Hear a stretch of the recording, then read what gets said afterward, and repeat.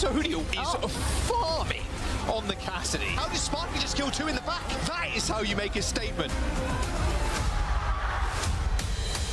Kept it that much more aggressive. That's a beautiful blade. Absolutely picturesque. You just can't get enough of hockey. There's the pin. Nice right hard, yeah. Zen not going to try and play that anymore. Ooh, that is a sick shot. Oh my god. That is clean from Mirren. Now there's no way to hire Sugar Free with a stick. Kai dead. Crazy Raccoon versus Team Falcons. Lip just throwing clips.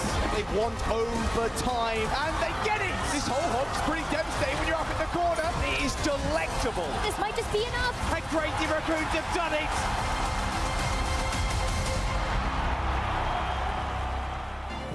Hello and good morning. Welcome to day number 2 of the OWCS Stage 3 main event. Zoe here, joined by my friends Jake and Johnny. Are you okay? Are you okay over there? Johnny looks the most okay. He looks actually so cozy. I'm just providing a vibe this morning. You're providing a vibe. It's Friday morning. It's Friday morning. We're vibing. Is this your Friday morning vibe? Yeah, it's cozy. It's giving cozy for sure. It's also giving paid actor. Thanks for the PayPal.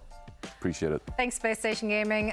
Yeah, they will be playing today, so obviously they need all the support they can get. Probably not, because they're being pretty good. Speaking of good things, we have drops again, so let's take a look at our viewership incentives.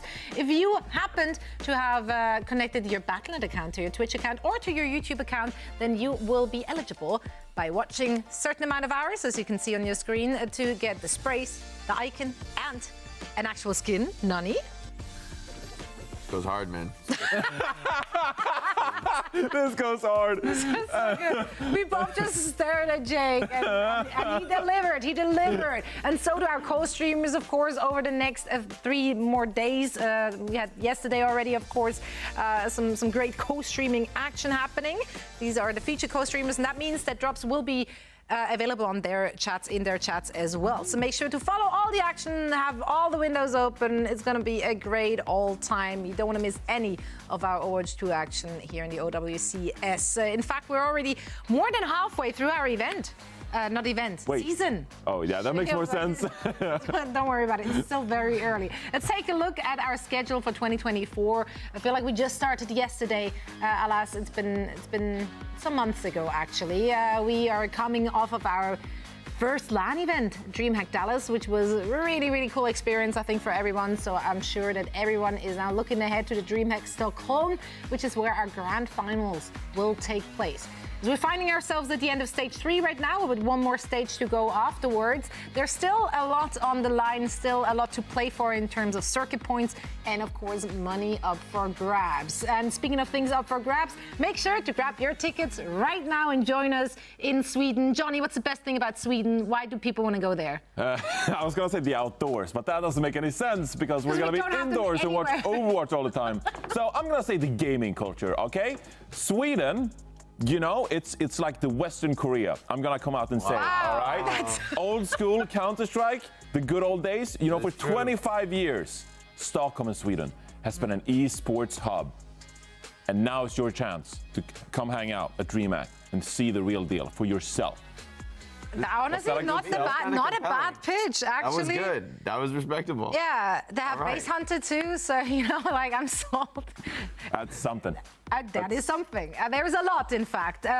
Speaking of things that impressed me, yesterday we had a lot of actual real banger matches. So if we had to look back at day number 1, what's our takeaway? Which match stood out to you? I mean, for me, the match that, from EMEA at least, that I was most intrigued by was a one-man army taking on Alya. I mean, not that that's the match that really is going to set the tone for the way the meta is going to be. Sadly but not. Mostly it was just that, you know, this a one-man army squad is kind of next up in the EMEA. I think the top 4 teams, it's fair to say, are kind of pretty far head and shoulders above the competition. But a one-man army with stars like Top Dragon and Donghun have come out swinging, looking impressive. Right, and I think they're the kind of the team that wants to make upsets happen here in EMEA, a team to keep your eyes on as a fan. Yeah, and they've got the fundamentals figured out. They're playing good compositions. They have a good understanding of those compositions, but they also have the individual skill. You look at players like Top Dragon, for example, that really could compete with the established top 4 in the EMEA. So completely agree with Jake. This is a really exciting team, and I'm looking forward to see how they compete with some of the stronger teams in this region. Yeah, so many individuals on that team that really showed up and impressed. I love how they gel, even though the newest additions really just recently joined the roster in person, and Theomatic talked about it in the group stage, how they didn't have that much time, but now that they're finally together in the same place, they are locked in. Let's take a look at the bracket to see where we currently stand here in our Stage 3 main event in the EMEA side of things. Of course, here's the look at the upper bracket. Space Station Gaming and Virtus.Pro did not break a sweat as they moved on to the semifinals. On the other side, ENCE and Twisted Minds equally as dominant in their opening matches here. So they too will be facing off against one another. And now that leaves us with the one-man army and Hypnos, which are staying alive in the lower bracket, both fighting for their lives yesterday in their elimination match. Some really entertaining Overwatch. Yeah, you know, honestly, these teams in the lower bracket, as good as a one-man army have looked, these top 4 teams really are impressive in EMEA. I think there is a gap between those top 4, maybe a tier break. And so, honestly, you know, I think these semis could go either way, but the lower bracket matches are going to be pretty tough, right, with how strong those top 4 teams are. Also, how often do you get the chance to say that there are 4 top teams that any could really win it? Yeah. Like they all have a good chance of beating out each other and claiming the Stage 3 title. That is not every day. It's a stark contrast, especially if you're looking at the NA bracket. It's like, oh yeah, Toronto Defiant. Like that's just they're here and everyone else is somewhere down here. Who's number 2? I don't know. That's what we're trying to figure out, really. But like EMEA, it's so stacked as a region. All those semifinals literally could be the grand final pairing as well. Let's take a look at our first one of the day and discuss the 2 teams we get to see. SSG going up against Virtus.Pro. Let's start with Virtus.Pro here. Former Ataraxia have been acquired by Virtus.Pro in June. They are a very cool team to watch, very unique in their approach. We saw a lot of double flex support coming out of them. Is this something you expect to see now here as well in Stage 3 main event? Yeah, I think if they can make it work in the meta, this is a team that wants to play double flex support. I haven't seen too much of it as far as like this stage. I feel like the main supports are really strong with a lot of Diva and Brig being played. But, I mean, the DPS lineup for this team really is going to be the reliable stars. Sauna is having, I think, a really breakout performance, having maybe his best year yet in terms of competition performance. And Shockwave has been a reliable top performer for years at this point. He brings that veteran presence to the team. Rajaro as well, especially on these off tanks, is a great meta for him. Yeah, and that Spanish backline is bringing the heat. Now they're going up against Space Station Gaming, a bit of the golden child of EMEA. It's really hard not to root for them, as they've been very entertaining, showing us different looks throughout the last few stages. What do you think they've cooked up for this one? It sounded like there's something in the making. Something's brewing here, Reinforced. Yeah, I'm looking forward to see what they do in a real test now against Virtus.Pro, because in yesterday's winners interview, Sparker mentioned himself that Christopher was cooking in the lab after taking a few brutal losses in the Faceit League, and now they have a better understanding of the meta and what they should play, right? We've seen FunnyAstro flex between the Lucio and the Brigitte. We've seen Hadi play both Winston and sometimes Diva. Are we going to see Backbone in the mix to maybe come out, play some May, or will it mostly be Psycho playing the Tracer and the Pharah? So a lot of questions surrounding Space Station and what their meta read kind of is, right? After taking a brutal like 3-0 loss to ENCE in the Faceit League, I think we question this team, but they seem like they're recharged up and they've figured things out and they feel way better about things going into this weekend. Mercy Eraser. Like, you just didn't even mention FunnyAstro Mercy? Like, what? Yeah, I did not. How dare you? But I've heard that you've uncovered some secrets. You went into the lab last night. You dug deep after the broadcast. Into the files. After the broadcast, I went home. I opened the replay viewer, and I'm happy to say that I've successfully managed to uncover the full, unedited, raw footage of FunnyAstro's Mercy gameplay. And we're going to enjoy it all here together. Here we are in spawn with Lucio. We can just go ahead and play it out. And he'll swap over to Mercy. And typically we don't really get to see Mercy POV in competitive esports, in competitive Overwatch, because no one really plays Mercy. But also, why would you watch this over a Tracer or a Pharah? You know? I can't really make the argument. Now, it actually kind of does make sense, because we don't really need a speed boost. We don't really need to peel high ground with Lucio even. And we can resurrect Landon, so Landon can hit sick anti-nades onto the enemy Roadhog. So I don't even really quibble with the pick. It's actually a pretty reasonable pick. You can heal your Pharah, for example. So I'm all for it, FunnyAstro. And here's your moment to shine. Here's some amazing Mercy gameplay. We're damage boosting, we're heal boosting. We're really boosting our team here. We're doing a lot of good work, good healing right here. Some damage now. Playing good LOS, hiding behind boxes, behind high grounds, not being picked apart by Ken on the Ash. And yep, this is what about, this is what you've been missing, Mercy mains. If you've been tuning into the broadcast and you've been missing seeing this is for you. This is it, Jake. I kind of need help. I don't even know what more to say, Jake. Like good, stable, boring Mercy gameplay, which is kind of how she has to be played at the top level when the hit scan players are this good. Yeah. I think there'll be a lot of, GM Mercy mains in the chat who are feeling like, all right, this is pretty weak. But the problem is at a high enough level, you get punished so hard by doing anything aggressive. Oh, we popped the Valk. We popped the Valk in a 5 versus 3. Okay, that was a suspicion. Why is he has the pistol out? But you know what? All right. If you thought that was the first time we've ever seen FunnyAstro gameplay, well, let me tell you.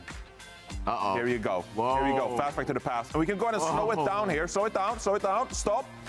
Oh, slow it down. Just a frame. Just a few frames further. A few more frames. And who is this? But not... There's a Mercy outline. That's FunnyAstro right there. That's FunnyAstro on the Mercy right there. And guess what? He fragged out.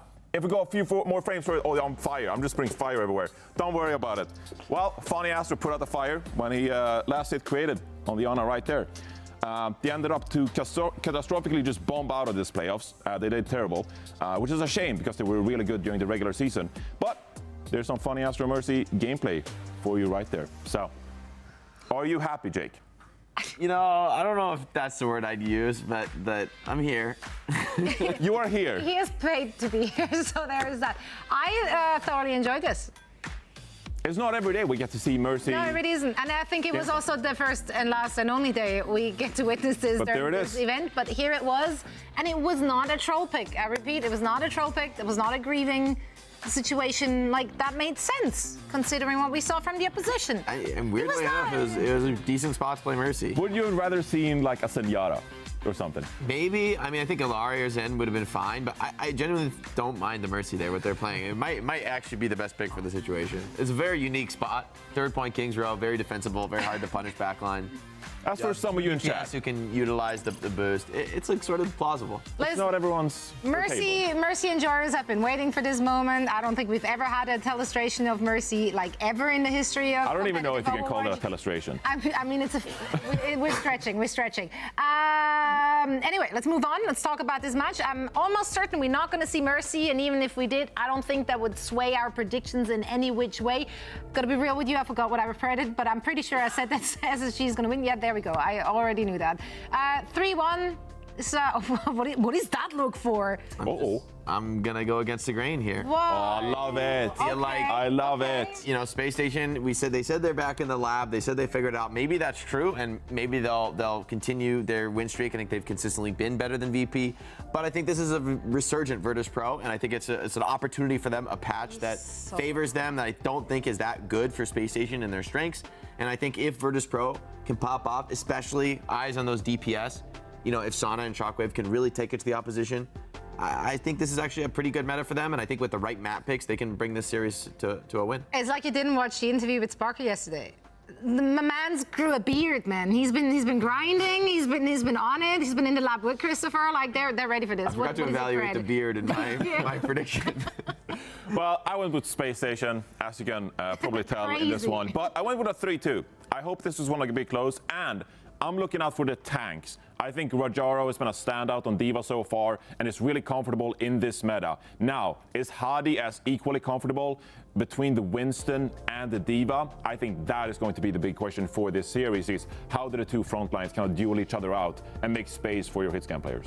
Well, lots of questions. Let's hope to find some answers. We are very ready for this match. Let's take a look at what our community thinks the, yeah, there we go, SSG. Well, honestly, that's not a big surprise, though. SSG, they are just a fan favorite. It's really, really difficult to vote against Hardy. Like, they're a great team with so much personality as well. So, like, they've garnered so many fans, even previously, before OWCS even was a thing, before there was Space Station Gaming. So, yeah, it's hard to root against them. Let's see if VP can make something happen here. According to Jake, they can. It's a great spot that they're finding themselves in. Let's hear what Mitch and Matt have to say. I just love that Johnny thought that would be enough to placate the Mercy mains. That's actually just going to make them angrier. I don't think. If you acknowledge them, if you acknowledge them, they get angrier. That's the best analysis I've heard all day. What's missing? The movement tech? What was it missing? Clip of Mercy being relevant like 5 years ago to throw in. I don't think FunnyAstro did any tech in that whole clip, actually. Homie like, was boots on the ground. Okay, but what skin was he wearing? I never said it'd be good. I just wanted to show the Mercy gameplay. What skin was he wearing? It's the mythic. It's the mythic skin. It's the mythic skin.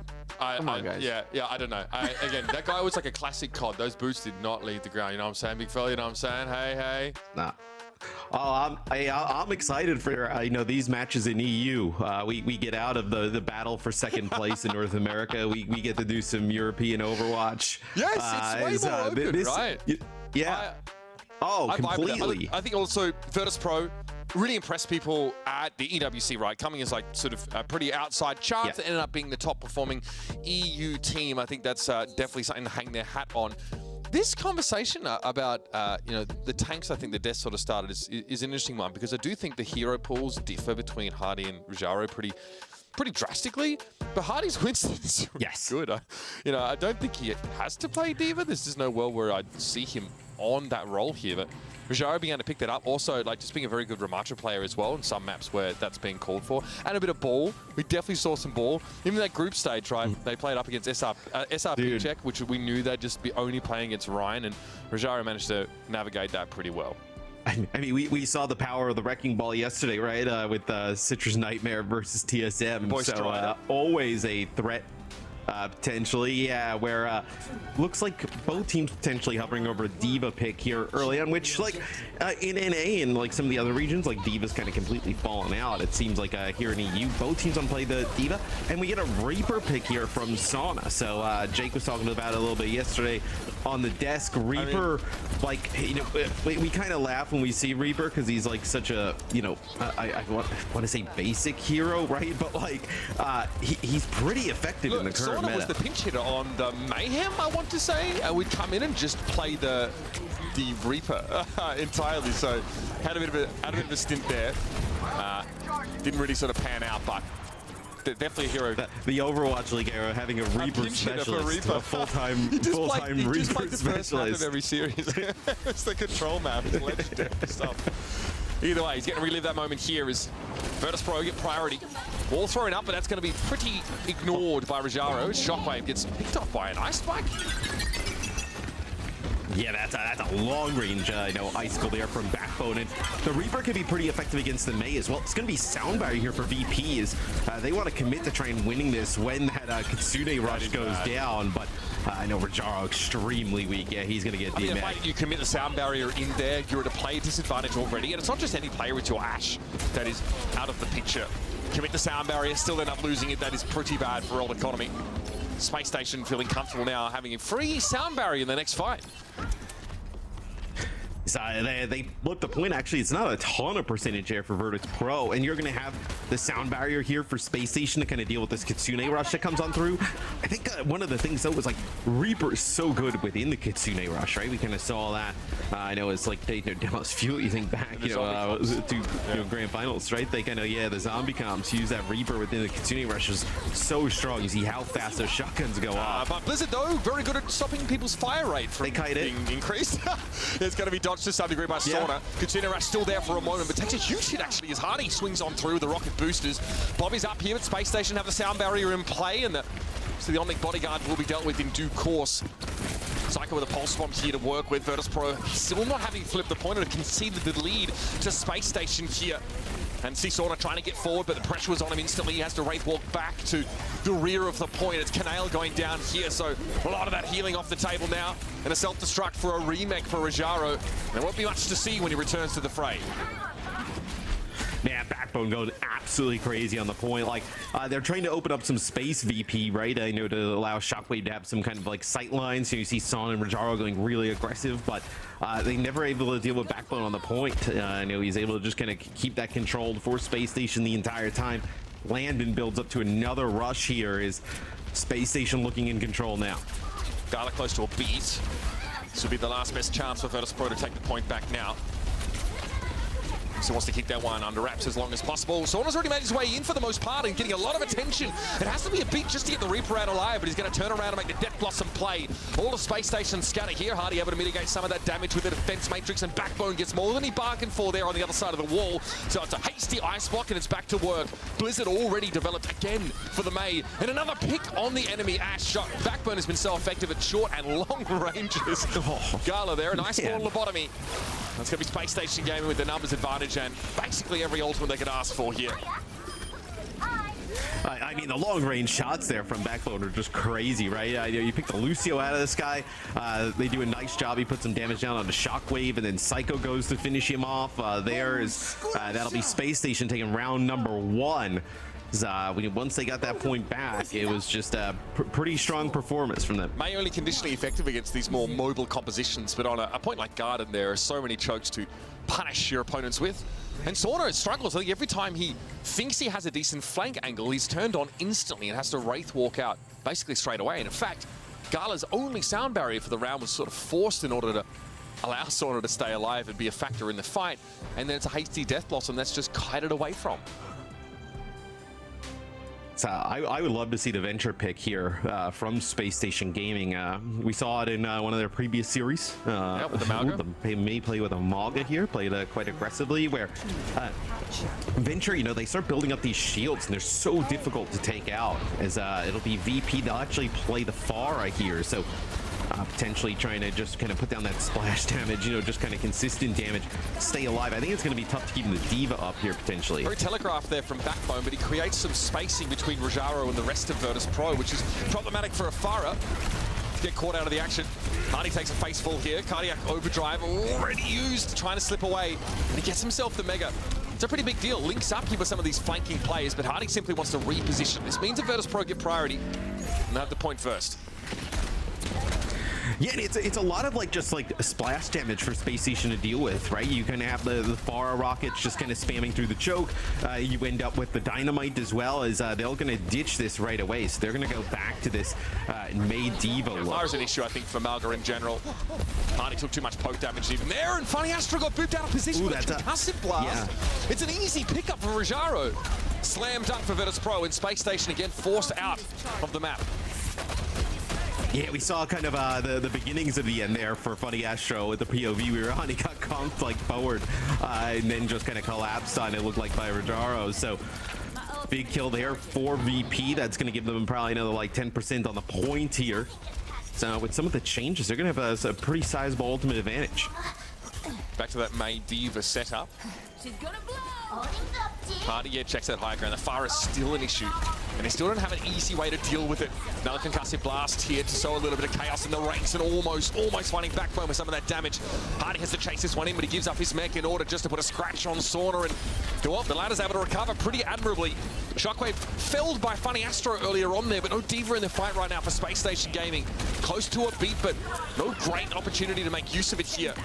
Maybe they try and play around this May as much as they can. Diva is on the way back to the fight, but Space Station still lacking that tank. And now Kitsune Rush is going to be an issue.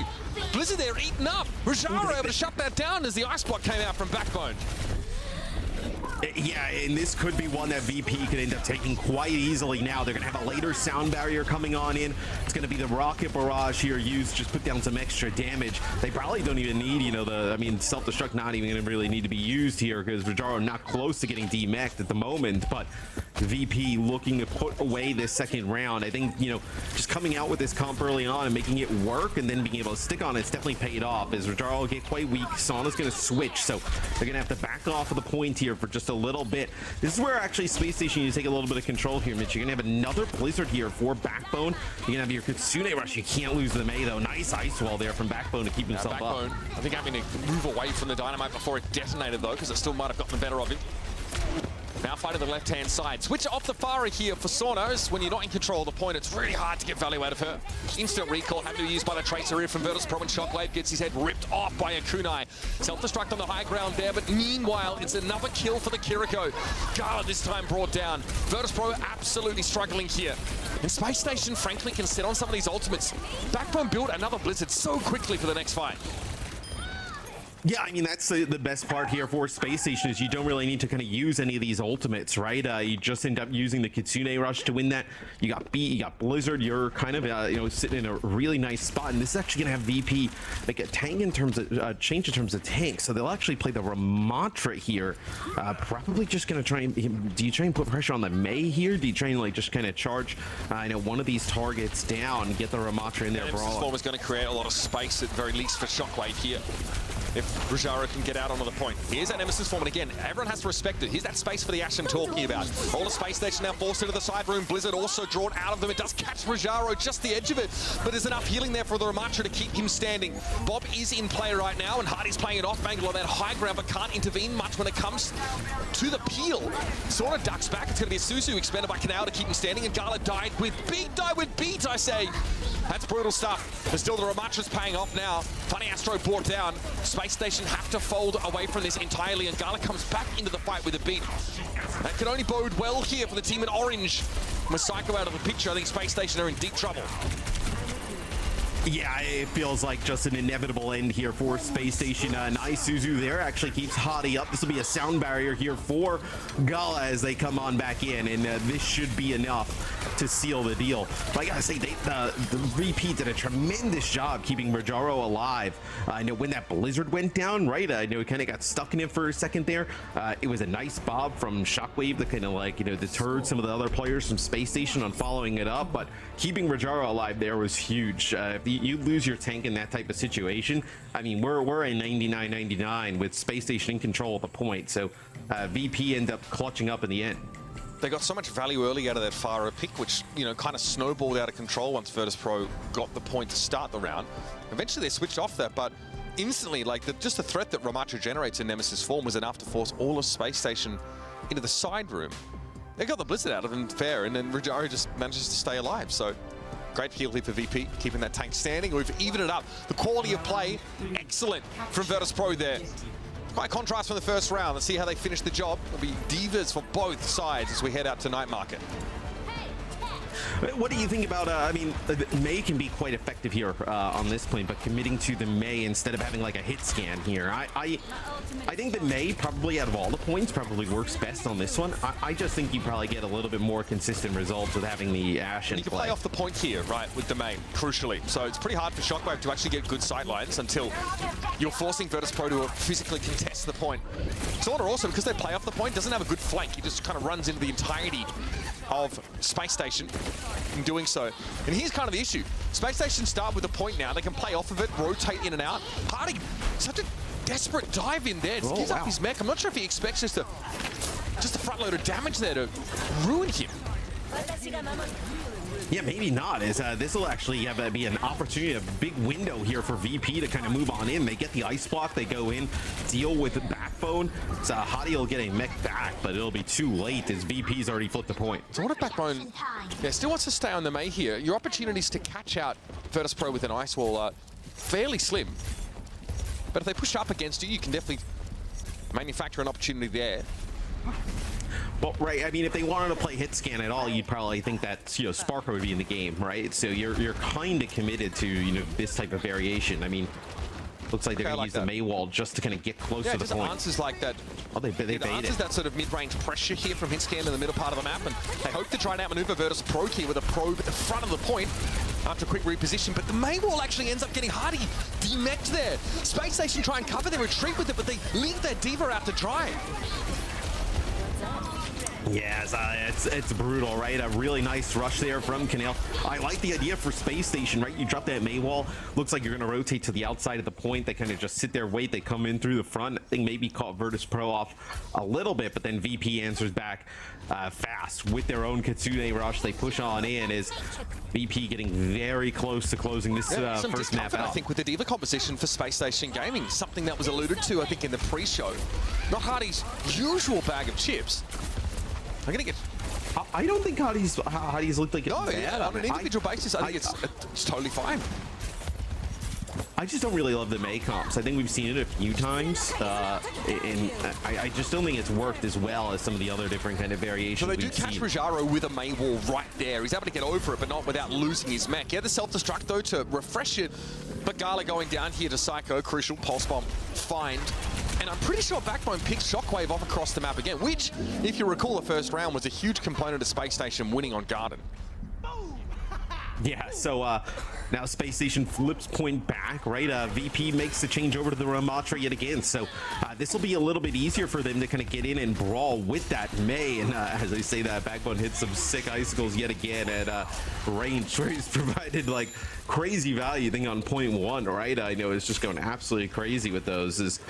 They will have no opportunity to kind of like eat a blizzard here or whatnot. So maybe Space Station decides to like speed in, kind of catch them off guard, potentially using his ult. I think if they're tracking blizzard, switching to the Ramatra is an interesting choice, but Rajaro again creates that good 6 to 7 second window, rather, pushing up onto the point where Space Station likely will have to respect that unless they blizzard him. Shockwave gets picked off again, Matt. That is 3 fights in a row. The Virtus.Pro have lost their Ash off the rip, and they're running out of time. 74% and counting here for Space Station Gaming. Yeah, a few different times, right? Shockwave's taking an off angle. Actually, they get the kill on a Psycho, and they want to commit. So this will be the beat use here in Kitsune Rush, and they're not able to keep Rajaro up. That's pretty bad here for VP. Was really hoping, I think, for higher healing throughput as a result of the Kitsune Rush being down, but couldn't make it work. Solar's Pulse just got eaten up there by Hadi. This is good results here for Space Station Gaming so far, and it looks to be getting a little hairy on the point. So FunnyAstro get picked off, but Canal goes down, and it is back and forth. But who's going to be here to touch? This is no one from Virtus.Pro. Rajaro tries to come back on the Doomfist. There's a Tracer, at least he can test, but Gala's been taken down, and Sauna, yeah, really could only touch it once before getting brought down. Finally, and that's an extremely back and forth first map here. It looked like Virtus.Pro kind of had that wrapped up, but they switch onto the Ramatra for that fight. They suffer a blizzard. It's obviously the Ramatra that gets caught in it, and Rajaro gets blown up instantly, even with the Kitsune Rush in play. Yeah, it's got to be a little bit of a confidence booster there for Space Station, right? To be able to kind of like have Hadi play that diva the entire time. Eats a pulse bomb there at the end, played quite well and take map number 1. But they did a great job, isolating Shockwave a few times, right? You're calling it out. They were able to pick him up, 2-3 fights in a row, where VP never gave themselves a real opportunity there towards the end. Always like isolating and diving on the Ash. Sometimes it's like because they have to coming out of spawn. Virtus.Pro have to move through like those long corridors, which really is annoying to play against May in, because she's got 3 icicles headed towards you before you even swing the corner sometimes. It's very, very difficult to get in general. And that was the story of the first map. Backbone really nasty on those right clicks. Why he obviously comes in, especially for these control maps. He has an incredible round and frankly builds Blizzard like one fight to the next, like very, very quickly. It's so fast. Yeah, I mean, the shots with the icicles, the one on the Shockwave and Gala here, that's one definitely was a highlight here in map number 1. And yeah, you kind of continue to play this May. The second round works out a little bit better for VP. I like the Ramatra switch there towards the end. I'm very curious in what they decide to do in terms of map selection, as that comes up soon. But this one, I don't really think that Space Station, the May, I think worked really well on the last point, and then even first point, not exactly here. Let's talk about specifically why you think Rajaro switches off Diva. Why do you think he likes to pick up the... I speculated, of course, is that it's better at creating space for your Ash, but there must be something else, because they must have tracked that Blizzard in the last round and still switched off the Diva, sort of denying themselves the opportunity to potentially shut that down. I mean, Ramatra's just better at like holding the type of like space, right? Yeah, you have the shield, you have the Nemesis form. Like if they want to push in, right, you can just put down loads of damage, whether it be on the Diva or the May. And I think specifically like kind of going after that May, right? Not really as worried as the Diva. Backbone, a real issue for Virtus.Pro over the course of that series, but it's been very competitive. I think in general, definitely they looked like they had a little bit of jitters in that first round, right? I think like Gala threw down like a 3-player sound barrier. They tried to commit to the point in a short-handed situation, and maybe we're hoping to use Reaper to that effect, but they sort of couldn't switch it around. Yeah, map selection I think is an interesting question now, because we kind of know what the meta is. We know that Rajaro is pretty comfortable there, but we pointed out that Space Station had very limited issues, I think, getting value out of that D.Va in that composition. I think coming into the main event, we thought that Hardy would probably just stick to the D.Va because that's what we saw a lot from him through groups. And sorry, rather the Winston, excuse me. We saw that a lot through groups here. But in Europe, you know, I mean, ENCE, for example, are really leaning on, you know, their D.Va play instead of bringing Chase into a play that Winston is often. So Hardy looks like he's acclimated just fine. Yeah, and one thing that was interesting in that first map, like when they bring out the Mei, right, potentially running like a Pharah on the other side of things.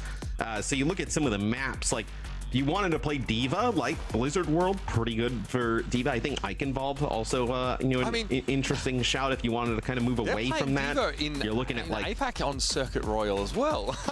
I mean, that Falcons Zeta Division got crazy game. If you want to see Juno gameplay, you should go watch that series. But we saw both teams play D.Va comps, and there was like a Mei.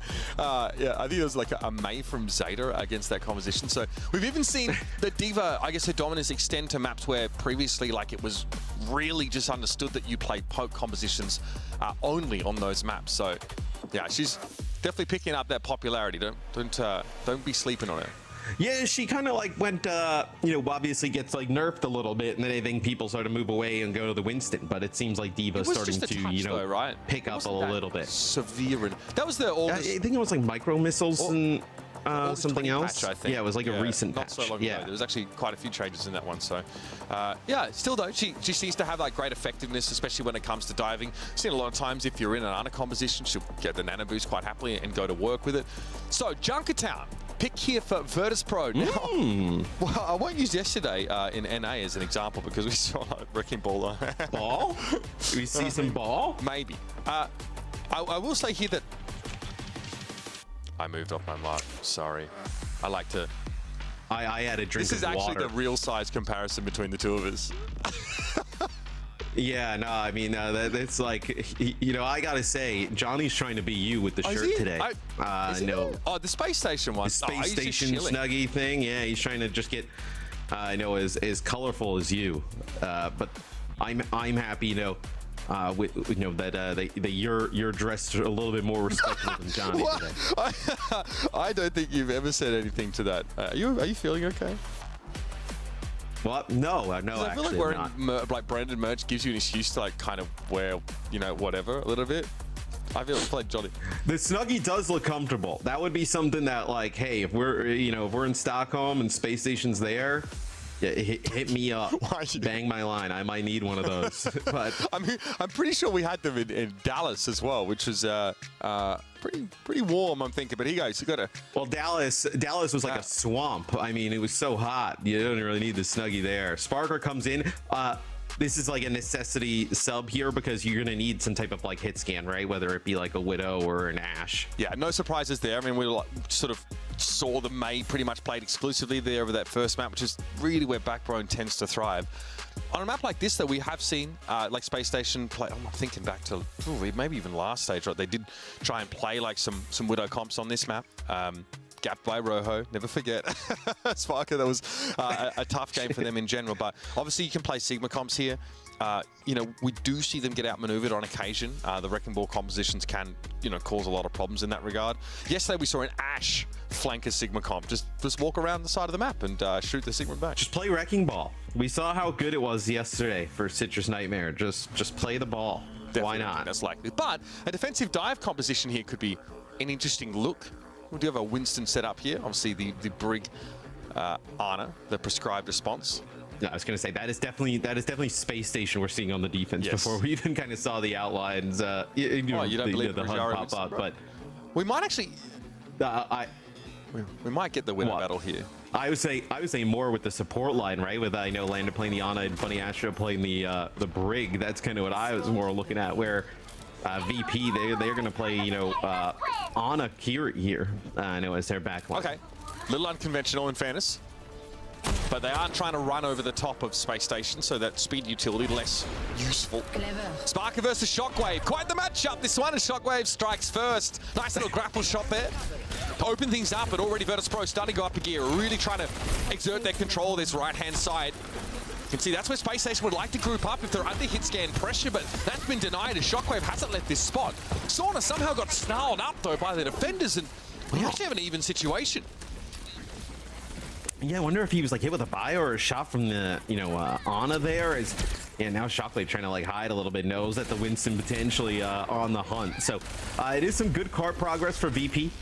Off the start, off the pick from Shockwave. I gotta say though, the support line, we've talked about this like I feel like ad nauseum, like the playing without the brig here, with the Ana, it's pretty greedy. But Kanale, I mean, comes up with that kill on the Psycho. That's where you kind of have the a little bit more offensive, firepower advantage. Having Widow is absolutely useless here with this space taken away. There's just no room to breathe whatsoever. A matter of time as Virtus.Pro slowly encircled and throttled the life out of Space Station. It's all off the back of some of these first picks here. Great opener now for VP. And Junkertown is like such a different map in terms of like the pace of play, right? Compared to like a lot of other maps in the game. Like it's pretty slow. The sight lines are extremely long, right? You could see a point taken off of like 1-2 fights pretty much. You don't really have to kind of do too much working for some of it. So there'll be walls here for Shockwave as you're gonna have damage dealer change, right? So you're gonna actually have Echo Ash come into play. So you're gonna ditch the Widow here. You kind of can because the sight lines here, it's a little bit shorter, and then also a little bit easier to dive the Widow on this point of the map. You can see Hardy doing just that, forcing Shockwave to virtually play from the low ground. He just sits above him there. Here's the dive. Rogero goes in with a nano boost, woken up a little prematurely. And the rest of the follow-up was there for VP. It allows them to snatch up Sparker, but they lose Sauna elsewhere. Sleep there on Hardy during that primal rage. And I think Shockwave's going to have an easy time getting out of this one. Rogero have to fire off that defense matrix. But still, FunnyAstro ignores it. Raid boss is in residence, as Rogero will have to respect this nano on the brig. Well, it's not the end of the world here for VP, right? You end up using your nano, and it forces out what? I mean, Hadi uses Primal in the back line trying to deal with Gala and Shockwave, and then they nano the brig while the brig is rallying, right? So you get both support ults out and Primal there with just your nano. Like, you feel like that's a worthwhile trade for VP.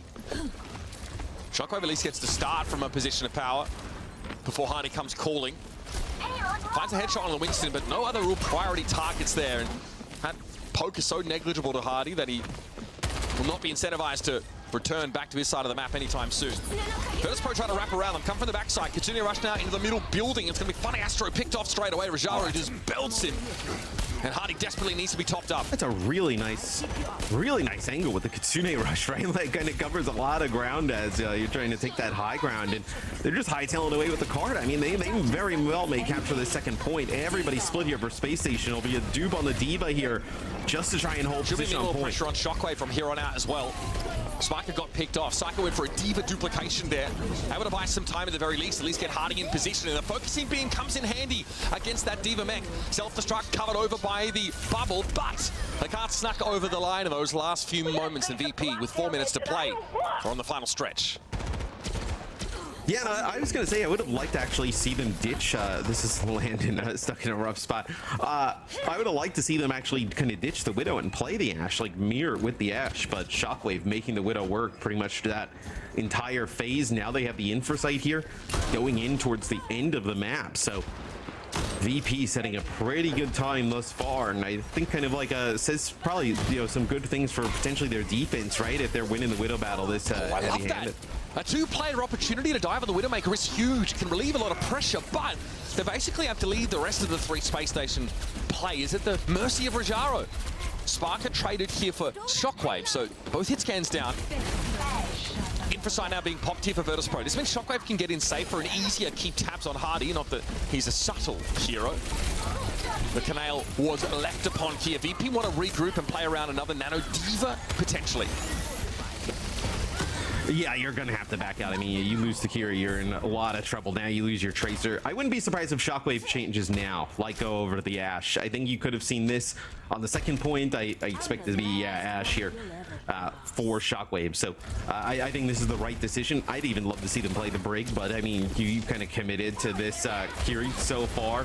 And you also are very close to a rush. It's going to be difficult to use this rush though, right? Like maybe you TP and try and get high ground and use it across there. Like I don't know how you go about using in this rush in this situation is it'll be a primal for Hadi, causing lots of backs out a trouble. little earlier than I otherwise would have expected here.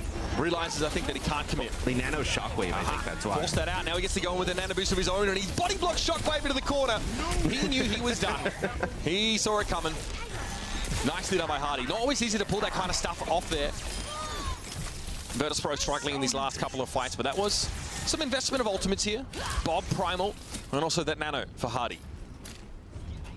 Yeah, they end up nanoing Shockwave to keep him up, and Hadi using the Primal just going to stay alive and, force that out. And then once that's gone, he knows that Shockwave is just like a pretty free target, especially without, a Brig there to kind of protect, right? If the Brig had like Rally or something in that situation. Nice dynamite there from Sparker, but gets Suzu'd off right away. Still a big connection. Yep, Kitsune rush here to start this fight straight across the high ground now. I think Hadi already trying to intervene, already trying to interrupt. It's going to be a Bionade connection onto Sauna that drops him, but eventually Sparker does fall. Can't really control the high ground right now because Space Station, as much as FunnyAstro tried to stake his claim, eventually he was riddled with rockets and bullets from Rajaro. So now Card on the move once more. Still the Pulse Bomb in hand. Self-destruct for a remake in a pinch. Both these teams in pretty similar ultimate positions. You have a one-player advantage for VP, but the spawns are going to come back pretty fast here for Space Station Gaming. So, going to get everybody. This is where the Ashes can really kind of take over. This is where Shockwave will have a little bit more access to high ground, and then also be able to have that long sight line as Kanale needs to stay alive here. So risky. Not even Suzu'd himself there as well under that level of pressure from Psycho. Eventually, Kanale gives that high ground up. Card's gotten pretty close now, to be fair. Psycho still sitting on this Pulse Bomb, though, and sees Rajaro go a little low. Won't be tempted, though, to risk throwing the Pulse away into the defense matrix. There it is, though. Pulse from Sauna. He lets go of his. He's more decisive in its application. It's going to be Sparker that eats it. Great pressure here from Tracer as they push it on up, and Virtus.Pro take a beat after winning that earlier fight. And they're going to be able to get the map done with some time to spare. Not easy at this level. Yeah, I think they were kind of playing around their nano there, VP, right? They were just kind of like, took a little bit of a beat playing for the nano, and then they get the Bob, and they start picking up some kills, and the nano doesn't even really, result in, make the biggest impact there at the end. So they finished with 17 seconds left on the clock, so a little bit of a time bank. I think Space Station really started to clutch up on defense, though, in that last phase. That's where they really started to, put some things together. I think having that natural high ground for Sparker specifically really helped pay Sort of off. gets in past a Brig here with that Pulse Bomb.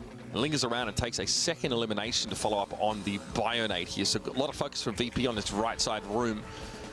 And I think that, we thought Space Station starting to stabilize, right? Hadi was able to force a nano boost onto Shockwave and then come back on a second pass and with a nano of his own actually get that elimination. Yeah. So Space Station, a good job trying to isolate Shockwave, who was a big issue for them early in the round. We'll see VP on defense play the Diva, so that'll be like the biggest difference between these two comps going on right now is potentially running the Brig on offense yet again. I like the Brig, so the Brig setup here with Space Station, I like it. I also don't know, like, can they play the Kiriko Ana? Like, probably, not. I would say FunnyAstro probably more like Brig Lucio, not exactly like a Kiri player. So see how this goes, as you can definitely make the Winston work here on offense. And Brig feels fine against the Diva. Switch off the Widow. Sparker, okay, no, just changing his angle of attack here. Shockwave grappling up. Doesn't see the Widow, so unsure if there's been a switch yet. Oh, we actually have Sparker coming onto the Cassidy here, so opting out of the Widow duel entirely. Expecting a bit of that upfront pressure here from Virtus.Pro. The Cassidy, I feel like you're going to be so outranged here. Like, I guess you're going to take the space slowly and maybe try and not kind of deal with this Widow, but with the changes to the map, right? The Widow has such great protection here in the back. See, that's Sparker's issue. You can poke at Shockwave briefly, but really doesn't pose any real threat to the Widowmaker at that range. Hadi will take these small jumps, will give them incremental cart progress across the map. And yeah, the Tracer can pressure Shockwave down to a degree. Hadi also trying to follow up on the dive. They've caught Sauna very close, and Rajaro takes a big hit. So VP with a Kiriko will eventually get Rajaro back in fighting form, but has conceded some space. Cartho not moving up, so we don't really see Space Station capitalizing on that moment. And Kala, okay, double Bionade kill as all of Space Station off to group up against Anana. Yeah, I mean, they all have to kind of like rotate in towards this mega health pack. They're going to get body blocked on in. No way you can kind of rotate around. So you can get there, right? We saw Hottie and Psycho get to the back and try and deal with that Widow. But with the changes to the map, like you kind of have to like LOS your healers a little bit, right? Like Landon doesn't have, I mean, that's a long bio need to hit, right? You know, basically cross map. Where you can play VP with the supports in the back, right? You can have Gala and Canal back there and be able to keep that Widow alive all throughout that, and then you end up rotating into that mega health pack room, get hit with a bio, and you're stuck. Timing here as there's a recall on Sauna, but Rosaro's going to get the nano boost. Hardy does as well, though. Both tanks able to find both Arnas here. So it's Kiriko versus Brick for healing, and Canale went down soon after. Now this more brawly composition of Space Station works out. A Shockwave was caught outside of the action. Didn't even have a sideline on any of that fight because of where he was playing from. Yeah, playing pretty safe up here, right? From the high ground. So it's one thing, you kind of get pressured out. You're in that tough spot, but a minute 30, this would be a huge fight for VP to win, right? Because you can probably get it into OT if you're able to win it there. It's going to be 2 kills on right in favor of Space Station. It's still going to have VP. Oh, this rally is so good. That Kitsune rush. This rally is so good against VP. They're split and they're trying to dive the backline, but FunnyAstro has the answer instantly. Canale, no chance to get back to the rest of his team. Rojaro already trying to pull out. Yes, a self-destruct available there, but we'll probably use it for one last attempt to touch it. Contested. You have the Tracer. You have the Tracer in the D over here. So actually, it looks like they do a nice job pushing. Yeah, they push Sauna off, and they do a nice job putting him in a difficult spot, so he's not able to get a contest. So would have been pretty nice if VP could have kind of just like rotated those players, the D.Va, especially the self-destruct. Maybe you could have got everybody back in the fight, made a play there, but nice job for Space Station securing that first point. Now again, Spark is switching back off the Cassidy. Once more to the Widow.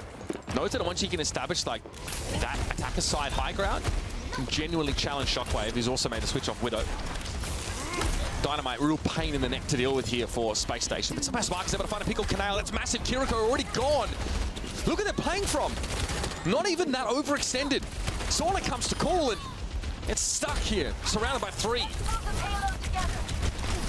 Yes, Hottie just kind of out on his own here, you know, the Primal Rage. Winston just trying to make a play as forces Shockwave completely out of the fight. And you know, it's quite interesting that Space Station decided to bring the Widow in here, right, but not on the first point, right, and like match that Widow. They decided to just play it here in the second part of the map as Gal will have this nano. Definitely needs to be used on Rojaro, probably. Try and hold serve on the point. Very based skin selection with the Shrike. I feel you, Gala. Bionade there connecting on a Landon of all people. Going to give another nano over to Hardy. And again, it's Shockwave picked off first. Still great recovery here. Rojaro does find some value with that nano, using it to remove FunnyAstro. Still landed up here for Space Station. Hardy still standing for the time being, but can't hang in the duel against D.Va. Not against those micro rockets. Great peel. Rojaro with presence of mind to at least throw that over Gala, I think, there. Keeps him alive. Yeah, and he's making a play here on defense here. Is Psycho going to be able to get out with his life? No, actually going to lose Psycho. So this is going to be just even more time off the clock here for Space Station. So going to be quite brutal. Is you know, I feel like the D.Va on defense here, Mitch, like just the access, like, you know, constantly to the high ground, and then just the ability to chase. I feel like you know, the Winston, I think you can play like most of the map, and I actually think Winston's probably, you know, quite good. But I think the D.Va here specifically, you know, with the mobility, definitely pays off. Impact really spikes under nano or against bio targets, right? No one can. Whereas I think Rojaro is much more consistent in impact over the course of, you know, a round or an engagement. Just a little bit more flexibility in mobility. Rounding here going to be used by FunnyAstro, but Psycho overextends into a headshot kunai. A classic elimination there for Canale. Rojaro here with a Byronade, but not bothered at all here. Bob going to keep them relatively safe as it stops Space Station from surging outward outside of Hardy, who has the health pool buffered to do so. But Space Station really come up with no more than they had at the start of this engagement. And they committed a little bit to this fight. Switch to Cassidy here for Sparker.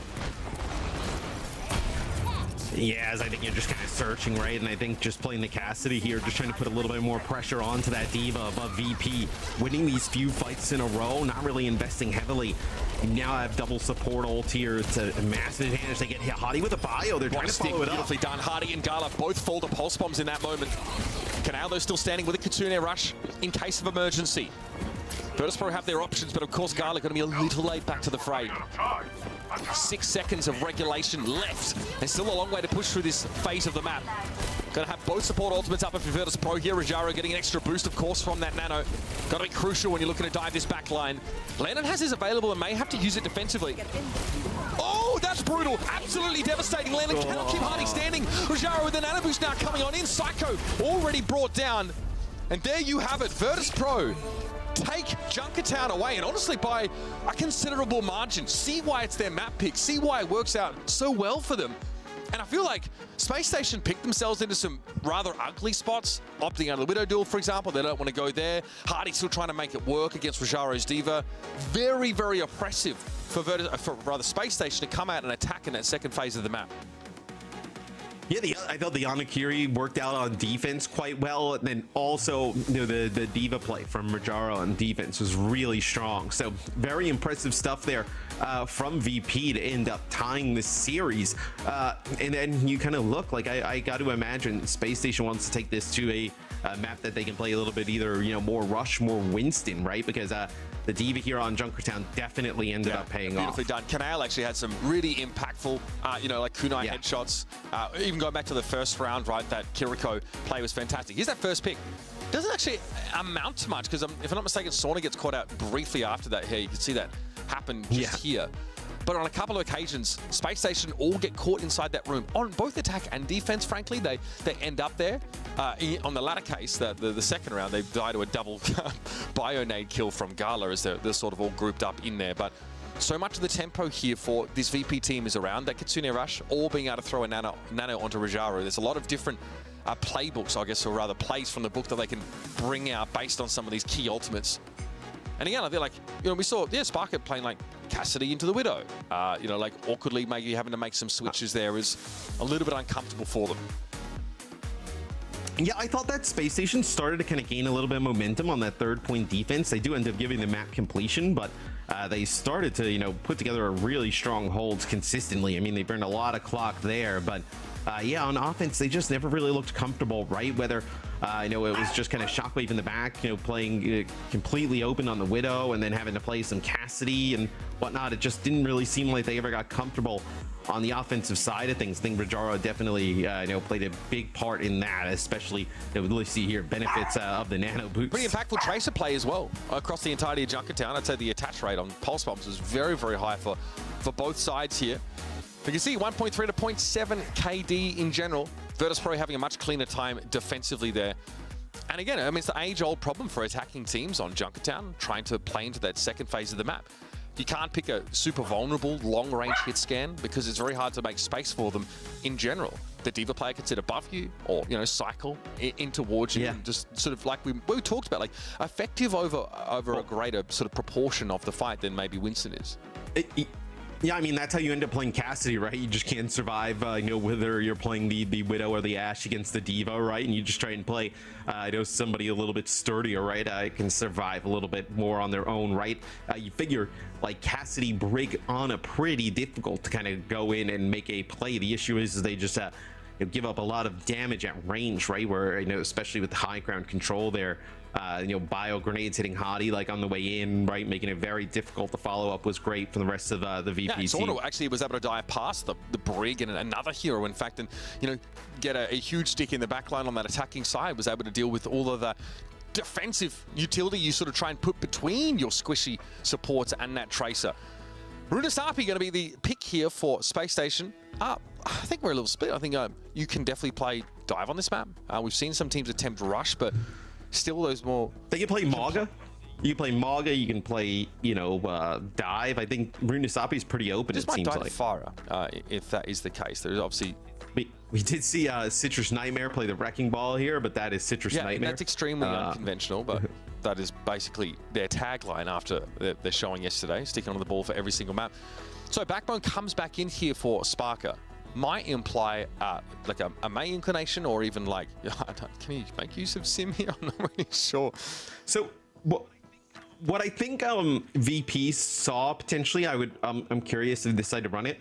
Like, they were pretty effective against the May when playing Pharah. You can play Pharah here, like, especially if they're going to try and play a little bit slower, like May Tracer maybe without like a a hit scan, so to speak. You can maybe just play a little bit more defensive and play the Pharah. I think that's an option potentially for Virtus.Pro. Space Station, a little bit lackluster in that previous map here, but Junkertown not necessarily an arena they've always looked to take the game to. This one though, a little bit more up their alley, I dare say. And again, I mean, like these two teams have sort of clashed multiple times over the course of the year, but Virtus.Pro has really start to come into their own. This team really impressed us, of course, in Riyadh, and now here, expectations are high. We actually looked at the circuit points graphic at the start of stage 3, and we're like, Virtus.Pro are like quite far down. We're thinking that's going to change very quickly, especially there's like a number of teams like, oh yeah, and GG Peps in between them and sort of that qualification zone. Yeah, EU is going to be very interesting in terms of qualification. I think that's why like these main events are so important for EMEA, right? Because like you have so many teams vying for those spots that are like all fairly competitive with each other, right? Like you're a Space Station and you're kind of like sitting top of the region, right? You finish something like 4th here, right? And ENCE and VP finish up top, or Twisted Minds comes in, so you're in some trouble. So okay, so it's Backbone comes in for Psycho. So yeah, so they'll actually probably, I mean, I was going to say maybe play a Pharah of their own here. So definitely not going to play a May here. Maybe on Runesapi, but looks like potentially hovering that May, which would be quite interesting. Like I don't love the streets here for May, right? Like use it effectively in the middle part of the map, because a lot of teams, if they're playing Rush, they try and go to this sort of bottom part here behind the walls. There are pick opportunities for your May here. There's a lot of spots though to kind of like, whether it be like a May wall comes down, you can like use different types of like verticality or whatnot to go around it or even over. I think it's a Sigma, frankly. Someone who lacks the mobility to sort of get over or around those May walls as they come up will have an opportunity for a big pick. FunnyAstro there, falling first. Big pressure in the front line from Sauna, who just sort of turned up and started dishing it out. Man, Space Station get crumpled. Yeah, I just don't know if it's like enough damage to really kind of make VP like sweat, so to speak. Like you can split them off, sure, but like with the Baptiste, like you're gonna be able to just survive forever pretty much with Immortality Field, and then all the things that Sigma can provide, right? Like Kinetic Grasp and whatnot. They'll actually have Hottie play Rhine here, so this is going to be even more aggressive, getting past that Sigma shield. They're going to play the BAP with it, right? So figure Hottie gets in there, can try and brawl out with that Play Sigma. these corners pretty effectively with the Rhine. Sparker, they're not ready for Sorta to descend upon him. The Baptiste healing coming in desperately from Landon is going to, for the time being, keep the Ashe standing. It's going to have to be Sorna looking for another pass later. Rajara here, safe staging ground to play with this Sigma from. Charge came in for Ryan there with a backup of the May wall, but Landon got him on the Dynamite on the way in and he is down. Still was able to dispense the Immortality Field though. And that one resulted in Rajara being picked off, and that's a nice little swing there from Sparker. Blink and you miss it. Wins out the Ashe duel. Tried to go, of course, for the solo play under that Immortality Field. Didn't quite work out. 2 versus 2 here, but you have a Ryan and a Lucio feeling pretty good about this. Tough to catch Sauna though. You're against Tracer. You're against Tracer losing, yeah, and Sauna's pretty slippery. You're gonna have Rajaro probably back in the fight here as well soon. So even though you don't actually win the fight there per se for Virtus.Pro, you're not gonna give up any meterage in terms of the bot, right? You're gonna get back towards mid-map. Everybody's gonna be back at the same time. Now VP, you switch over to the Ramatra. I feel like the Ramatra can definitely go toe-to-toe with the Rhine. Rajaro more than happy to take this match up as well. Coming off the Sigma now. Beautiful damage there from Backbone though. Results in a kill on Shockwave, but Landon gets picked again early. Blizzard here to try and respond to the dive, and it will be Rajaro getting caught in that. Probably getting awfully used to it after what we saw in Lijiang Tower. Always the prescribed answer to Ramatra stepping up on you. Sheesh, Backbone. Oh my goodness, those right clicks have been on fire today. Feels like he's connected with every single one, but these fights just get drawn out for so long that it looks like it gets up to a great start for Space Station. It's like the beat from Gala, and they return with a Blizzard, and they're they end up fighting it and find some kills. But it's the support line of VP who ends up living out in the end. They don't even really move the bot, right? They just kind of send it back towards Space Station territory because they'll take that fight mid-map again once they're back at full strength. And they almost had a checkpoint from that first push of the game with the Sigma composition. So no need to hurry here. Hardy taken down by the pulse bomb. Gala getting involved there for a quick cleanup. Rajaro steps up now with Nemesis Form, and Shockwave already wants to look for a flanking opportunity. Again, it's Landon suffering scrutiny. I think the dynamite was fired off a little, or shot at a little bit too early there to get the damage, but Bob timed pretty well. There it is. Space Station get cleaned up. Yeah, that Bob's. Yeah, that Bob ends up right in the doorway, right? So like kind of like locks, I believe, Backbone at least inside of that room where Backbone now will play the Venture. So gonna move over to that here to play a little bit more aggressive here with Hottie, right? It can, you know, the maze a little bit better, you know, trying to split the players off and then kind of push in the Venture with like a, you know, the Burrow, right? Can kind of get in there with the Reinhardt and just do, you know, big damage straight away. A checkpoint and some for Virtus.Pro already. Space Station struggling on their map pick, by the way. The switch to Venture's been good for Backbone. Extremely gainful. And instantly, he picks off both supports in that fight. Virtus.Pro now may be concerned about spacing. They're going to dive in here with Rajaro. They are going to be susceptible to getting knocked around by the Venture pop-ups. Yeah, I don't think they need to change anything, though. I think this is totally fine for VP. I mean, you lose a fight there, they end up using Beat and the Amp Matrix. Like, you can't make any hasty adjustments after that. You've been really dominating this entire round thus far. So this fight will be quite interesting, though. Shatter plus Bob potential here for Space Station. This will be the Bob early on from Spark. The Bob is going to force Rajaro completely off that line. Rajaro at least does have that Annihilation to work with here. No Blizzard to shut him down, because that's a Backbone switch to Venture instead. The Shatter is definitely, you know, worth some degree of concern. And, oh, Backbone's not been spotted here. Drill Rush to gain some air, and now he's trying to push on a... Oh, Canal couldn't hit the Mega either. Okay, that was snapped up for him, but elsewhere, the front line of Virtus.Pro are smashing Space Station. This whole flank for Backbone is for nothing. Yeah, and it's a nice dynamite that's kind of thrown back there from Shockwave to kind of help Canal out as ends up putting down some ticking damage on the Backbone, ends up winning the fight. So Space Station does gain some meterage out of this, though, right? 51. The bad part is, though, the bot's going to get way back into their territory now. As VP set up in a spot here, Mitch, you can get aggressive behind this Annihilation. I imagine that's like maybe what you're even... But that's maybe what you're kind of like using Shatter for, right? Like if they use the Annihilation, want to speed in, using the Shatter as like a deterrent, potentially that's an option here. But you're gonna have Sound Barrier too. Have to think Hardy maybe considered it. There it is. It's gonna be a shot. How does it not hit Rajaro? Okay, well, he's chilling and he's in Annihilation, so he's found 2 kills and make it a 3rd here. And Sound Barrier was not even required.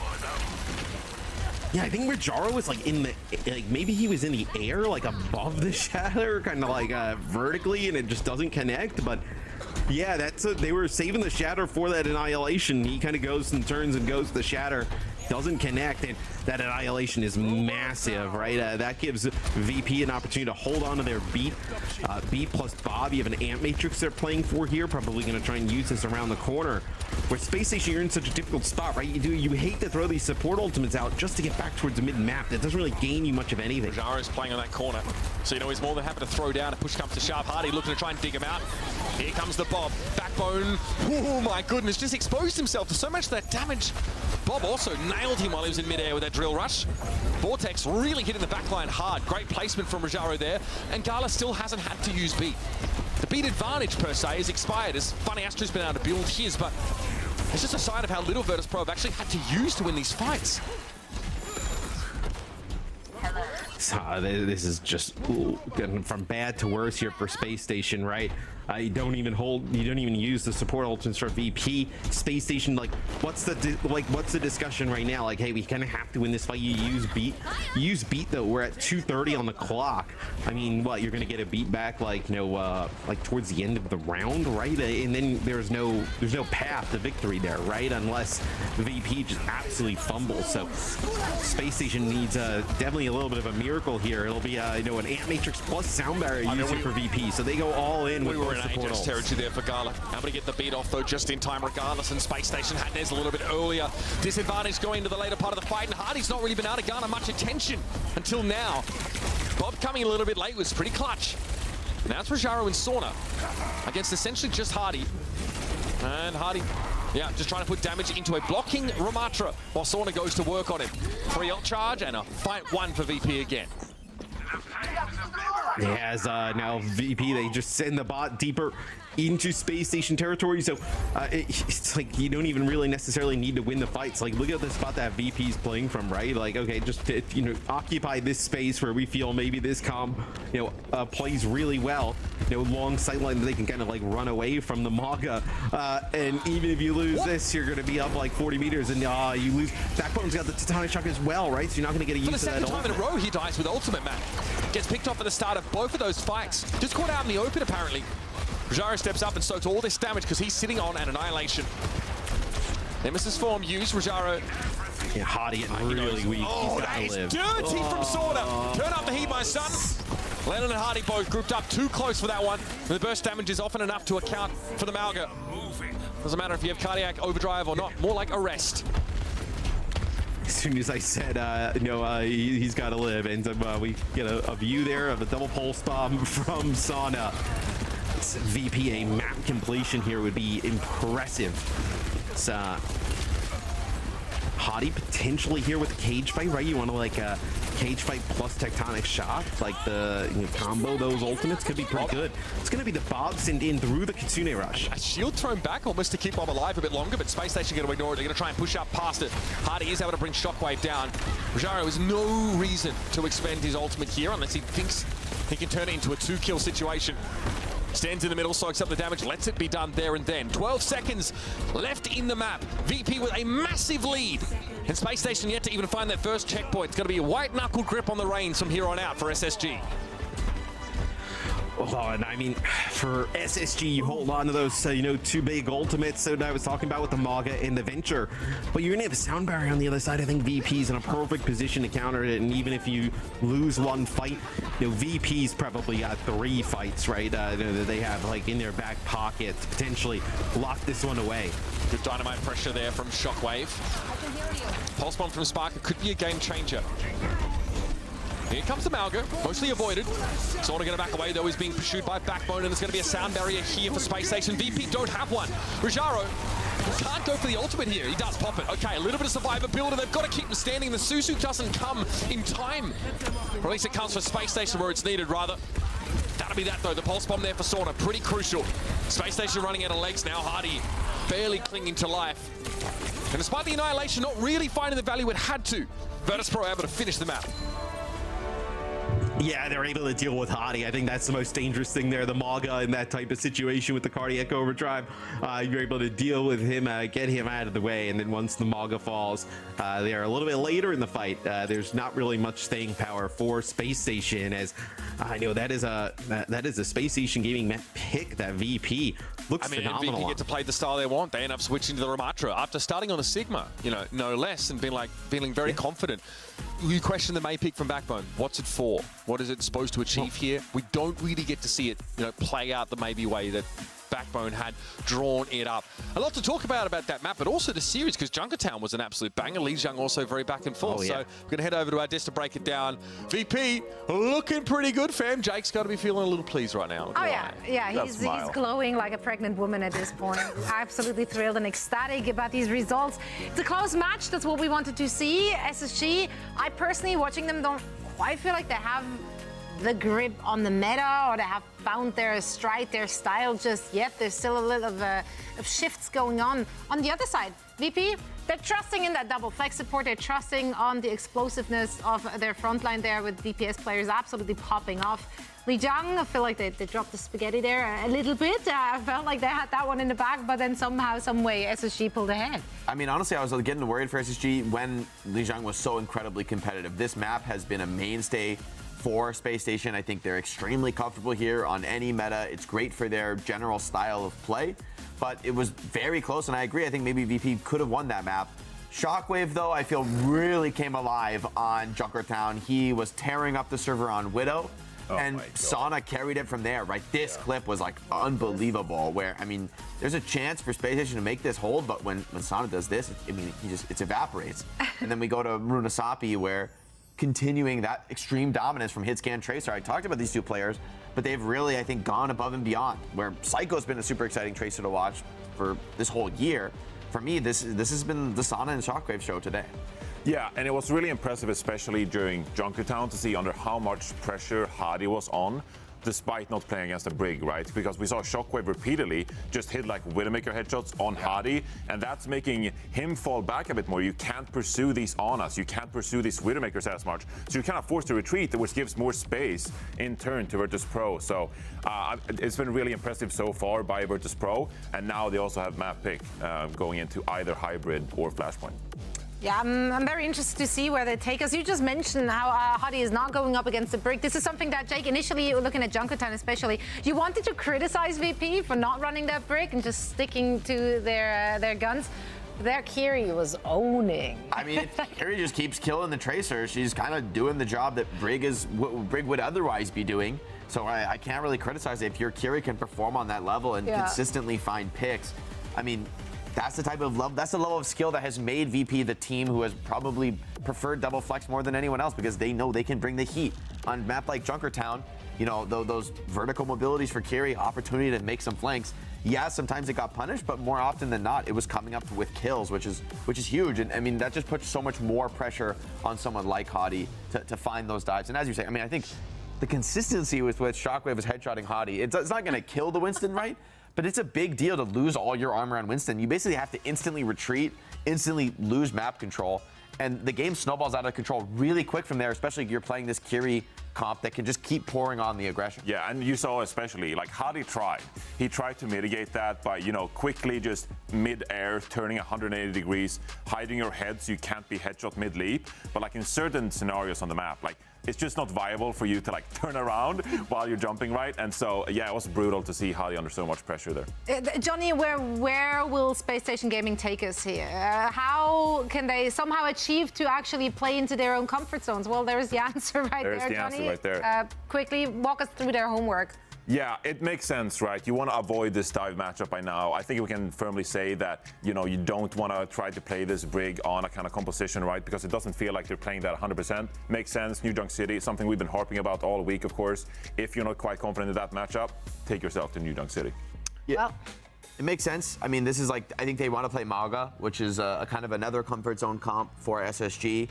They really like those like Deathball rush comps, but that means we do have a hybrid pick for map 5, which could be great for VP.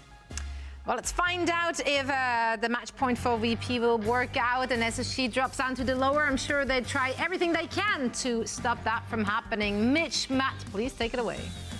Thank you very much, gang. Psycho subbing in here for SSG over Backbone, bringing the Tracer presence back. It also does mean that probably doesn't give them like a real venture option if they want to play it. Oh, right, so Backbone stays in, sorry. So it is the venture and the Tracer set up here around the Malga, as was kind of alluded to on the desk. Yeah, this would have to be an all-in like rush style of play. I think it was also interesting, noting what the desk had mentioned, that like this means we do have a game 5 hybrid, which is quite rare. We typically have the hybrid escort picked rather early on, so pretty big difference here in this series. Where like Space Station, though, they know that this is obviously a must-win scenario. You go with a rush, you try and win here, and if you do, you kind of deal with whatever goes on in the hybrid in game 5. Still, Space Station will be contending with the Sauna Farah, which we saw on map number 1, caused them a lot of issues early on Lijiang Tower.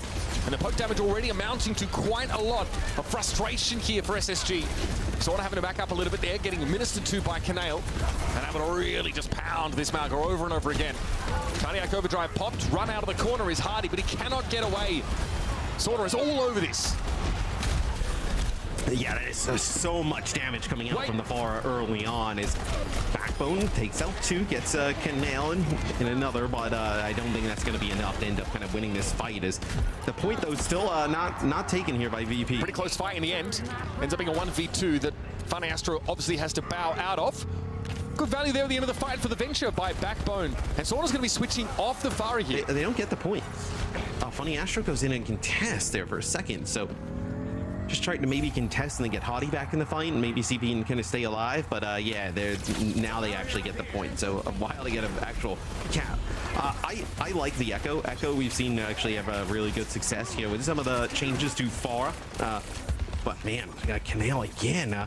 Jake, I think, talked about, you know, being able to play a little bit maybe of a greedier backline here. VP has made it work so well. And another change here for Space Station, Mitch. Hottie now over to Winston, and then they're going to go away from the Echo right away back to Tracer. So a lot of swapping here for Space Station Gaming, trying to figure out what to do. Trying to exploit Shockwave, now not sort of grouped up with a backline that has that hard CC. It's just a Lucio Kiriko shell. Okay, Accretion goes airborne there. Backbone pops up, and it's going to be Hardy falling first. Rojaro must have caught him on the approach there. Tectonic Shock mostly shrugged off here by the shielding of Virtus.Pro. FunnyAstro will be the next to fall. Space Station have not been able to come up with the answer for Virtus.Pro. So far in this series, this map, absolutely no exception.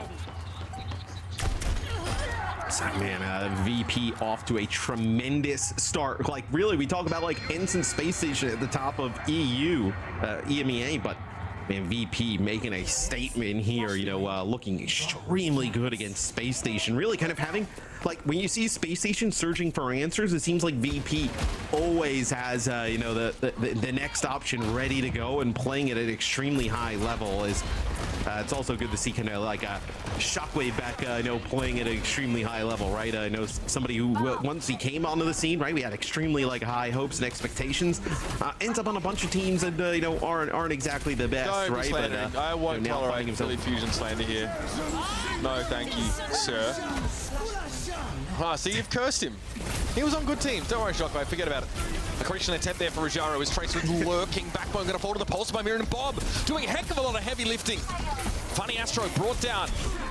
Stick on Rojaro, though. He knows his goose is cooked there. Getting a little bit dangerous now for VP. Able to pick up Landon now. That's a little bit scary for Hardy. Let's back up for him. Does he commit a primal to this fight, or can he hang regardless? He and Psycho able to combine to deal with Gala, and now he will throw the primal in. Try and secure the cap, or at least stop it for Virtus.Pro. Yeah, and it was Gala and Canale just trying to keep each other up. They finally chased down Canale. They had gotten Gala a little bit earlier. Is this should be Space Station after a really drawn-out fight, taking the point. But this is going to have VP with an opportunity to just go over, now play the Diva. So, like, they just are doing a great job just kind of like counter-comping each other, right? Yeah, we have the Venture obviously combined with the Winston now, so still an X mark for Backbone to dive in, join Hardy on some of these engagements, but a bit less smooth as compared to the Malga comp. So we saw Kitsune Rush available for both teams here. Expect volatility. I tell you what, that's what Kiriko does. Right-click finds the connection onto Shockwave. And another cleanup here for SSG. Puts Virtus.Pro in one-fight territory. Yeah, so this is you know, a nice bounce back here from Space Station. Is this is going to be a brutal stagger here on Rojaro as well. So now you're not going to have this Diva for, you know, a pretty long time. I like this decision from Space Station as well. See if anybody's pushed up a little bit further. You can get a kill here and really put away this second flashpoint, but they don't find anybody. They have to back up. There would have been it. Virtus.Pro have one more chance. Here's an early rush though from Space Station. Again, they want to surge forward and find something early. Okay, Echo under pressure. Shockwave's got nowhere to go.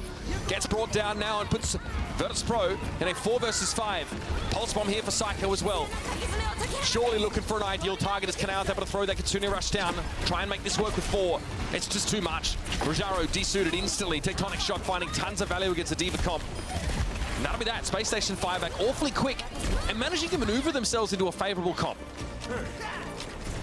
Yeah, so now we'll see if they can kind of keep this going, right, as they tie it up here. 1 flashpoint apiece, but the flashpoint pops up right next to them. I mean, that is as good as you can get, right? I mean, you're going to be able to kind of control this space now for Space Station Gaming.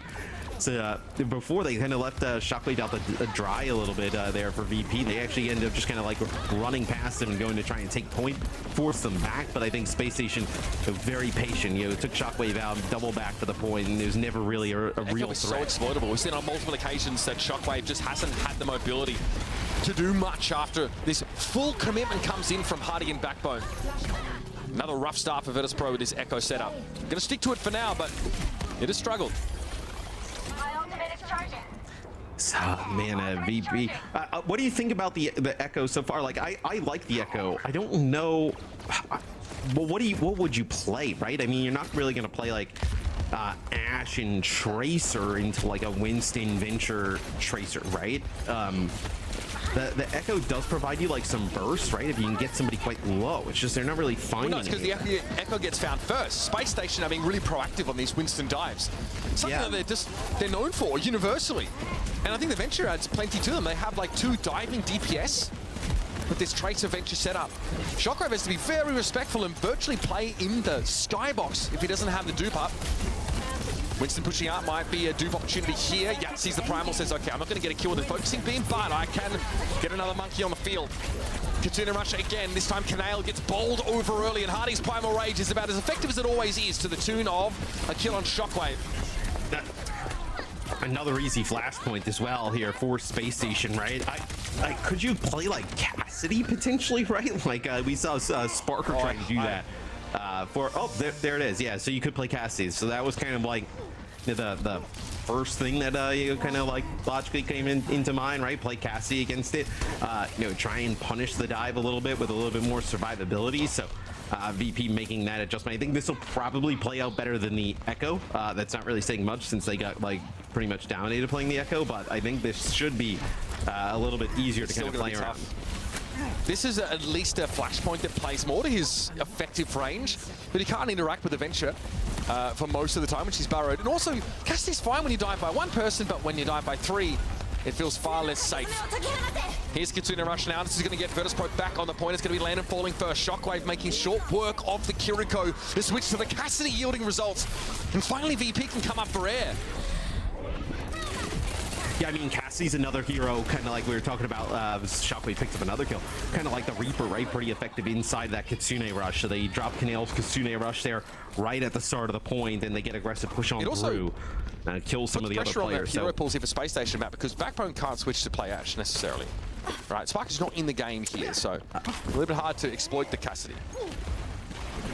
No, yeah, I mean, I think they're kind of path to exploiting the Cassidy is like, well, I mean, just I think VP in general, right, is that okay, we can continue to play this dive at a high level, right, and the Cassidy doesn't work for Shockwave. They really have no other option, right? Is that they have to use the sound barrier there as they push on in, trying to flip the point here because VP getting very close to taking this flashpoint. Well, sound barrier there is a huge boon for Space Station, but it's taken them an awful long time to cap this point back from VP. FunnyAstro, though, made good use of it. And at least SSG can hold on to these DPS ultimates and have a primal to work with. Honestly, they're looking very, very good here for a second fight win. But at this point, all VP need to do is win once. Maybe it's a big pulse bomb, takes down a support. 1 or more players, that would be massive. Gala, if they can build into a sound barrier heading into this fight, it's going to help them against the DPS ultimate combo. Or I think at VP, you just take a fight fast, right? Get them to use an ultimate or 2, and then kind of come back potentially on top. I think that's like a path here as well, right? As Sauna looking for maybe a pulse bomb here. Doesn't want to stick it on a backbone. Backbone kind of slide out of that. Looks like they're trying to put a lot of pressure on Hadi. This is going to be the tectonic shot. Just respects it. Everybody grouped up though. So Virtus.Pro don't end up taking that quick fight, but they do draw out 1 DPS ultimate. Gonna be enough. Kitsune Rush still up here for Landon. Virtus.Pro, they have all their support ultimates. It's gonna have to be here they go. Try and stay alive the map, but a dive comes in from Hardy pretty much instantly. He's low, but he has Primal Rage available. Sound barrier came out belatedly for Virtus.Pro, but it's already been chewed through. Psycho goes down though. I mean, Landon falling next, and Shockwave gives it a respectful distance. As long as VP can contest adequately here, they'll be fine. See Hardy able to chase Canale down, though. There's no supports left. And oh, Shockwave, no! Loses out to the bubble dance. Still, VP able to flip the point. Short-lived, though, it may be. Backbone already coming in to pressure Rajaro down. Can't burrow back in, though. 2 versus 2 yet again. Stornum with the pulse bomb doesn't quite find a connection once more. Hardy is very healthy, but support is coming. Rajaro needs the healing desperately from Canale, and it's not quick enough. He has to give up the mech, but a self-destruct means he can get back in. Had to be a touch there briefly for Stornum. He drops the toe onto the point, and the fight does continue. Hardy playing around the pillar, back it up now. Shockwave here on the Echo. Try and get some of those cooldowns out and burst down these individuals, but a great pulse for Psycho with Space Station. Find themselves with a pulse bomb and a right time. Sound barrier also a big player in this fight, and FunnyAstro doubles down with an elimination on Rajaro after the D-Mech now. It's all going to fall apart for VP. Space Station live in the brawl, molded by it, and this is where they thrive. They're going to take us to a 5th map. It is the sound barrier there from FunnyAstro that puts SSG over the top there at the end. Just kind of chaos, right? I mean, Hadi picking up that 2K is massive there.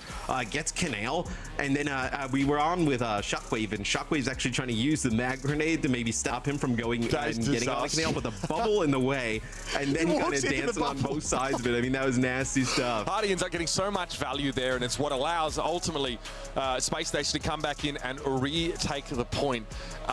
That's the kind of thing you clip. Hardy's going to be holding onto that one for a while. That was really, really nicely done. At very low HP, the Winston able to win that fight out.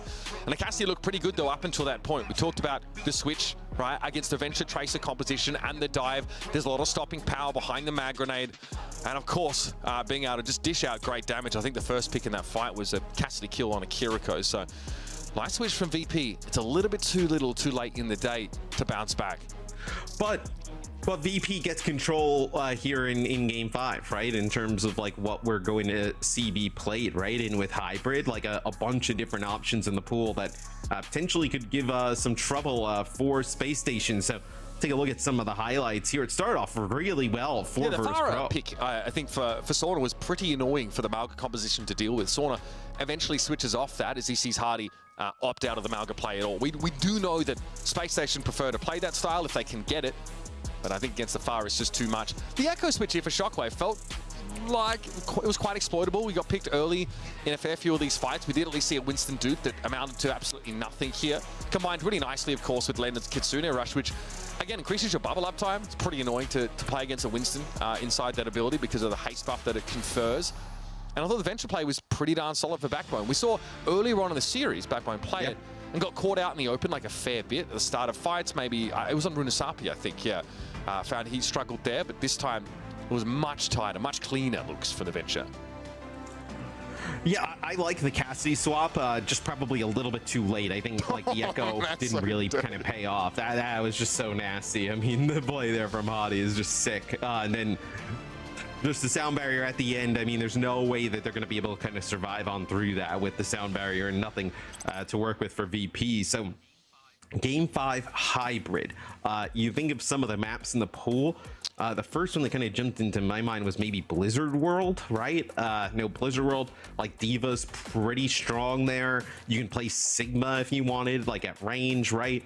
Another map that like kind of forces long range hit scan potentially, right? So that could be an option potentially, I think, for VP. VP, of course, is King's Row in the pool. We saw Space Station play that recently. That's where the infamous FunnyAstro Mercy gameplay was sourced from.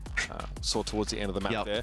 Again, we saw them play the Pharaoh, had pretty good effectiveness, at least in that last phase of the map. So it just feels like King's Row, though. You can play like some rush at different parts of the map, which like it feels like that's not what VP would want to do. It also enables the sim comps as well from Space Station if they want to use the Rhine. It feels like VP wants to play more. Keep Shockwave on Ash or a map that you'd play like consistent hit scan and then play like Diva, Sigma, Ram, not really kind of Venture. Into like that Malga, potentially even like Reinhardt for a team like SSG territory.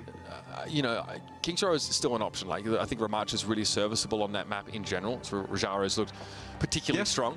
I just don't know if it gives you like a massive edge if you are trying to sort of force that dive style. But we know like VP's bread is definitely buttered on the Ramatra side of things, and yeah.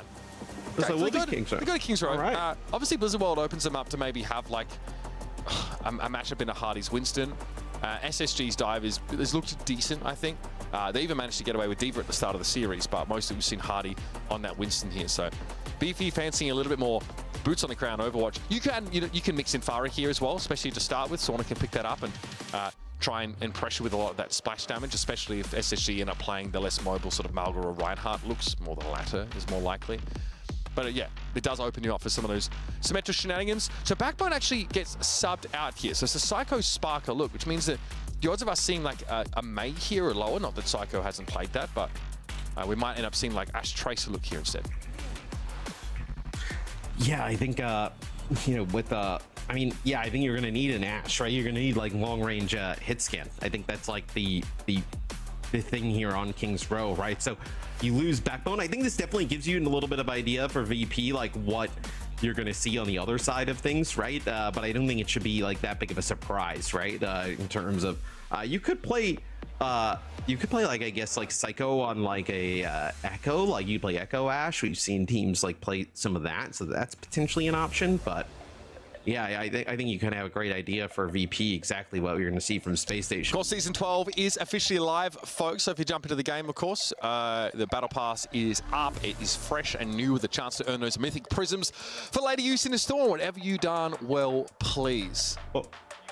Or you could be like Mitch. He just goes in and just swipes his card, just buys all the mythic prisms, you know, just dominates the mythic store with ease, right? I just dominated with my immense bulk and, you know, commanding presence.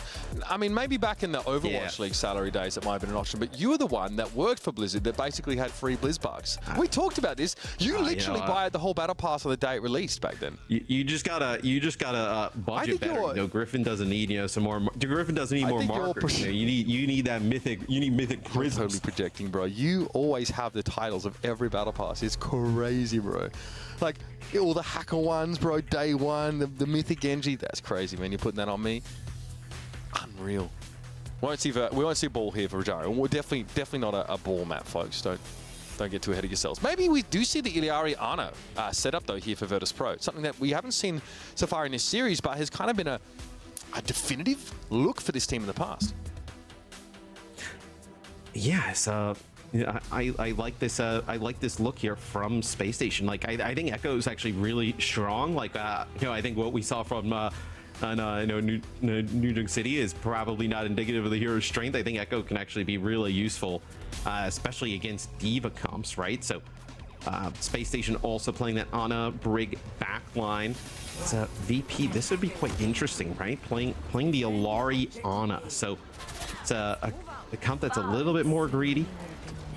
Son, looking for a pick here. FunnyAstro checking that corner. Anything? Yeah. I don't really love the Ilari Ana. Like it doesn't really play. Not great versus Widow. Yeah, and they switch off it right away. Okay, so I like the decision. Well, it's like it's fine against like a Widow and whatnot. It pumps out a lot of damage, right? It's just like easily collapsible by the Diva, and specifically like even an Echo, right? Yeah, Outburst's not the greatest escapability. It's like a smaller coach gun, I guess. It's not really what you need though if there's a full dive coming your way. Spark probably not intending for the poison mine to end up on the corner, but he'll take it. Point being here contested early by Virtus.Pro. They've moved up and ostensibly to create a little bit of space here for Shockwave, who has to respect Spark, or even if those sight lines are currently being quite restricted, it doesn't seem to matter. He's found an opportunity. Shockwave lurking by the hotel. Headshot for Sparkers. Hardy held that Ash in place. It's pretty tough start here for VP, right? You have a support go down right away at the hands of Sparker, and then the next fight not able to really kind of make any like headway towards that high ground, and then now Space Station kind of in control here on defense. So Sparker with some great lines of sight here as just putting shots into Rajaro. Makes it very difficult, right? Like, he can't go down and kind of contest the point with that low HP pool, but then can't exactly kind of push in and make a play for that high ground. Also, really difficult to make a play for Sparker when you have that break trying there. to go for a dive here, or at least pressure that Widowmaker with some of those kunai. Has the flexibility, of course, to return to the fray in a moment's notice with swift steps, so doesn't cost them too much. Rajaro just goes up there. Psycho evidently not with the mobility to avoid scrutiny of the Diva. Hardy gets the nano. Everyone avoids him for the time being, and instead Rajaro goes after Sparker on that high ground. Landon falls. Bionade connects with him, but Hardy was never going to give up. Gala sunk his teeth in and refused to let go. Unfortunately, the rest of his team couldn't back it up. 2 kills for Nano. Diva in that fight for Space Station still won't get them there. It's Virtus.Pro with the card in possession. Yes, they finally kind of break that high ground set. It takes a while, right? A lot of just like, poking and prodding to get up there. So now Space Station, they'll actually drop the hit scan. They'll play the Tracer here. So Tracer Echo really, all out aggression here. Is look at this VP taking a sneaky position here, Mitch. Trying to maybe, catch a player off guard, right? You get a support here or something. I mean, it would be a huge advantage as maybe trying to bait Sparker a little bit. Doesn't kind of fall for it, right? Doesn't play for that high ground right away. The breeze brings relief. So much to work with him. VP! Psycho living dangerously. Canal can say the same of him because his Swift Step was on cooldown. Hardy's able to dive on him there. It was close. Psycho getting a lot of attention here. But again, the solo mission from Canal, maybe ill-advised. It's going to force a little bit of a cooldown for Virtus.Pro in general. Yeah, you will have for VP, though, you'll have like the Kitsune Rush here in the street if you want to end up using it, right? It's a really strong part of the map for that ultimate. They drop the Kitsune Rush, probably going to be a rally in response, and here it is for FunnyAstro, so can't exactly just charge on into it. Yeah, and Space Station actually back up around the rally, which gives Virtus.Pro the space, and also Shauna was very low. He's able to get topped up and sit on the cart for a time. Here's the dive now. The Nano here for Rajaro means that he's going to be awful sticky. Both supports fall to his hand. Canale's still standing as he was joining Rajaro on the aggressive axis. Still have to deal with 3 Space Station players grouped up around this card. There's a D.Va remake available, and Garland's going to be back in the fight pretty quickly now, switching over to that Lucio, who will have to contend with a remake from Hardy. And of course, a duplicate is there from Psycho. Yeah, but breaking this corner is going to be very difficult, right? With players on both sides, they put pressure on Psycho. That's going to force the duplicate out just to be able to stay alive. And now Rajaro backs up, so feels like that's good enough here. The start of this fight. Garland opting to stay on the Ana instead. Briefs in on Lucio, but a switch back. Notice again, Canale. This time flanking with Swift Step up. Do recommend that. Able to get out after pulling a couple SSG players out of position. Rajaro really wants to get past Hardy, but needs to make sure his intended target will be lurking in that area. Garland got dove on. Maybe wrapping around the side, it's unclear. Hardy gets a freebie though there, spotting the Ana out of position. Yeah, it's, I mean, you can't lose your support in that type of situation. Pretty rough there. So this is going to buy probably another, 10, 15 seconds off the clock. And SSG, they have a pretty big advantage here with the Nano, right? You can Nano on the Hottie, you can Nano Psycho, right? The Nano onto the Echo. Even the Brig, pretty good targets as big bio grenade lands from Landon yet again. So that's gonna, VP is gonna have to back up. This is gonna be the Nano on the Hottie, and they actually collapse. So onto Landon, he pushes out, so the Nano comes down, but it's 2 kills for VP. It's Canale still looking for that flank pressure with the kunais. He gets Landon down to about 40 HP, which is easy for Sauna to come in and finish the job. You don't even have to have 2 dive elements there to pick off the Ana in general. And Hardy, oh yeah, he can only look on now as the checkpoint will be taken. He'll be tempted to be body blocked from rejoining the rest of his team. Instead, it's a DreamHack and a stagger of the baby. Man, and how it's quite rare. I mean, the Bob in that fight, right? But they get a nice Nano on the Hottie right away. It was really a little bit earlier on. It was a 2-player bio grenade there from Landon. Nice shot from Sparker.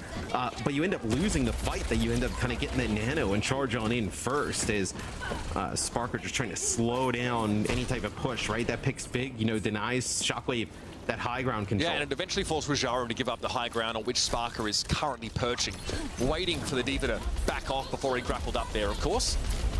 Rajaro here would like to take a midpoint. Hardy gives him a tickle at the very least, but they do allow Virtus.Pro to set up there.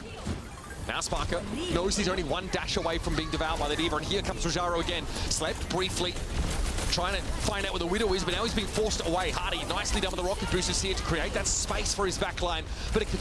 This late rush, yeah, Kitsune Rush is going to allow them to close this gap. Rajaro getting topped up very quickly, and here we go, looking into the back corner. Doesn't quite know where the Ana is. Saw it landed hiding behind some of those pillars. So the Kitsune Rush actually doesn't find any value. It seems Virtus.Pro aren't able to rush in off the back of it, and Hardy is still disrupting them, staggering them time and time again.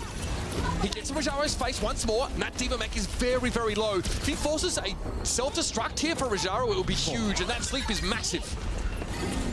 I mean, it's the sleep plus the Suzu that ends up keeping Rajaro alive, and not just alive, he gets right back up to like full HP here as the cart continuing to move just a little bit, right? Sauna just keeps tickling the cart, moving it a little bit forward as Shockwave now wins that hit scan battle against Sparker. This could open things up. Which is going to force Landon into a really awkward angle. See, look what he has to do in order to heal his team. Shockwave knows he gets free damage, and now with the infra side, he knows when that Ana's going to be peaking. This is also devastating for Sparker to play into, who doesn't have an infra to match. Shockwave, though, can't see the baby D.Va after Hardy demechs. He tucks around the corner, but Rajaro's still able to get him before he can clamber back in. 24 seconds left here. Psycho got a nano boost there, but he's unable really to make much use of it. Sparker needs his infra site now. Yeah, I mean, they use a nano boost on this Psycho to just kind of threaten that high ground, right? And just deny that space from Shockwave, but it does not matter. His VP, it takes a while to develop, but they end up taking the map there. 12 seconds left in the time. So many small things there end up making a big difference.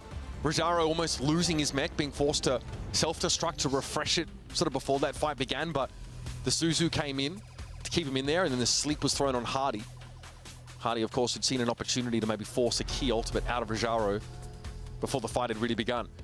And then Shockwave switches to the Widow, comes back, takes that mid-high ground position, and all of a sudden, yeah, like makes it really hard for Leno to heal properly, because in order to do so, he's got to swing out into the open and subject himself to the attentions of the Widow. Yes, I feel like Shockwave is, it's been hard, right? Because like Sparker like comes in and out and whatnot, right? But I feel like Shockwave, you know, when we've seen that hit scan battle has really kind of gotten the upper hand at times. So Shockwave putting together a pretty good series, pretty difficult, I think, for Sparker in that type of situation, right? Specifically like hit scan kind of coming in and out of series, right? Like you got to be warm playing against somebody who's been playing hit scan the entire time, like in the flow of the game. It can be quite difficult, specifically, you know, even for a game 5 type of scenario. So we'll see how Space Station goes on offense, potentially hovering this Widow yet again. VP decides not to play the Widow on defense. I think you can get away with the Ashe here. Like the sight line is still pretty good on that high ground, right? Just not gonna have that like one kill, one shot potential. As Hadi will play the Winston here, so not gonna end up playing a Diva.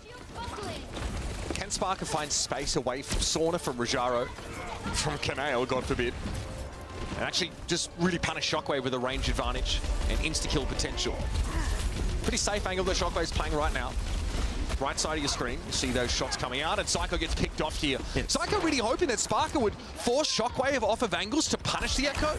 This doesn't happen. Well, I mean, Sparker was like almost dead as well. I mean, both damage dealers just take a ton of damage right off the bat there for Space Station Gaming. So it looked like they were going to make a change there with actually keeping the Widow and putting a Tracer in, but they actually decided to swap both DPS, right? So now Sparkle will end up taking the Tracer responsibilities as Psycho continues to man the Echo. As this is a play for that backline, right? And trying to take advantage of them not having that brig back there. It's definitely a less common assignment of DPS for Sparker. Space Station going for the Echo Tracer, trying to punish Shockwave, dive on Gala's position. It's going to be, again, the Ana Kiriko setup for Virtus.Pro. It's starting to become a bit of signature look. Sparker wants to control the hotel here, does force the swift step from Canale, gets him out of there. Rajaro looking to peel. Canale's so nasty on the Kiri. Just being able to put down some damage, you don't mind it as much as Rajaro finds Psycho. Psycho is actually like through the choke, that first pillar, you know, kind of when we see that first point taken. He was all the way in the back there trying to, you know, put some damage down on the Galling Canale, but nice peel there from Rajaro. As that's a pulse bomb that connects with Landon, so this is going to be some more time. Yeah, beautiful. Already down 2 minutes here. Virtus.Pro doing a great job on this defense. And for Rajaro, that was a simple matter of peeling. He just flew across the map to go and see what Psycho and Sparkle were trying to do. They're having problems getting rid of Gala. Canale's always able to swift step in with a Suzu and defend him. Also, Tracer players would know, Kiriko is a bit scary to deal with. His random headshots can end you before the fight can really begin, especially at close range. Hard to look at Shockwave again. Shockwave can't get the coach gun off before Winston bubbles up here, so it's a nano for Shockwave to keep him alive. That's how much their value having the Bob in the fight, and also this good poke damage. Everybody for Space Station grouped up inside the hotel, and a pulse bomb drop. The Shockwave's feet will claim him, and Hardy can make use of the last of this nano boost. Make some space and push the Virtus.Pro backline right into spawn. Somehow the Rajaro's been able to find 2 kills. That's a massive turnaround. He's found both supports. Psycho even trying to dupe the Diva. Eventually Canale goes down. Virtus.Pro might have conceded this either way, but you don't expect Rajaro to be able to get that done with both of his supports caught by primaling Winston. Well, you still have Sauna here. You're going to have actually Shockwave coming back, so I wonder if you can actually kind of contest here. Yeah, Sauna jumps on. He's just kind of consistently tapping the point. It's a pulse bomb opportunity here for Sona. You also have a self-destruct, so you're going to be able to keep this going for a while here. No Suzu up right now for Space Station. That got used on the double bio in the back line, but Rajaro needs help. Focusing beam's a problem. Still gets a self-destruct now. Good bubble there from Hardy, so he won't be affected by the blast. But the problem is trying to dive against Shockwave. There's too much damage to answer. There's only 35 seconds left in the round. VP have staved them off again, and they can cycle this nano boost for Rajaro, or maybe even Shockwave, to keep him alive again. Dude, Rajaro's having a sick series on the Diva, coming out clutch there with both supports, and then doubling back to the point to kind of like, you know, play off and on there with Sona. As now the last fight they end up using that nano on the Shockwave, able to keep him alive, puts out so much damage as well. Wouldn't be surprised if we see that yet again. It'll have to be Space Station King coming up drops clutch. down. Didn't have the defense though. At least able to give a nano over to Rajaro, and they trade out supports. It's going to be FunnyAstro going down. Close to a Kitsune Rush is landed, but they're running out of time to make use of it, our Space Station. And that's a nice dynamite hit on a Hardy combined with the pressure of Rajaro, keeping the Winston low. Desperately landed, has to use a Suzu there, but it's a rush to follow it up, and the Pulse Bomb finds a position of Shockwave. Now Space Station have the numbers to work with. Spark is going to run them over. Focusing being there for Psycho just to account for the rest of the backline. And Space Station still have some game left in them. Whoa, it is not easy. It's really Landon's Kitsune Rush, being able to get that ultimate, which is massive, right? And then the opening pick on the Gala ends up using that nano boost on the Rajaro, but then falling down to the low ground, or being pressured down to the low ground, and then not being able to live. But VP does a tremendous job on defense, right? You take a fight maybe around this first corner here, or at least attempt to. You win that, you're in another spot where Space Station has to clutch up into like OT type of scenarios. So VP kind of did their job there at the beginning. Right now they kind of have control over the clock and momentum of the game. Hardy here just trying to wrap this right flank. Now he's intended to that. Looking more to get behind Rajaro. Force the Diva back. Deny Rajaro the chance to make the space. And Canale's in the back line as per usual. This time it pays off. It's Psycho getting picked up for free. Canale can swift step back to teammates should they need to, and they do. That is dirty stuff from VP. That is Teru level flanking here on the Kiriko. I haven't heard that one in a bit. It's only been a Teru. It feels like it's been 5. But, you know, you win that fight for VP with just that Bob being in play, right? This is going to force you to kind of use this beat maybe for FunnyAstro. He takes a lot of damage there. I think maybe it's just from like the dynamite and whatnot. Maybe it's just landed and healing it up, but what are you going to do? Sound barrier here aggressively. Canale does play in a Teru-like position there, very close to the opponent. Then has to back up, but you're going to have this nano yet again here for VP. So VP, although they're going to have to be going into this sound barrier, still set up pretty decent. Psycho here's got a lot of dupe left to work with, but forced to recall fairly early. This time actually opt just to deal with Rajaro. The nano boost here giving VP a bit of priority. Kitsune Rush going to be laid into it now as well. They're throwing all of their support ultimates in. Sound barrier here for Space Station Gaming, but they lost Sparker. Still able to burst Canale down. Psycho with a crucial double kill, but is that going to be enough? Sword and Rajaro, last two standing. They're going to have to fall back on this, and it looks like Space Station will have one fight to try and contest this last part of the map. I feel like Sona and Rajaro are always alive here for VPs. I think they're going to be able to get another good touch, right? You're going to have Sona here with the Diva. No Pulse Bomb available, self-destruct as well. So an opportunity to keep this one going here for VP as we head into OT. The remake potential for Rajaro is going to be big. Sparker, though, has a Pulse. May have his name on it. Sona just built his. Look at this, though. Virtus.Pro with a bit of a concave. They've got good flank pressure, and Sparker has been able to penetrate on that top part of the map. Pulse Bomb goes off for Sona. No connection here. FunnyAstro low. Very, very low. Able to get away from the fight and stay alive. But Hardy, okay, gets his self-destruct just in time. That will be a remake, and Sparker finds the Pulse. Just the one the Space Station were looking for.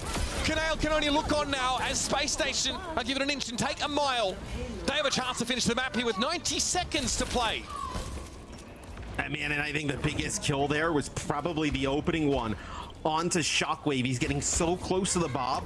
If you would have just allowed him to just kind of sit there at a different distance and just kind of like farm Hardy or put some shots on a cycle, get that Bob, the Bob would have been devastating to have to deal with there for Space Station Gaming. But Sparker goes huge, like 3 or 4 kills in that fight.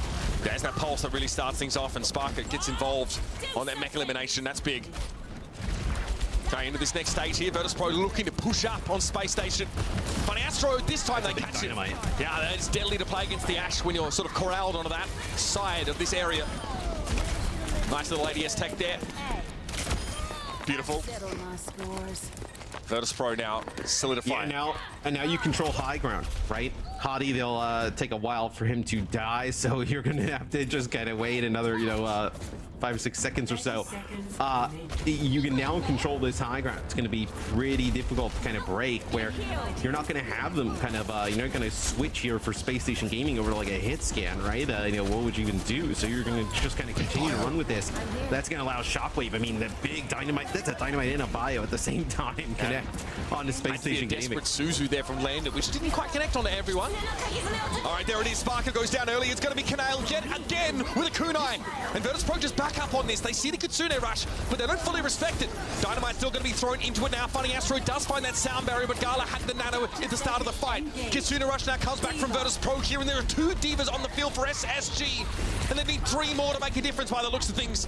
Sauna able to recall back. Psycho being a nuisance, stalling things out. Kanail the menace finally brought down, but FunnyAstro was soon after. Sauna knows he can sit in the back and stop any stragglers from coming on in. Hardy desperately trying to hang on. Rajano has a DMAC opportunity now. He can get back in, as can Hardy though. But Spark has fallen. The numbers here are going to favour Virtus.Pro as they come back off spawn, and that's a beautiful pulse to take Hardy once more out of that mech. And there's no getting back in here.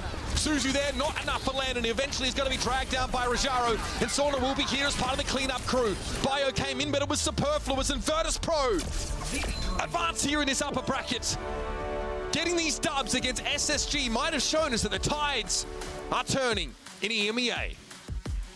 And man, what a series between these two teams. As VP kind of clutching out at the end. I mean, this is as back and forth as a series can get here to kind of kick off today. That's some good Overwatch, baby. Yeah, I mean, Kanail was sick there, throughout King's Row, right? Really, playing that on Akiri, coming up with some huge kills, playing a really, aggressive style of support there. 2-3 kills at the end, in that final fight, and then Shockwave, just no contest for that hit scan at range there on that last part of the map. But VP, I mean, dude, this is so important as well for like circuit points, right? Like, these EU teams, like it is completely up for grabs, kind of who goes to Stockholm pretty much. A lot can change between now and the end of stage 4. This is a big result. An upper final is massive for Virtus.Pro. We knew they were on the rise, maybe not just how quickly they'd make that happen though. Let's head over to the desk to break down this game. VP advanced to the upper final. What a match. What a way to start off day 2 here in the main event. EMEA once again delivers, I say that with as much bias as I can possibly muster as a fellow European. Now, Jake, you were right, we were wrong. But quite frankly, if that's the match, I'm happy to be wrong. If that's what the teams deliver, well, sure, have at it. It was a back and forth, and it came down to the wire. Yeah, I think the DPS here, Sauna and Shockwave, had one of the best series I've ever seen from these players. I mean, both of them firing on all cylinders constantly throughout the series. When Space Station was able to get the game into their wheelhouse and, bring the pace with the Lucio and make it work, they do look strong, right? That is still their strength. But honestly, Kanail showed his own strength in this game, right? Playing this backline flanking Kiriko. Really risky setup, and it kind of sacks your Ana a lot of the time, but so many times you see that kill coming in to the Ana or maybe the Ashe, and then instantly, Space Station are losing their whole backline because Kanail's flank is paying off. Rajaro and Sauna are in, and they're following up. And they're clutching out these fights. So they're showing a real willingness to make messy fights, but just execute better. Yeah, I mean, Johnny, you set it up as well in this series. You had your eyes on the tank players here. Hardy going up against Rajara. Rajara, relatively new really to competitive Overwatch. I mean, he's just 18 years old, a little protege starting this year really to ramp it up in Tier 1.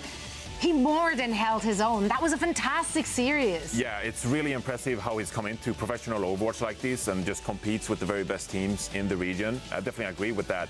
And it's impressive how much value they're getting with these Diva and Tracer dives, right? Because Diva has some deficiencies compared to like Winston, for example. But like Jake mentioned, I think Kanail on the Kiriko really enables them to go for those kind of plays, right? And then Gala as well does the most he can to try and survive in the backline, and then feeds the nanos onto the Diva as well to enable Carlos dive. Sana, player of the match, can't disagree with that. I think, Kanale is definitely in the mix because of compositionally what he adds to this diva kind of composition they're playing, right?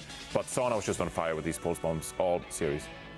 Yeah, I mean, his performance on the Tracer, he's really been having a bit of a renaissance in his play. Think of him as a really flexible player, but being, this elite on the Tracer is something that's necessary in Europe, right? Like, you're competing against Psycho, Kevster, some of the best Tracers in the game right now. You've got to be bringing the heat, and Sana is, going blow for blow in this series, coming out on top. Of course, there's a lot of team play involved, but you got to credit Sana for being a huge factor here in this win. I love that players like Sana or Shockwave and whatnot, like you call it the Renaissance, I call it the Revenge org. They were players that really went under the radar in Tier 1 before OWCS. Now they finally have a platform and an opportunity to really step into the limelight. Yeah, I mean, it might sound silly, but like they made this happen for themselves, right? They made this Ataraxia team work with a lot of those kind of players, right? Like putting it all together. Shockwave, obviously a huge veteran, been around the block. Vancouver Titans, Philadelphia Fusion, and now just finds himself on a Virtus.Pro roster. He was a bit of the guiding light for quite some time on this roster, right? But we even saw Sana, who saw some time on the bench in the Overwatch League last year. Now, showing what he can do on the Tracer. So really impressive from this team to gain these kind of results, right? Absolutely. Sana getting the player of the match. We talked about, of course, those pop-up moments from Shockwave and Sana. We're always looking at the front line. But the back line here, though, quite frankly, VP's back line, they pulled some heroics today, Johnny. Yeah. Do you want me to give you a bit of a taste of what Gala? Because we haven't mentioned Gala. And Gala came out clutch here on Junkertown as well, where Virtus.Pro made their kind of grand stand here on the second point. So, we still have fire going from the Mercy clip. I'm sorry about that. I'll get you set the mood. I like it. I'll get that away. So, I mean, we're on second point Junkertown here, and we see that actually Virtus.Pro, they're going to retake. You can see that SSG, they have a lot of position here. Hardy is up here on the high ground as well. And so they're just pushing the cart forward. And what we're going to see is that there's going to be a retake here from Virtus.Pro. And crucially, we're going to see that Gala is actually going to push all the way around here through the back, going unscouted from SSG, and will make a huge individual play here. Now, I wanted to be clear again, we mentioned this in the game break, that because Virtus.Pro, they're not playing a Brigitte, they're playing this on a Kiriko style. That is especially really going to open things up for Hardy. He's going to have his eyes peeled for the backline. Can he dive and find individual picks? So he will be nowhere to be found this fight alone. Instead, he will be doing his own things. But we can go ahead and play this one out. We can see how they're pushing space here. Rajaro is pushing Hardy away. Hardy drops to the cart. And I want to pause here quickly as well. You can see that Psycho is kind of pushing the cart here. I don't get fire again. Where's this fire coming from? I don't get it. So you can see that Psycho is on this cart, he's pushing, but because of that, he's not really scouting space either. So if we actually go to the highlight circle and not the fire, we can see this little outline here of the Ana, who's actually rotating, like I pointed out, that's Gala, and he's on the move. He's rotating around this flank here, and there's no Winston, there's no Tracer to really scout him. So we can go ahead and play this one out. We'll see that Hardy will get nanoed up and will actually go for this frag. And he's doing the right thing, right? He's scouting the backline, gets nanoed, secures this frag onto Shockwave. But while this is happening as well, we can now see Gala is flanking around. No one is spotting him. No one is noticing him at all. Rotates around to the Mega Pack with Sana and hits a huge biotic grenade onto Landon, which triggers the nano onto the Diva, the Rajaro. That is our go sign that, yes, I'm going to nano you up. You go hunt this frag out. I just hit a nice biotic grenade. And because of this frag, they're going to go ahead and clutch this fight out. And they're going to make their stand here on Junkertown B-side. So credit to Gala. That's an amazing individual play from him that really set up this defense for Virtus.Pro, and they clutched it out. I mean, I think that was a great example, Johnny. I think it also showed something about VP's style, that with running the Ana carry, where with the Brig, your Ana is so strong, she's playing with the Brig, she can really move in aggressively. In this style, they're often sacking an Ana or an Ashe and just clutching the fight from there time and time again. I think it's part of the plan. It's yeah, Shockwave, you know what? You're going to 1v1 Hardy with the nano. Good luck. Yeah. And I'm going to be dipping out on Kiri going for kills. But it works for them, right? They're clutching in these fights. They really do make it work. And it is a unique flavor they're bringing here as well, which I just absolutely love. Other teams will have to adjust. We actually have a quick interview now with one of the players from the winning team. Should be Sana joining us. We got the voice only. Never mind. You just have to look at us, unfortunately. I was ready for Sana on the big screen. Sana, but can you hear us? Yes, I can hear you. Wonderful. We can hear you as well. Yes, Sana, congrats on the dub. You and the team are moving on in the upper bracket. We talked about how stacked the EMEA region is and how basically all of these teams which are currently finding themselves in the upper bracket could make it all the way to the grand finals. How do you see VP fitting in there? Can you go toe-to-toe with all of them? Yeah, I think so. I think it's like us on the top, of course. There's like SSG and maybe ENCE. But I was watching like Platchat predictions and they put us like way too low. I wasn't a fan of that. They don't know what they're talking about. I think it should be fixed. Like, don't listen to Platchat. Yeah. Anyway, right? They're out the loop. Johnny, I'll give you this moment. I failed you, Sana, and I'm sorry. I was wrong. I'm the one who believed. I knew VP would get this win, and I never doubted the whole time. Sana, I feel like you're a player. You've been around for a long time. I feel like I've seen you mostly as a very flexible player, bringing whatever the team needs. But right now, you've been just like locked in on the Tracer. Is there something you feel like the team has figured out, or that you have personally grown on the hero? Because I mean, from what I've seen, you're having like career best performances these days on the Tracer. How are you feeling, integrating with the team and in this meta, in this style playing Tracer? We're just playing to our strengths. Like, I think the Korea bootcamp really helped us. Like Shadow Smash as well. Like 1 week there made us improve so much. Like, I don't think, even if you scrim to you for like a year, I don't think we improve as much.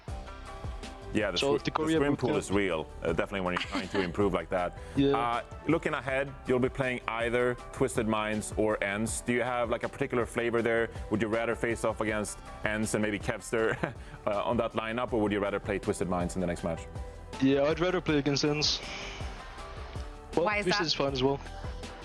I mean, I almost joined ENCE, but things just didn't go our way. Fair. Well, best of luck in your next match. We're very excited to see more of you and the rest of the VP squad. Now get some rest. Thank you so much for joining us.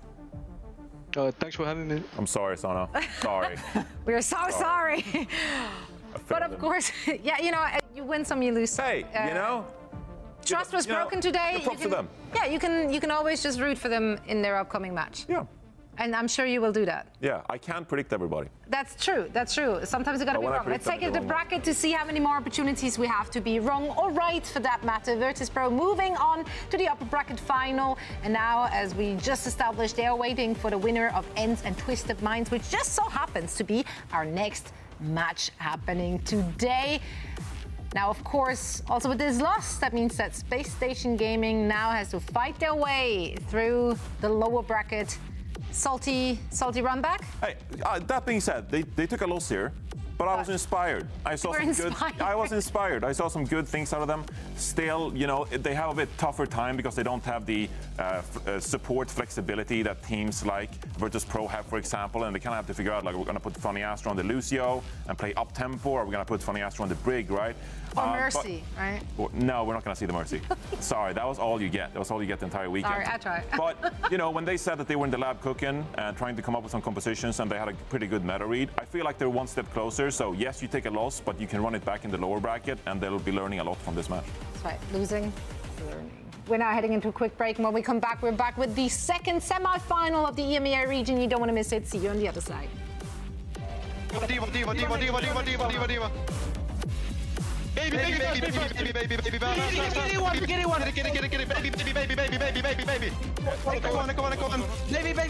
Baby first. Blue after. Blue. Nice.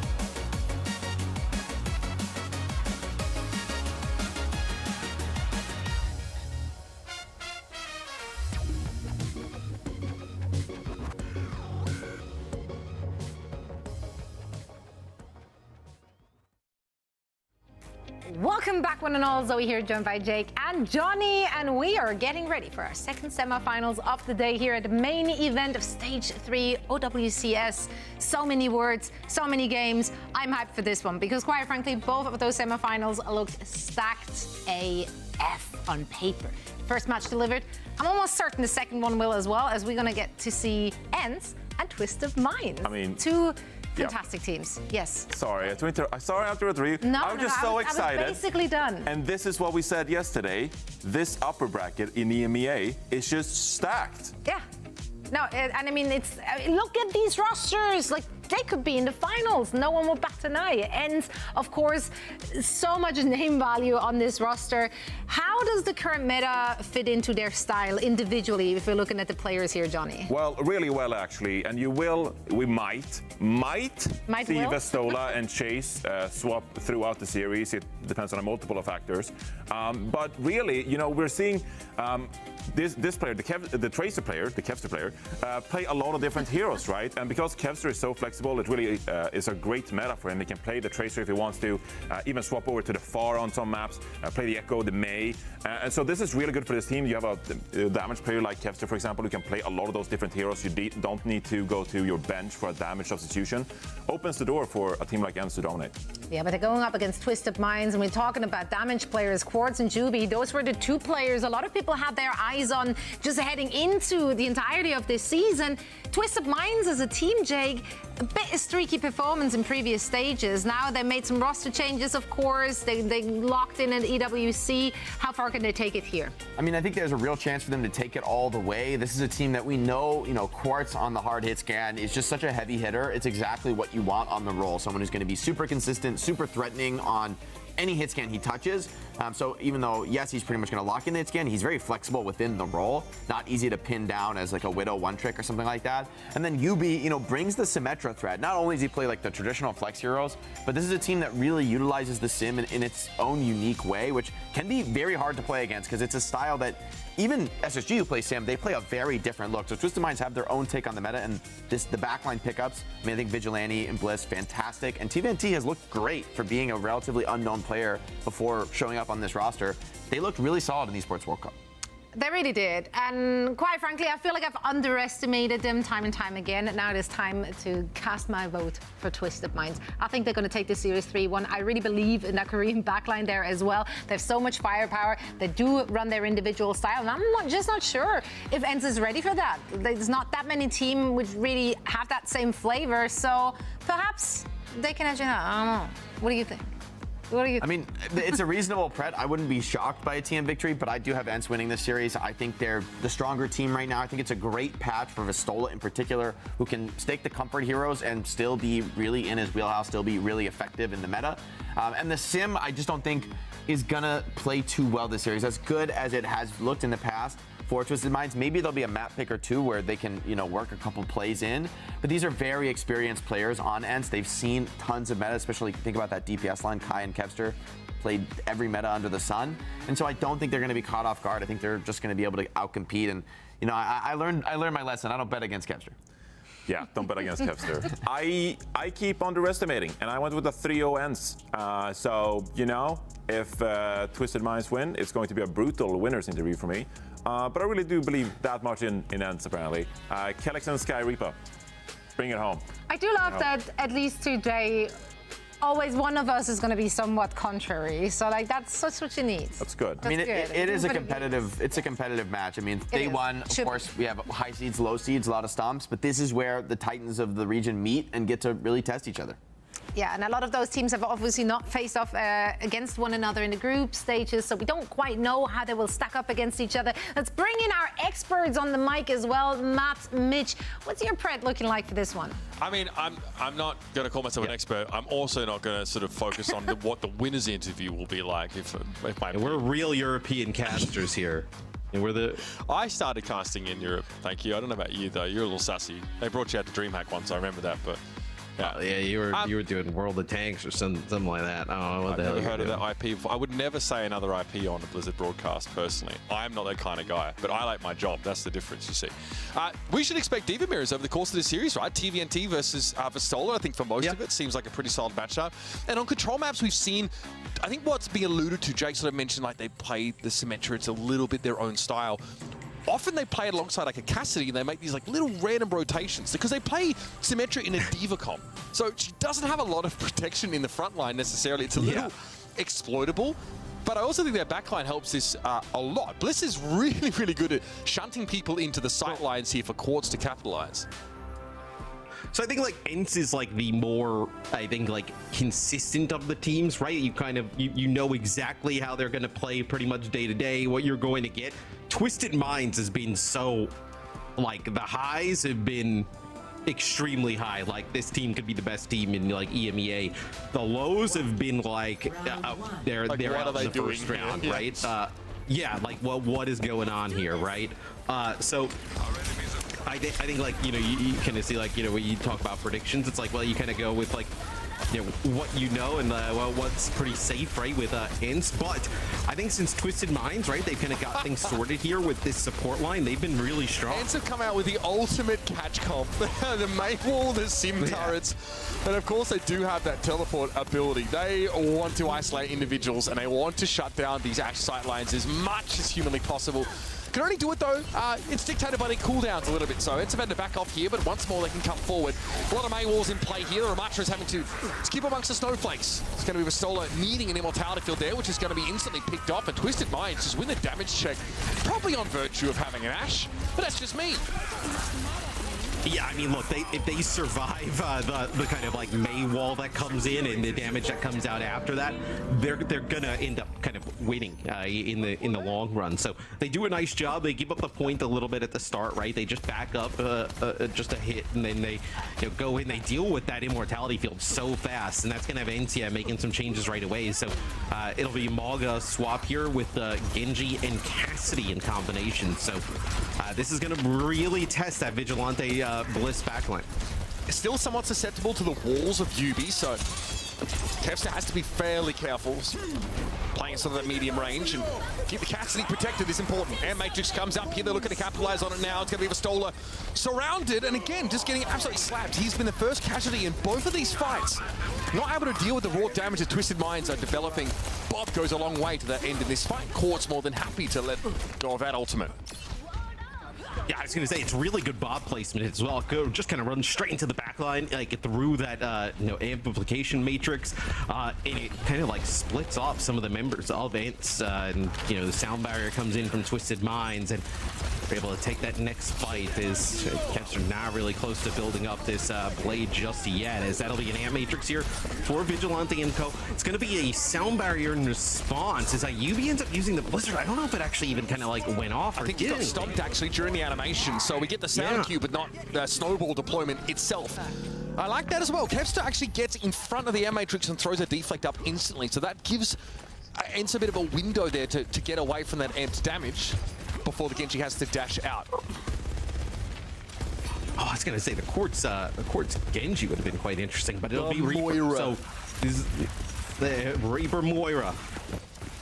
Give the EMEA giving fans what they want, right? We saw Mercy the other day. We get a a good old zombie comp today. I mean, this is quite close to the zombie comp of old. Definitely a rushdown style that wants to capitalize on a main wall to run on in. Interesting wall placement there from Yubi. Does not catch Vistola out, but Vigilante is able to bring Kevster down with a bit of a slurm as he goes in with the blade. Yeah, tough times for the Genji. I think it's the annihilation. It's the annihilation. It's not exactly the annihilation looks like a slurp as well. It looks like a mass slurp. Yeah, so yeah. Everyone's getting slurped in my opinion. Yeah, when Zoe was talking about experts, like Mitch is like the the diamond level expert of, okay, well they have Genji, let's go Moira, and just that's way nicer than the way that Huck put it at the Turner Studio, so I'll take the diamond designation. Nice dead on there for Kai. Sits back outside of the cage fight, and everybody subject to the happy little skulls. He's able to find two there, and a cleanup is good for ENCE. Not a moment too soon, as Twisted Minds obviously verging on a round win. And that's a fight where Twisted Minds, they know they have no shot, right? I know they have no, if the cage fight comes down, the Deadeye, it's all lining up, everybody kind of stuck there in position. So Bliss, not exactly sure if the sound barrier went off there, but see now Twisted Minds come back. Coalescence to back up this Reaper May could be quite devastating though. You know, Kelly does have a sound barrier to deal with this, so still winnable for Coalescence here built for Vigilante. Awfully quick. Really hosing Vistola down. TVNT's able to finish the job there with a Nemesis swing. A lot of pressure being generated still by Kevster midway through this fight. Quartz on the Reaper guy gets to that high ground. And, ooh, that's scary. Deflex there from Kevster, but eventually that ability, as does his life, must end.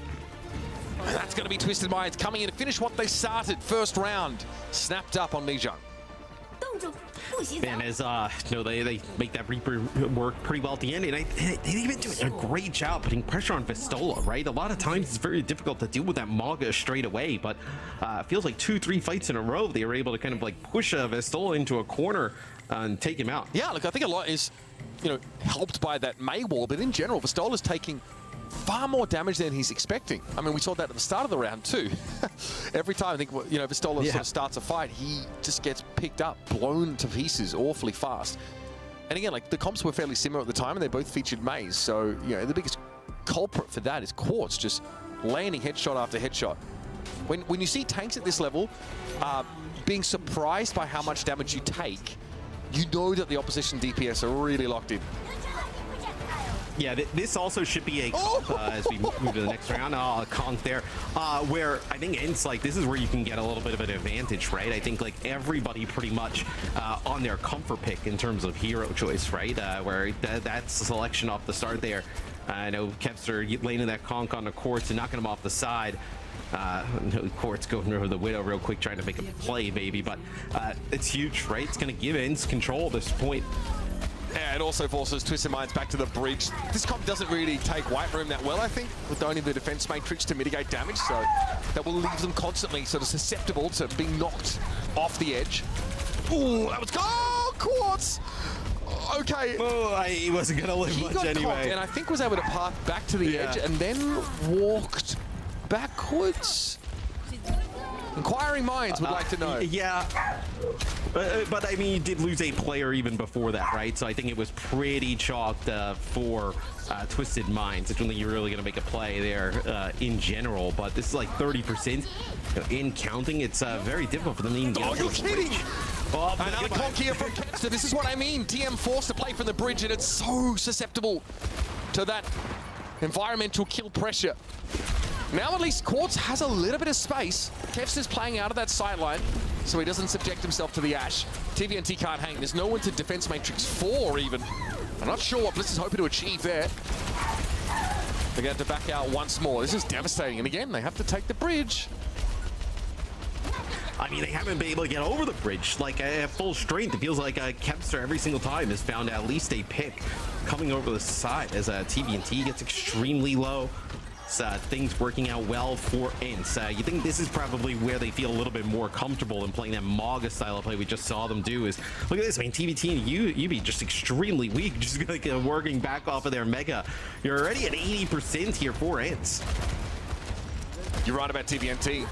Can't spend long in these fights at all, and it's also taking quite a while to get topped back up. Bliss constantly playing as a bit of a loose end here, but the Bob's a problem. Yep, gets the charge straight into White Room. So that route has been closed off to Twisted Minds for now. Bob is chilling. Do not come in here. Yep, this is cooked. I mean, see, even Kevster controlling the tracer position of Yubi so well. Kellex able to turn around and take Yubi down to 1, force a recall or a mega health pickup, constantly checking the backside just in case there's a push for the Ana. It never comes. ENCE with a sound barrier, lost Kevster before the fact, but still have 4 players to work with. Vistola with a remake opportunity with that ultimate. This round's not been competitive. I mean, as soon as TVNT gets demeched there, before this fight even kicks off, I mean, it's just over, right? So this is going to be a 99-0 in favor of ENCE, looking way more comfortable playing this style. And at the start of the round, it's a concussive blast from Kevster that takes down an Ash of all heroes. It's like 2 fights in a row he was able to get a conk like off the side. I mean, right? I would almost, I mean, if you consider Yubi sort of, or Quartz rather, walking backwards off the edge as a conk kill. That's 3 there. But yeah, I think the next one was a knockoff of Vigilante as he's trying to cross the bridge. Because like we mentioned, like I think taking the White Room approach to point with the D.Va composition is really difficult, especially against Ash Dynamite and also Pharah Poke. So they have to go to the bridge, and it's awful against Concussive Blast. Pharah's so powerful on that map. Die Market though, Kevster's going to go for it again. Yeah, it's quite brutal in that type of situation where ENCE stay on this is a, like I mentioned, you know, kind of give players the choice to play any type of hero. Some of these selections probably would be the hero that they would end up choosing. And for Twisted Minds, they're going to change things up completely here, you know, in terms of bringing in the Sigma in. So this is a comp that definitely wants to get control of point first, right? If you can control the point with the Sigma and the Baptiste and the Mei kind of control that space, it can be very difficult for ENCE to kind of battle back, especially with the D.Va. Slowly able to move up the map there. Eventually gets to a position where he can threaten the backline of ENCE with those hype spheres. Kevster a little bit too slow to get out there. TVNT able to bank one off the corner of the doorway. Clean up the Pharah. Now looking to clear the back of the point because ENCE have to play off of it now. They are in trouble. Good start here for Twisted Minds, but slower going. Always very incrementally they have to move up the map. And I wonder if we see ENCE make some changes, right? No, but the Pharah can be difficult to kind of take points back specifically with. So see right now at least it looks like they're going to kind of stay on this. I thought maybe, you know, you even saw them play like a little bit of the Genji Cassidy, right? Can you play Genji? They'll actually play Tracer instead. So good switch here. Going to put a little bit more pressure onto TVNT in the back line as that's a UV wall that prevents any type of follow-up on that Dynamite. Eventually that does clear, but Kai doesn't feel comfortable enough to hang around there. It gets problematic when the Sigma damage is constantly ticking on you. Oh, Kai could have used that. Yeah. Waiting. Who are you like? Yeah, Kevster. Just like, yeah, that's mine. Bio, oh, okay, got eaten up by the kinetic grasp, presumably. That could have been big. Nano here for Vistola. Not going to get much done, though, against the sound barrier. He's going to have to wait this out. In the meantime, though, Yubi did go down. There was a fight on the point there. Has ENCE sent some of their forces to try and cap. They have flipped it, by the way. And now Twisted Minds are down to 4. Here with the Bio forced to trend back towards their spawn. They had Yubi go and contest. They used the sound barrier to try and challenge the front, but it was Kellex and Kevster on the point who they ended up dealing with Yubi, and then Twisted Minds just kind of like caught mid-map with the sound barrier and just like nowhere to go as to be Bliss now playing the Brig. So they see the Tracer on the other side, a little bit more aggressive play coming out of ENCE. They want to play the Brig, a little bit more defensive type of look. Solar in an annoying spot. No one can really challenge this, and then they can drop down and pressure Vigilante. Here's the Bob. Bionate on Vigilante as well. They're going to go for an Matrix here, but this is desperate stuff. Quartz now under pressure. Trying to deal with Sky Reaper. One shot would get the job done. Eventually Sky goes down, but Kellex gets involved. Starts knocking some heads together. TVNT found a decent flux, but was it a 2v4, I want to say? Well, he ended up finding 3, right? And they had the D-Mech. So for a second there, I was like, oh, this could be quite interesting. But you have everybody else kind of falling there for ENCE. Vistola goes back to the spawn. Will actually, you know, just going to get a new mech back. So it's going to kind of change some of his ultimate charge. But since ENCE has gotten control, think about how they even got control, right? They just kind of like won, like, you know, the UB was just on the point trying to contest as everybody from Twisted Minds trying to fight a fight. Oh, that's bad. And that flip could result them in winning the Vistola gets out of the Blizzard too, and he's one-on-one with Nano against the Ash there. That's huge. ENCE look fantastic here. What a bounce back and a team kill to put a period on the sentence. ENCE take away Lijiang Tower. A little bit of an awkward start for them, but man, as soon as we got to Garden, they started to run away with it. That was the first thing I thought of. I said, what a bizarre map 1, right? You know, kind of, you see like a rush at the start where Twisted Minds looks pretty good kind of dealing with that.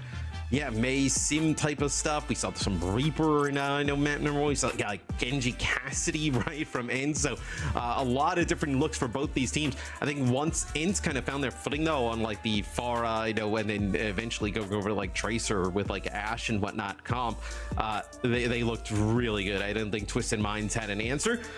I say that though on that final point, right? Twisted Minds, they get control early on as that's the stomp onto the Blizzard. So that's a really sick play there from Vistola. They get control of a point, and I think they just kind of like don't really play it properly from there in Twisted Minds. could have given themselves an opportunity to take that final point. I in think that they really one. snowballed that sort of first fight win in their advantage, and then they have such a lead. I think it's 99-0 by the time that ENCE actually flipped it back. So they didn't really need anything subtle. They went for a Moira Reaper composition to round that out. Okay, so I mean, this map is very much about the concussive blast that gets set up by Kevstra on multiple occasions here, and you'll note that Twisted Minds are constantly forced to fight in areas that are really bad against Farah. Really bad. Yeah, I mean, this one was just dominating. Yeah, so there's the second conk that's on the Vigilante, and then I guess if you want to count that one on the core, it's like kind of 3 kills kind of set up by that. And then Twisted Minds, look, they take this first fight, right? They're in great shape, and then after this, it just kind of falls apart, and then they just never seem to recover. It seems like there's a dogfight then for basically the rest of the map, and Bliss actually gets picked off on this brig a number of times in these fights, and you see that there's a flux attempt there from TVNT. I will say that Sigma on this map is a little unconventional and definitely, like, mobility-wise, easily exploited. This is the last fight here. There's a blizzard thrown down that Pistola just drives through and gets Nano, dives onto that backline and finds 2 kills here. I'm a little surprised, I guess, to see Twisted Mind mix in so many different tank looks because their Diva players look so good so far. And you can see how powerful she is. ENCE, you know, running a Tracer, you know, the Lucio alongside that Diva are really hard to pin down. They're really hard to wall off, and it's just tough to get good Mei value in that kind of matchup. Not to mention the risk of your Blizzard being eaten up by a Diva, which has happened more often than I would have expected at this kind of level. I think TM can play the Diva comp, just match Vistola. The TVNT's been really good there. Clearly, they feel like they need to find an edge elsewhere. Unfortunately, with that comp, Quartz is not really able to shine. Yeah, I mean, I think they definitely can match the Diva. Curious in where they decide to take us, and also quite rare when you look at the stats that, like, you know, that was pretty even across the board, right? You know, the 0.9 to 1 KD, like, you know, within like 2 or 3 deaths of each other. So yeah, considering like round 2 felt like an absolute like drubbing, right? It wasn't really that close. You know, considering that in the mix, Twisted Mind played you know, quite well, actually battled back. So it will be a TM map pick, right? We'll get to see what they decide to do. We've been talking about it where, you know, Escort and Hybrid seem to be obviously where you gain the most value for selecting, but teams have gone with Push, they've gone with Flashpoint, they've made some interesting choices here. So you can try and play, if you're trying to lean into like strong hit scan, maybe you still want to play Sigma, if that's TVNT's idea. You have you can play maps like Circuit. I think you want to avoid if you're trying to opt out of a Diva matchup. Again, there are plenty of those hybrid maps also in the pool that can be selected from. Guys, go to Stockholm. Let's go. DreamHack, of course, is coming up, and this is what it's all about. This is what all these teams are trying to qualify for right now. And what a way to cap off the year of OWCS, this new era of Overwatch, by heading over there. DreamHack.com/Stockholm. That's where you can find tickets. Matt might be there. We might actually get you out of the house for this one. I'll be there. I'll be there. I'm excited to go to Stockholm. We haven't done an event in Europe in it's been a lot years. It feels like the new Jönköping, right? Is that for I us? mean, yes, us personally. I guess we had like a stop in Paris and we had a homestand in London, right? But yeah, in general, haven't been able to do too much of that stuff. So that's where we head over, and of course we've got a teaser for you to whet your appetite for what's to come. Even the devil looked away in disgust. I'm sorry, what just happened? Steve, look at the health bars just trickling down. They're running out of time. Beautiful boot from Junbin. Oh my word. Oh, they're making the hard work. Look at that shoe coming in with the nano too. This might just be enough.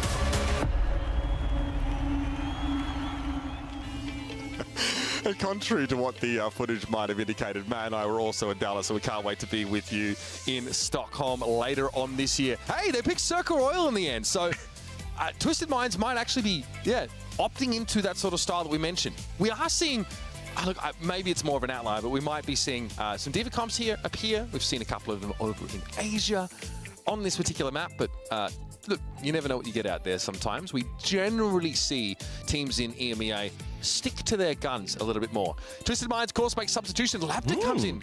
A Farah play, maybe? Yeah, potentially, you know, obviously UB can play a lot of the, whether it be like Tracer, May, those type of things. Yeah, maybe we see a Pharah potentially here. Yeah, Pharah Echo potentially for Twisted Minds. So could be quite an interesting map. Don't know if we have any substitutions for ENCE. I believe probably going to kind of roll out with that same lineup. But yeah, D.Va, Sigma definitely in the cards here for Circuit Royale. Okay, yeah, I mean, no chase coming in here, of course, for ENCE, and maybe not on a map like this anyway. But for Stoller, look, if it's going to be a Sigma star, if we're going to play those poke compositions, that's very much in his wheelhouse. ENCE also does play a really annoying Pharah comp that in the past they've actually thrown Lifeweaver in here, and they, you know, throw the pedal. I'm not trolling. They throw the pedal platforms for Kevster to stand on, so he never actually has to touch the ground. It's super stupid. Very annoying to play against when ENCE are on the defensive side. Get the Telestrator out with the fire for the Lifeweaver. Yeah, it is fairly unique, and we don't see it all that common. It's also, but it does allow your Pharah to get free barrages without nano or anything like that, because you can sort of yoink her out if you're worried that she's going to get eliminated. So there's a couple of things that it offers you. I don't know if ENCE is still working on that sort of version of their Circuit Royale composition, but if we get to see it, it's always a treat.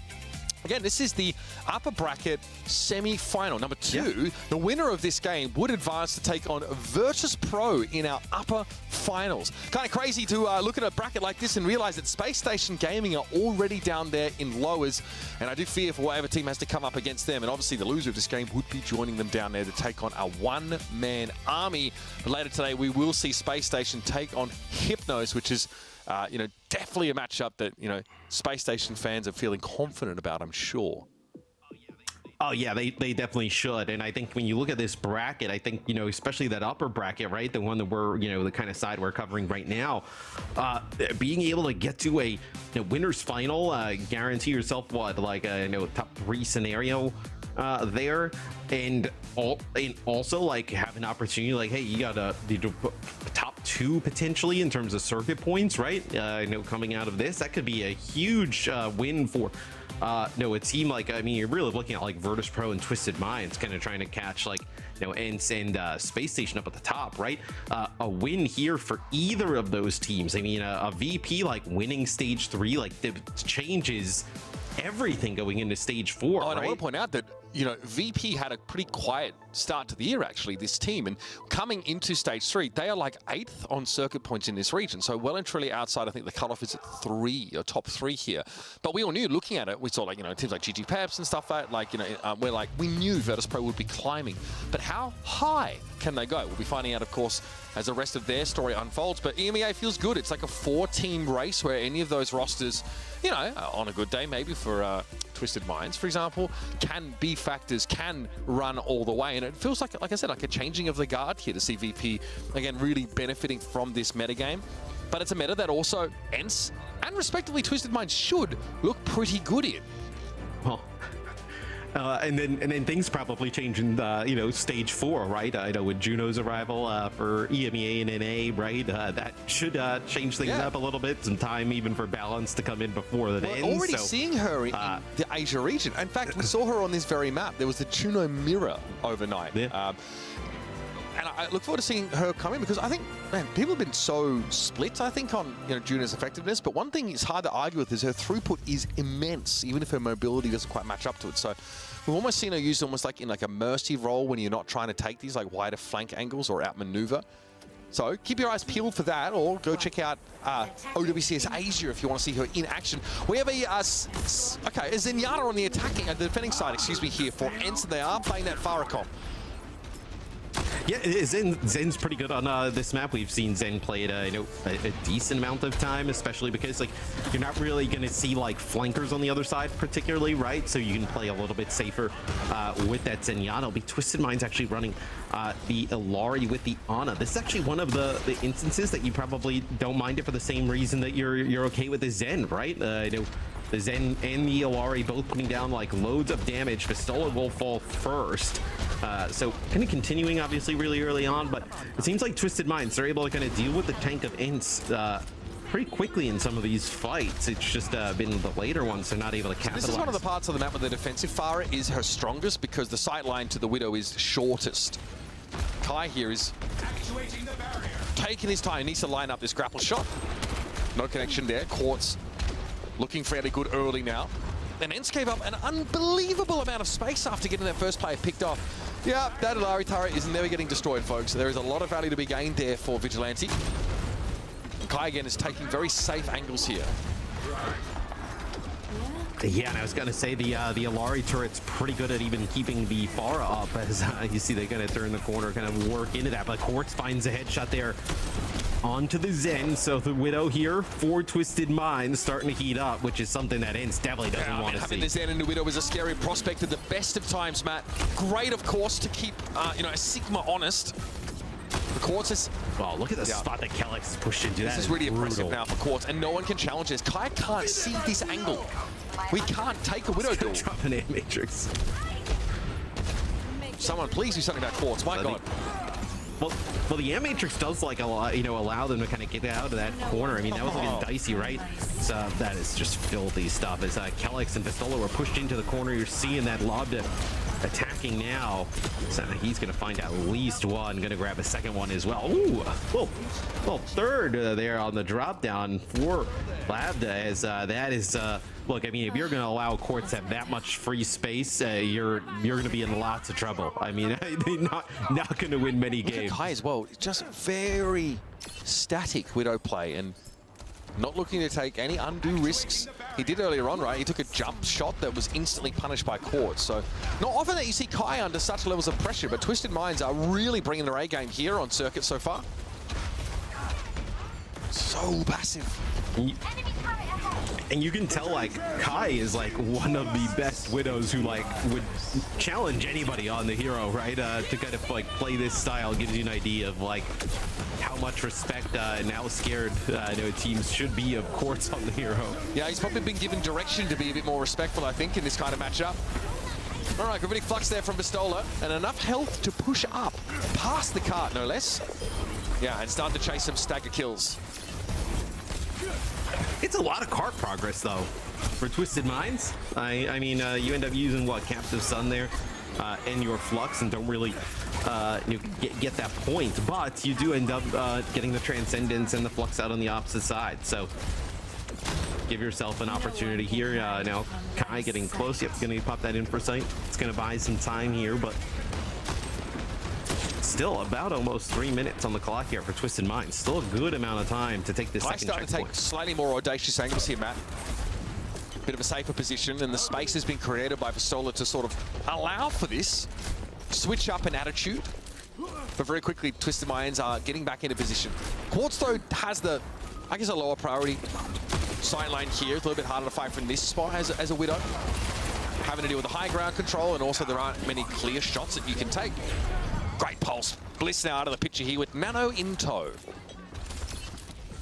Yeah, Bliss is trying to do everything he could to keep Quartz alive. Ended up kind of paying the price, suffering from a pulse bomb there.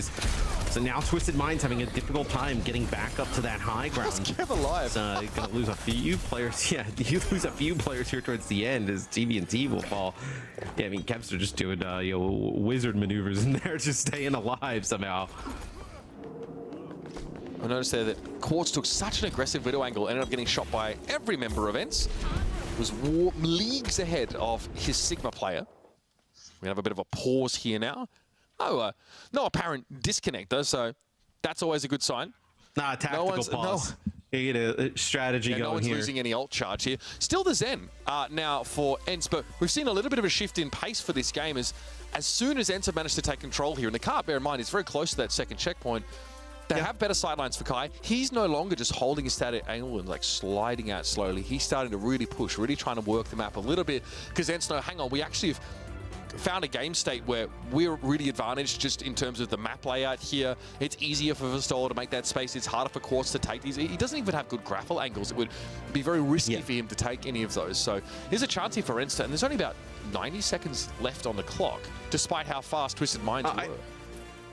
I think what you'll see happen, though, I imagine Twisted Minds ends up using this infrasight, right, which should force ENCE to play a little bit more defensively, which should give them space to kind of like move up, right? So here's that infrasight. This is going to allow them to gain some of this space. Quartz held the shot just to be sure, but the strafing from Sky Reaper made him hard to hit. Transcendence coming up here, but of course That Bionade will shut that ability down.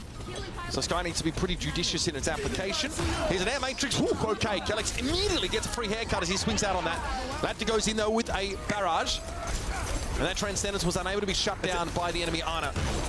Discord Orb and TVNT makes him an easy meal. A shield restored now. Vistola can get healed up. 60 seconds.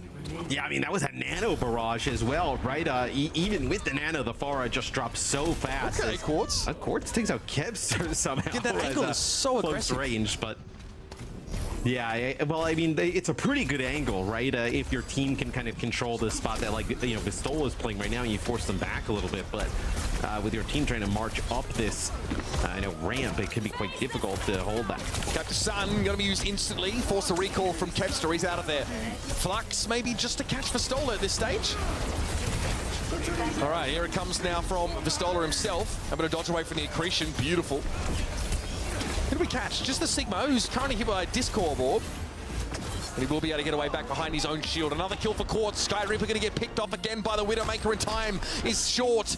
7 seconds left, and ENCE are short-handed. Vistola stunned up briefly, catched him with a bomb, found TVNT. The perfect pick. And Vigilante goes down to Kai. Lapta really has to salvage the situation now, but it's getting a little bit ugly. Has to try and outrange these hyperspheres, but there's an immortality field up for Kellex now. He can do what he pleases in the backline. TVNT switches to the Diva. There will be time for Twisted Minds to regroup, and Lapta stays alive in his position. Vistola, please. He eventually turns around, finds the accretion, but who is going to help him now? He's lost Sky. Good dive into the backline, but TVNT can't fully commit on Kai, who's got to step up a little bit. Kellex is down eventually. TVNT got the job done with that dive into the backline, but Kevster is at large. A big problem. And eventually Twisted Minds are going to be brought to a halt just before that second checkpoint. Yeah, it was extremely difficult for them to get up the ramp. Once the push kind of stopped, it was pretty much impossible for them to get back to the payload and keep it going. So that may have been where like the Pharah kind of like starts to not really work and pay off as much, right? You're trying to use the Pharah to get up towards that high ground. It can be quite difficult. Where ENCE comes up clutch there in the end. I mean, it's the pulse bomb from Kev onto TVNT that starts to open things up there.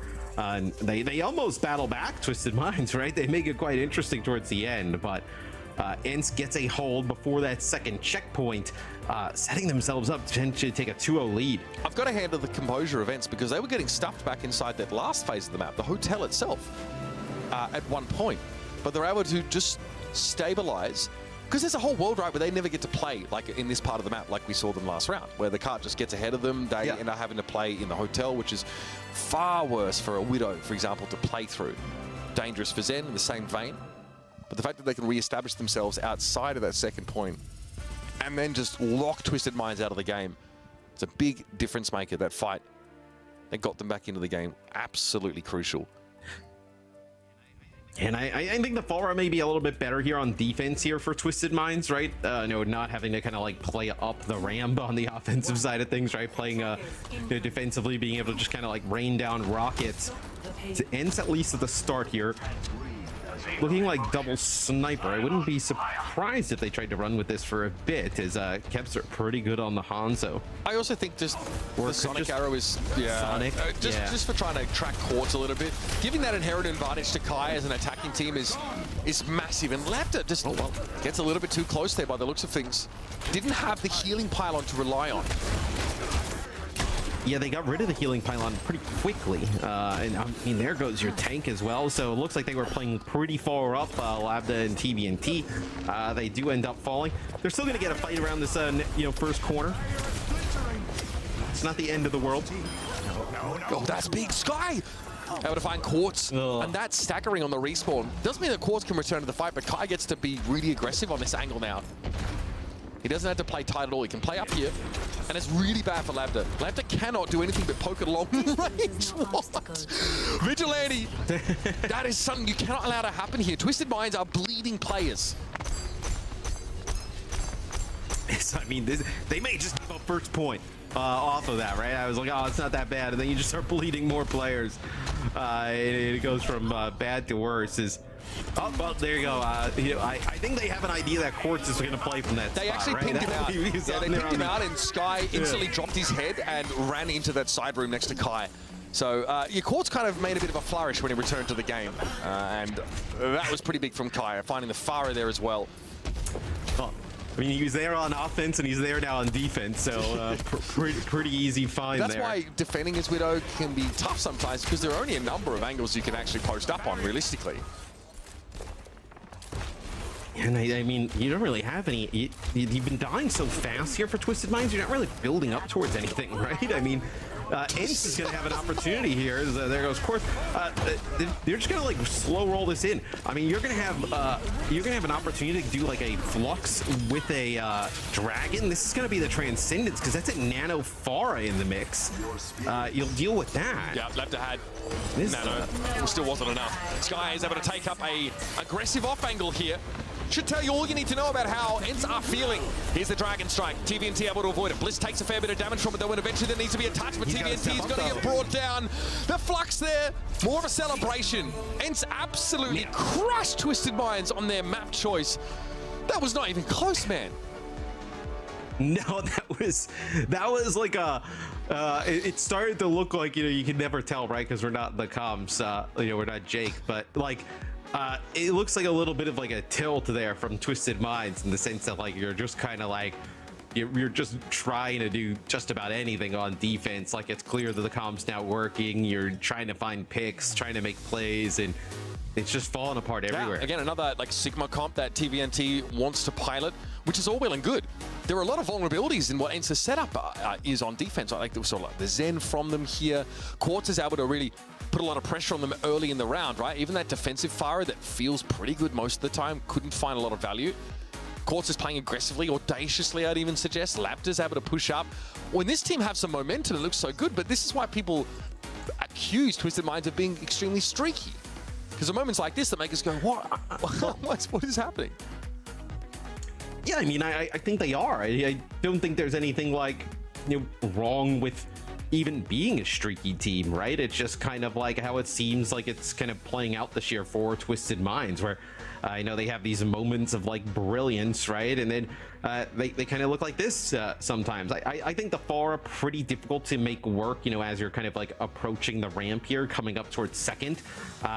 It already like a difficult target up in the sky, right? I know, to kind of stay alive with, and then just, you know, giving the other team high ground. I mean, that's just a nice shot from Sky. Nothing that you can really do there if you're Quartz, but this was just all-out dominance from ENCE on offense. Beautiful grapple shot there for Kai. I think having the Sonic Arrow to assist him is pretty big, because we were sort of talking about how he was waiting on an infra side to try and get the edge on Quartz when he was on that defense side. Quartz definitely felt like he had priority in general. Another double sniper comp. Also with the Orbit Discord, you know, being applied pretty liberally to TVNT meant that it was really hard for him to take any of that poke himself. As soon as that shield came down, and if he didn't have a kinetic grasp cooldown, he's taking 50% of his HP in the blink of an eye, and there's just too much pressure. These sightlines are long, so if you find yourself overextended, no shield, no cooldowns, and only half of your health, you can't run away. You're basically dead. There's nowhere to hide. You see players try and tuck those little corners there just in front of that first checkpoint to try and avoid that poke damage. But yeah, it's a lot to ask for, and it's rare. It's rare that we get to see a double sniper composition like this. And Kevster had his moment. He has great shield pressure on the Sigma with Storm Arrow, and he also managed to find a cute little shot there on Quartz towards the end of the round. Where in the world does Twisted Minds take us now? I'm like, okay, you know, they don't exactly want to, like, you don't want to mirror like Ramatra comps, right, against like ENCE, right? Do you want to play like Diva Sigma, like we just saw how it kind of went? But like, do you like, I was gonna say, like, do you play like Dorado and like Quartz play like long range hit scan again? They'll actually play in New Junk City here. So this is picked by Twisted Minds. Not picked by ENCE, but Twisted Minds will pick New Junk City here. I think that, would you see Yubi come back in here potentially? I think that's probably something that'll give you an idea of what they want to do. Yes, I'm almost certain that Yubi comes in to play this map, especially Laptor's hero pool has sort of been demonstrated to mostly be those airborne heroes, and playing Pharah or Echo. Maybe Echo is more of an edge case here, but no, I'm particularly convinced that Yubi comes in on the Tracer, or maybe even see some of that sim play. But in general, Twisted Minds here, look to make the substitution, bring Laptor out, and Yubi back in. I don't even know how I mean, you can play Sigma on this map. We've seen like the attempt at playing that poke style, but you could play they could play the Tracer. You could see them play Mei, right? They were playing Mei, on Li Zhang. So potentially an option there is Maimon comes in. Yeah, he'll come in for Kai. So probably feeling that you don't maybe need the hit scan here for ENCE is that's a role that Kai definitely plays for them. So potentially like you're looking at like Echo Tracer here. There's a lot of crossover. Or you could be looking at like you can play. Are you looking at like Venture? Yes, yeah, Venture. There's a lot like you can play Genji Tracer in that comp as well if you want to. I don't think that ENCE are gonna go for like a Genji Tracer Malga look, but it is an option obviously. Maimon is a solid Genji. Also, Maimon sometimes subs in here at support to play Iliari. That's what ENCE like to do. So really an all-rounder on this roster, but yeah, seeing Kai come out means that they're definitely going to be more invested in playing flanking DPS, or at least a composition with a higher mobility and less susceptible. Yeah, you think it opens up Kevster to play, whether you want to play like Kevster and like Tracer, right? You could play Kevster on the Echo, play Maimon on the Tracer, right? A few different options here now. They have a fair bit of overlap between their hero pools, much more than sort of Kai does with any of those other players. But I do think that, like, we see Maimon be able to pick up like the Echo if he has to. I think like having Kevster on Tracer here is a bit of a no-brainer. Yeah, if we see a Venture comp, we start to think like Malga or something that's a little bit more all-in here. You could also play the D.Va on this map. It's just far less common in general. Vents is nice, Ducts rather is a nice spot to play here just because of having that verticality. But we're about to find out either way, folks. This is Twisted Mind's last chance here in this upper bracket to hang in this series against ENCE. They have themselves a map pick here. TVNT, a lot of Sigma so far this series. And you'll be subbing back in, hoping to be the silver bullet for Twisted Minds to get themselves out of this little jam. It's potentially a Maga mirror here on the horizon. I think a 3-0 here for ENCE would be extremely impressive. Like, this is not the Twisted Minds that we saw early on in the season, right? This is a very good Twisted Minds team. They just look like it because ENCE are that good. Yeah, playing at the moment where I think then, like, ENCE, they gain some confidence to potentially win stage 3, right? The VP space station extremely close, right? I think maybe you're the favorites going into that matchup. So it will be Venture Genji here for ENCE. Same exact thing for Twisted Mind. So a mirror matchup. Very much all-in comps here, with of course those Kiriko Lucio backlines. Straight away, Vistola and TVNT waste no time exchanging pleasantries. Vistola was attempting to dive with Maimon there, but Twisted Minds all folded back from that pretty quickly. Yubi here on the Venture, able to avoid garnering too much attention early. And Vistola eventually gets brought down, so that frontline damage just too good. And ENCE again, back to a composition there. Looks not so great on Lijiang Tower. Yeah, and I think what you're looking at with these comps is like the use of that like cardiac overdrive from the Maga and the stomps, right? Making sure you get extreme value out of those two abilities, where you can see TVNT doing a great job putting down some damage and using those abilities at the start, just being able to outlive Vistola. Vistola taking a lot of damage, doesn't have that cardiac overdrive, and not as much support there, and falls over rather quickly. You lose the Maga in these types of mirror matchups, you're in a lot of trouble. It was a failed engagement, I think, for Vistola and Maimon that sort of set them back in the first place.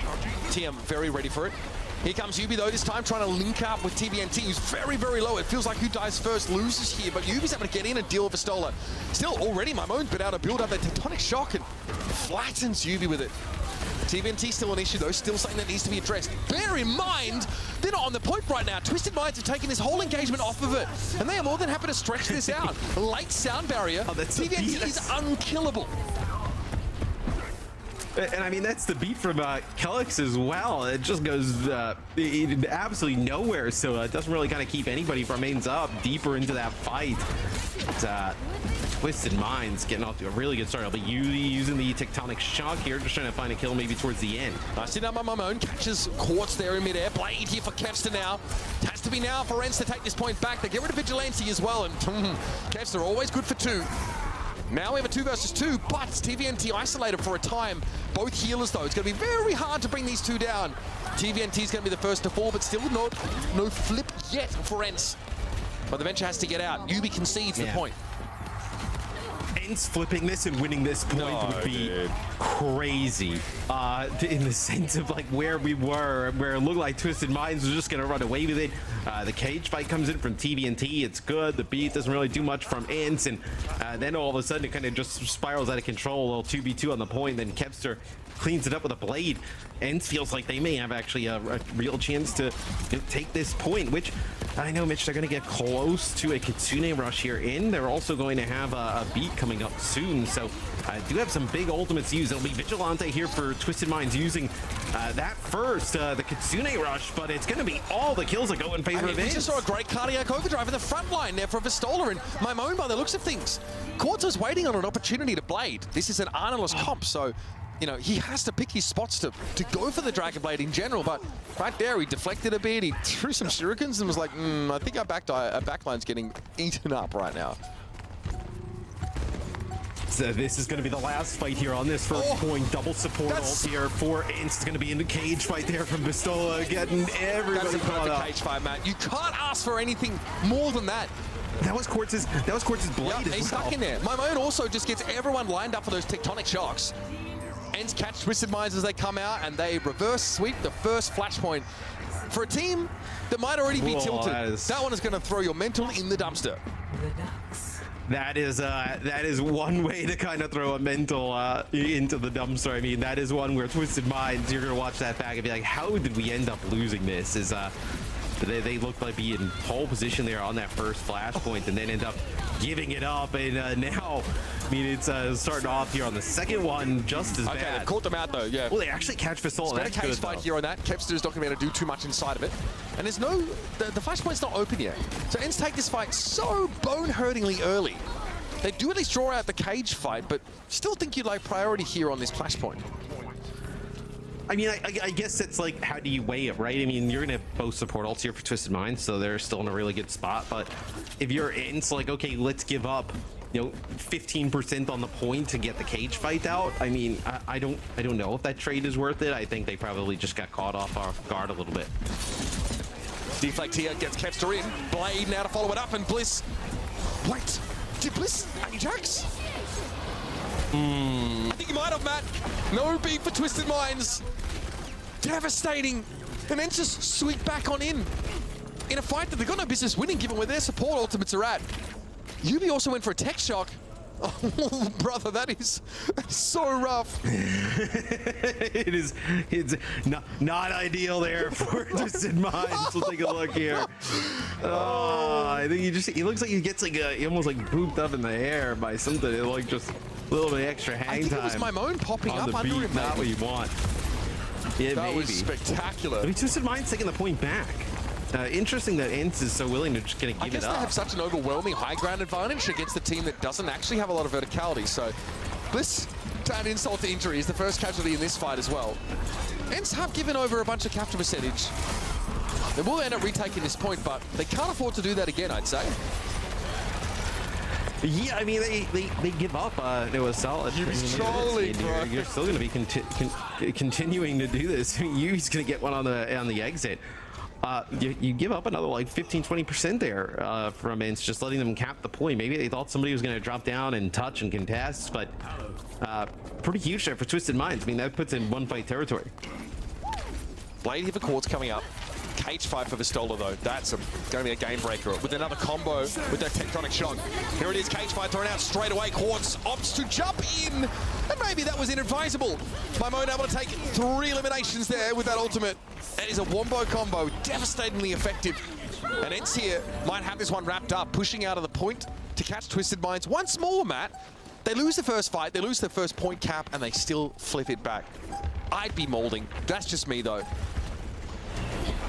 I mean, I imagine they are. I mean, this is a series for Twisted Minds that definitely seems like it's kind of gotten away from them a bit. And when you look back at it, actually pretty close in terms of maps, right? And how they've played, where ENCE looks like they will get to the point here first, and they'll also have this beat. It's happening again. That is an odd play there, yeah. You see Mimo now out of position there. Quartz ends up picking up the kill. ENCE win a first fight challenge, literally impossible. Blading for Kempster, perhaps he wants to subvert the narrative, but Quartz is able to get involved as well. Sky's down, collects. Yeah, see you on the next one, buddy. That should be enough here for Twisted Minds. Vistola lingers, but that will be that. Another first fight win for Twisted Minds. Yes, Kellex ends up pulling out of the beat, doesn't want to end up popping it there. Having a Ajax type of situation, being hunted down there by Quartz. So now Twisted Minds, you have that cage fight plus tectonic shock combo, right? We saw ENCE put that to great use. ENCE does have the sound barrier to potentially fight through that, though. Mimone takes a flank angle up. Here comes a push. Kellex gets in there now with the sound barrier. No interruption. He's able to get it off comfortably. Inside the cage fight, a bit awkward for Mimone here, but should have okay, may have had a cooldown to drop below ground, but the tectonic shock claims him. Yubi here, an absolute nuisance. That's 2 for him until Vistola stomps him out. And ENCE get back into the driver's seat here. Spinning a sound barrier in that fight, but building up towards their next swath of ultimates. Yeah, and the sound barrier is used aggressively, right? They just kind of like speed on in. TVNT still uses that cage fight trying to catch a few players. Looks like only connected with like 2 potentially, and ENCE is totally down to take that fight, especially like the Venture inside of the cage can still build up like lots of shielding. Be pretty difficult to take out as Mimone looks like just trying to like assassinate Yubi there with a quick drill into a shot. The Welsh like dragon melee. wants nothing but blood all the time. he's the Welsh dragon, bro. He's I hope that catches on. I don't think so. It's Continue Rush now, answered by a sound barrier from Twisted Mind. What a stomp, though. Everybody in TM seemingly caught inside of that. And a cage fight here comes up in a timely fashion for Vistola. An absolute wash here as Twisted Minds utterly capitulate to ENCE. Yeah, Kepster with a blade for fun there towards the end as Twisted Minds, this is desperation time, right? You're going Tracer Diva, just trying to get back towards the point to get a touch. That's not going to happen. Bliss gets caught out as he tries to make his way to the point, and there you have it, folks. 3 flashpoints of 3 for ENCE. And adding insult to injury at every step of the way, they give Twisted Minds a sniff of the cheese. They let them take the flashpoint to start with. They even let them get to 99% on the first one. And then they swing back through. TM absolutely in the emotional doldrums. Great showing here for ENCE, though. Showed us a lot of different looks here, but in general, it's the same things that have worked for them in the past that have carried through. Mimone comes in, shows us how good their Malga composition is. That's always going to be a good fallback for this team. Vistola, though, on that Sigma, the Circuit Royal play from Kai was also fantastic. They're just so consistent, ENCE. Like, every time we see them, we have a good idea of the comps they're good at. They're very, excellent at those. The teamwork is great. And they're able to, obviously, achieve great things, playing these styles of play. I think they're going to be difficult for VP. I think that's going to be an awesome match, by the way. And I'm worried about Twisted Minds going into the loser bracket so quickly after this one. I think that'll be one to watch. A one-man army, of course, later on in that lower bracket.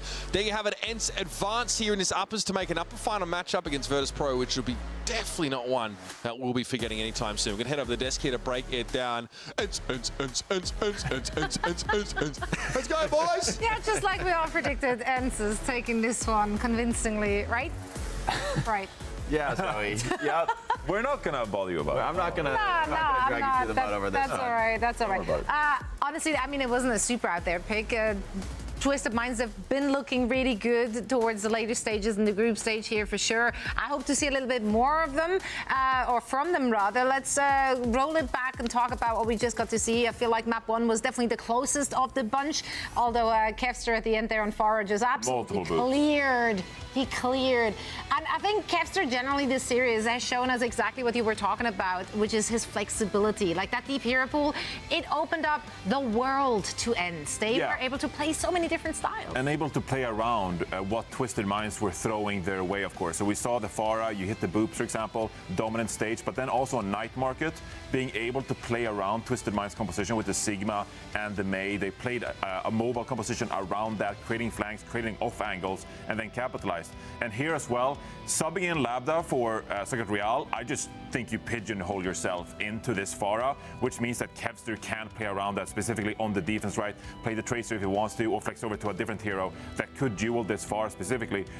So I think Kevster was just dominant throughout this series, and then Maimonis welcoming in on the venture to map 3, I think really helps ENCE elevate their play, whereas previously in earlier stages this spring, like they had Kai in, and if Kai had to play Tracer, they were kind of like, well, we kind of just have to deal with Kai playing Tracer. Now they don't have to with Maimon on this roster, and it just gives them so much more flexibility. So really impressive 3-0 win by ENCE.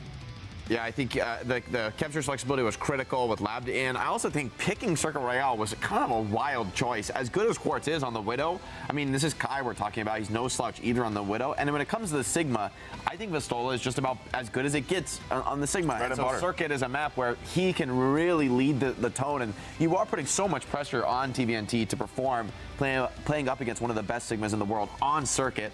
It's going to be player of the match to Vistola, was it?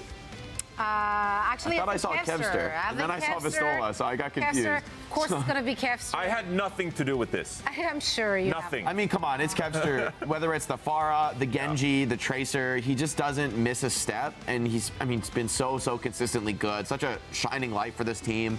And I think the team has really stepped up around him, right? Whether it's Maimon's flexibility, Vistola in a great patch, and the support line just being super consistent. Sky had a really great map here on Circuit, a lot of big moments playing the Zen, where a lot of teams have gone towards the Alari, but sometimes the Zen, man, when you're just connecting those headshots, it's kind of unbelievable how much damage you do. It's incredible how little we actually talk about that ENCE roster in general thus far, because they are so very stacked. There's so many veterans on that player, on that team, so many players to talk about and talk with as well. We actually have an interview ready. It should be Vistola joining us for a quick chat. So first things first, of course, congrats. You made that one look very easy. What did your preparation look like against Twisted Minds? Thank you. In the preparation, I guess it wasn't that complicated because we kind of know what they play. They have an off-tank player as well, and we play mostly off-tank comps, so we know how to beat that, and we know what works. And I think we just better team as well, so we didn't overthink it, just played our stuff. Maybe counterpick a little bit, and worked out. I'm kind of curious what it's been like playing on ENCE this year, because you've had a lot of roster changes just like throughout the year. As you look at this roster you have right now, how are you feeling about the roster right now, and what it's been like flexing between all these different players coming in and out of the team throughout the year? Well, even though we changed a lot of players, our style has always kind of been the same, and I think the current roster we're doing really well. We have the most flexible roster we've ever had, and we also have the same talent that we always had. So I think this is the best version that we've had. Yeah, you guys are really showing that as well. And I mean, as good as you were today, Vistola, I'm curious if you know more about the situation with Chase, whether we might see him in the lineup potentially for other opportunities, or is it like logistical issues about getting him to potentially play, if there is, let's say, a Winston map or something like that on the horizon? Well, today, it kind of just goes day by day. Chase is gonna be here. His power goes out, sadly. So that's why I had to play Winston yesterday. And we didn't have him today at all either. So maybe we'll see him tomorrow. I don't know yet. I don't think he knows either.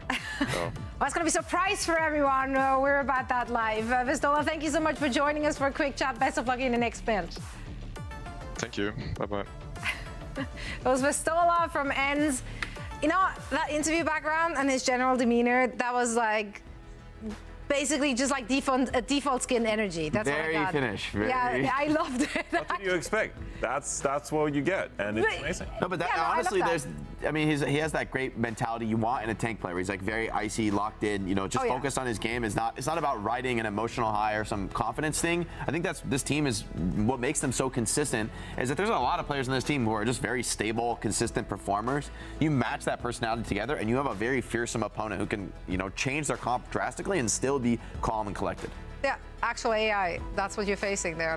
That's the energy I was given there. Love Vistola. Love to hear from him in the squad. A well-deserved victory for ENCE as they're moving on in the upper bracket. And of course, that means the Twisted Minds are now in the unfortunate position of having to fight through the lower bracket. And that's where we're headed next. So make sure to stick around as we're going to dive into all the action after a quick break.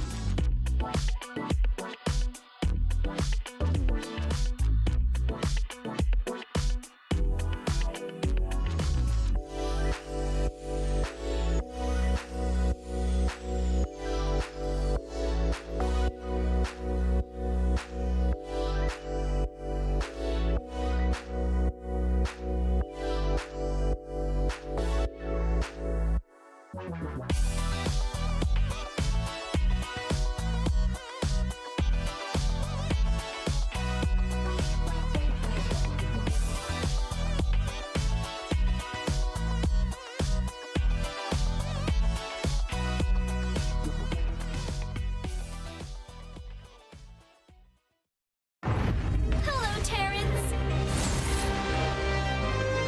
I am Juno.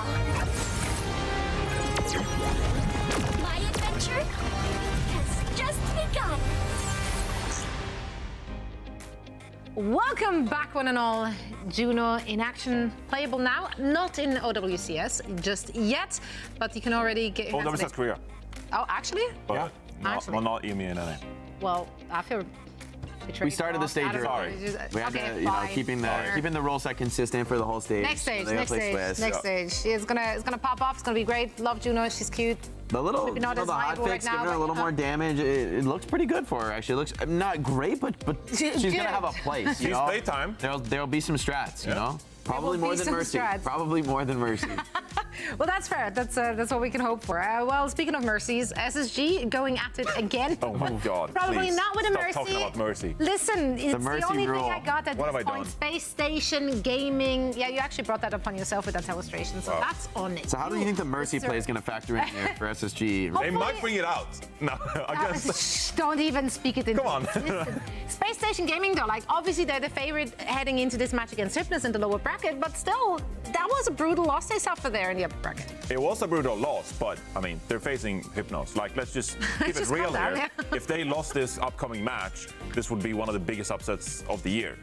So for this team, I think, yes, you might keep the VP match in the back of your head, but this should just be cleanup duty. These are still amazing players that are competing for #1 in EMEA, right? And there's stiff competition with ENCE, Virtus.Pro, but they should be able to comfortably beat a team like Hypnos. Again, it was a 5-map series against VP. They brought out a bunch of different looks, so I would not be concerned about SSG in the slightest here. And Hypnos is the opponent they're facing in their elimination match. And this is a team which looked their best, really, when they got to play the dive. So that's what they were aiming for. Yesterday in their match against Super Shy, though, we saw them divert a little bit. They tried their hand on Brawl. Jake, please refresh our memories. How did that go? It did not go well. The Brawl was really not their strong suit. Super Shy really had their number, and I think going up against SSG, I think you really want to avoid the Brawl matchup. Hypnos, they're at their best when we see MCD on this Ana, Skytor on the Winston, diving in, create space for Kyo on the Ashe. I mean, they do look pretty good at that style, and I would think that's also kind of SSG's weakness at this moment, is that their dives aren't nearly as refined. So maybe there's a way for Hypnos to bring us to a dive mirror. At the same time, I think you're right, Johnny. SSG just has such strong players. Even if this is like an opportunity for them to maybe wash that bad taste out of their mouth and prove to themselves that they are a strong dive team, that they can make this style work if they just clean up their own play and maybe play with a little bit more confidence against a squad that isn't as well known and doesn't have the level of heavy hitters. Hypnos, in the end, this is like kind of an upstart team, a lot of new faces trying to make their way up in the scene, and SSG should be, in theory, too much of a test. At the same time, maybe Hypnos can find their way to a map win, and maybe SSG, mental boom. That's what we were hoping for here. Obviously, that's what everyone is hoping for. Am I tripping? Not everyone. Right now? What Hypnos is hoping for, to be clear. But speaking of Hypnos, have they not faced off against each other in the groups? They have, right? They were both in Group A, were they, right? I think so. Someone please fact check. You worked the group me. stage. I worked every single day, but those are also like 11-hour days. So like at the end of it, like I really don't remember much from each and every day. Just models together. I feel like they faced off against each other in the group. They both played the dive, and Hypnos looked lost. Like I think Skytor literally didn't know anymore when to peel, when to go in, when to do anything. And Hardy looked very competent, obviously, and comfortable on that Winston in that series. A repeat of that, perhaps, if that ever happened. I'm not entirely sure. Let's send it over to our casters. Maybe they know? Did it happen? Did it not happen? Yeah, they looked really good, actually, like on their dive in general in that group until they played SSG. I actually think that game might have happened off stream. It might have happened on the first day. So why would I have seen that? I don't know, but there obviously was that first day of qualifiers that was mostly captured by our wonderful co-streaming. I actually think you and Avril casted it. Nah. There's no way. I think that's true. Again, don't fact check that. But to be fair, I do remember seeing it either if it was later on or earlier on in prep or in the actual game itself. Yeah, but most people probably muted you, so it was technically off stream, I guess, right? So, it's just like the co-streaming in that one. In that one, they played Samoa Dorado and Eichenwald. Oh, in it that must be nice to have a monitor right next so, to you, big guy. Okay. No, I just remembered it. I just remembered it. Ball dust. That is ball dust, mate. What? There's no way. I don't believe you. Nah, it just, yeah, I'm just like my brain is just a big data center for, you know. For the different Doritos flavors and fantasy football teams you've had over the years. that's what you've used all the space for, mate. It's like it's literally like if CERN was invented for the art of busting rocks with your head, you know, or just crashing boulders together. The Giants look this year. I can clean up some disk space in my brain and just delete football. And we all know that's not going to happen, folks. But here, again, it's an uphill battle for Hypnos, and that's putting it lightly. Yep. Yeah, and look, I think the rush is obviously where they don't want to. Want to play more of kind of what you're seeing here now. Space Station will play the Reaper. Interesting. So we saw the Reaper being used a little bit earlier on this map. Space Station was using a lot of like May, but maybe, you know, obviously knowing what Hypnos is going to do, right? You could put so much pressure on Skytor. Already they're looking for a way on in. Skytor does get there, but yeah, the Reaper's something that he's going to have to work around. A lot of bubble dancing, and those bubbles are going to be short-lived indeed. Jumping back here is Skytor. Space Station obviously now starting to cap this point, and Hardy is here with a Bionade, so MCD doing well to line him up, but he's able to shrug that off easily enough. Still no full cap here for either team, though. A really drawn-out engagement. Those health bars are looking hairy for Hypnos, and eventually they lose their main tank. You can see Hypnos like on the bridge, right? I mean, just taking so much damage, never being able to kind of get into position to, you know, get even like close to the point, as Space Station will be in control of it first, where this Reaper definitely giving some troubles in terms of, you know, Skytor wants to be aggressive, right? Wants to go in, but can't exactly, you know, be around that Reaper for too long. Is SXJ going to play the Pharah here? So just try and put some more, you know, long range damage down and, you know, scare that Reaper a little bit, right? No real answer for the Pharah here for Space Station Gaming. Now trying to play inside the dojo Space Station. Skytor trying to accost some of them here, but courtside a Kitsune Rush. They are able to find Lennon, and Skytor's been able to translate into a Primal Rage here after MCD set him up with the Nano. Pulse. Captain Prash won't be able to avoid that one, and Hardy goes in on his own Primal mission. Fresh meat, boys, back on the menu.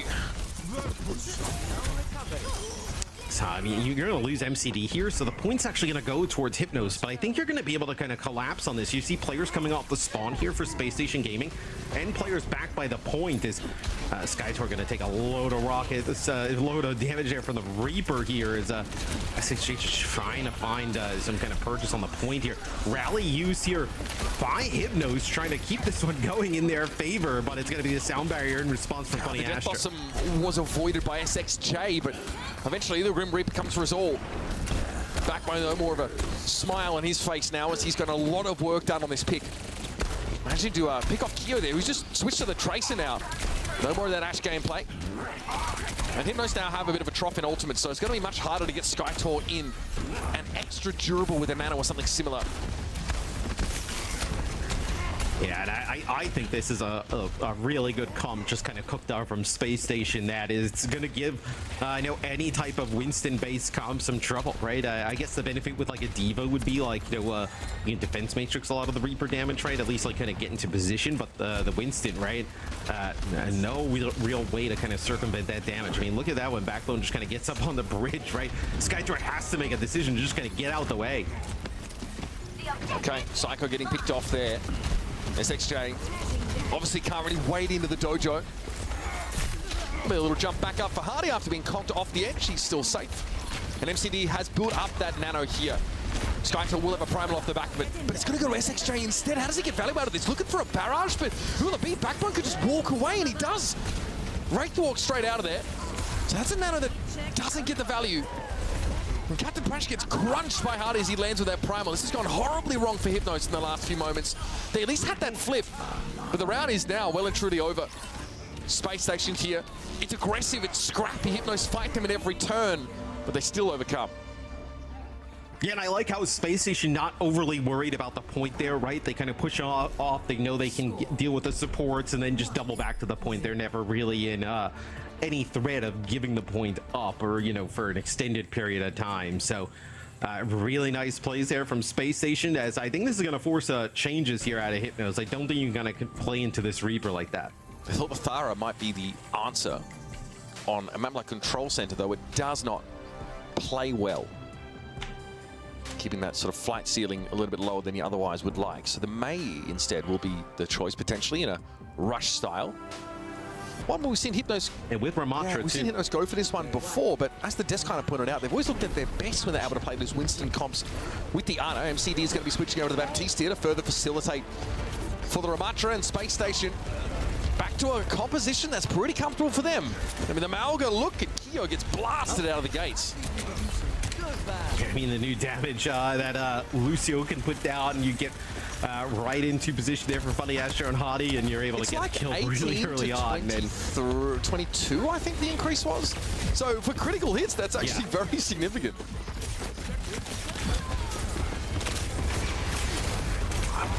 How are you going to get in here healthy if you're Hypnos? Like, you're going to use a May wall here. You separate Backbone, so at least you get a pick off at the start. But look at that slam there from Hardy. Still, though, very deep he went, and he had to contest with the Immortality Kid of MCD. So that kept him standing a little bit longer. Wait a minute, Kyo goes down. Still, the Ramatra's an issue, so Space Station will concede, but they'll be back in the fight a little quicker now. Well, that is extremely sus. Here. Yeah, you're going to lose Skytor as well. I mean, yeah, you're in a lot of trouble. This is going to be Space Station taking the point. I don't know what Astro was up to there. He just got punched into pulp by Skytor as he ran past him. Hey, no harm, no foul. Space Station up the point once more. Little limit testing never goes astray. I mean, wouldn't you say there was a foul? He died. There was. I mean, if it was up to me, it'd be a red card, mate. But I don't make these decisions, so. Yeah, that's soccer. that is football, that's right. Okay. Skytor trying to establish himself here on the point, but don't know if he knows about the pulse bomb that would be waiting. Not needed, though, to bring him down. All of Hypnos are so far away. They see Kitsune Rush. They realize this fight is lost. You're worried about it. If you knew that the pulse bomb was coming, he definitely knew the rush came. He was kind of stuck inside of it there. Space Station got extremely aggressive, and now for Hypnos, look at this Psycho lurking with a pulse bomb here, just gonna give the intel to the rest of the team. See if he can maybe come up with one. Man, look at the damage that Kyo takes right off the rip. Psycho has to wait a little bit longer. Pulse bomb dropped in the doorway, no stick there. Hardy actually went down. The sound barrier gave Hypnos a moment there. Recall for Psycho though, as he otherwise went quite low, but he's still deep in enemy territory. But that's where Space Station want Hypnos right now. Backbone goes sailing over the edge. And it will have to be FunnyAstro returning, giving up a point for a moment. Can he get Hardy back in the fight? And no, they're not going to bother contesting, I think, as the May wall kind of comes up. Unless Hardy feels like the Maga is strong enough to kind of stand up to 3 players on the opposite side of things, which it might, as now you're going to have more players back in action, as you're going to be able to combo that cage fight with a Tectonic Shock here. So it's going to be the Kitsune Rush. You're going to back out of this for Space Station. Disengage from it, force Hypnos to play off of it. Still, though, they're able to use that momentum to run Astro into the ground. It was a cage fight here for Hardy. Into an annihilation from Skytor. Not exactly the person you want to be caged in with. Still, though, the cardiac overdrive helped to a degree, allowed at least Landon to pick up Keo. And this is going to be a drawn-out fight loss for Space Station at this rate. Hardy falling, it's almost certain. Yeah, and I mean, there's your tectonic shock, right? And cage fight out. So Hypnos battles through what could have been a pretty devastating combo there. You know, really behind their Kitsune Rush Annihilation Blizzard. So now this will be the big challenge for Hypnos. They will have a sound barrier to kind of deal with this Kitsune Rush. Winning this would be huge. Skytor here wants to play the corner behind his shield. Hardy low, too low. Landon goes in, Kitsune Rush. Can he keep the Malga standing? Of course can. Of course, the cardiac overdrive also pretty helpful for Hardy, especially once he gets into the thick of things. Skytor needs to go, and he goes first for Hypnos. They've lost Landon at Space Station. FunnyAstro wants that sound barrier sooner rather than later, but there's the flip. Keo, they're under extreme pressure now, and I think MCD is headed the same way. Despite losing the first kill of that fight, Space Station now sitting pretty, and SXJ has no way to stall this out any further. That's a nice block that will only delay the inevitable. Great pulse on Skytor, tries to return on the Doom, but Pulse is very good against him. And that'll be a sound barrier just to make sure, an insurance policy, as SSG take our first map.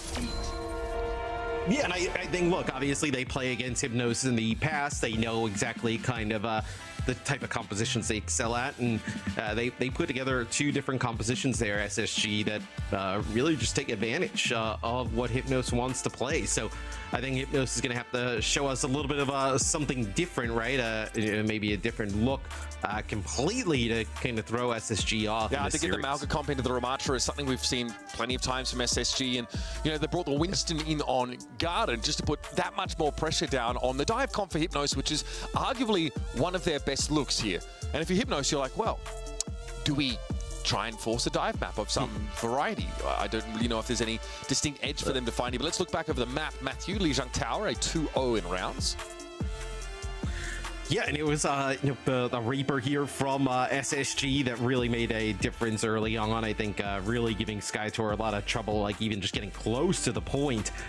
Even though there is some percentage here for Hypnos, it was really it was kind of just like giving up percentage, right? Like SSG didn't like lose a fight per se over the point. They kind of gave it up to go, you know, take out a player here or there, right, and then double back for the point. Yeah, there's that first round, of course, where we did see that, like, the Nano Primal sort of pipeline for Skytor and MCD, get them some value, allowed them to sort of get on the point early. But you kind of mentioned here, SSG towards the end of the round, they allow the point to flip. They say, we can definitely take the fight off of it and find success. And here in their second round, this is the end of the round. Skytor obviously mostly playing Ramatra on Control Center and manufacturing some picks with the May. Obviously, Ramatra very powerful, still in Nemesis form. A couple of eliminations there from Skytor that gave them, you know, a chance to get their head above water. But yeah, I mean, this is pretty straightforward stuff here. SSG, only the 17 deaths over the course of the map. Very solid, well-rounded, like we expect. Round two is much closer, right? I think I know how we talked about map one, like they were just kind of like getting some percentage by SSG, just giving it up. Hypnos definitely battled in round two. They were able to actually like win some fights and engagements. So I think that probably bodes well for them moving forward. Is it well enough to win a few maps, win the series?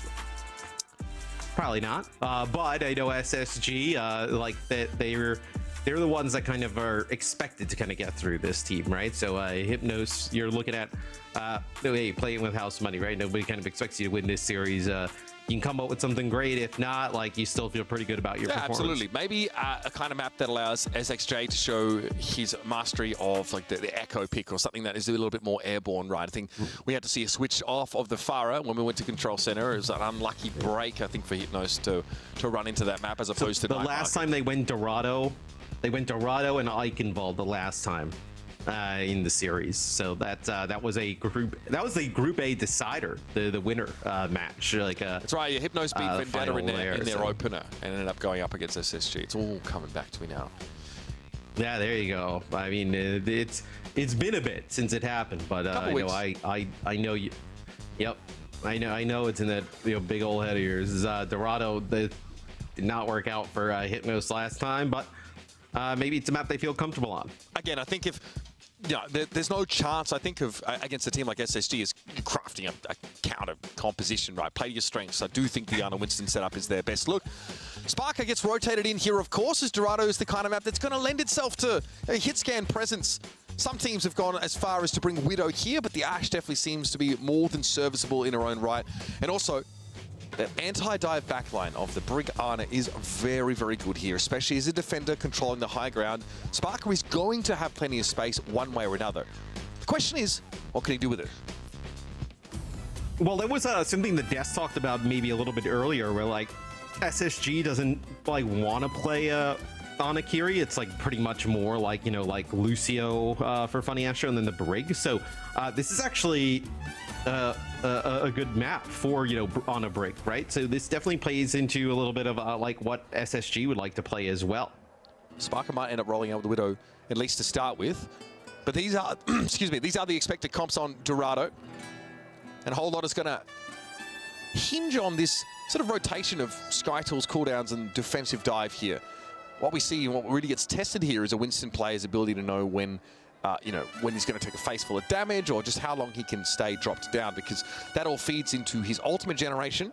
And of course, once that primal comes online, it is pretty devastating. That's the game plan here for Hypnos. Keo as well is going to have to do his very best here to make it hard for Hardy to dive with any armor. If he can strip that armor straight off the Winston, it's going to make it much easier for someone like SXJ to bring him down. Off we go, Sparker. At least opens on the Widow here. Notices that that sort of close corner is uncontested. He's about to find some degree of adversary, as it'll be SXJ gives him a tickle. I was lucky he didn't get pushed up higher. He would have been right in the line of sight of the Tracer. So they do have a good idea of where they're exactly playing from. As puts a shot there in MCD is to be extremely careful, right? Playing against this Widow is, oh, that's a sleep there on a Sky Tour. Gets a benefit of his own team's bio grenade, right? So a little bit of extra amp healing, but that could have been dangerous. MCD, I think he's in trouble. Fortunately, he had the bubble up before he slept, which is important. Sparker brought down those Sky Tour. He's able to get to him. 46% and counting on that ult charge with the bio might be a big problem for the Winston. Who can chase him up here, though? No one at this stage. Hardy did not choose to follow. And so again, he'll drop down. This is a good start here for Hypnos, right? Hardy's going to go up, try and just pressure that Winston down there, working up on that high ground. As Psycho also trying to potentially maybe get on that high ground, right? Can use the blinks to kind of cross this gap, get up there with Hardy. Okay, there's that nano already built by MCD. Most of that farmed off of Skytor. And he's going to return the favor. Getting involved there with SXJ, linking up on the dive. The Space Station still having to deal with this very oppressive high ground defense that Dorado's been known for. Yeah, and this is the comp that we were mentioning. Like, this is what Hypnos wants to play, right? You're not gonna, Lijiang Tower, right? You can play the Reaper. You're not gonna play a Reaper here on Dorado. So, have to play a little bit more in the long-range hit scan, where the pulse bomb from SXJ doesn't really connect with anything here. Is Space Station not even really building up to any ults thus far. It's been a very slow process trying to get the car Hardy nano here. Oh, the Winston. Looking to dive on in. Skytor has primal up, though. It's a great disruptive potential. Oh, there it is. Kyo's forced out of the corner. He does see Hardy coming with nano. He's got no choice. And Skytor was so low. He opts to drop in the middle of the fight, take a bunch of damage. But MCD was out of line of sight. So he dies with 10 HP. Yeah, there was no way you were going to end up using your primal there if you're Skytor and Hypnos, right? I was hit with like a bio grenade, I believe, as well. So gonna try and get Sparker set up. I didn't see Keo. Filthy. That is, yeah. I mean, I barely saw him as well, but I mean that is just a filthy play there from Sparker. I mean, that is the hit scan. That's just taking liberties now with this Hypnos team. Skytor with the primal. Sparker's a few seconds away from another grapple, but ooh dear. They're just going to bully this Winston. Skytor will barely be able to get away. He gets a nano after the fact here, able to build towards his next primal. The bio means he has pause for thought here for a moment. Sparker was never going to get away in that situation. I like this from Hypnos. They keep the tempo up and will slow Space Station down. That's a big dynamite. a big dynamite there from Keo as well. It like connects all the players in Space Station. They have to back up a little bit, make sure they get healed up. Oh, but you can't do that. There's no checkpoint yet, Matt. Yeah, they could have held. Yeah. Well, right, you would have Skytor Live and the Bob. I mean, you're in a spot to potentially hold. This will be the Bob from Keo.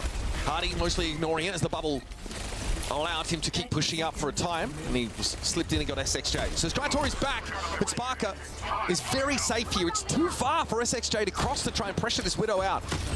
So the bubble for a time, some protection, but it's a beautiful drop down for Sparker, the headshot on Keo. SXJ still, I was going to say he's at large, but he's probably feeling very small right now. Another beautiful headshot for Sparker, putting on a clinic for us, but it was still a lengthy push for Space Station, getting it done just in time. Yeah, it's a pretty good defense there from Hypnos, and probably could have been even better, right? They had an opportunity potentially, if you keep Skytor alive to, maybe make that interesting, get a hold there, as you see Hottie trying to like body block a little bit there for Sparker as he sits up on the high ground. As now we'll get a Widow battle. Keo probably feels like they've got no choice. Sparker's been dominating him. Obviously, that range advantage for Widow goes a long way, and there's not enough pressure from Skytor or SXJ on this Widow. Not enough at the time anyway. You can still burn some clock here though if you're Hypnos, right? You're gonna have Skytor here potentially using this Primal. Actually, they find the kill on the Sparker and they get the Nano out, so they just back up. So nice play there from Hypnos. Yeah, Skytor doesn't feed into the Nano brick and the back line. That would have been too sort of sturdy to bring down there. Well, also just doesn't stay too long, right? No reason to kind of stay there and use the Primal. You already got one kill, right, in the fight, with Keo taking out the Sparker. So no reason to just kind of use the Primal to extend it with no real reason. It's actually beautiful. Able to find landed there with the help of Skytor's dive. So again, that little two-piece from Hypnos has been paying dividends for them. Sparky here, of course, very hard to play this position as Widow. Right? You're definitely disadvantaged, and it's hard for Hardy to really mess with the back line. Having the Primal up here is big, but MCD always in a pinch can Nano Captain Prash, for example. Protect that back line. Yeah, I mean, you don't exactly need the Nano for the Winston, right? Because the Winston's got Primal, right? So you could use it in a more defensive manner.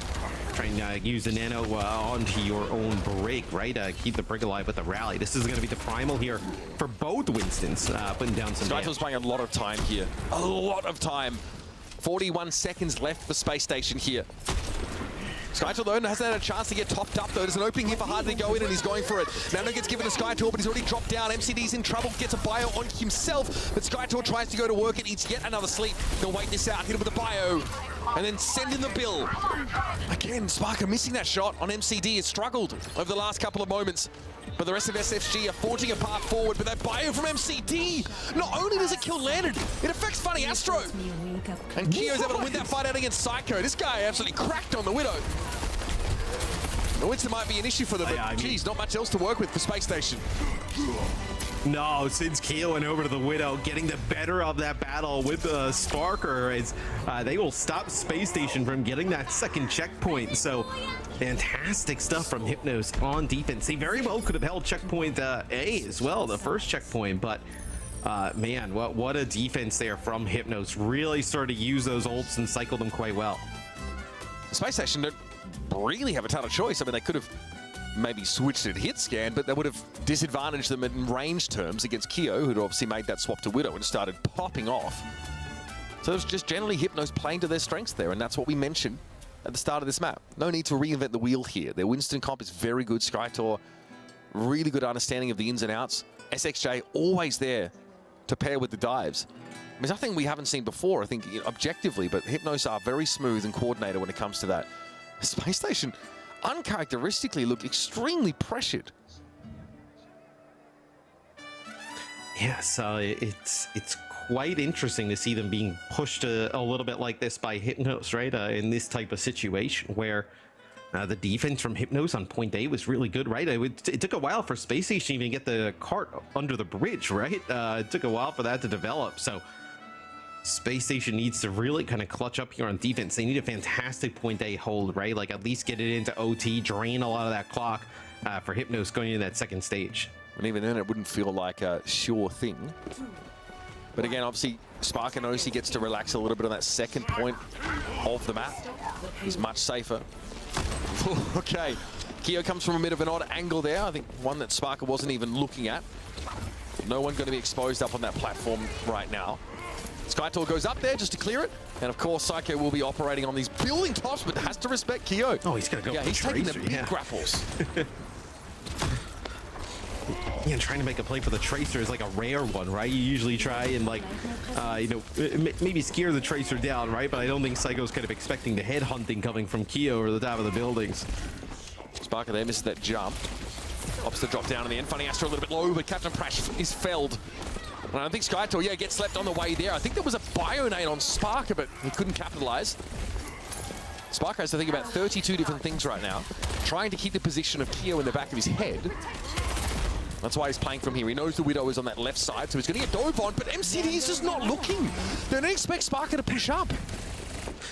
Yeah, I mean, MCD is looking towards the high ground, trying to keep you know, his Widow and Winston alive as Skytor kind of jumps on top of Keo and Hottie goes in and just does not expect the wide peek there from Sparker around the corner. Keo goes for a look towards Landon, who was exposed. Couldn't connect the shot though, so this has been slow going for Hypnos, but it was the same for Space Station. Again, Skytor doesn't fully commit, just wants to move the card up now.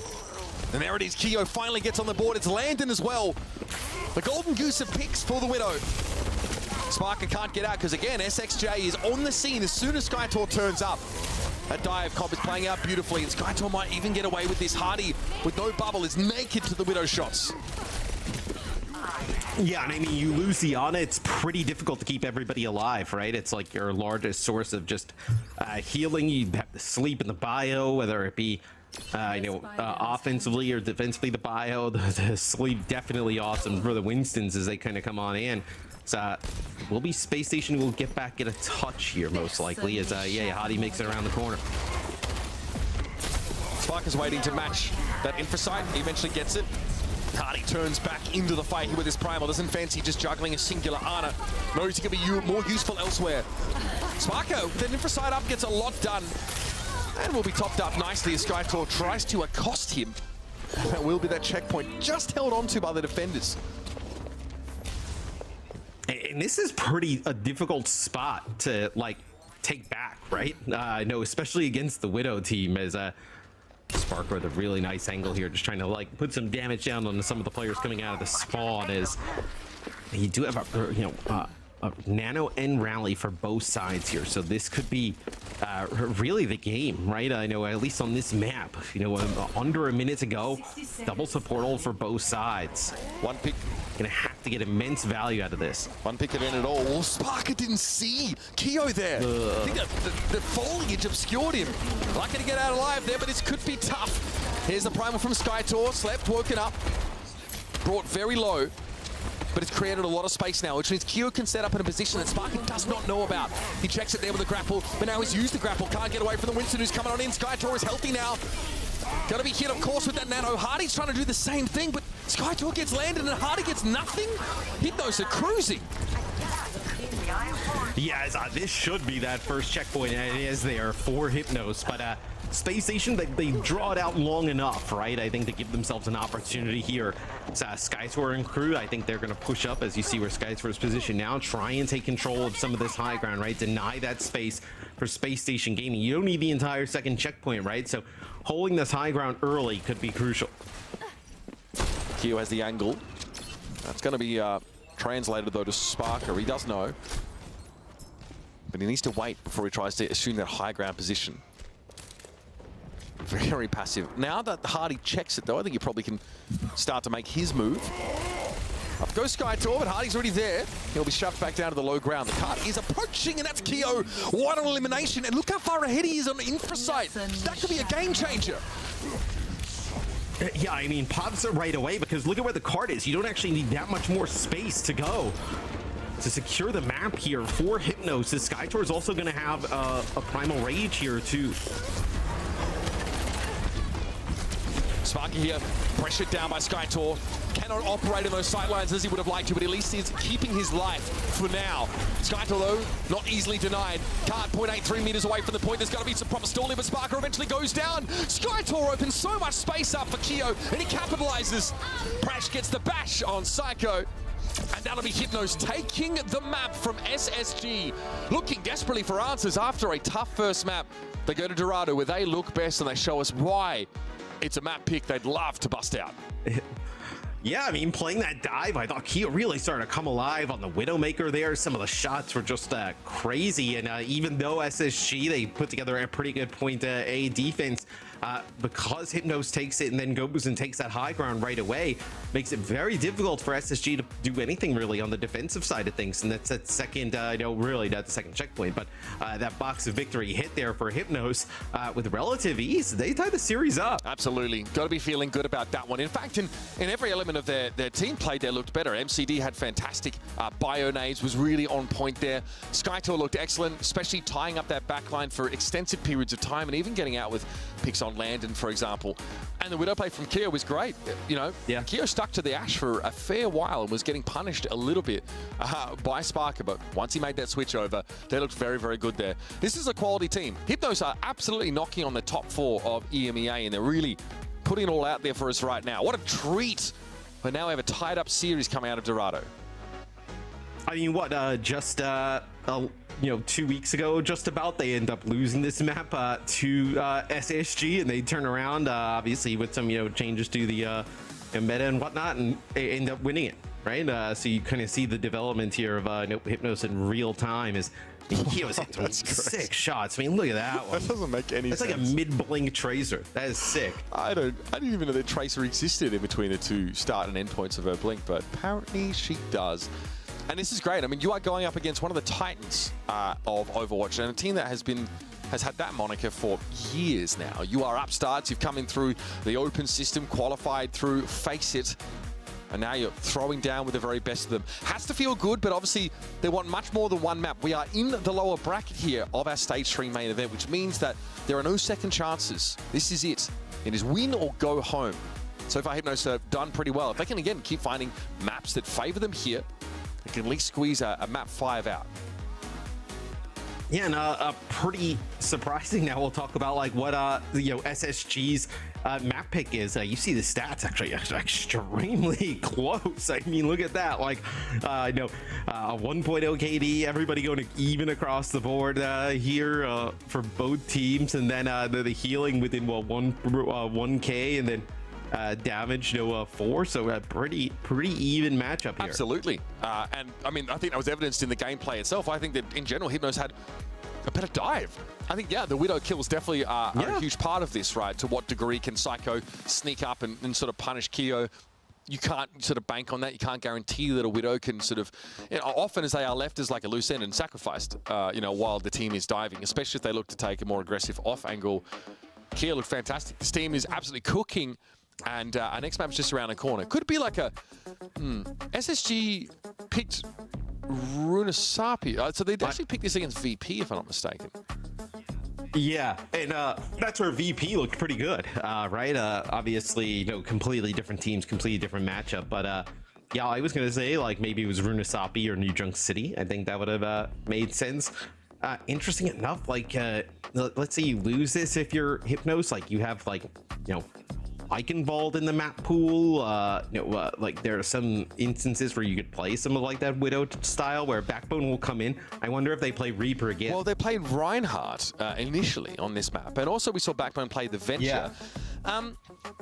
Backbone was getting a little caught out on some of these flank angles. Runasapi's a bit awkward in that sense that you obviously do have flank angles, but they're a little long. And obviously Venture, if not submerged or, if they're out in line of sight, can definitely be caught. So I would not say it was the greatest map. I think SSG got pushed to like 130 meters rather by VP here. And then they really struggled to deal with the Ramatra of Rajaro. See if they come with the Ryan Cop again, if they still want to, try and see if they can get away with this rushdown style against Hypnos, who, yeah, again, we have seen Skytor play some more rush, I think, on that first map, but we know they'll have dive, and maybe that gets mirrored here too. Seems like both comps have been valid on this map. Yeah, and I think for Space Station, right, you bring this Reaper back in that was so successful on Lijiang Tower. And I think Hypnos, like, look, if it does not work against this, like we saw work earlier, you're going to have to pivot. You're going to have to make some different types of changes, right? You cannot just kind of continue to just run into the Reaper, right? So see when this fight kicks off, know how SkyTorrent and Co are going to play against this a little bit differently, right? Or is it going to go in favor of Space Station? We're going to have to see them make some changes.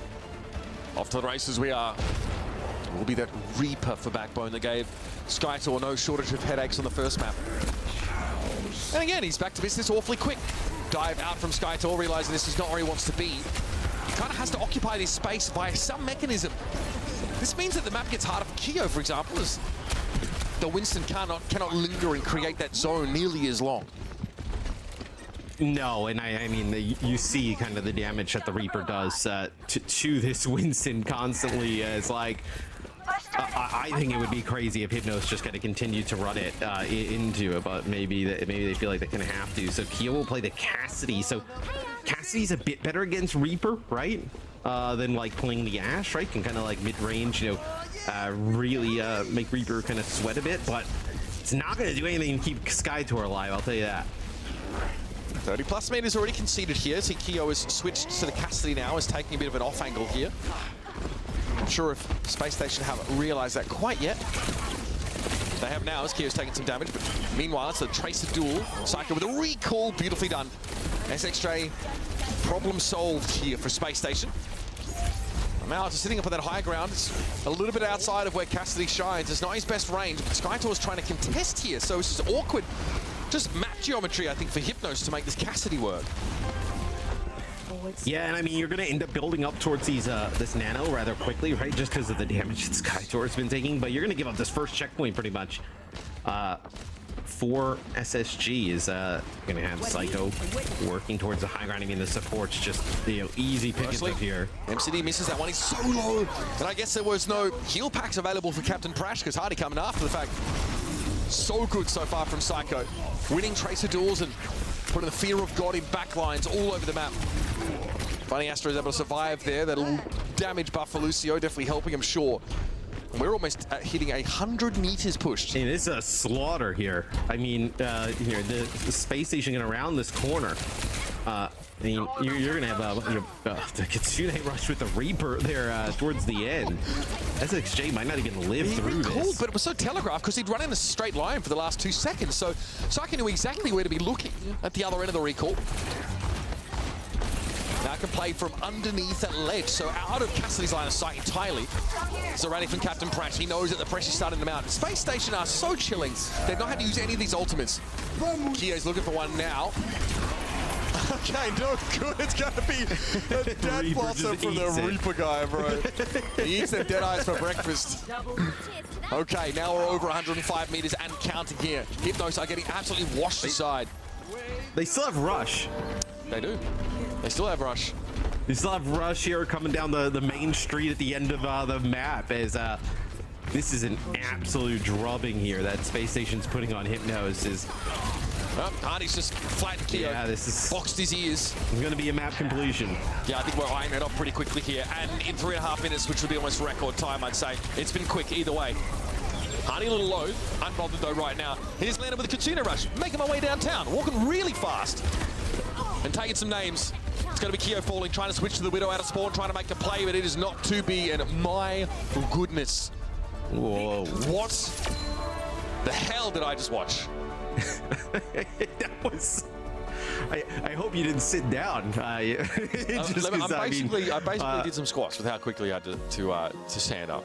Yeah, that is just... I mean, uncompetitive isn't even the word. I mean, just kind of like a blowout there on Runasapi that Hypnos was never close. And it's like the same way they end up losing map number 1, right? They play the dive and the Reaper, you know, Backbone just kind of murders everybody. This time they do the same exact thing. They just kind of like run right into it. And SSG does not let them off the hook once. Get a map pick they're looking for. They have the Reaper in this kind. I mean, you'd never play that on Dorado, right? You'd never play the Reaper style. It doesn't make any sense. But here at the map, it's less. There's less of that verticality, and you are really forced to fight up front if you're a Winston player here. Hypnos has a map pick, right? So okay, like you may have won the Dorado and then been like, chalk it up. Who cares, right? You know, we're probably not going to win Runasapi. Let's just get over to hybrid straight away. Hybrid or we want to pick. Right to work with. All right, let's hear from the desk here. That was a quick one. I think that was about 4 minutes for a push map, gang. Lightning fast. Yeah, you blink and you miss it. I nearly didn't make it to the desk in time. Like that's what happened. Yeah, and that means that we're now on match point for SSG. We did expect them to obviously be dominant in this. This is a rematch. 3-0 was the score, in fact, the last time they faced off in the winners' match of Group A during the group stage. What have we learned since? How do you think they compare and stack up right now? I mean, I think Hypnos have shown real strength on the mirror, where conversely, I'd say SSG don't look so strong. I mean, Keo did have a huge map on Dorado on the Widow, and I think that's always an X factor. No matter how good your team is, the Widows are kind of playing their own game on Dorado. But I do think SSG have found a great way with that Reaper Lucio variant of the Winston comp to make their style, their fast tempo Lucio style, look really good. I think the Reaper is off meta choice, but actually for me, looks really good in that matchup, right? With the Lucio and the carry to enable the Reaper. Yes, Brig can be a pretty strong backliner, but when a Reaper's, running you down with a Lucio speed and a Kitsune rush, you can just crack that shield open and, Brig is just left exposed. And that's what we saw here. I'm curious if a map pick here, maybe a hybrid can come out and bring us back to my God. Winston style. But yeah, I mean, like, what do you do about this, right? Wait, Keo's having a huge game. Both Widows have some insane shots, like going just back to back. Sparker had a couple of moments that just blew my mind. How much good Widow play have we already been treated to in just 2 we days have. of play? And like good doses. Yeah, it's not like perma Widow. We got some good doses of Widow.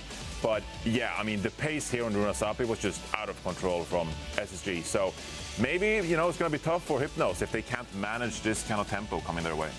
I do want to talk about that Reaper a little bit more. Do you think that's generally something they can and should be relying on more moving forward? Do you think that's kind of what was missing? I mean, I think Mitch made a great point. Like, if you're going to bring it out on a Dorado, you're going to be looking at a very different game, right? Where it's so hard to connect to the backline.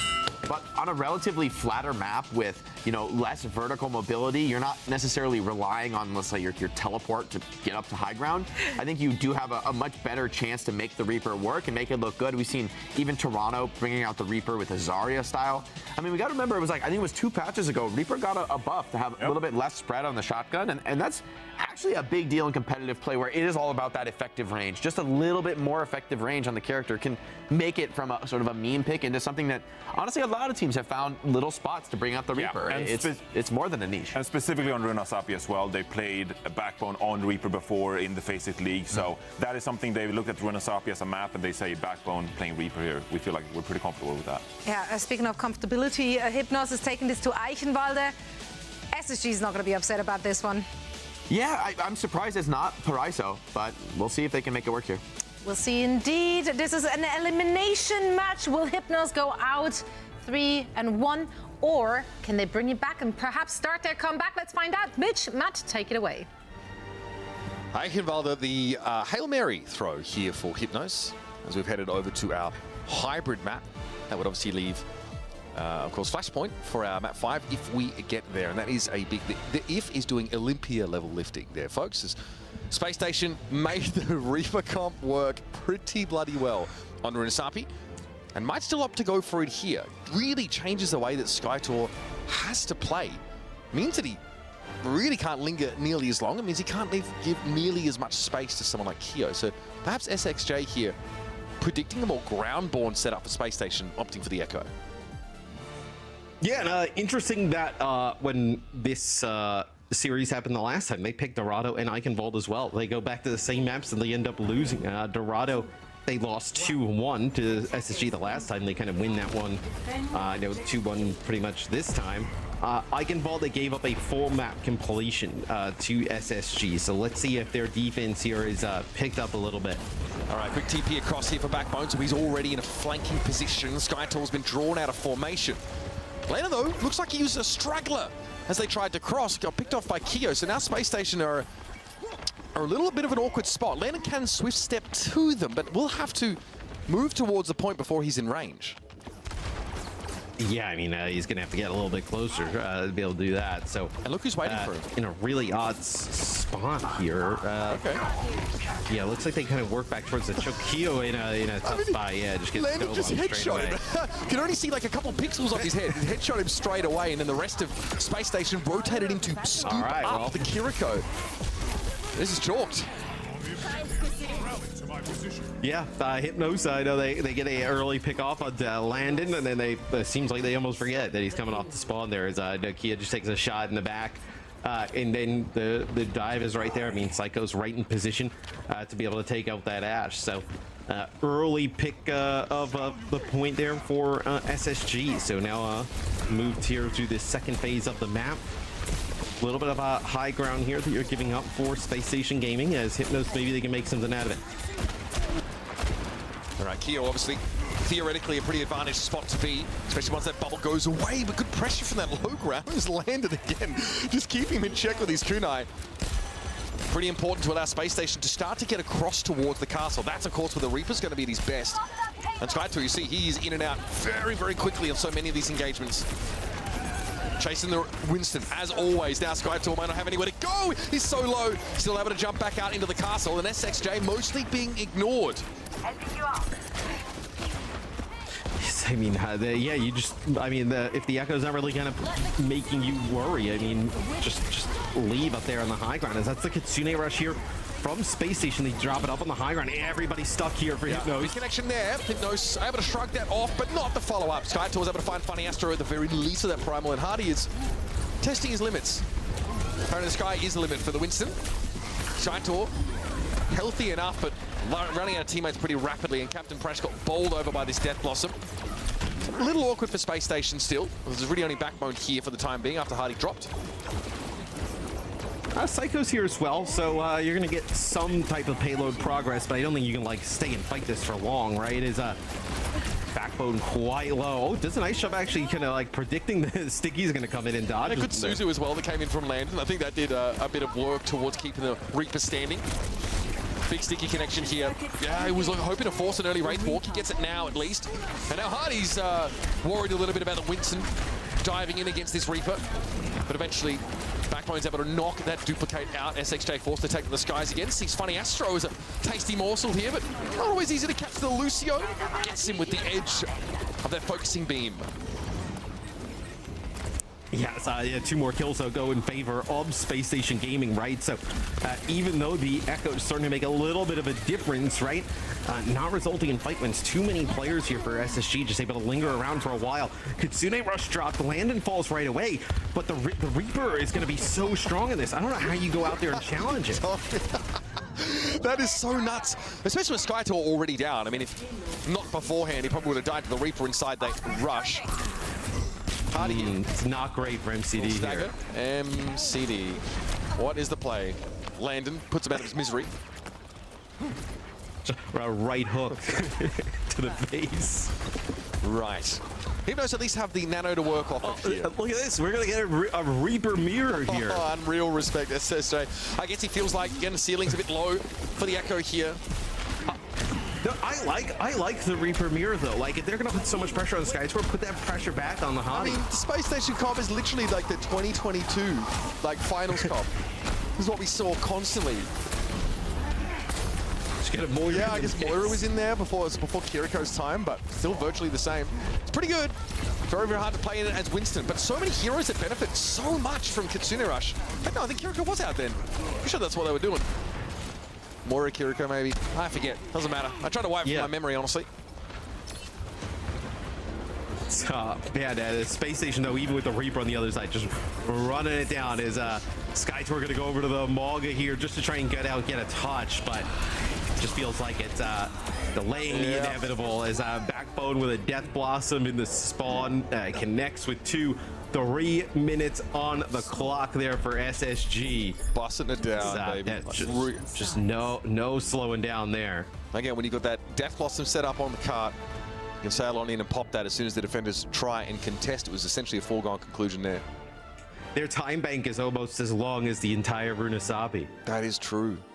Yeah, not many 3.5, 4 minute maps we see here in Overwatch. I mean, mercifully, Hypnos going on the defense first means that Space Station can't run through them nearly as quickly. Some moments there for Hypnos, but in general, they struggle with the Reaper, I think, straight off the bat, even with the challenges that the verticality of the second phase of Eichenwalder presents. We saw Backbone able to deal with it anyway, because Skytor has to drop down. He has to contest the card. He has to fight the Reaper. And we all know how that goes. It's been going the same way for the entire map. I mean, it's gone the same way the whole series when you're trying to play it. I mean, this would be... I mean, the D.Va, like, if you were going to bring the D.Va out, like, you probably should have tried it, like, last round, like, you know, when things were not going great, where I think the D.Va, we talked about this on Unleashing Tower, right? The D.Va would be a little bit better against the Reaper, right? At least being able to use the defense matrix, get, like, you know, other players in the Reaper's face, right? For some of those cooldowns out. Hypnos here maybe looking at a Cassidy Reaper look.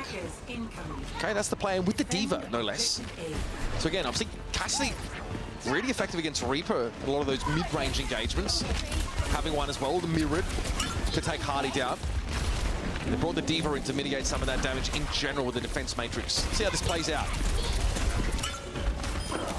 I mean, can definitely make it a little bit harder. Yeah, I mean, it's a good swap here from Hypnos. I'm surprised we didn't see this earlier, you know, in the series. Cassidy is really diveable, but still able to handle Reaper pretty well at those ranges. SXJ, though, awkward now has to move out of that room. He just does. I guess he just runs FunnyAstro down, so no dramas there.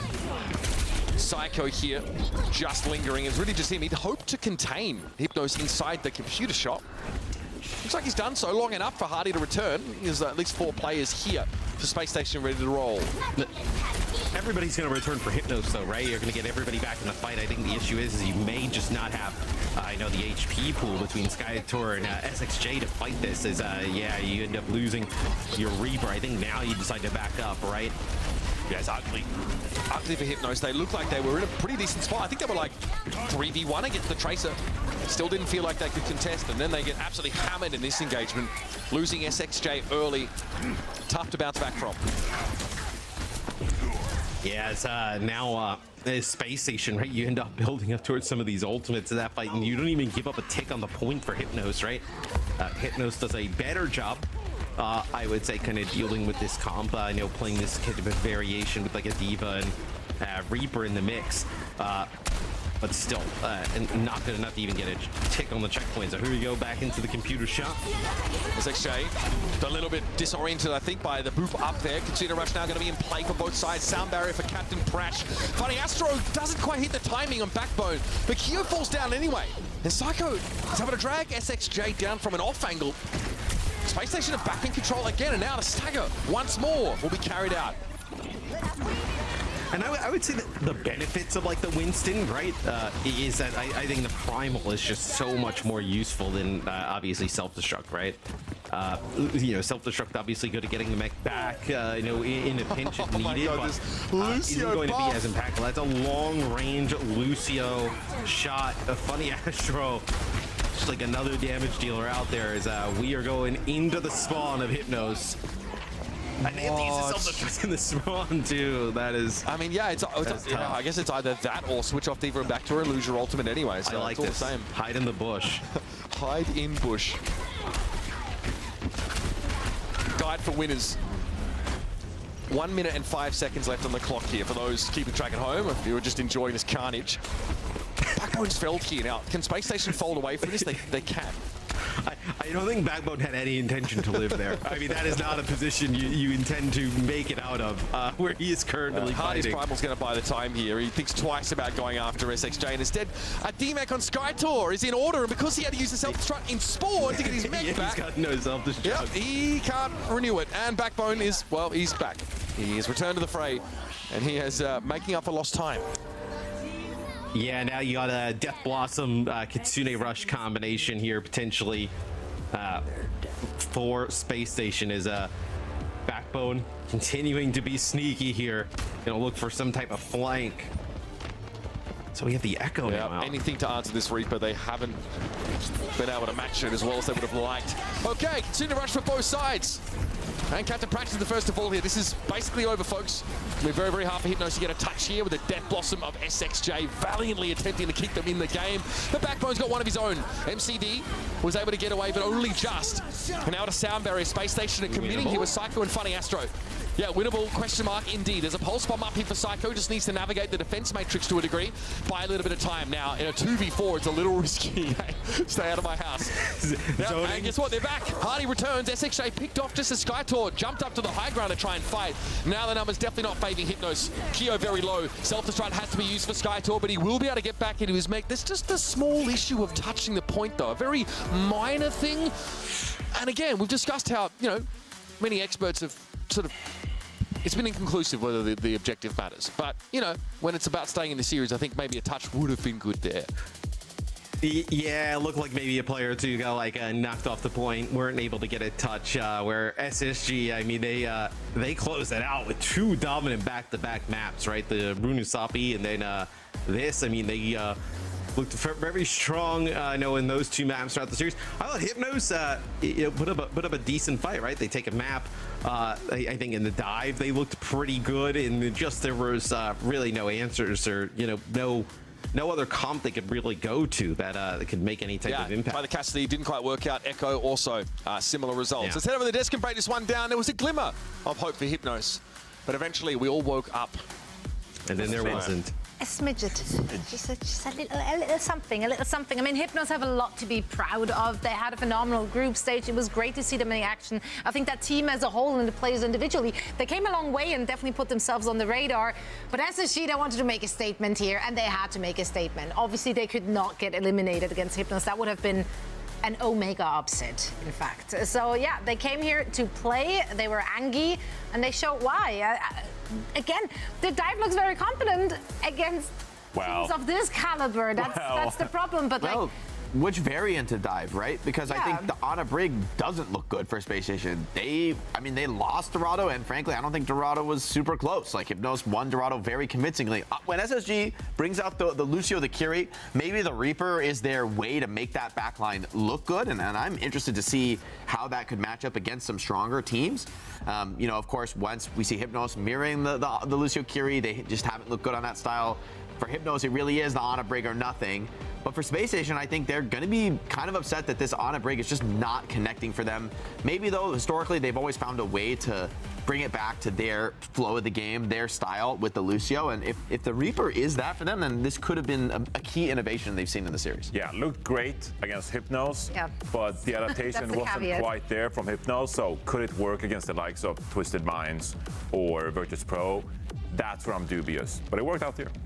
Did indeed. Lots of phenomenal performances across the board, of course, for SSG, as they make it look easy. Psycho earning themselves the player of the match with another great performance, of course. Yeah, been a bit of a carry for this team. I mean, you know, especially stage 2 when they beat out ENCE in that grand finals. I think that Psycho really made a big name for himself, and for this team been so consistent on this Tracer, of course, but also I think in this meta as well, you know, on a couple of points you could bring out the Echo, for example, or if you're facing a team that's playing something like a Pharah. I think Psycho's flexibility in that regard has been really useful for this team. So a big playmaker for this team, but really sets the pace for the rest of the team, I feel like. Indeed. Looking at that series, though, and how it ended, while there was a glimmer of hope for Hypnos, Eichenwalde, is that just a Hail Mary in the end? Is that just like, well, we have something planned on Eichenwalde, so let's roll with it? Do you feel like a Paraíso would have maybe perhaps played more into their cards? Yeah, based on what I've seen from them as a team, I would think Paraíso is a map that's just much more Ana Brig centric. I mean, they played Super Shy on Eichenwalde, and it was really close, competitive. So I think that's maybe a bit of a mistake for Hypnos. But maybe they're wanting to get into that next level, up their flexibility. In the end, you can't just be one-tricking on a break. You know, there's going to be maps where the Lucio Carry need to come out, and maybe you need to build yourself up, even potentially against a squad as good as Space Station.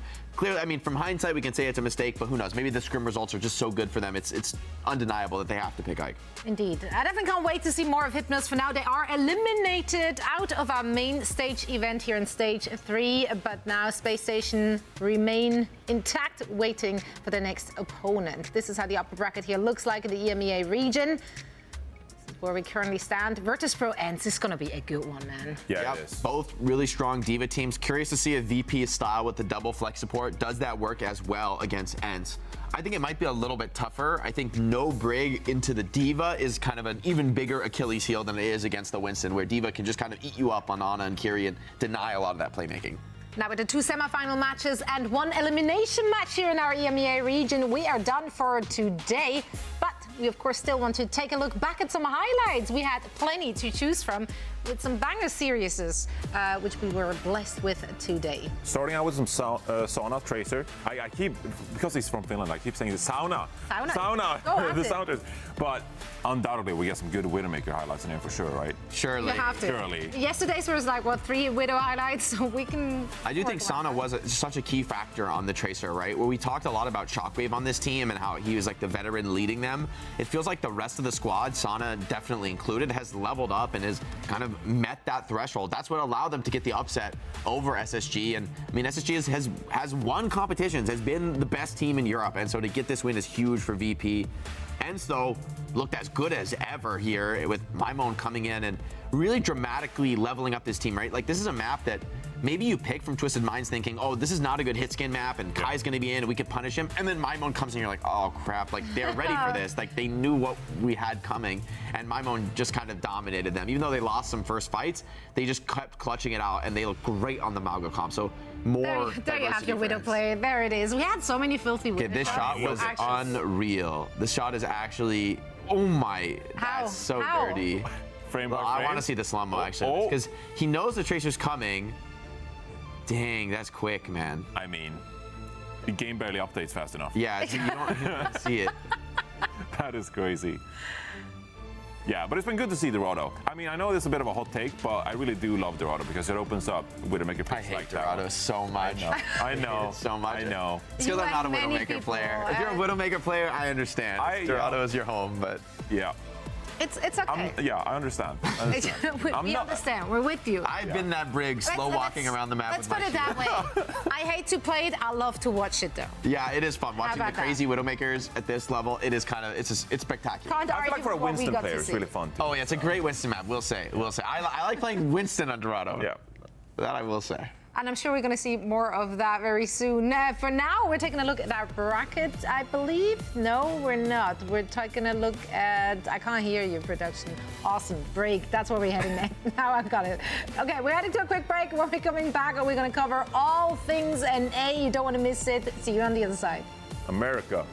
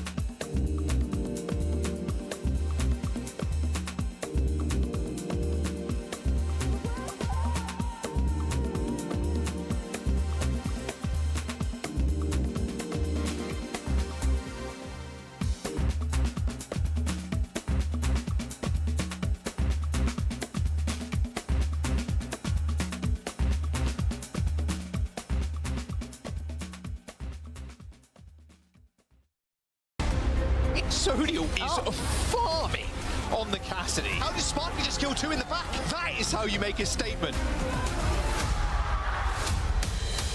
Kept it that much more aggressive. That's a beautiful blade. Absolutely picturesque. We just can't get enough of Bobby. There's the mid. Nice Reinhardt, yeah! Zen not going to try and play that anymore. That is a sick shot. Oh my god! That is clean from Mirren.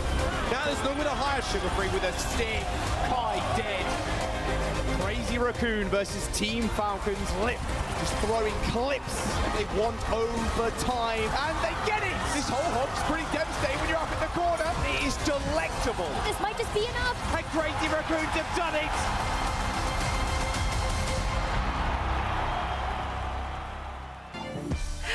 Welcome back, one and all, to the OWCS Stage 3 main event. This is day number 2. Zoe here, joined by Jake and Johnny. We're about to dive deep into all things NA as we're heading into the semi-final matchups. 2 semis, 1 elimination match.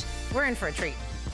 I'm excited, Johnny. I love North American Overwatch. Finally, it's here. It's Sure returned. do. And there's some teams that I think people have been really waiting to see, feast their eyes upon, because there's more upstarts in the NA region than maybe ever before. More new teams bringing together strong parts of old teams to form potential contenders for the top. Toronto still maybe head and shoulders above, but now there's a question in my mind of, can people take maps? Can it get interesting? I feel like that is the crucial part. I feel like the North American scene, it's like being revitalized in many ways. Like, it's got good energy, there's upcoming prospects, huge amounts of talent in the scene, vying for the number 2 slot, because Toronto Defiant is number 1.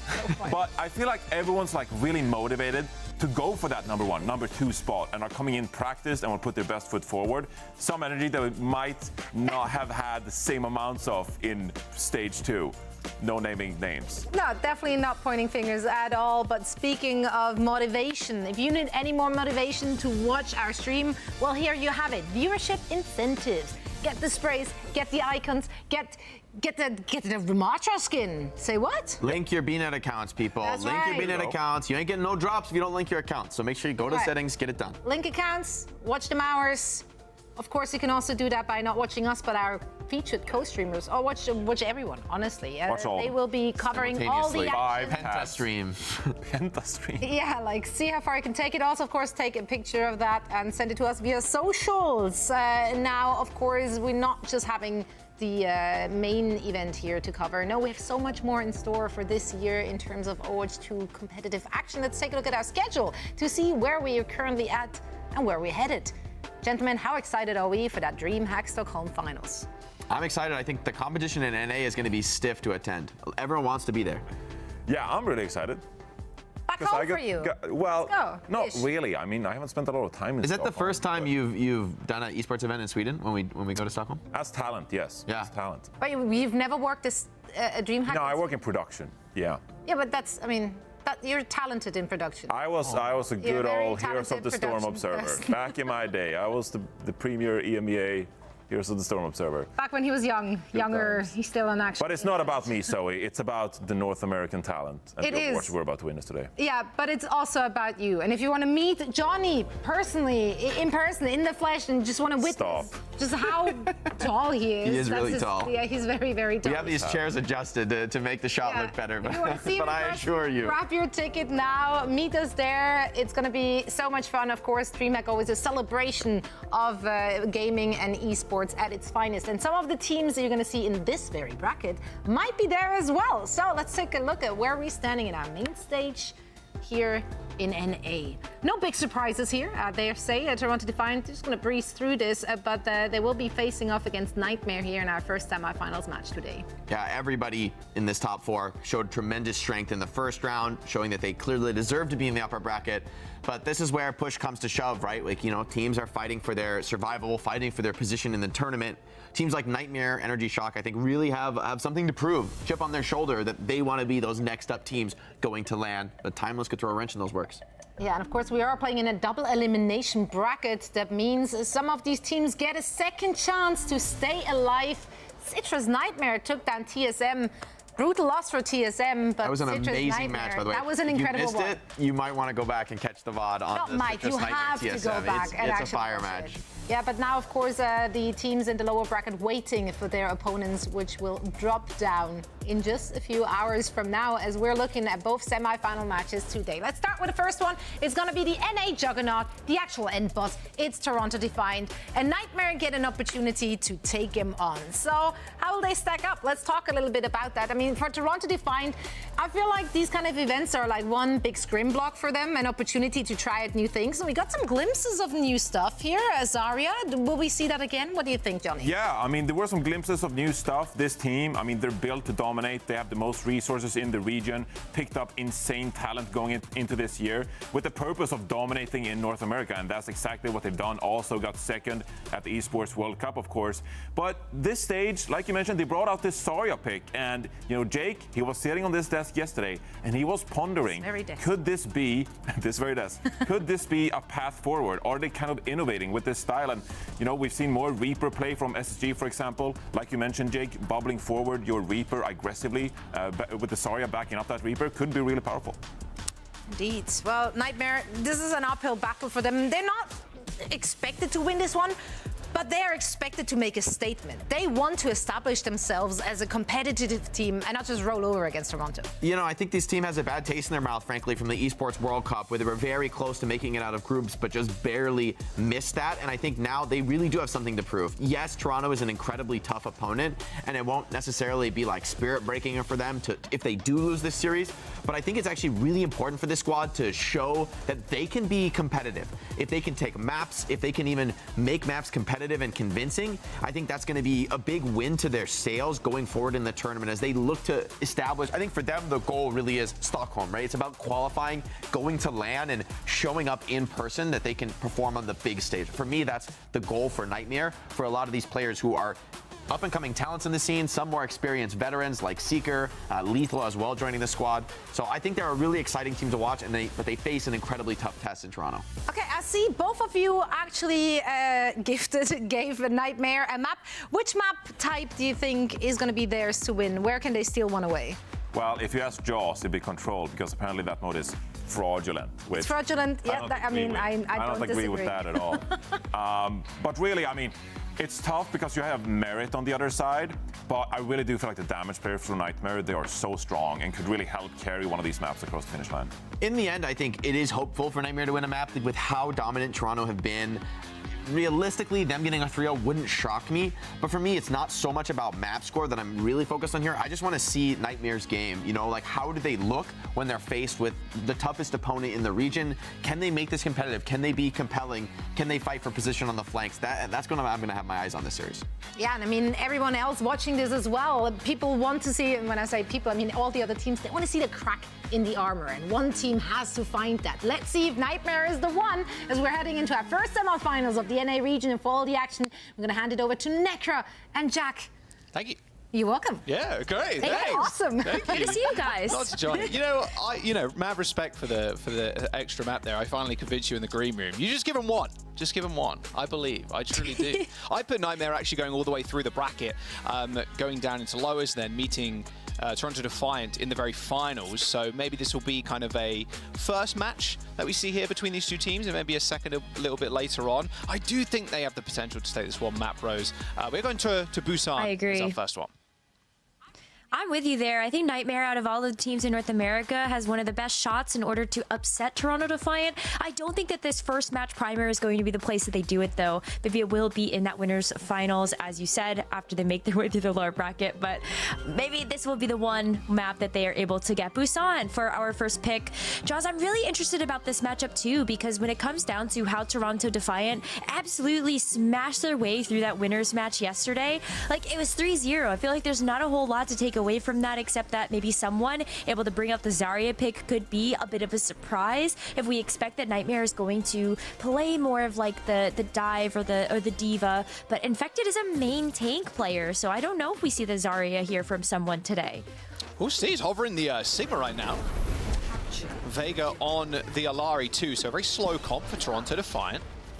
Apart from Sugar Free, wants to zip Zop around. We'll see Zera jumping out on fire, and a Sojin for Seeker too. Not sure how viable Sojin is currently. I'm curious to see how much work Seeker gets done with the pick. Infected, though, going down first. Seeker trying to make something work in the backline. Quick slip in there. However, it's a pretty quick kill. I mean, RuPaul does end up going down, but Infective just overextending by quite a considerable amount. And Merit just free to do Merit things, really, and shoot people with the Ash. Oh, what's really new when it comes down to Merit in Overwatch? Always going to be able to get those big picks with Ash or any other hit scan pick that we do see from him. And it's actually going to force a couple of swaps here, as Nightmare is going to switch to the Sombra from Seeker, as well as the Winston from Infected.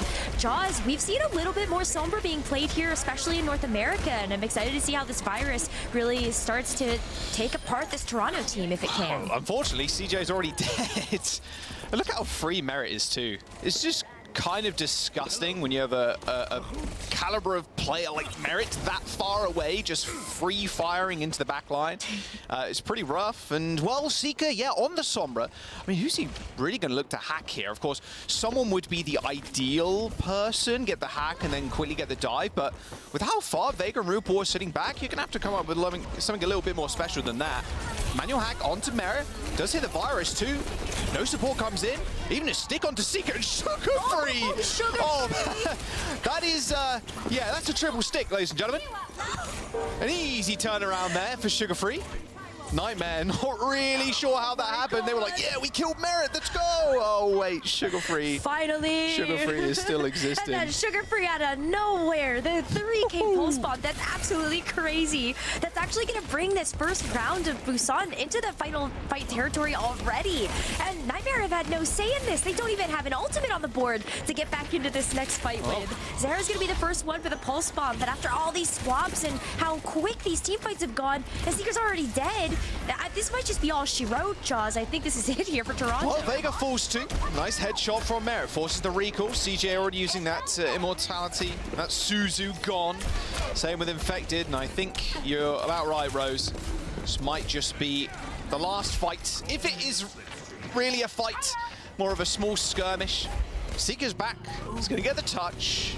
Going to be Sugar Free on the point. Same with Merit there, who's got the Bob in hand. Might not have been needed, to be fair. There's the Nano Boost. Might as well give it to Merit. He's going to hit every shot anyway. And the Bob just cleaning up. As Toronto Defiant, as you'd expect, have quite a dominant first showing.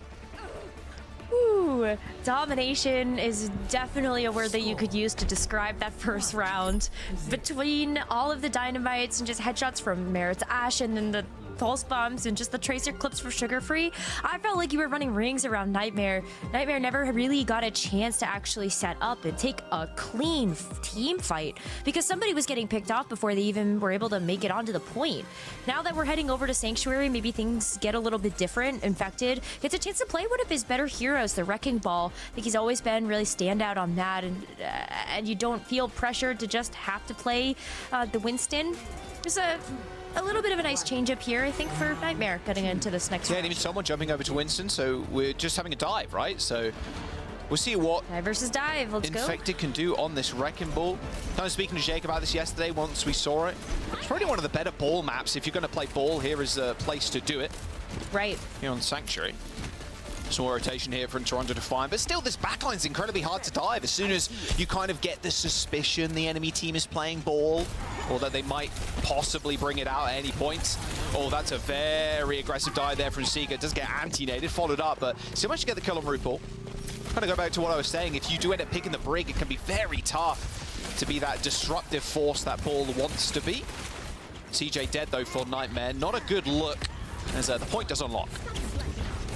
What's going to unlock, and that should be Toronto Defiant being able to get that first capture. This Wrecking Ball is going to take a bit of time to actually get set up and maybe knock people around in the back. And as you mentioned, Vega's going to make that even more difficult with something like the Shield Bash to have that CC, and even just an Ana sleep if you really want to throw that in there too. And there you go. Toronto starting to work up to that percentage and trying to find an ultimate, but you're going to lose that duel a lot. Seeker versus someone, I think someone having to go back to spawn. Yeah, nice little hack there. Nice little follow-up. Trying to find losing their tank. Virus from long range hits Vega. Pressure on the point now for Nightmare. There's only one person touched right now. It is Sugar Free. Has got the pulse bomb in hand. Someone should be back in a moment as well. Yeah, Nightmare couldn't quite finish the fight off quick enough to get the flip. Someone is now just point guard now, waiting for a moment to engage. Nightmare do end up setting up maybe to kill RuPaul, but Sugarfree strikes first and kills CJ yet again. Merit might be dead, but you are one man down now versus, or two men down, sorry, versus the one on Toronto Defiant side. 50% at building 2. Seeker's not yet even used an EMP, didn't get one last round, it's only 66% towards one now. This is going to be the first ultimate online for Nightmare actually in this entire map so far. It's going to be Sarah's Pulse Bomb. Hoping that that's going to be a big pick to open things up for Nightmare on this next engagement, but you need to be able to follow that up with something like the Sound Bear. A great thing to have. This Toronto Defiant are also going to start to get their ultimates up as well. In fact, that's going to be an early beat here to look at everybody looking at RuPaul right now. Nice stick. Infection almost bowling the stick into Vega. In fact, he probably took a little bit of damage there too, considering how low Vega was at the very end of that fight. But Sugarfree once again comes up clutch. Manages to kill Seeker and Avril, and the point is still in Toronto's favor. Infected now has to deal with this very angry Winston, and someone just bashing people away from that point. And even the Bob is locking things down for Toronto Defiant. Seeker dead next to the spawn doors as Toronto Defiant just going to close this one out as quick as that. That's a 200% to 0. As Toronto Defiant lock in map number 1 for themselves. Is like yesterday is repeating itself, honestly, when it comes down to how clean and concise all of these team fights have been for Toronto Defiant. Yesterday was a very quick 3-0. I think that was one of the fastest matches we have seen in the Overwatch Champions Series so far. And this is looking like a speed run also, if you want to take the control with a even small grain of salt.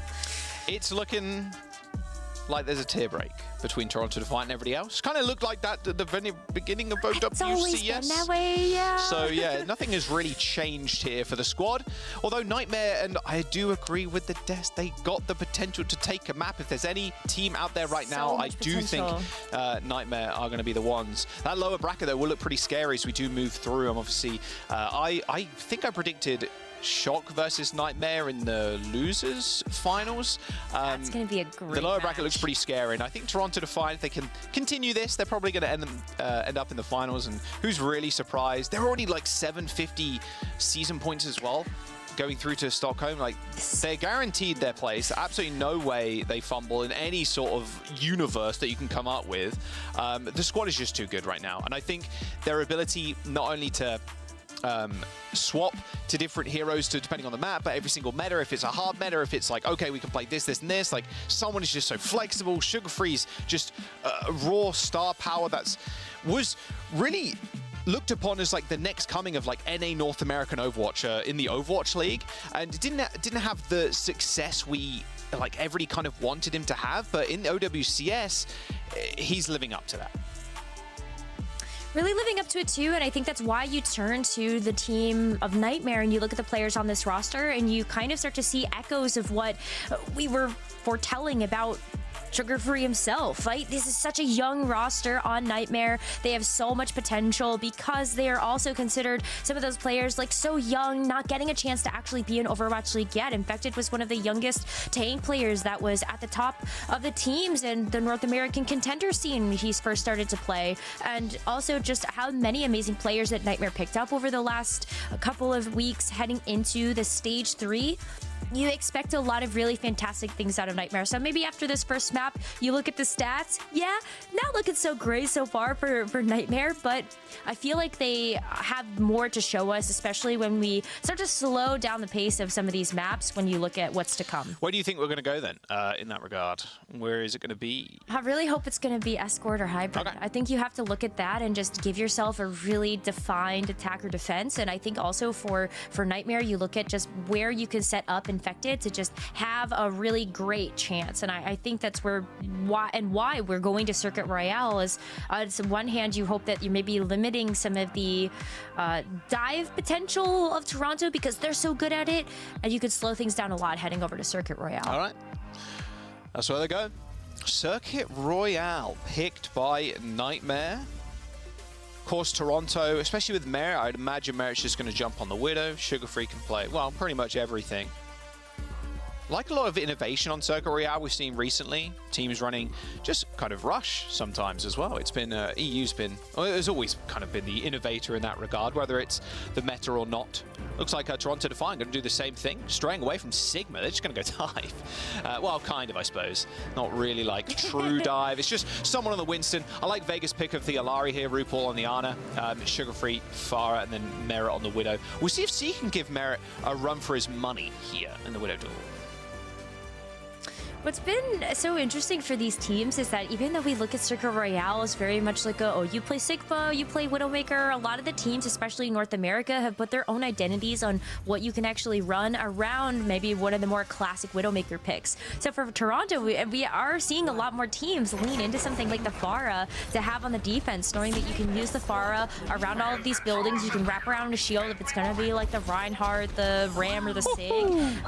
And then you just kind of round out with other things. Nightmare Classic. We're seeing a Bastion, a Seeker Bastion with the Mei and the Reinhardt. They played this previously. I mean, look at the highlight package that we saw before we got into North America. That crazy bank shot of the grenade from Seeker. I mean, hey, it worked for them before. Can it work against Toronto Defiant? Yet to be seen, but I mean, I'll tell you what Winston doesn't like. The silly Overwatch. It's a lot of bullets flung towards his face and that bubble disappearing pretty quickly. And Seeker's going to be doing a rather good job of that. Although you're going to take a lot of spam damage from Sugar-Free is the only thing. Ideally, Seeker is there to kind of poke away at Sugar-Free, but Sugar-Free's so safe on this like skybox play. And even with the little pylon too, you don't really have to pay attention to the Farah too much. That's not too bad, especially when you can play together as a group. I think like the Farah, as you said, is going to have a little bit of a more difficult time actually accessing behind this Reinhardt shield. Like, look at how quick that disengage was, knowing that you have Admiral's Lucio speed boost to just get you out of there really fast. The Reinhardt shield is going to be the perfect umbrella to soak up that damage. And now that you notice that like the Winston has had to jump out of there because there's so much pressure, you can now play that back and forth. He got an A kill. Like, Merrick gets caught out like there that. we go. All right. They through the window. That was like considered almost meta a few seasons ago. Barrage trade, Sugar-Free down, takes Seeker with him. Payload's not in just yet. 1.8 meters to go. There it is. All right, Seeker coming up rather large, and Vega just saying, you know what, a reset to spawn's fine with me. And Effective finally getting some ult charge on the board as well. RuPaul going down, takes April. However, still playing close for Nightmare is going to be a lot better. You don't really want to give Toronto Defiant too much space. And in fact, Merit is actually going to switch to the Ashe and offer the Widow. It's a tough matchup for the Widow. Even with like the one shot, it's so much harder to kill the Bastion, the Mei. They have a little bit more health than your standard DPS. With the payload being this close, you don't have nearly as good of sight lines either with something like the Widowmaker. So the Ashe can help a lot. I mean, look, wow. The Concussive Blast and the Dynamite damage, everybody took a lot. Sound barrier in response to Nano Farah. Here comes the artillery strike, straight on top of Merit, I'd imagine. Oh, straight around the pillar. Maybe one hit marker there, but Seeker and Zera taking a lot of damage. Infected trying to walk this one back, holding S, Perma, Shield 2. Blizzard used very defensively, trying to stop someone in his tracks, but this is all Merit, baby. Nightmare gonna get wiped after they used three rather large ultimates. It's a lot of expensive usage there, but I think that you're really okay with that. Looking at Toronto Defiant, you have to contend with something like the Captive Sun at this point. Maybe another Barrage coming up. The Sugar-Free's done a ton of splash damage, but you still have this Reinhardt Earthshatter that you can play around here if you're Nightmare. But approaching is going to be tough. Captive Sun lands, and there's the detonations. Ends up taking down the lamp. The window does get utilized there by Seeker, but still, Merit is more than happy to take that duel, even though Seeker's got a large amount of damage behind him. Nightmare now glowing purple, holding this small room, but look even where Merit is there. It's just carrion feeders on the high ground. I mean, that's a good trade. You take that any day of the week. That barrage for CJ, you end up dying. You haven't got a lot of healers now if you're Nightmare. Now you have to contend with this bomb. Merit eventually slain, but another ginormous nade by RuPaul. Quickly dispatches of Infected. Even Vega being a little bit cheeky with it as well. Winning the duel against Seeker. Vega's 1 HP. Okay, they finally take down the Alari. Only 2.5 minutes to go, and Admiral speeding the team up the hill now. Oh boy, this is the type of advantage you want to take, though, if you can. Vega's actually going to try to come back on the Lucio, knowing that he has to get out of his spawn. Still have a bit of time to work with here, and the Nano as well that can help to try to buy some time for Vega to come back. That's going to go right onto the fire again. Shadow lands. A nice lamp there. Helping Seeker secure that kill onto Sugarfree. Perfectly placed behind that pillar, so it wasn't instantly dealt with by the Nano Farah. Mary still takes one with him, but that's going to be the points.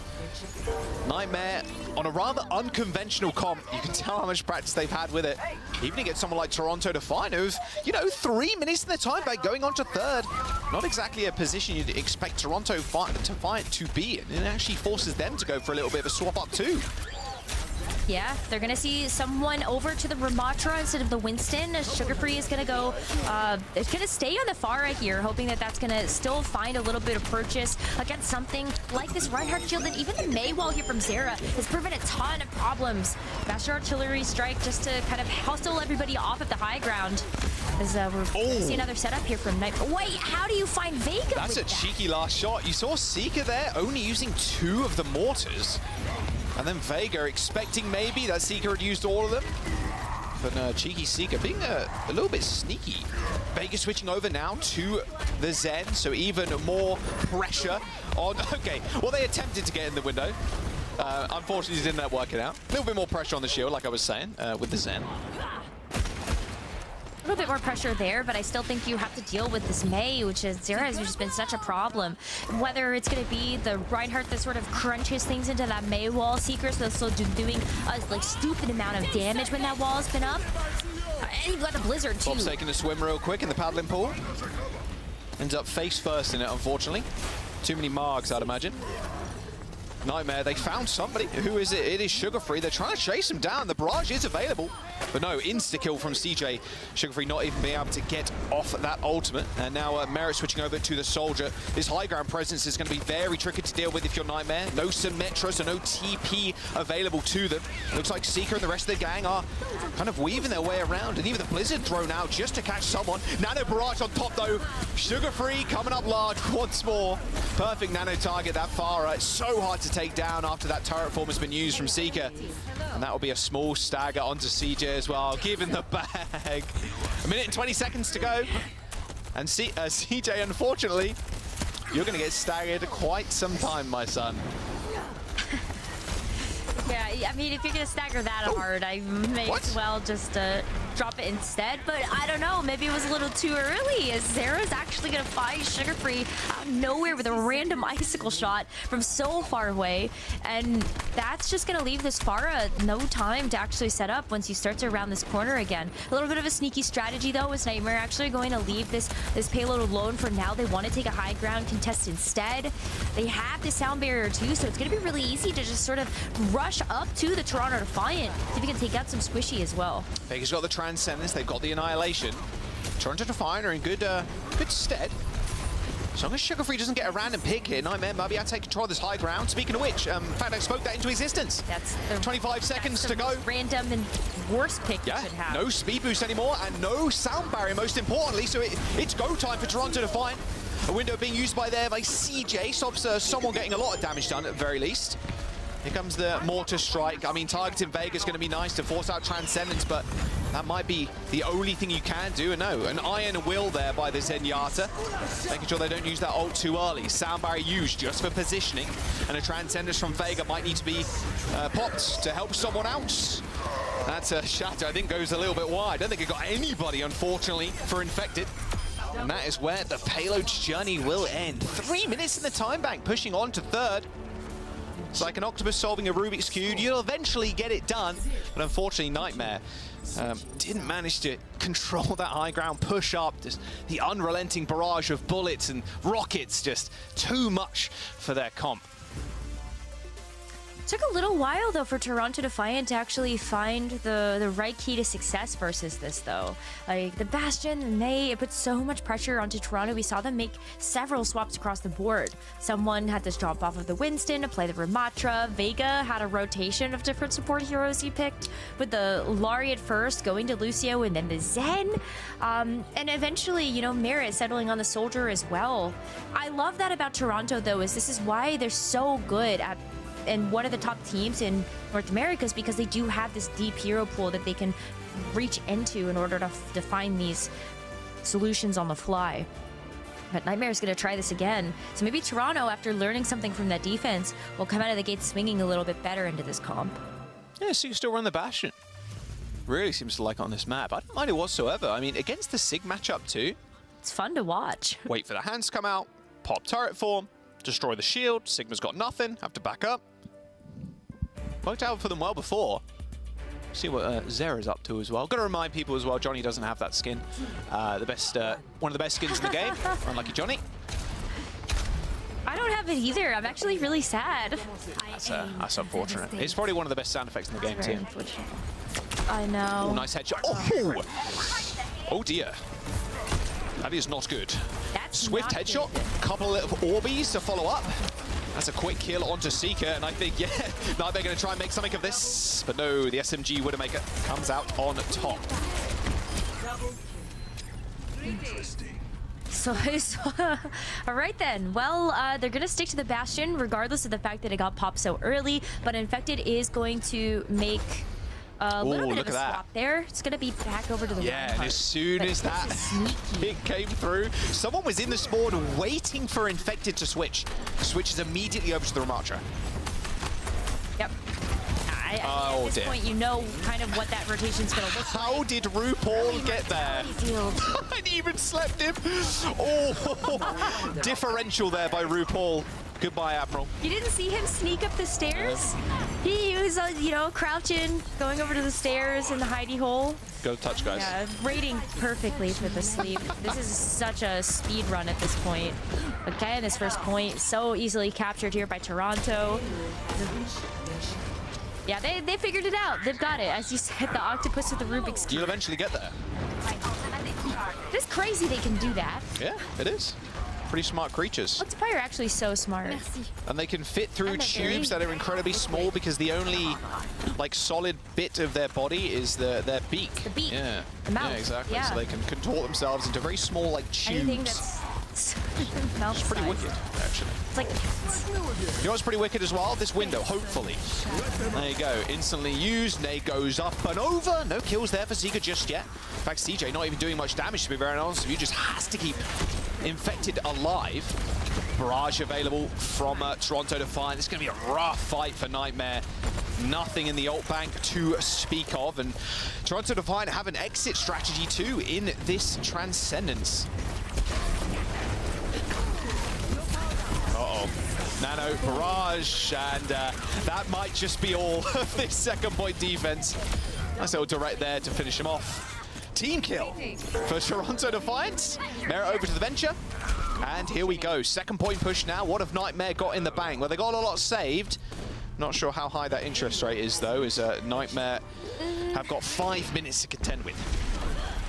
I think it's going to be super tough for Nightmare to actually use these ultimates without seeing an actual disengage. That's why we're seeing Toronto Defiant actually make a couple of swaps here as Vegas going to go over to the Lucio. Gives you an opportunity to speed boost out of some of these larger area of effect ultimates. So the Bastion artillery strike not actually going to find any value there outside of, okay, maybe Vega getting stuck. Stuck on the wall, sadly. Blizzard available from Zera. Someone is isolated right now, pops the Annihilation, Blizzard thrown at his feet. A wall too, and a shadow on top. Okay, they really wanted to kill someone. They didn't get out of it scot-free though. Seeker also is felled by Merit. We'll see if Nightmare want to continue to hold forward, considering the spawn position here of Toronto Defiant. Mera on a dirty angle.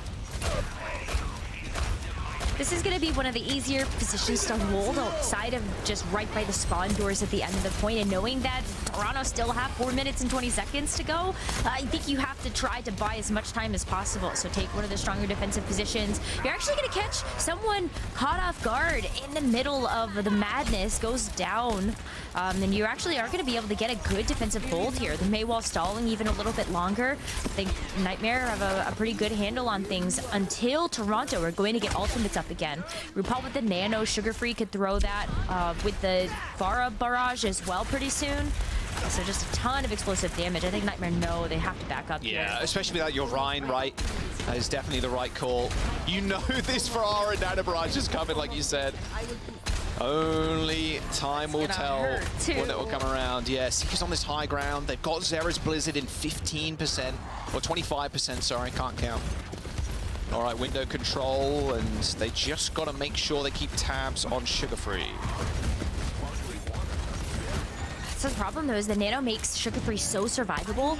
Even this Lucio sound barrier from Admiral might not be enough to actually allow Nightmare to survive this onslaught. Especially because you have the Bob, too, for just extra damage. Look at I mean, this is very all-in right now from Toronto. They could just win the map here. They're all rotating to the high ground as well. Just the fear distilled into Nightmare has forced them to rotate down to the point and make this last fight. Bob, Nano on the Farah, long-range barrage, and Sugar Free instantly just annihilated there by Seeker. He was a little bit too far away. Seeker received that sound barrier and the lap to stay alive. He still has high ground control, but I'm not sure Merit gives any care in the world, to be honest with you, because they are just going to walk this one in. And that is a 2-0 to Toronto Defiant as Nightmare, a valiant attempt on the defense, but there's nothing that stood in their way, but, well, nothing stood in Toronto's way. They just ran it down with the Nano Barrage, and, well, the rest was history. Sugar Free is looking so clean on the Farah. The Nano Barrage wasn't even the big finishing blow either. It was just sort of the distraction that was happening up on the high ground so that someone in the rest of the team could clean up on the low ground and actually take care of the objective that mattered most. So fantastic stuff from Toronto. Seeing all of these counter picks come through, that is really what makes Toronto one of the strongest teams, and it's coming to fruition again, even when the May and the Bastion was so tricky. Yeah, I mean, it is a bit of an interesting comp. I love it. I love seeing the Bastion on that map. And it was the really way fun. Nightmare play that too. And it looked good. And some of the picks, it's the classic, like, you put the window, you throw the nade, hopefully you get a pick, and more often than not, you do. Like, a lot of these comps are, especially on escort maps, they're kind of hiding in these choke points or hiding around corners around from where the payload's kind of moving up towards, so it's a pretty easy place to land these nades. And yeah, obviously seeing Bastion ults as well, the way Seeker was using them, planting two down, making people move, and then the last one would be the one that finishes people off. Worked a couple of times there, but unfortunately, I mean, Merit is also a little bit too good on the Widowmaker and on the and on the Ashe. And it did feel like a lot of the time investing a lot of resources to either shut down Sugar Free or just keep Sugar Free neutered, and even that just doesn't really end up working out. Not quite. So it's going to be to a map number 3, and maybe this is going to be the choice that is going to allow Nightmare to actually get on the board. It was much closer, though. Oh, yeah. When you take a look across the board, like, the deaths, not very different this time around. Damage dealt is going to be a little bit more in Toronto's favor, but gosh, Nightmare, double the healing? That's crazy. Almost double the damage, so almost 60k versus 34 there. Pretty crazy, to be honest. Death's pretty similar, like you said, 30 to 40, but yeah, the healing. Geez, the healing and the damage is The healing crazy. is ridiculous as well from Toronto. It's like, we're not healing that much. Like, we just want to do damage. we can we're just gonna kill you. We can just shoot you in the face, and we're gonna win. Yeah, Toronto's still head and shoulders above the rest of the competition in North America right now. Almost guaranteed themselves a lock in Stockholm if they haven't already. 750 points, like, they are cruising. Yeah, someone do the math on that one. I feel like they have already locked a spot. Surely. There's no way. There is no way. Unless a random solar flare randomly hits someone's PC and it explodes. Like, I don't know what can really happen at this point. Here's the map set. Of course, it will be Nightmare choosing again, Flashpoint Hybrid or Push. Where do you think we're going to go here? I feel like maybe I would like to see Blizzard World. Okay. Is that crazy? I just feel like Infected is so good on something like the Wrecking Ball that maybe we get a chance to see that played out on Blizzard World. I could totally see that. Maybe we go to more of a, I don't know if you go to like a Winston-oriented map, but I say all of this, and the pick is actually New Junk City. Yeah, a little bit. Play the Bastion more here. Rush. Oh my god, I love it. Yeah, you could. Yeah. You could. And then you just get turned to scrap metal, and then you become part of the scenery once you die. That's how you get the home field advantage. Yeah. It's just the Bastion. Exactly. Well, yeah, actually, just could you run the Bastion with a Rush? I mean, maybe, but as soon as you start it for, I think so. We've seen a couple of teams try it. It's a little risky, but yeah, I mean, at this point, You're down 2-0 against Toronto Defiant. What do? Start throwing random picks at them? Maybe it throws them off their game. Unlikely, but... This silly Overwatch can work. It can happen. Oh, wait, we have a sub, actually. Clear is coming in for Infected. Okay. So we are going to just switch things up completely, maybe feeling that they could run this Mauga composition with Clear instead. And that could be one way that you are able to disrupt Toronto a little bit. But as we take a look at what we're hovering over, Jaws, do you think we actually see the Zarya? That would be awesome. It worked out great for Toronto yesterday. Taking a buff yet, last patch as well, last hotfix, I should say. A little bit more damage now, so yeah, looks like it. And well, the idea here is the classic like Zarya, Reaper, Zarya, Genji combos. You bubble the Genji as they go in, everybody shoots the Genji or tries to stop the Genji from getting away with murder, and then you get a whole lot of energy. And then Sugar Free's free to do whatever they want. And there you go. Pre-buy point almost instantly there. It's going to be a little bit of a ring around the rosy. A bit more of a deadly one this time. The roundabout's got spikes on it. And some blades and some guns and everything else. Nice shots onto Zero, though. Merit starts us off pretty cleanly. And someone is 100 energy already, too. It's going to be hard to take someone down at the best of times, but when he's doing more damage than the DPS, you're smiling ear to ear if you're Toronto. That is an instant switch from Zera. Seeing Zarya on the other side is going to go to the Mei instead of the Pharah. Very smart choice and heads up there. But it's still going to be the rest of the team sticking to this Mauga-oriented composition. Coming back into things, though, I think it's so tough if we see someone continue to hold on to this energy. You're just like chunking everybody. Look how much they're taking just as splash damage before they make their way in. Yeah, walling off the Zarya will be a priority, but I think number one priority would be staying alive in the fights. Oh, that should be an easy team wipe. It will be one more delayed push, but look at Clear's ultimate charge, by the way. It's been on the Mauga, obviously, since the inception of this map. Only 35%. He's been able to do nothing. Yeah, it's been super. Like that is rough.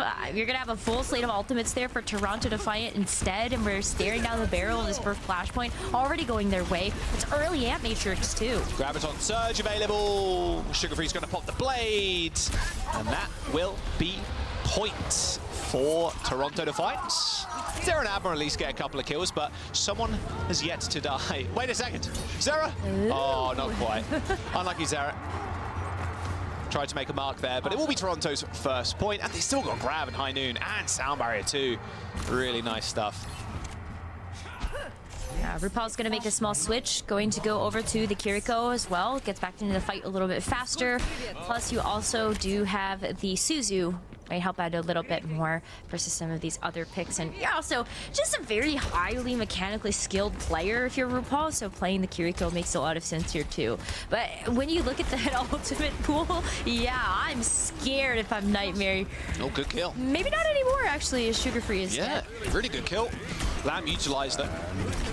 There's the window. Oh, do you dice with it? Oh, adding insult to injury. Oh, he doesn't pull the trigger.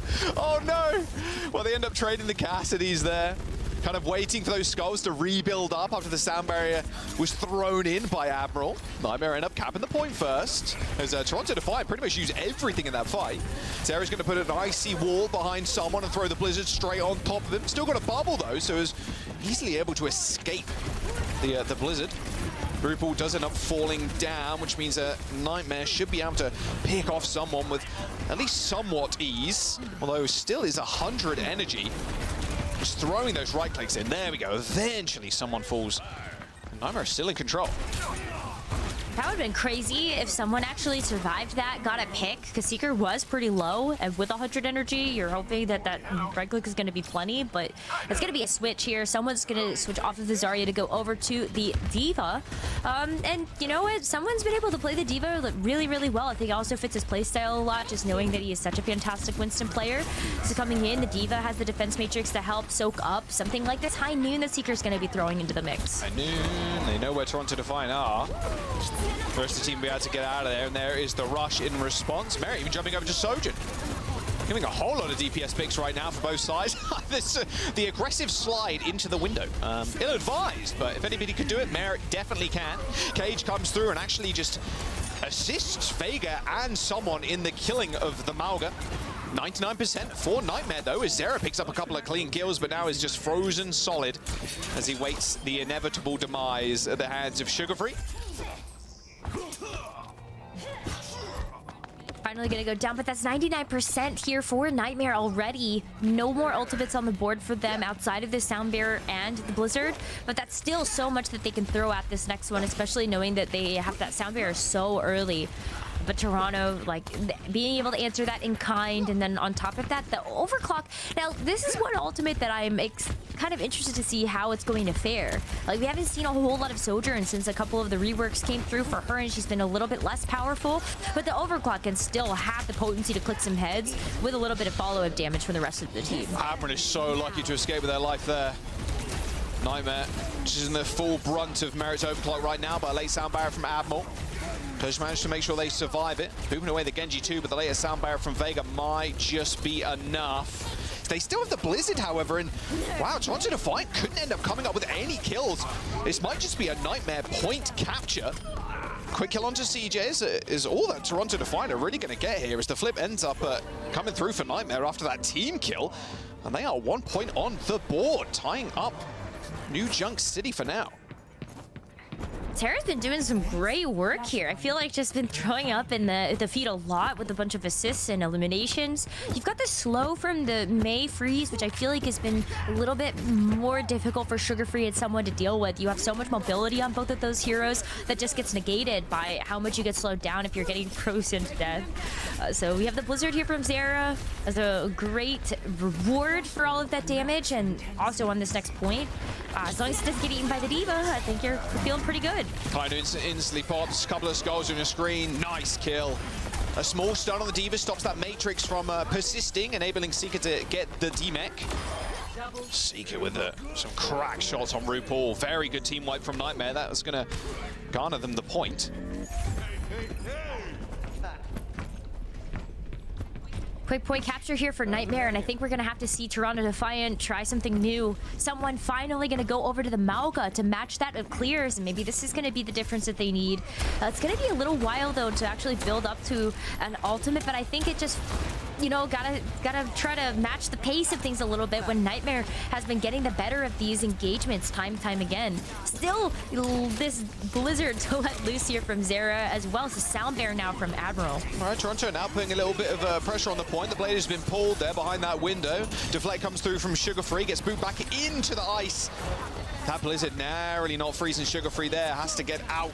Luckily saved by his support, but not for long though. Merit does unleash the overclock, hunting for heads, but I think they're all about dead already, as CJ was trying to get away from the line of sight from the OC.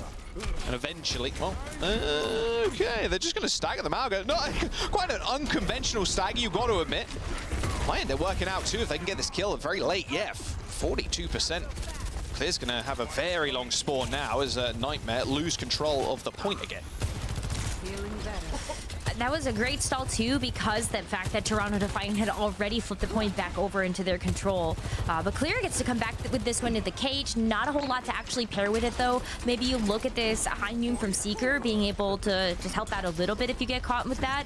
But Toronto, if they have this Kitsune versus Sound Bearer, this should be a clean team fight win for them, outside of maybe something funny happening. As Zero switched over to the Genji too. Cage is available here from Clear. They're going to be careful though. Sound Barrier hits 3 from Toronto Defiant, and they were playing on that rush the entire time.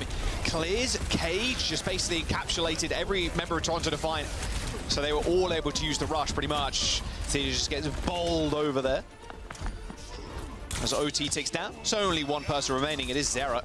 This should be the point for Toronto. They're on capture point now, 2-1. Capture point. Still workshopping that one a little bit. Map point? Match point, map point. One of those will do. It is 2-1. They got one more capture point before they claim the map and the series.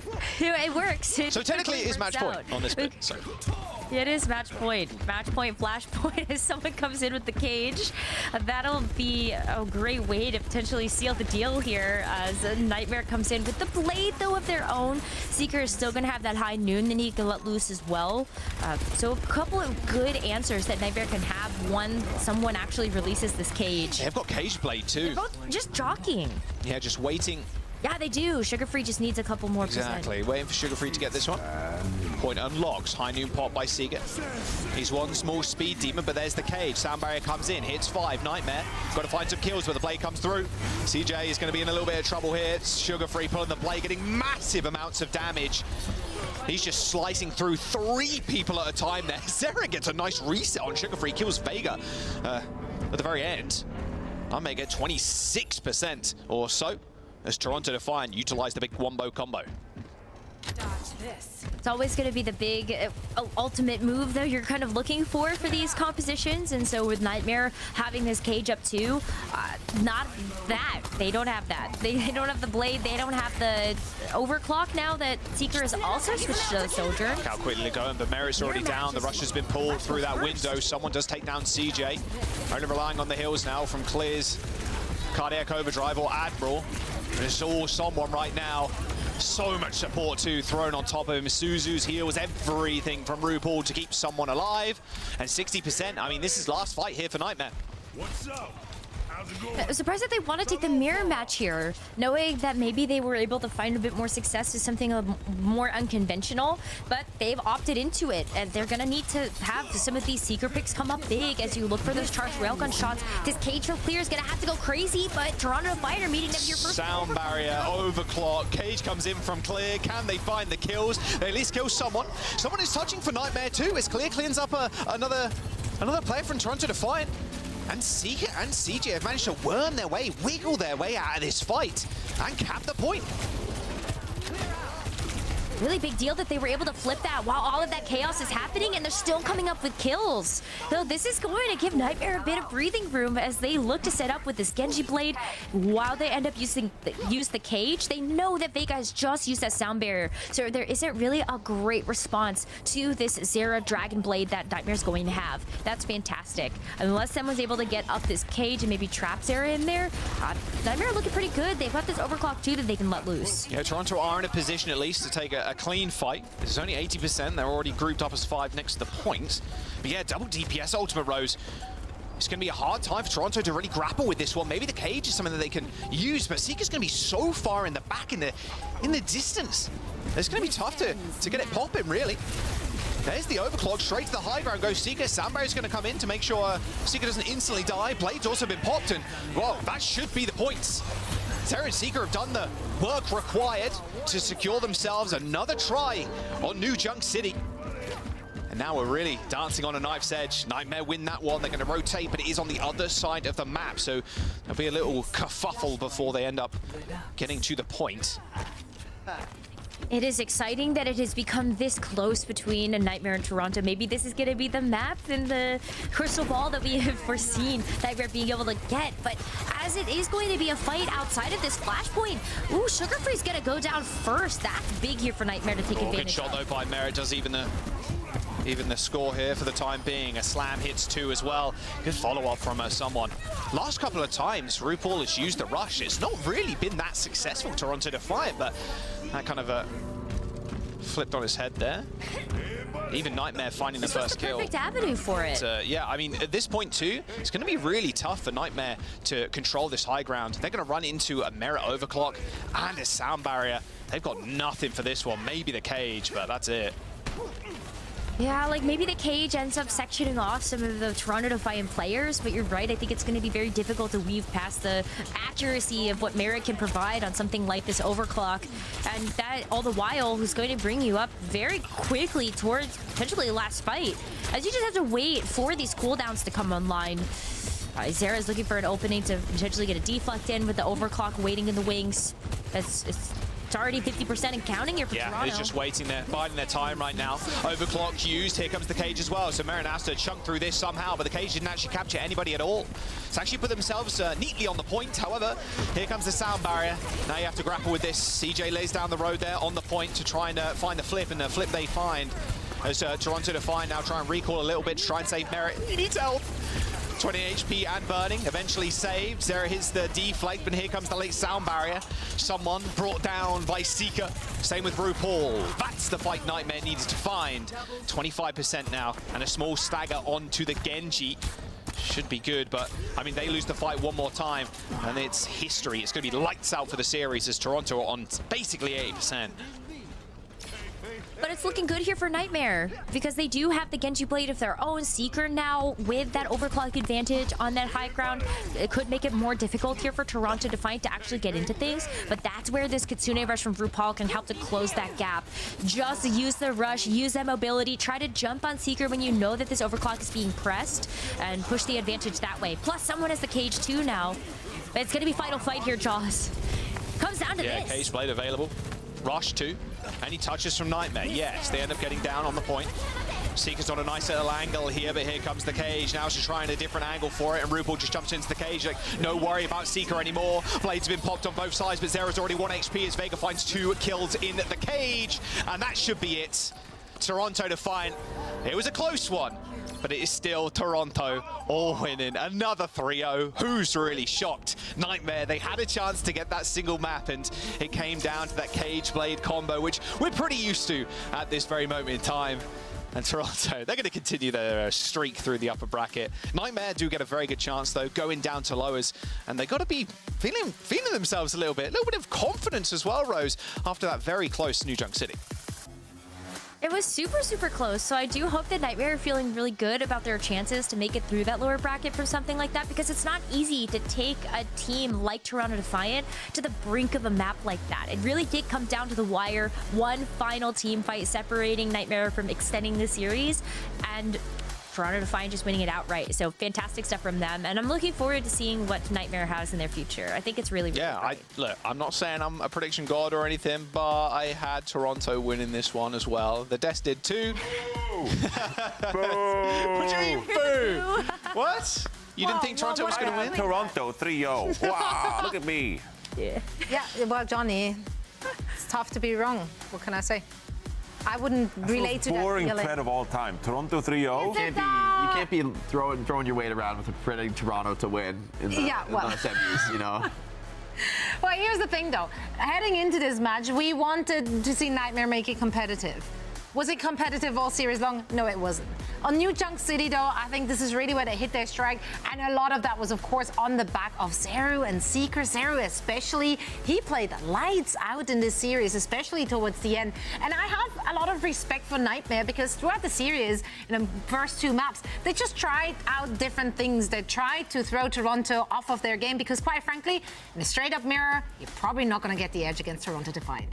Yeah, and Toronto is a team that's not known for giving you mirrors, right? They're always going to find a counter pick, and I mean, the first 2 maps were definitely clear examples of that. I think New Junk City was a smart map choice by Nightmare because the Mauga is just so stable and dominant there. In the end, it's Toronto forced to take the mirror, and I think that is actually the place where you can be feeling good as a Nightmare fan. That, you know, they, in terms of like the raw firepower, right? Whether it was Zera's Genji or Seeker on the Sojourn or the Cass, I mean, they can actually go toe-to-toe with Sugar Free and Merit. Like, they have the individual firepower. Zera, I think, was looking like really strong on the Genji, found a lot of opening picks even without the blade. And honestly, I think the reason Nightmare loses New Junk City is mostly a few fights where they're anxious, like their backs against the wall. They have the potential to lose the series right there, and so they maybe expend 1 or 2 more ults that they could have held on to and could have had a bigger advantage later on into the map. And so I think, honestly, this map was within reach for them to get a win, and that's kind of what I was hoping for out of the series. Maybe map 1 and map 2, a little bit of nerves, and maybe the whole series, a little bit of nerves playing against a team that you know is so strong. And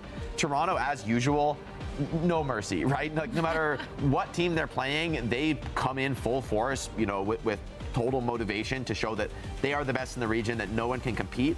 And that's still true for now, but I think I did see things to be excited about for Nightmare. Yeah, and I think even for map 1, Sugar Free, as I was going to highlight, actually was a big contributor, specifically on Busan Sanctuary. I think that he was a standout.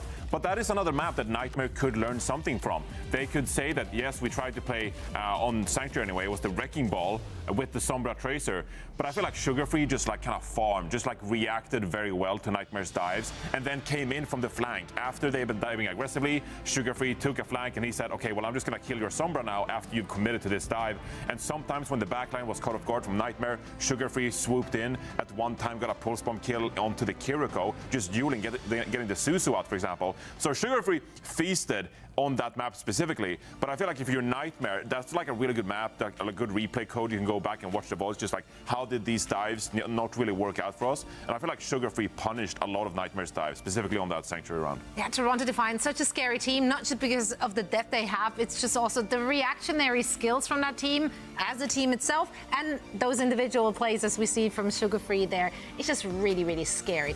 Alas, they were not the favorite to win it. A 3-0 victory, closer at the very end there than some might have expected. So that should give Nightmare fans a lot of hope, as now Nightmare, of course, dropped down into the lower bracket. Toronto Defiant waiting in the grand finals now for their next opponent, which would be either Timeless or Energy Shock. Now, Nightmare will go up against Fluffy Dreamland. This is going to be our lower quarter. Is that quarter? Semi. Lower semi. Is it quarter? I say quarter.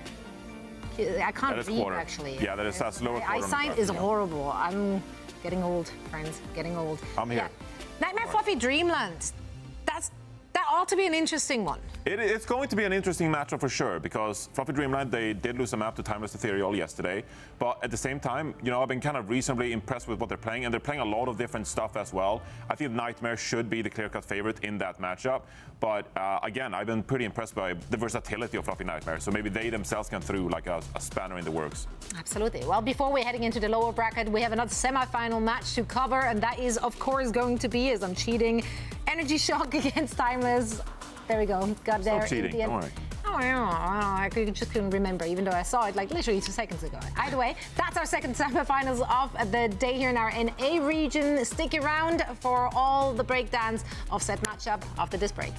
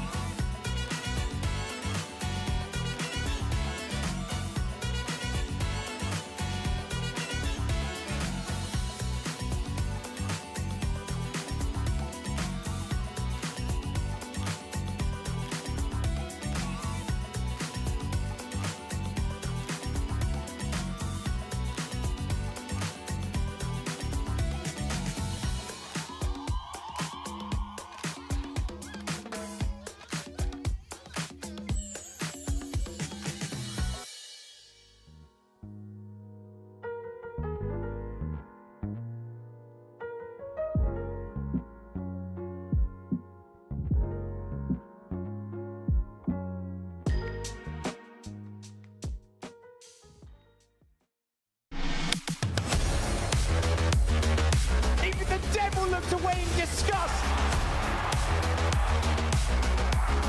I'm sorry, what just happened?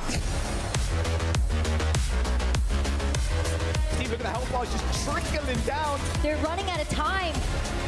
Beautiful boot from Junbin. Oh my word. Oh, they're making the hard work.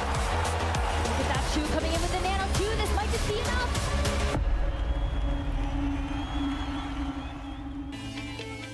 Welcome back to the desk. Grab your tickets now and meet us in Stockholm and potentially some of your favorite teams as well, as they're currently fighting it out to earn themselves those circuit points to qualify for DreamHack Stockholm, our last event of the year. We're now about to head into our second semi-finals in the NA region. We had a very dominant performance, of course, from Toronto Defiant in our first one. To be expected, Nightmare falls into the lower bracket. Let's find out who is going to have the honor, the pleasure, the unfortunate situation of facing off against Toronto Defiant next. Would it be Timeless? This is a roster made up of a lot of known players. We've seen these guys throughout all over NA contenders and the scene for many years. Most notoriously, I think, Luminosity from the last couple of stages. We see the likes of Vision looking in on Squid, for example. And they've actually pieced it together quite nicely with this roster. They're 10-1 in Face It North America. That just tells you, right, that they've been doing really well in the region. That is without Toronto Defiant. But still, against some of the other competition we've been seeing so far in OWCS, they've been doing a really good job. Kaffa has been the primary tank for this team, and then Vision is your go-to hit scan player, which I'm really looking forward to see. And then Doom can come in, play the Tracer, play the Pharah, for example. So a good roster that is quite respectable. Can they bring it to NRG, though? That's quite a task. Yeah, NRG has got to be considered a favorite heading into this. We're still trying to do it for Rack Attack. Can it be done? I think it can definitely be done, right? This is a squad where, yes, they lost Infected, but they brought on, I think, the two best players who were on the historical EMEA lineup with Tree and Ultraviolet, two of the most exciting young players in North America. And then they brought Kellen in on the tank. And it's a great meta for Kellen to bring out his Winston and be a huge difference maker. So I think this could be a real battle, but I think eyes on Tree and UV as players I'm really excited about. And I think on a team now that is going to bring that motivation, that intensity that those players really deserve, that like their focus on qualifying to Stockholm and delivering a great performance on LAN. I feel like this is a team that really is aligned in NRG and on delivering great results and wants to be next up to take on Toronto Defiant. And they had a pretty flawless run through their groups as well. They didn't really drop a match there and were the first one to qualify out of Group B, I believe it was. And while, of course, the end score was flawless, some people suffered more in those matches than others. Let's take a look at this. All right. Okay, we have a kill counter. I know you all know what this is. PG, we love you. I just want to preface this with you are an insane player. He's clicking heads left and right, but in this particular match, he's been the sacrificial lamb. This is the last time we're showing this, for real. This is I feel bad at this point for PG. This is the last time that we go over this. But that one was an L. I mean, I will say the way this match went was, I believe NRG actually won this map. They did, yeah, and I mean, he's playing up against a Lucio Kiri on hitscan. He's getting inted and run down, but his team wins a lot of these fights because the enemy is so focused on killing him, and he doesn't back down. So for me, I actually don't. I mean, I think some of these deaths were tough ones, but a lot of these is like, you know what? Sometimes you can't be scared to die. You got to get out there. Like if I'm thinking players on my team, I don't want somebody who's afraid to die, who's sitting in the back playing safe. Maybe dying like that's not so good. But for the most part, I want somebody who's getting in there, mixing it up on the Cassidy. Here's the Sombra. PG Sombra, let's go. Let's see it. Sick EMP coming in here, by the way. Cancels Lips sound barrier as well. But there's a few. We cut that one out. We cut out all these good plays. There it is. There it is. No, but he wasn't even looking at the Lucio. But still, it happened. There were a lot of great plays in there too. Just again, maybe we'll make a highlight reel in the next one. For the team. For the team, PG is a true team player. True team player. Space created. There's a lot of space created in these clips. A lot of space. Yeah, he took 1 or 21 for the team. 22. So PG, he's a real MVP for me personally. He took it with humor, of course, as he took to Twitter afterwards after someone pointed everyone's eyes at that score. Let's see. That's What's right. up? That's what I mean. PG, he is a player who brings a great attitude to competition and a great motivation, and I think he's a player that a lot of people have flocked to in the scene. People, his stream is popping off because I think he brings an energy that people really respond to. So you know what? I got love for PG. He can die 22 times. It's not going to stop me from cheering. It's not going to stop me from cheering. That's right, that's right. And that's why I'm pretty sure across the board we had to have credit for this team. Energy Shock, it's really, really hard to pred against these players. They've been really lights out. They had a phenomenal group stage. This roster is really coming together. I see this being fairly dominant, although I wouldn't put it past Timeless to maybe take control, perhaps. Maybe. I mean, we didn't talk about it, but the fact is that PG is not in the starting lineup, and instead we're going to see Scissors there. Benched. So you could say benched, but also it might be a bit of like a Kai situation, like ENCE has, for example, where now you can sub in Scissors, have Scissors play the Tracer, and then Tree is just like hyperflex. Or maybe Tree will play hitscan. So yeah, exactly. So Tree brings the flexibility where if you want to play double flex or hitscan, you put Tree in. Maybe PG comes in for like a hard committed hitscan role. We'll have to see how they manage the roster. But I do think it's important to remember this Timeless squad is actually quite a good team. Like they're very strong. I think NRG is just like another level above. Yeah. But I expect Timeless to at least get a map, right? With this loser map pick format, whether it's control or the map of their choice. I think they're a real threat. NRG has to keep their eyes open. We're excited for the second semifinal to get started. And for all the action, we once more, of course, going to head it over to Necra. And Jack, who you got winning this one? Are you all Energy? I predicted NRG to win this one, actually. Shocker. NRG shock. I would give him a 3-1, though. Johnny. Man after my own heart. Yeah, 3-1. It's great. Don't you think? Cool. Cool. See you after the game when I'm correct. It's going to be a good time.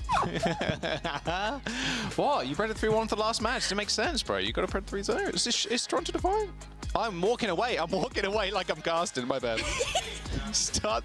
He's actually just walking I was screen. sorry. Yeah, the screen's over there that I look at. I was walking away. I was just escaping. It's all good. Now I can walk. Okay, we can walk now. All right, Lijiang Tower, NRG Shock versus Timeless. Rose, yeah, was a little bit of a tragic game for PG, but a lot of space created, and it was a really fun match to watch as well. If you haven't watched that one, worth a rewind if you want something more to do later today. It's a very funny reel for the number of deaths that PGE took, but even in the interview that he had yesterday, right, he was talking about the fact that it is honestly pretty hell playing the hit stands in a Diva's world at the moment. So, and he was in very good spirits about it. So I think that he understands that his role is to sometimes just play the bait, have to take one for the team, and know that the team is going to be able to pick it up in the end. But yeah, sadly, no PGE in this roster to start. Nah, not to start off. We've got Tree and Scissors in. See what NRG Shot with Kellen. You expect the Winston. It's on the phone too. Wait, Cuff's on the phone too. Wait, they're calling each other, exchanging strats, perhaps. Oh my goodness, wait. They're calling for the gentleman's agreement so that they can both play. Yeah, play Winston. Yeah, okay, sounds good. Yeah, sounds good. Dive Excellent. mirror. See ya on the market. Oh, it's a little different here though. Time is running out with Vision on the Sombra, and you pointed it out last match, Rose. Sombra getting a little bit more playtime now. Sombra is getting more playtime, and Vision is one of the players to have done it. We actually ended up seeing this in their match yesterday off stream versus Fluffy Dreamland, where Vision was very comfortable being able to play the Sombra next to something like a Tracer or even Pharah coming through from Doomed. So excited to see that here and see if this will help out a little bit with Timeless's ability to play this dive mirror. A nice counter dive there by Cuffer, and Lucamino spotting Kellen a little bit out of position. With the first cap as well. Really nice for the Sombra team too. If you get the cap first, you take control of that Mega Pack, which is quite a large resource of healing. Tree does, unfortunately though, as soon as I say that, take out Vision, and there goes Cuffer to boot. Okay, Timeless. Not quite the start they really wanted, despite capping first. But I like the point that you were bringing up, because it would help to put that health pack in control for the Tracer duel as well, as you're going to see Doomed and Scissors fighting it out over something like that health pack. But now the shoe is on the other foot. It's actually going to be Tree that gets a little bit more of that advantage being on the defensive side, where poor Timeless, they just have to walk into some of these fairer rockets. Cuffer's going to have to tank a couple to the face, I think. Oh, Cuffer's going so low. Tree's 5%-ish towards that barrage as well, so looking pretty good for NRG Shock to hold this doorway. Tree can play pretty aggressively. Scissors is forced to hit the recall as Cuffer makes her way to the points.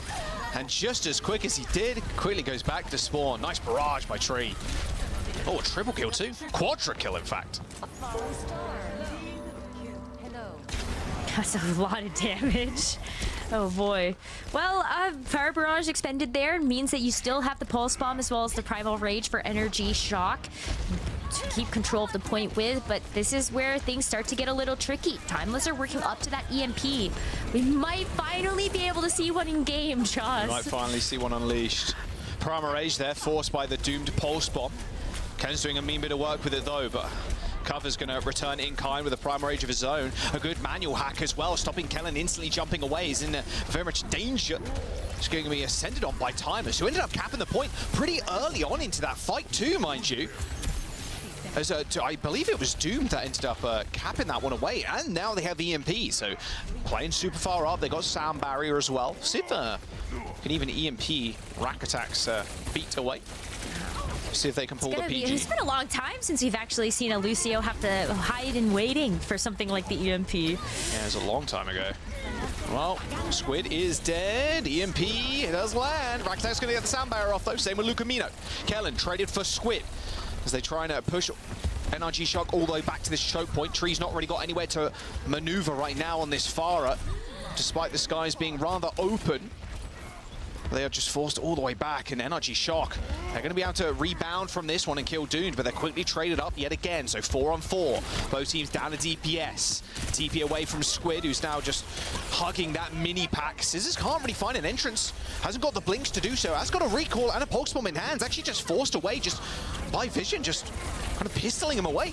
Pulse bomb goes a little bit wide as Cover ends up succumbing to Rack Attack. This rush on the point for Ultraviolet should see NRG Shock cleanly through this fight. But Timeless put themselves in a good position. They only need one more fight now. So NRG Shock have their work cut out for them just a little bit. Having to expend quite a few pieces in that last fight still leaves him with the Barrage and the Primal Rage, though. As Timeless, yeah, the EMP is expensive, right? Like, that's kind of one of the big fight-winning ultimates that you're hoping for. The Vision's gonna have to work back up to that one, and not a whole lot of time to spare to get that back Lucamino died so quickly there. Barrage available from Tree. He can pop out of this, well, tree right next to him if he wants to, and unleash that. Cover's going to be priority target number one for Tree right now, stopping that bubble from gaining any value as Timeless once again find the flip. Pulse Bomb lands, Primal ripped from Kellen, moving everybody away as the Sound Barrier comes in for Rack Attack. Lucamino quite far away considering the time left in the round, 5% for Timeless. NRG Shock are going to try and find the flip though, Rose. They're gonna get the flip as well, and with Timeless not even having the EMP up quite yet, they don't have a whole lot to actually initiate this. Look at the barrage. Oh, they don't touch! This bar barrage. Oh, they just don't touch though. I mean, you got to be scared of the barrage, that but is a C9. That is a C9. It doesn't matter. It doesn't matter. Force them to use the barrage. That is they do C9. not touch. Unlucky. Very unlucky. That was a miscommunication. Yeah, though. who was like, touching, you have to right? send someone in. Yeah. And it should be either the Tracer or the Winston, right. I feel like, in that scenario. And neither. Yeah, just no touches. Just no touches. Around. Oh, here's the replay. Look at that. Please. W production. Let's have a little look. Yeah, so 5 alive. Doom and Cover kind of stepping up. Again, kind of worried about this barrage. And, oh, Doomed. Just like a few frames too late there on the blink. It's almost as if Kaffa's jump was actually a little bit too short there as well. Maybe getting stuck on the archway of the door instead. I don't know. Either way, you could have touched. You didn't. There was nothing that was booping you away. I'm going to call that one a C9, and we're going to go to the next round. We've got Control Center, as both of these teams instead are going to be coming out on the Malga compositions. A couple different flavors, though, from both teams as you look at Doomed on the Genji versus Scissors on the Pharah. So maybe a little bit better aerial control as you look at Scissors Pharah, just perched up there on the high ground. Kaffa's already so low as he has to actually back away with the overrun. Just taking so many rockets from Scissors, controlling the high ground. And Vision is tough to really get an angle here. They eventually knock Scissors out of that nest. Doom dashing in, here's the deflect, has to now go back to server room. As they send Kellen pretty low too. No one's capped either just yet. A very aggressive lamp to make sure Vision can play a little bit more unperturbed in the front line. And there it is, cap for Timeless. quick cap as well. After having dealt with the Pharah, it's much easier to step out and go ahead and be a little bit less afraid. Already chasing down Kellen as well. That pops the cardiac overdrive just to bully them back and wait for those reinforcements to come back out of spawn. That was wild to see that cooldown used so early, but you know that it's going to be back up in kind by the time that you actually get back to the point. Ultraviolet has the amplification matrix, so it should be I was gonna say 2 windows, but Squid got a lid, like absolutely deleted. They both traded Baptiste here. Doomed in no man's land. Looked like they wanted to go for the mega health pack. Still Timeless in control of the point. They got ult to kind of sustain themselves as well if they want to, but Vision does need health. They've got cardiac overdrive, but eventually they let the point go. Maybe Vision tries for a high noon there, but was too low to utilize it, and that will result in the cap. Energy Shock in a good spot. They set Scissors up once again in this doorway. They got Barrage. They do have Barrage, and it's the high noon first, though. Double high noon, in fact. Oh, Kellen, too far up. Didn't get the sun. Down from the charge, unlike Kuffer, who managed to cancel that high noon on the side of tree. Even the barrage thrown in by Scissors too. Timeless Energy Shock used both DPS ultimates and get nothing from it. Absolutely cut down by Doom. Tell you, Genji dashed up there and killed Scissors out of the sky while the ultimate was going off. And so that's a really big fight for Timeless to win with very, very little expended. Now they have the Cage Blade as the perfect combination. Yeah, no surviving that one, unfortunately. Doom making that one look easy. Nice little team kill, and 70% on board. That was an expensive ultimate combination to use, but you know that there's nothing for Energy Shock to combo with their own cage as they get set up for this potentially final fight here. Timeless have a chance to tie up this map and bring us into a round number 3, and they're going to kick things off with the AM Matrix. Agents him from Kellen, but instantly deleted. That window just providing so much firepower to Timeless. Did lose Vision in the process, but there's no tank here for Energy Shock. They got a sound barrier, and they might need to use just to stay in this fight. There's the charge. The beat comes through. Nice little wrap around there from Rack Attack, making sure Tree got the overhealth. Scissors still kind of denying this space from Timeless, just sitting on this high ground, perching like an eagle waiting for their prey. Nice little slap. Vision had no control over his character there. Booped by Kellen, booped by Rack Attack. I always thought it was the takes that had a difficult time, but it's actually going to be the Cassidy this time around. Now that Timeless a bit on the back foot here with looking at how depleted that ultimate bank is. They have the high noon to help maybe clip Scissors out of the sky, but this fire barrage looks like it could be absolutely deadly if set up in the proper position. It was not enough last time though, knowing that it had to weave around something like that immortality field, maybe getting a different angle this time around. Look how aggressive Scissors was there. Thrusted straight into the back line, kills Lucamino. 60% reset here for Timeless, you would imagine. Don't lose UV. Oh, Doom cleans up too. And they clean Rack Attack as well. This is slowly NRG losing control of that fight on what looked like a win one. And Lucamino is able to get back ASAP. Taxi Vision halfway there as well. And now Timeless are in OT. Not as a team of 5 either. Like, they have to come back in one at a time to just stall Blade point. for Doomed, everybody's grouped up, just scared of this high noon tree. Just forcing the positioning of Timeless right now. Double DPS ult for Timeless. Point might get flipped here as NRG Shock are going to be able to get it. And Scissors with the flank. Oh, and the Rocket Barrage. I mean, you don't need to worry about Cuffer on this high ground. You could just chill if you really want, but no. Scissors is still going to go in. Doom manages to get cleanup kills once again, but NRG Shock, most importantly, are in control. I felt like almost too easy of a trigger, though, for Cuffer to have pulled that cage. If he had had it for this next fight, he would have been able to pair that with something like the Blade and Timeless. Should have been able to sink this one in touch this time, though. Very quickly. Now they have to touch, though. They got it. Please actually touch the pool. High noon from Vision. Squid, one clipped. Vision pushing people back to server. Pulls the trigger. Only gets a little bit of damage onto Scissors, but forced the recall. Here comes the Blade from Doom. A nice little Suzu there from UV, aiding in the kill of the Genji. And the cage in server room. No firewall, no nothing. All good. NRG Shock capped the point. And they're going to find the map after that swift team kill.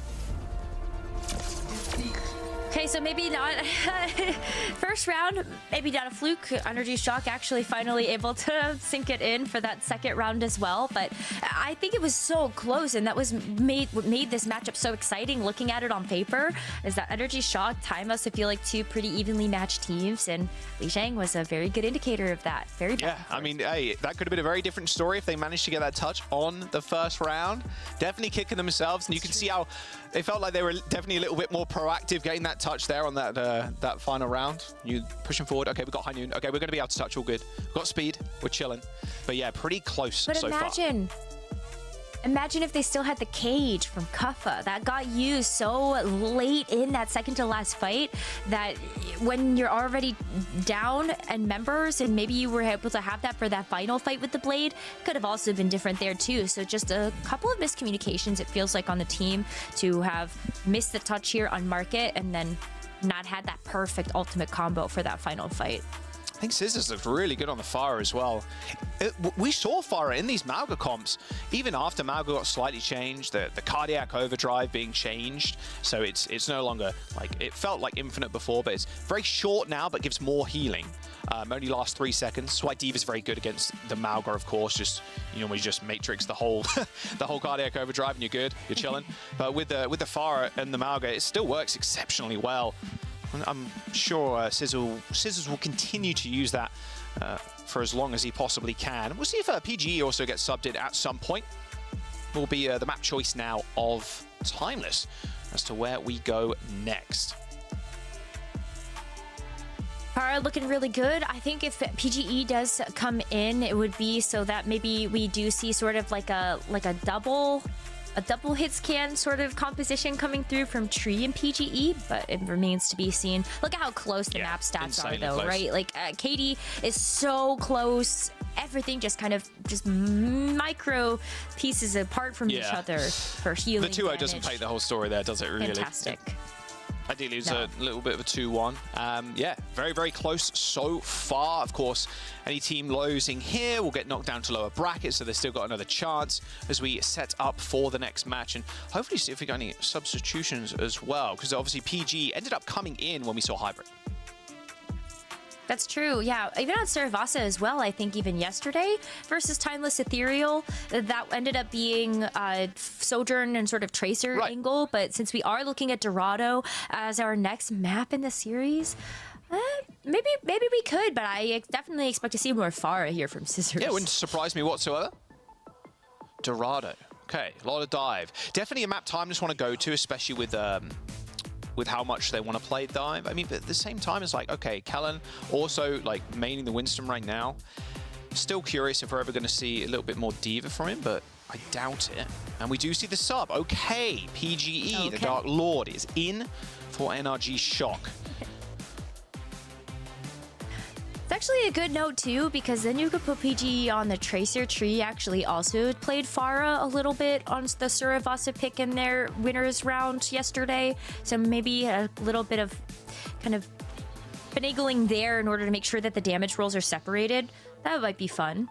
But Dorado, like we sort of expect to see Winston played once again here from Kellen and Kuffa, and then round it out, I guess, however you like, with something like a Pharah or a Let's jump in. It's Dorado. Timeless's map pick against NRG Shock. She's going to be dive, dive, dive. Yeah, maybe a little bit more Pharah. Double hit scan, though. Super nice on this map. Love to see some more Widowmaker. Some of the Widowmaker Dorados we've had recently were ridiculous. That game in EU earlier, just, it was all Widows. All of them. Like, Keo was destroying on the Widow. He was crushing. Yeah, Keo made Space Station look like the worst team in EU, which is obviously not true. But you know, Keo's Widowmaker. It was the battle of Sparker versus Keo, that match on the Widow on Dorado. So I love seeing the map. And on defense, yeah, Vision will be running Widow, and Lucamino and Squid on the Ana Brig. A little bit more defensive on high ground. Makes the most sense though. Don't want to go anything too crazy. We'll see what NRG Shock want to roll out with. We'll see if PG ends up switching to Widow too. I'd imagine so, as soon as you see Vision kind of coming through with that. Although, Tree on the Bastion. Okay, are they going to petal up? and then put the Bastion in a good spot. Petal They the are. Bastion. PGE. No Yup. way. And that is how you take high ground. Oh, yes. Cover going super low. And that's going to be a good sleep as well. What a good pick. The Rack Attack Weaver comes in a mad clutch. It's boosting people to high ground, and there's the PG swap to Widow. Tree's going to go Tracer, Rack back to Brig, and Timeless. Where's your defense at?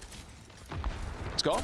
If there was anybody that I trust to play the Life Weaver pick, it's certainly Rack Attack. I hope we get a chance to see him on that once again at some point, but Kellen's already going to try to create more space, knowing that they were able to get that high ground control so early, but gets eliminated in the process. So it's going to be more space actually being taken back from Timeless. No, all their hard work. No.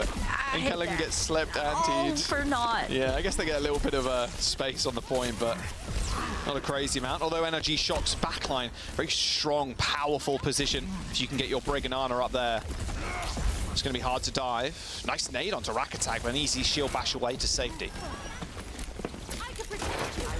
So a little bit of a standstill right now as Energy Shock. They get set up for another attack push. They have this high ground control though, so this cart's gonna be very easily be able to make it underneath this archway, which is a lot. Oh, especially PG is gonna get a pick like that. No short hop there. With the grapple, looking for the Ana now. Body shot will do. Tree's there for the follow. That was dirty. Nice double kill for PGE.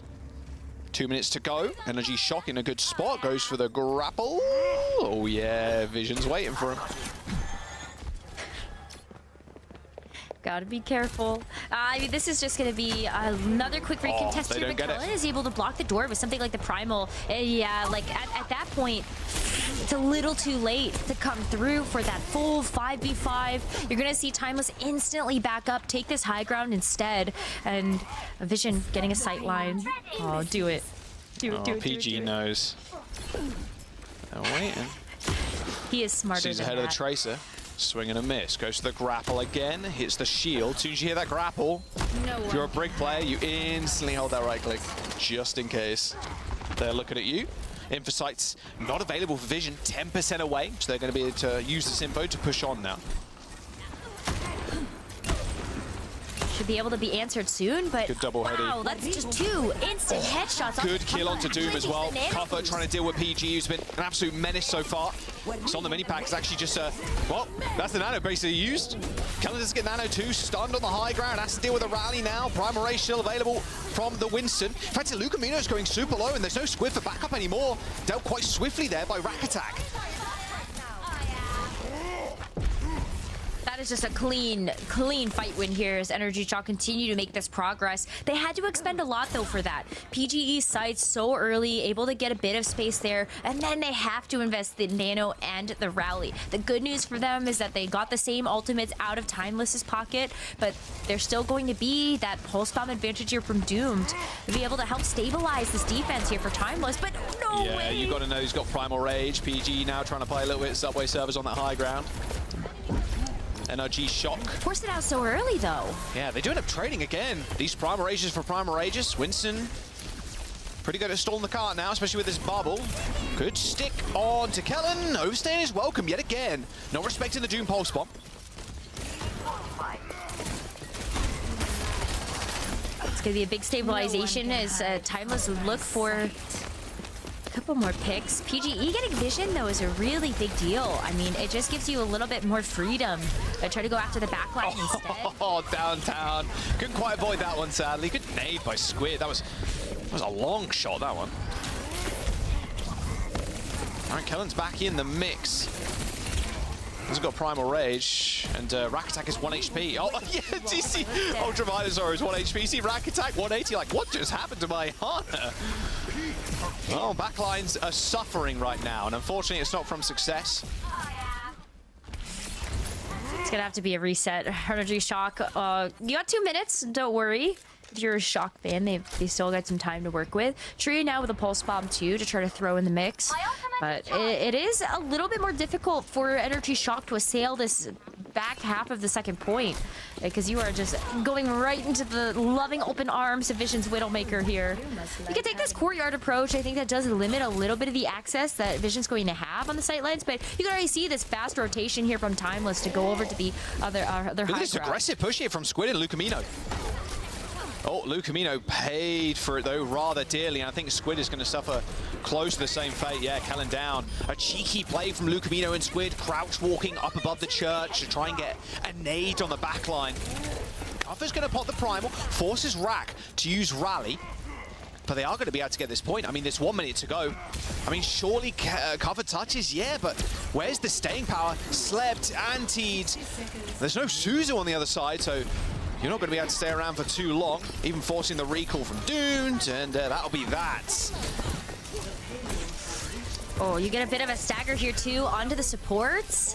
Yeah, like, they go down so late here, so it's going to be easy for this payload to actually push its way past these doors.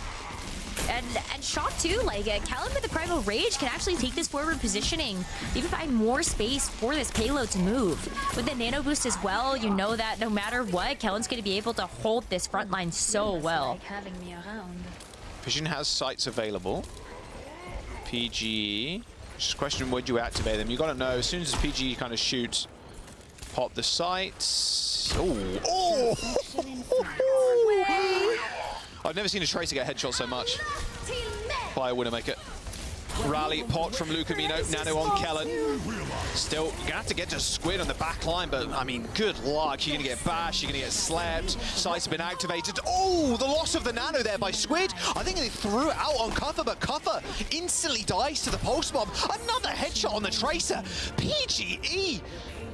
My word, if the law was written any different, PG will be the main villain. 1 minute and 12 seconds there as they sink that payload in. Score. NRG Shock. That performance. Looking clean.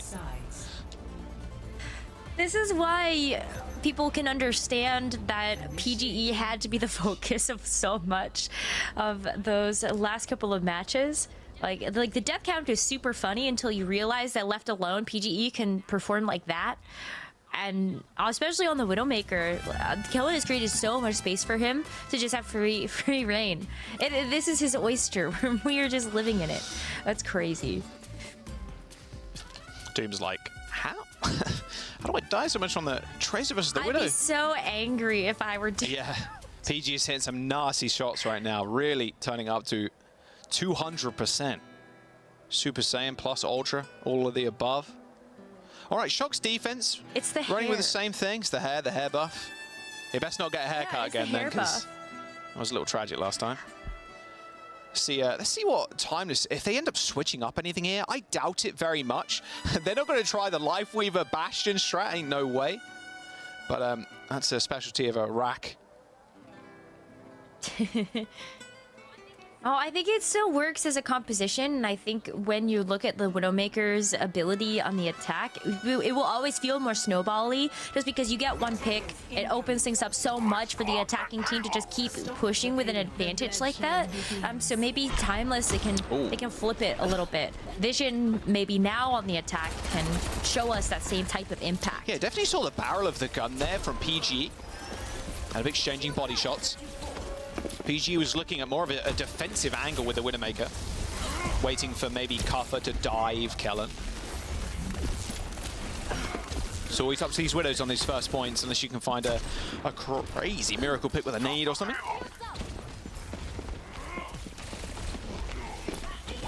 Being so patient, though. Oh, these Widowmaker duels have been so fun. You could totally follow this up onto a couple of headshots onto even the Ana if you want. That's not a great example. It was close. Almost hit the headshot. It was very close. Did cause Squid to pirouette slightly and make sure they're not insta-killed. And Bubble from Kellen saving the support's life as well. This payload is getting a move on. 90% on the Primal Rage for Cuffer. Should be the first old Timeless they're going to get. He's done a lot of damage already. In fact, he's already got the Primal Rage. I think she's Shock going to realize this is happening. Cuffer rips it. He's trying to poop Ultraviolet around now. A couple of trays back and forth. A good sleep onto the Primal Raging Winston. Will wake up in just a moment. His backline should be fine as Cuffer doesn't have Doomed or Vision with follow-up. So Those large monkey hands aren't doing that much damage, realistically. But this is an awkward rotation for Energy Shock to have to take. Oh, the sleep is perfect, though, to make sure he did it get again. out of there. Not again! Oh, man. Enemy number one is Dune. PG, once again, meeting his head with a bullet. Cuffer, Nano. Rally comes out as well. Kelly having the worst time imaginable right now playing Overwatch. Cuffer got antis who had to back. A lot of ults invested in that fight for Timeless. Use bubbles, both support ultimates. And now you're going to be pretty confident if you're Energy Shock. You've got sights and you have Rack with the ultimate as well. That rally is going to be so useful, surviving the dive here from Doomed and Cuffer. Sights coming through from both Widowmakers. PGE's just expired, so he still has to be a little bit careful peeking up, knowing that Vision does have sights of him. But Rack Attack pressing the rally is actually going to force back Timeless. And Jaws, they only have 1 minute and 30 seconds left. This payload is stopped before that first checkpoint. Looking at a little bit of a lackluster push. Just respawned. And yeah, with the Cover just respawning now, you're setting up in the next 30 seconds or so, or 20 seconds or so, and then going for a dive. Like, it's pretty much final fight. Chirima's finding the one clip onto Vision. Narrowly surviving some shots there from PGE. Doom doesn't want any of that smoke. Pulse bomb in his hands, however. Bubbles are down, stick lands. There you go, that's the pick that you wanted. Nano boost deployed onto Kellen, however, as Doom searches for another kill. As Kellen is doing the same right now, he's just on the payload. Vision gets a little bit of revenge there on Tree, finding a nice little headshot. Oh, Doomed as well. Finally able to pick up PGE. I feel like that's got to also feel very sweet in terms of revenge. But Cuffer's back to really put the pressure on as Kellen comes in with a Primal Rage. Oh, yeah. I think that's going to be able to take out Rack Attack, but what in the world? This defense from Energy Shock is still holding strong. Kellen with the Primal Rage was perfect enough to draw the line in the sand, and that's going to be 15 seconds left at this point. Timeless has to respawn and regroup, or they're going to get held on first. Tree's got the key to the city right now. That pulse bomb, if it lands on either of Lucamino or Squid, it could be all over. And Squid is down, no more Nano. Nice headshot from Vision, but where's the damage? Where are more kills? Someone's going to have to touch as well, and a touch is successful there, but PG is hunting. A body shot onto Doom, just Rack Attack also ends up falling. Both supports and Timeless are going to come back in this fight, but someone still needs to touch. Luckily, though, for Cuffer, and the rest of Timeless, to be fair, it was in Primal Rage. Squid back, Lucamino popping the rally. This should be the first point, but it was a struggle. Tree almost made that an impossibility. They managed to get it done. Squid going down there was definitely not looking very good for Timeless, but you were able to stabilize with the rally, the Primal Rage. That was really good for Lucamino and Cuffa to still be there to just provide that extra amount of sustainability. But this is where the struggle continues, because there's 2 minutes to get through the second phase. That's a lot of distance to have to cover here, as Energy Shock are going to be able to come back with a rally of their own pretty soon here. Sights from PGE. PGE's been crushing it in the second round, despite being on the defense. That has been such a thorn in Timeless's side. PG with sights. Cuffer just taking round after round. Oh, here's Doom. Yo, 180. Almost hit it. Yeah, Doom still a little bit scared of PG now, and I would be too. PG getting packs from the high ground as well from Rack Attack to keep himself alive. In fact, forced Doom's recall as well, but there's Vision taking advantage of the chaos that was created by Doom. Tree with a pulse. I wonder if that was a stick onto Doomed. It might have been. Only a minute to go. Energy Shock burning this time bank away from Timeless, and considering they finished with a minute, it's not looking good for the team in blue. Nano boost onto Cuffa, but that's an instant response to the rally there from Rack Attack and the sleep from Ultraviolet. Yeah, there goes the Nano. Primal Rage still popping though, but look already. I mean, Squid and Vision are dead, Rose. That is another reset that Timeless are going to have to go for now. And after that Nano boost that got negated, Cuffa actually used the Primal Rage. After that backline, it expired too. So you have to come back into this one with Lucamino's rally. But now, look at the time bank. All of that stall, and for what? You've got 35 seconds left. This is one push that you have if you're Timeless, and then it's overtime. That's not an easy task to have to look at. You have to play on the cart now, especially if you want to find value from this Lucamino rally. All the onus now on Energy Shock. Oh, post bomb misses. PG picks up the Mega Pack. Swarm, big ultimate down there for Timeless. They are going to be touching the points. And here comes the rally from Lucamino. Was the difference maker last time? Can the same be said for this last OT push? On to second. Doomsword's PG again, trying to go for the one clip, but packs are flying. Rack Attack's cookies, they're being delivered fresh from the oven. As PG is staying alive, someone has to touch, and Doomed by just a fraction of a second there manages to get it, but still trying to take out PG. And all the meanwhile, cover Lucamino and everything, and oh, of course he had to do it to him. PGE gets the final kill on Doomed as NRG take the map. There was no ending that is a better fit than PGE getting another pick on Doomed, especially from the skies, no less. Oh my god, you can put together a full highlight reel of PGE styling on the Tracer, the Ana, that entire team. It was definitely a map for the Widowmakers. We've had one already today in EU. We got another one here. I'm delighted, honestly. We're seeing a lot more Widow, thankfully. That was a good map from NRG Shock. Where did Timeless go from here? Match point for NRG right now, Rose. I think this was going to be a little bit closer than it is currently. I mean, you want to play dive, of course. You want to have Cuffer and Winston. I mean, even Kellen doing a fair bit of work, although a lot of the times checked. There were a couple of times in their attacking round that Kellen was caught out either with the pulse bomb or just kind of overstaying his welcome a little bit. I'd say both Kellen and Cuffer doing the same. It really was the Widowmaker difference from PG that helped them secure the map. But I do think it's going to continue to be a DPS difference when you look at the Winston versus Winston. You've got Kuffa and Kellen that both want to play the Winston, so it's going to be dives across the board. And the DPS, it'll be the differentiators between how we actually see those Winstons fare. So I don't know if you are Timeless, you feel particularly comfortable going to another Winston map.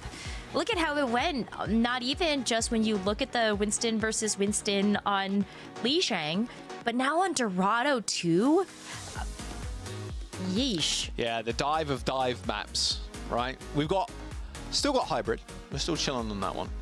We've still got New Junk City and Surabaya as well for our flashpoint. Still got Push in the pool as well. There's some stats for you from that last one. Same amount of healing, a little bit more damage on NRG Shock side. Makes the most sense. 22 deaths to 42. It's a pretty big difference there between both teams, but NRG Shock, remembering like OT pushes for Timeless, they really stretch them to their limit. There's the map pool as well, if you've forgotten. Showing this graphic a turn, you should have this memorized by now. I have not. Apparently, yesterday I was saying that certain maps were in the map pool and they weren't. It's just, you're letting the subconscious of your brain be hopeful that we get a chance to see some of the maps that aren't in this pool. That's true. Where's Esperanza? People sick of Esperanza? I'm not. I like it. It's a dive map. I love that map. It's Maybe so back good. in the pool next stage. But let's have a look where we're going now. New Junk City. All right, we're going to a push map. Yeah. I forgot the name of the game mode. Why did that escape me? Flashpoint! Wait, now you really actually need to go study that graphic. Yeah, I do. Because it says... Can I just bring the graphic back up, please? No, don't. Let's load on in. It's Timeless's map pick again. Going to a Flashpoint. New Junk City. Less dive, more rush, I'd imagine. Malga. Yeah, a little bit more Malga. And PG's taking a back seat, Scissors back in. PGE can go take a nap at this point. I think he's already put in the legwork. He can go, like, sit in the sun. He can chill for a bit. I don't know. Dude, just chill. Yeah, Scissors are going to come back in, and I think this makes a lot of sense why we would see Timeless want to go to New Junk City. You look at the map pool for something like the hybrid maps that we have. It's all Winston. You want to play Winston on basically every single one of those, maybe outside of something like King's Row, but you also looked pretty good in the Malga mirror. Just maybe one little miscalculation on keeping something like that cage, and it was the difference maker between going to a third round on Lijiang and not.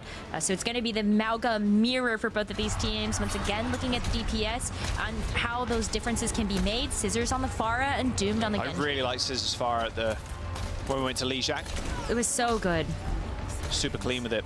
Doomed on a small off angle on the Genji. They're very acutely aware of it too. They're trying to chase down Doomed. Yeah, this should be an easy kill.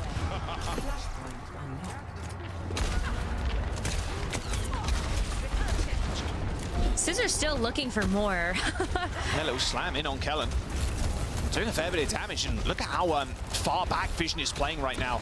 And Scissors is playing ground fire too, just taking the stairs instead. Kuffa needs to look at Scissors potentially. Kuffa has no idea. Yeah, it's like, where am I getting damage from? What is going on?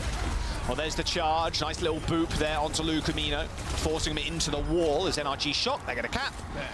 There's still one person alive. It is Vision. Quickly dealt with, though, by Tree.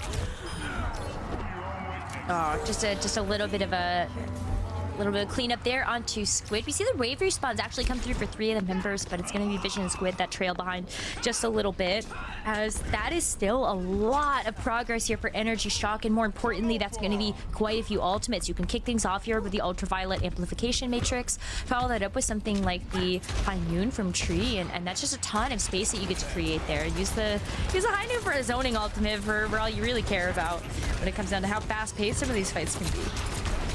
All right, Doom just going to put pressure on the point 4 times. The window's opened up. 1 rocket is all it takes. Single one, and it's going to be the first point to NRG Shock. No way they come back into this one.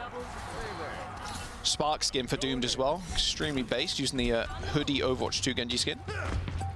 Look at the ultimates as well, Rose, for NRG Shock. I mean, going into the next, time to have the combo right. They've got Cage. Well, they're going to have Cage. They're going to have Blade, but Cage Blade versus Cage Barrage, like, I mean... I think I take the Cage Barrage. You can only deflect so much of that, yeah, right? That is true. And you also have the sound barrier too. Like, Lucamino is trailing behind just a smidge. Maybe won't actually have the sound barrier if you know that Rack Attack is going to beat you to the punch. All right, high ground control here for Energy Shock. Time is going to have to peak. They have got window to do it, though. High Noon. Oh, the barrage. Oh, Vision got booped into a perfect angle there with a High Noon. Scissors barrage getting absolutely nothing. There's the Cage coming through from Kellen pretty late into this fight. The DPS, well, there's one of them still alive. It is Tree. Taking down Kuffa, but now they are completely split. Ultraviolet on the point, going for the cap, while Timeless try and deal with Tree, who's being kept alive. They're going to have to hit and kill him eventually. Ultraviolet actually almost got that flip, and UV might be able to survive too, especially with the Scissors back. Oh, nobody's actually captured the point yet. This is going to be a pretty explosive team fight as we do start to see the reinforcements come back from both teams. Doom is going to be able to get a couple of members down and does force Energy Shock to have to back away.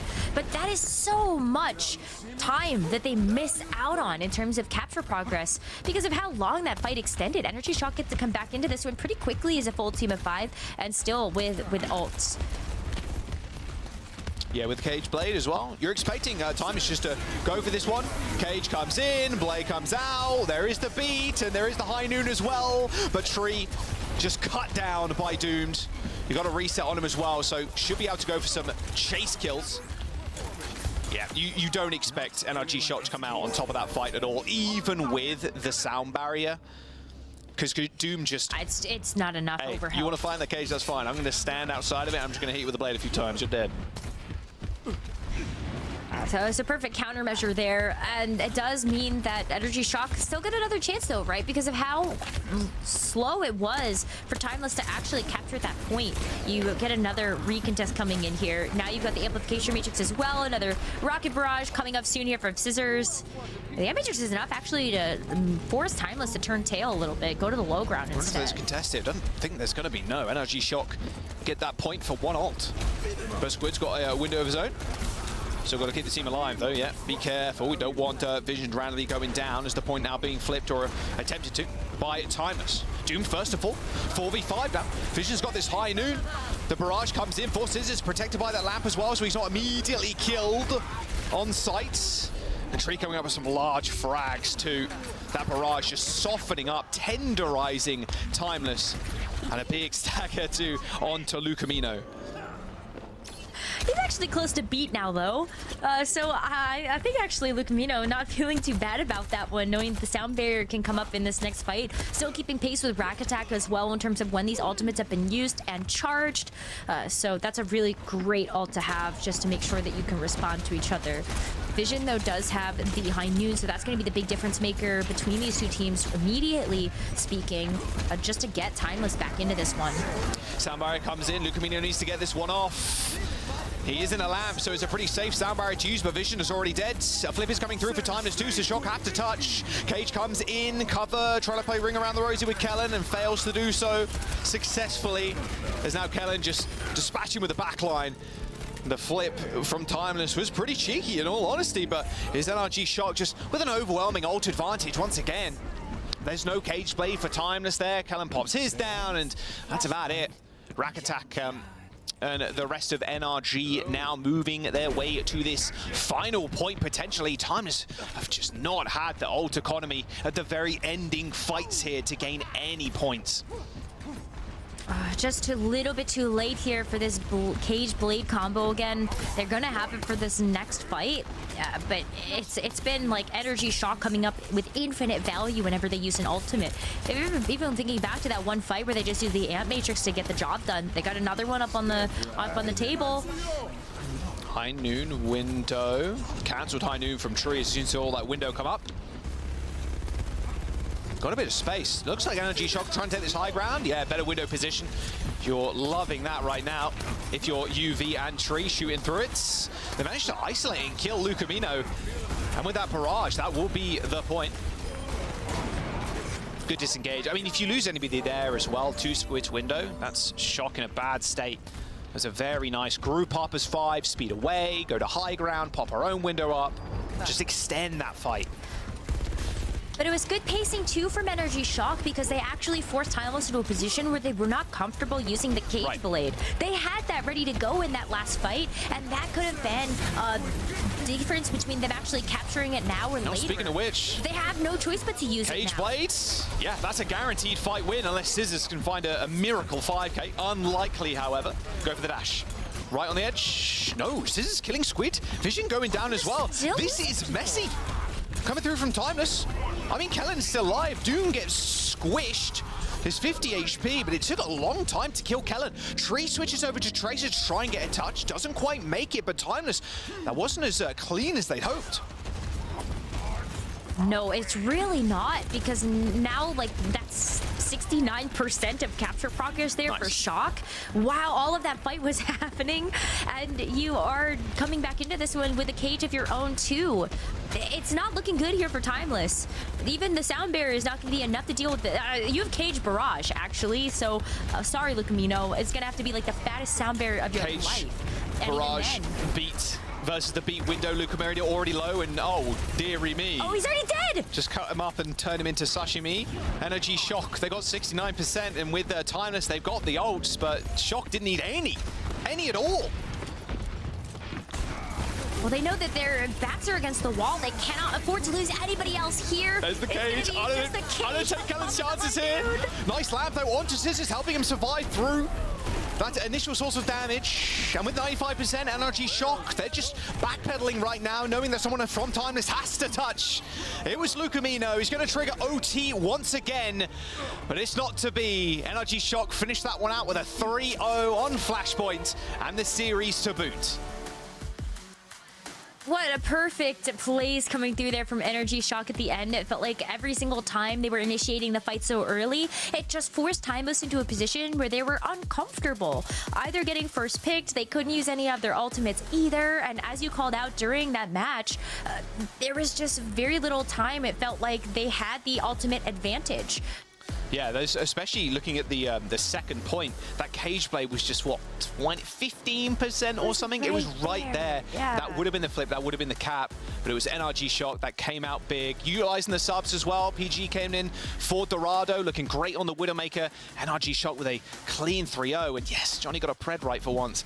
What a fantastic series thus far, and well, they're gonna go all the way through the upper bracket. I mean, Toronto, it'll be a rough game, but it'll be an entertaining one as we jump over to the desk and they can break that one down for us. We can indeed. Yeah, congrats, Johnny. What an achievement for Energy Shock. I wasn't gonna say anything to the guy over there, but we can move right along with the show. All right, let's do that then. Absolute incredible performance from Energy Shock. Feels like PG watched our pre-show here. He had a point to prove on our Widowmaker. we weren't dragging him. It was factual that he died a lot. They still won, and he was out for revenge today. Absolutely filthy, like disgusting. I mean, this is actually across the board, right? PGE comes in on Dorado, has a huge performance, but this is way more than just PGE. Oh, yeah. I mean, Kellen was fearsome in this series, making a case for a competitor for best tank in NA. Like, gonna be, I think, I mean, now we got like the battle between NRG and Toronto, I think is going to be hotly anticipated, because this is the best I've seen Energy Shock play. We've got Tree and Ultraviolet coming in, really leveling up this squad. I mean, this is a scary team to be playing against. Maybe only Toronto Defiant can be confident in any kind of match, and I wonder if anyone else in NA can challenge them. There's PG. There's a surprise PG. He's trapped in the monitor, and we're back. I'm sure we get to him in just a little bit, but first we gotta watch him and the team fragging out. That was funny. Yeah, no, but I agree with you, and I'm really impressed by like the structure of this team as well. So I want to give Weeds a shout out, the head coach for Energy Esports. You know, getting a lot of new members into this team, like Tree and Ultraviolet, Kellen, and then getting these compositions sorted. The first map, of course, you know, we saw Tree, for example. He actually started out and played some of those flex heroes, then swapping over to the hit scan as well, and then you're rotating in PGE on Dorado, for example, and having an amazing game, right? So I feel like this Energy Shock team, they know what compositions they want to play, how they want to utilize their subs, and I love the organization they have going into these matches. So I'm looking forward to see how they do against a team like Toronto Defiant at this point. Yeah, it looked so well rehearsed and so practiced, and considering how little practice time they actually had with this squad, with these players, given the roster revamps we saw heading into stage 3, very, very incredible stuff from Energy Shock. I'm very excited to see what they can get done against Toronto Defiant, which thus far have been looking absolutely untouched. Kellen, you've already shouted him out. He got himself the player of the match honors, and rightfully so. What a stellar performance. I mean, on the Winston, he just absolutely dismantled Timeless, right? On this first point, I thought the fight was done and dusted. Kellen comes up with a solo 3K on Winston, clutches the defense. I mean, on the Malga, I think as well, just super consistent, leading the team. So he's got different styles in his back pocket. The team looks really consistent all around him. Very impressive performance from Kellen. Indeed. Now, speaking of impressive things, we've got to roll it back once more. We talked about it already. We want to see more PGA highlights. Since we did the lowlights and setting up the match, we've got to give credit is due. We're actually not sorry, because it was very entertaining, but so are the highlights. These shots are filthy. Like, how? Actually, how? This was actually disgusting. And it's not one or two. It was just like, I don't know how many in a row. He was a living highlight reel on Dorado. Actually. I mean, time and time again. That was the one time he missed. Those 2 times. Oh my God. Just throughout the game, he was delivering. I mean, I feel like the team is just firing on all cylinders all around. Like those headshots on Winston, right? It's like, what do you do?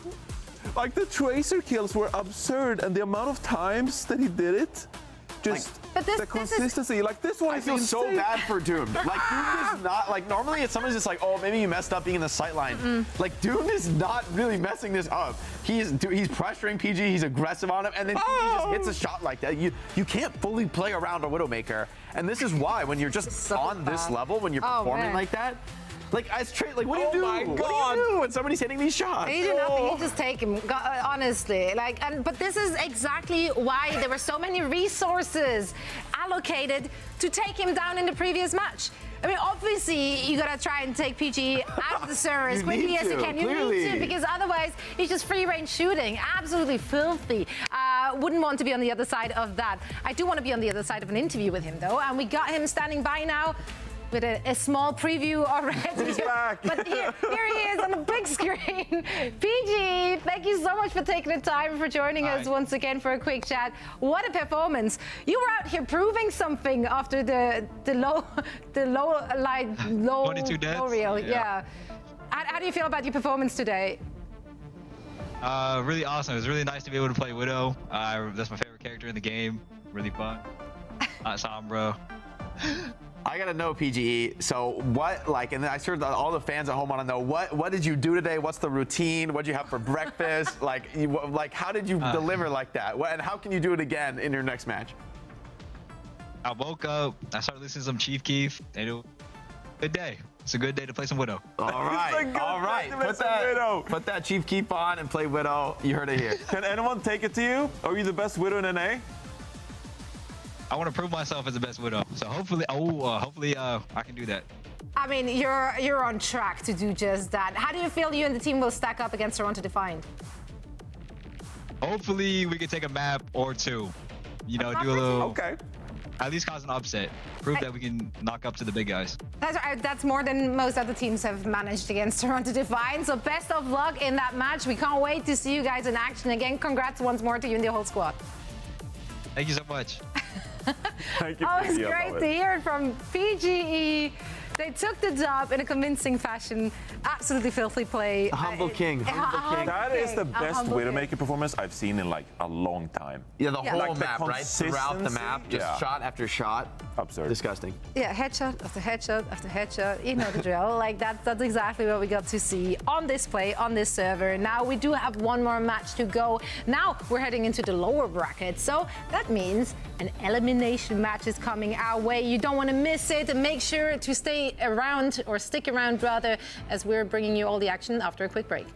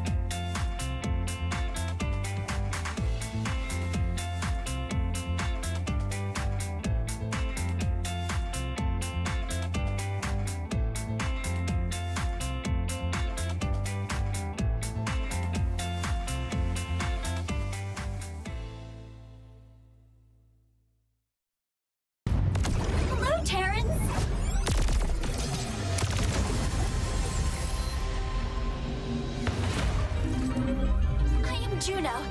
It is nice to meet you. My new life on Earth has been so exciting.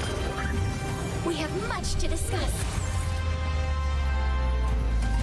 I have seen pictures, but Earth is so much more beautiful in person. Watch and learn. Oh, the sand here reminds me of home. It looks like it is made of gold. Line and sinker. There are some people I have been advised to avoid. Mother said all dogs were cute. Perhaps she was mistaken? I will reap your soul.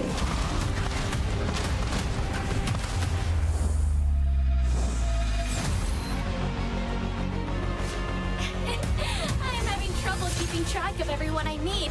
They keep changing their appearance. Alright. fine. That one is Mercy. That one is Diva. I'm so bad with names.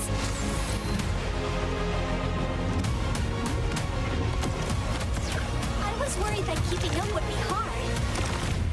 But it looks like I am not the only one starting from zero. Brushing up on one's skills is always a good idea. Always more to learn.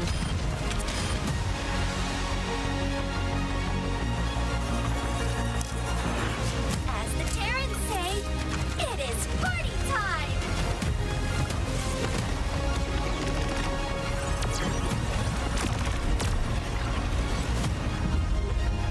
My adventure has just begun!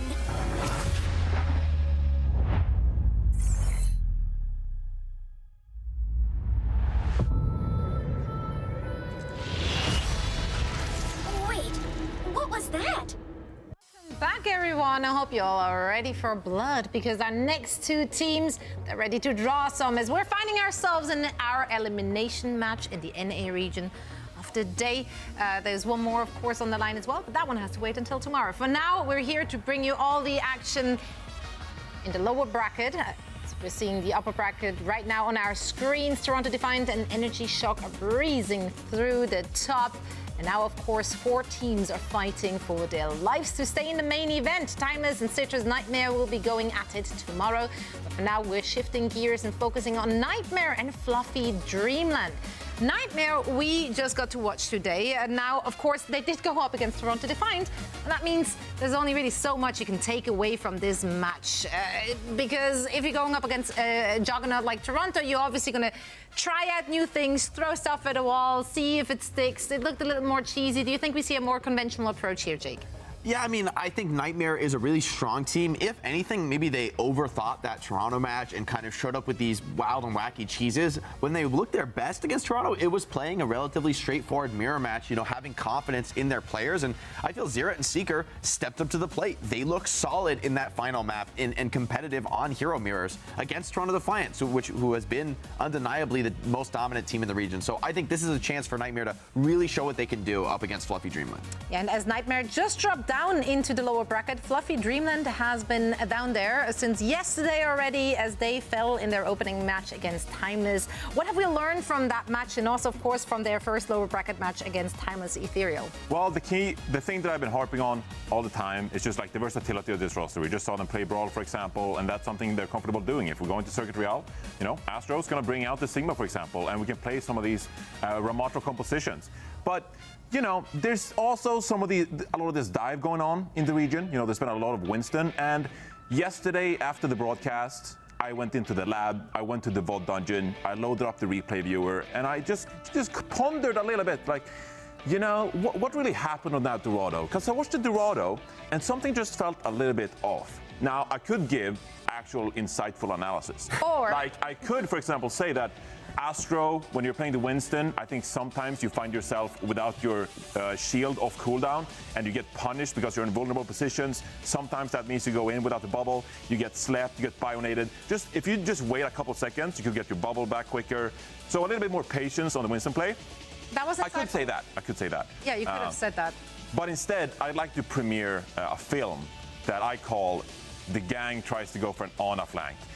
So I'm gonna just showcase here how they actually lost on Dorado. And it starts off with them on defense, of course. And we find ourselves in a bit of a precarious position here if we're Prota. Of course, we're defending, like I said, 330 to hold point B. It's doable. It's point B on Dorado. You have high ground advantage. But we're going for a bit of an off angle here on the Ana. We're not playing the high ground. Instead, we're going for a bit of a flank, so we can just go ahead and just play this out as we try to go for this Bionade. And we'll notice that something goes wrong in that we actually throw this nade out and we miss it. This means that when Astro blind jumps across the bridge, we find ourselves here with a big gold question mark. I've got the freaking flames again. We're kind of wondering, what are we diving? What are we diving? So Astro blind jumps to this position. No one's biotic grenaded. There is no one around this bubble, and instead Halo just looks over here like, what was that? Like he just heard a sound, like they just sounded the bio grenade crashing. So we can go ahead and play this out. While this is happening, X10 is just going to be on the payload, just like, okay, fine, I guess I'll just push the cart. No one's really around. We're just completing the objective. Oh, here's Astro coming back. And also, pause. Grapes is like, oh my god, we're going to lose the map. I have to shield bash towards the objective and contest. And meanwhile, Haven on the Ash is just like, okay, my brig just left me and I'm on long range hit scan. We'll see how this goes. Guess I'll die. Now, we'll go ahead and play this one out. And as Prota finds himself in this position, it's like, oh my god, is a Winston in the bank, and I'm trying to rotate to high ground. And now envision loud Ana screams in the comms, like, oh, I'm being primaled. And it just so happens that Haven hears this and goes, oh my god, I have to help my Ana, jumps down, chases the Winston, but goes down here to a pretty unsuspecting, innocent Halo that's just like, okay, wow, I'll chase this down. Wait, there's an Ash? Okay, I just flail down this Ash. And all the while, here comes the brig. Oh, my Ana. No, wait, we're all dead. And we go back to the cart, and they go ahead and just complete the objective after this. So this is my film that I call The Gang Tries to Go for an Ana Flank. And in my opinion, it is absolute cinema. So there you go. If you were wondering how they lost Dorado, I present to you the reason. They're a really good team, though, so I'm looking forward to it. Okay. What exactly is my takeaway here? I'm not entirely sure what to draw from Don't go for those flanks again. Okay, don't Wait, Johnny, don't even go to Dorado. We just watched a clip of ENCE in EU doing like the same thing, but the moral of the story is hit the nade. I mean, it can happen. Maybe not on Dorado. No, they have no ultis. They're playing up against a fast dive. I think there's actually a good play if the Winston dive and the Ana nade actually hit the brig. They start killing the brig. They probably snowball the team fight. Okay, what I'm hearing here is just get good. I mean, it's unfortunate they missed, but I think the play is fine. Virtus.Pro had no positioning retaking, and meanwhile, they had all of it. I mean, it's just unfortunate. You should never miss the nade, right? Nothing to do with this particular Dorado situation, but it looks like we are going in favor of Nightmare, which quite frankly, at least on New Junk City, made it very competitive against the biggest top dog we have here in the NA region. So hopefully they're gonna make it look easy against a fluffy Dreamland, which I'm sure have something in store for this one as well. So let's see who is going to stay in the tournament and who we have to say goodbye to after this very match. For all the action, we're going to hand over to Necra and Jack. How did you like that illustration? I thought it was great. I thought it was good film, Johnny. I thought it was really good. IMDb giving it a 7 out of 10, not too bad. Rotten Tomatoes, I heard there was a 93. Wow. A 93. Ooh, the tomato meter. It's pretty on Reddit, man. See one Reddit. Yeah, I can't wait to discuss this in r/movies. It's going to be a good time. Anyway, let's get to this game. Nightmare versus Fluffy Dreamland Rose. Yeah, it's worth bringing up. So he kind of illustrated the point perfectly. They had a very competitive game, like that being Nightmares against Toronto Defiant. A little bit earlier on, that last map could have gone their way. They could have got their one map against the top dogs. We'll see if they can kind of overrun Fluffy Dreamland here, who down in the lower bracket right now. It's a very treacherous place to be. Loser here is eliminated from main event stage 3. So you definitely don't want to be going home just quite yet because there's still some money up for grabs as well as those juicy circuit points. But for both of these teams, they haven't played each other quite yet in the stage 3, although you might be confused if you're thinking also of Citrus Nightmare, which is, I believe, like a sister team to Nightmare. Or, I don't know. There's a lot of Nightmares. There's a lot of Nightmares, there's a lot of Citrus, and there's a lot of Timeless, and there's it just doesn't get confusing at all. Yep. Doesn't get confusing. No, surely not. Surely, Clueless. All right, let's have a look. Gonna go to, okay, Astro running the Orisa. We've seen a lot of this, actually. We saw a little bit in the EU yesterday, but Orisa really coming up in these close range matches. Close range maps, sorry. Exactly like we're seeing here as we jump over to Command Center. Yeah. Astro has enjoyed playing this pick quite a bit, actually. Even just taking a look at Li Shang for the first couple of their matches, Orisa just a really great counter in some cases to the Mauga, especially if you're not feeling super confident being able to run something like the Sigma or the Ram. You still have a very powerful Brawl tank at the front line, especially with the Fortify. Good little boot there on Chime. Caught out, got boot back in, infected with a cleanup. So Nightmare. These are flipped, by the way. Oh yeah. On our screen. Fluffy Dreamland, Nightmare. We'll get that flipper over. The team names, it is Nightmare that end up capping first. And forwards. This is a really good spot for Fluffy Dreamland to be in as well. Normally you kind of favor the Mei there in these choke points, but getting past all these rockets as well thrown in by Zera is going to be tough. So it looks like they're going to go server side instead. Not a bad way to approach this either, especially knowing that you do have the Mei. If you see somebody overextending from Nightmare, then you can section them off and just keep them caught out guard. So looking at Infected, maybe even Seeker to potentially make one of those positional mistakes.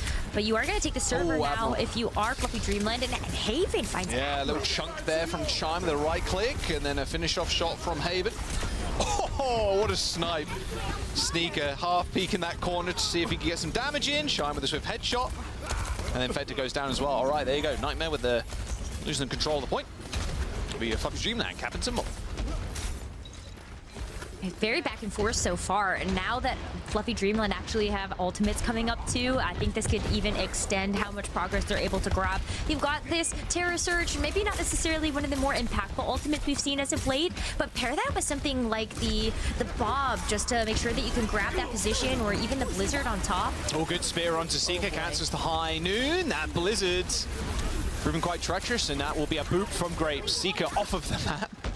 And now this is the perfect spot for Fluffy Dreamland to be in. They can hold close. Haven can easily use Bob from the sidelines. Got to be careful with Zero, who might sniff them out. Does Haven know? Does now. There's the Bob in the choke point. CJ already dead. And holding the doorway a little bit more with the Terror Surge too. Fluffy Dreamland in such a good spot, Rose. Yeah, Orisa's just so hard to take down. If you have that Fortify online, there's not really enough of that damage, the critical damage that you would need to really take out this Orisa. Even the splash damage coming through from the Pharah, not quite nearly enough to take down this very chunky horse here. Oh, Terror Surge in, grabs three, forces the soundbar from Admiral. Astral requires the lamp there, so it's not actually available to save the backline as Zera finds a flanking barrage double. It's now Nightmare just rolling onto the point. No soundbar from Grapes either. Fluffy Dreamland still one fight territory for them. So that's where the sound barrier could be really impactful. You have the barrier advantage because Grapes held onto it, and you even get to go in with your own amplification matrix. And it's going to be another server side push here from Fluffy Dreamland. Worked out for them great before, but the one issue with going this direction is knowing that you're going to be walking into the perfect area for a cage from this Mauga. Infected probably so ready. Chime is on their own right now. To the rescue, Fluffy Dreamland charge on in. There's the cage, there's the beats. Unfortunately, didn't catch Chime, who was in the cage at the time. So GPS is trading, but I mean, the Orisa, pretty tough target to take down, so Infected thinks better of targeting her. So Haven and Prota are going to be next on the menu for Nightmare. Pretty scrappy fight as Seeker rejoins and looks around. Dead bodies, okay, sounds good. And they just move their way to the point. And now Nightmare in one fight situation. This is a really tricky positioning to try to wrap around and switch sides with each other, but it is going to be Fluffy Dreamland having to come back with this Kiriko and Tracer just to get back to the point in time. They've got nothing for this, though. Just the touch from the Tracer to trigger the overtime. No ultimates. Yeah, Infected's going to be the one holding down the fort for now. Space been really early usage there by Astro. Just continuing to touch right now. They got Haven to do so. Nice headshot there by Seeker. A couple of those orbs thrown in from Grapes, but double DPS dead for Fluffy Dreamland. Seeker's been looking like he's distracting them the whole time. And the disco ball thrown out from CJ to save the backline, and that will be it. Nightmare with a impressive round, 100 to 87. Fluffy Dreamland are so close to the ults. I mean, both the Mei and the Orisa, they just need a couple more percentage points, and it could have been a very different story. That really could have been. Both of those paired together, too. I think Chime did a really great job on the Mei of performing with what we expect to see from that.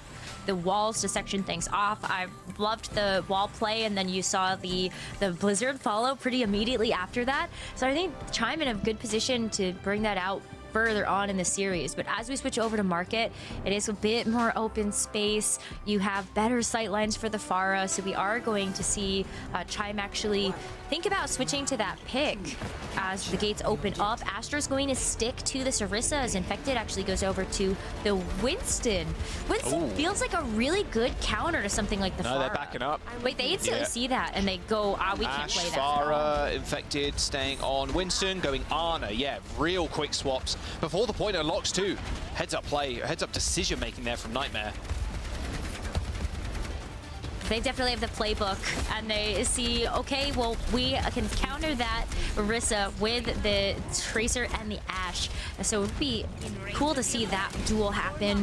Seeker, with this Ashe as well, maybe a better answer to something like this Chime Pharah, but it's going to be the cap over to Fluffy Dreamland first as Nightmare look for a rotation. CJ narrowly avoiding damage there from Chime, who did capture the point. They know the Ana's on the high ground. Yes, CJ. So let's be a little bit careful. Getting peppered by Zera. Really nicely placed rocket there. So as soon as the Mega Pack was taken, Zera took a lot of damage and had to back up. Same with Infected, in fact. Okay. That is a Pharah voice line. That is a Pharah voice line. Okay. I have not heard that one before. She ain't got that dog in her. She got that wolf in her. Haven with a good kill. There is Nano boost. Wolves. One of them might have barrage. Into the back line. Got to run if you're Proto right now. I'm not sure Grapes can do any more peeling. Good double kill for Infected potentially as he sees Chime skirting away, but still Fluffy Dreamland with the Orisa are still holding down this point. It's going to be tough for Winston in this duel. Absolutely no way Infected stays alive. Oh my, okay. I take it back, Infected. Sorry. I was not familiar with your game. Pops the Primal too. Caps the point and is going for a little bit more. Oh, doesn't quite get the boop out of the corridor, but it was worth the effort. I don't think it was necessarily a bad idea to pop the Primal there either. At first glance, it does look a little bit stupid, but you were so low on HP, it's a great way to just make sure you're full, and Seeker was right there in your sight lines. Fortunately, though, CJ gets caught out. Maybe it would have liked to have the Primal Rage. Would have loved to have the Primal Rage to try and tank some of that barrage as well, yeah. Wow, CJ going down so early just from cross-map spam. That's not exactly that's not exactly the way you want to start a fight. Nope. So Fluffy Dreamland now getting back control or looking at a final fight. Then they can make that possible with the 3 ultimates that they have. Make that forward. Grapes is so close to being able to get that sound barrier as well. And Sarah's going to have a big pulse bomb here. Sound barrier for Admiral. Oh, tanks of dynamite, sadly. Infected is going to go pretty low now. And yeah, Admiral not in a position where he can actually use the sound barrier and connect with Infected as Haven gets nanoed as the dive sailed towards them. One more fight here for Nightmare. We'll see if they can actually touch the point because they're just going to go in. Oh, sound barrier. Bob thrown in on top. Terror Surge hits the Bob. Hits Seeker as well, who's on the high ground in a decent position. Overtime is in session with Seeker in a 1v1 versus the Orisa. Infected to the rescue, but there's no flip. His Chime on the point. Zera does chase them out, and by some sort of miracle, Nightmare stay alive on this point. It's a really big deal too, because look at how many ultimates they got out from Fluffy Dreamland. That was everything. They took such an aggressive positioning, knowing that they had the ultimate advantage, and they used all of them to no avail. It's going to be Nightmare now that get a chance to take control of this point. No hero swaps just yet, as Fluffy Dreamland are going to try to run it back, bringing them from so far, but they're going to have to win out these fights in the neutral versus CJ's Nano. Put that onto someone like Infected, maybe we can get to see like a Hyper Ashe. It can work. This is looking good for Nightmare now. Yep, 60% for Nightmare. They got the nano boost for an engage. Chime waiting to get healed. And waiting now for a little bit longer for this pause. All right, okay. Hopefully we'll get back into the game in just a second. I'm not sure what happened, but maybe a mouse disconnection. But hopefully we'll be back in just a moment. Yeah, one more. Oh, it looks like maybe one of the tanks DC'd. Astro has crashed. I'm just getting word from production. That's a little unfortunate. When you rejoin the lobby, you don't maintain that ult charge either, so you are going to lose out on your ult.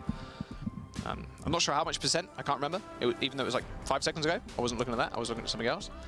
I think Astro just used the ultimate, so you're missing out on maybe like 20%. Okay. Still, I mean, you're in a spot where you got one fight to win for yourselves, then you end up taking the round, right? So yeah, a little bit unfortunate there for Astro, but hopefully they'll be able to get into the game in a moment. But I was saying before, CJ, they got the nano, they're ready for this dive, they're ready to get in on that choke. Exactly. They can really extend this final fight and make sure they take the round and the map.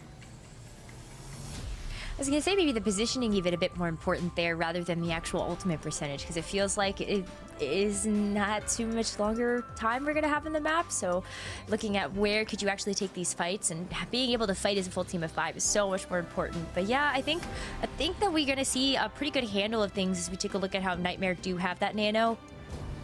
Yeah. A pretty close map though overall. Yeah, so it's far. pretty damn close. Yeah, I think with Zera and Seeker, the instant switch at the very start was really cool. Just look, you're playing the Orisa, we're going to swap up. We're going to play the Pharah, and then Zera switched over as soon as they saw the Pharah coming out from Chime, switching over to the Tracer. Pretty good at like peppering down the Pharah, who wants to be like on top of the building, like sliding off and just like peppering from afar with the rockets. But Zera's been able to kind of handle Chime, and same with Seeker too, putting a lot of pressure down. But now you're in a position as well, if you are Chime and Haven, you can't really go for the swap-offs. Although Pharah's still pretty strong. I mean, it was that big fight too where you were hoping Infected saved the Primal Rage, but the Barrage ended up hitting. And especially in that point specifically, those doorways, you can just hide up in the skybox. Or like, you know, around the roof, and it's just That's true. rain death from above. Hide on the ledge. Yeah. It can be really hard. We're back in the game though, all good. Astro. Oh, Astro has to come back on the Wrecking Ball. Astro ball instead, okay. I wanted to swap anyway, it's all good. Fortunate. Yeah, super unfortunate there. You have to come back on the Wrecking Ball, I think, but it'll just have to play really slow. Really hoping now that your Haven and Chime can come up big with big pick. Proto was just alone, like completely alone there. Fluffy G-Man do have control of the point, but it's an easy recontest from Nightmare. Proto is dead. CJ is to follow. Nano Boost deployed onto Zera. Easy pickings for the Nano Tracer. That'll be the flip for Nightmare. Primal Rage and the Nano Boost used. And now just batting away this ball. Playing a little bit of tennis. Or Foursquare. Foursquare. Tetherball. Tetherball. Wow, that's a throwback. Seeker though onto the Sombra just to make sure that he can get back for this final fight of this map. Nano Boost on the fire is going to be good. Force them all back. Barrage available from Chime as well, Rose. And they know the Isla's split up. CJ's not near the team, but Seeker comes out with the kill onto Proto again. Just going down first in these engagements. The Barrage does hit the point, but Zera easily dealing with the fire, stationary in the skies. Astro's Wrecking Ball is doing a lot of work though with a double kill. However, Nightmare is still on the points. CJ's going to come back in just a moment. Desperately needs to heal the front line though, as Zera ends up going down with the recall and the pulse bomb in hand. Astro comes up. That's the 3rd kill for the Wrecking Ball in the fight. And Infected now has to play safe. Infected's going to have to go back just for a little bit of healing. Gets knocked out, but still manages to come back in for the overtime as Admiral delivers a sound barrier. Two-man beat there. CJ switching over to the Kiriko. The mine's on the point. This might be Fluffy Dreamland's one. It is. Despite the disconnection and the swap, Astro gets it done on the ball. Score. And also gets a minefield for all of the work that ended up getting put into that final fight too. That is incredible. Okay, maybe it's not an Orisa angle. Maybe it's a ball angle. Yeah. The ball angle right now. I think that's why Seeker as well. Hey, jump over to the Sombra, maybe disrupt him a little bit. All right. Maybe not a bad we'll see if idea. they stick on the ball. I'm here for the recency bias, honestly. We haven't seen a whole lot of Wrecking Ball coming out from Astro. It's really just been like the Orisa, Winston, and Ramatra. But I'm here for it. That was pretty spectacular. And in fact, we're actually not going to have just one ball. It's 2. There's Infected also on the Wrecking Ball. Okay. Don't mind a little bit of Wrecking Ball every now and then. All right, Amateur's trying to boot Astro away right now. Best thing you can do, although the Kirikos are pretty mobile. And with the buff to the kunais, you're feeling pretty nice. Oh dear. That Chime with thrusters. Yeah, Seeker with a nice recall there. Back onto the bridge.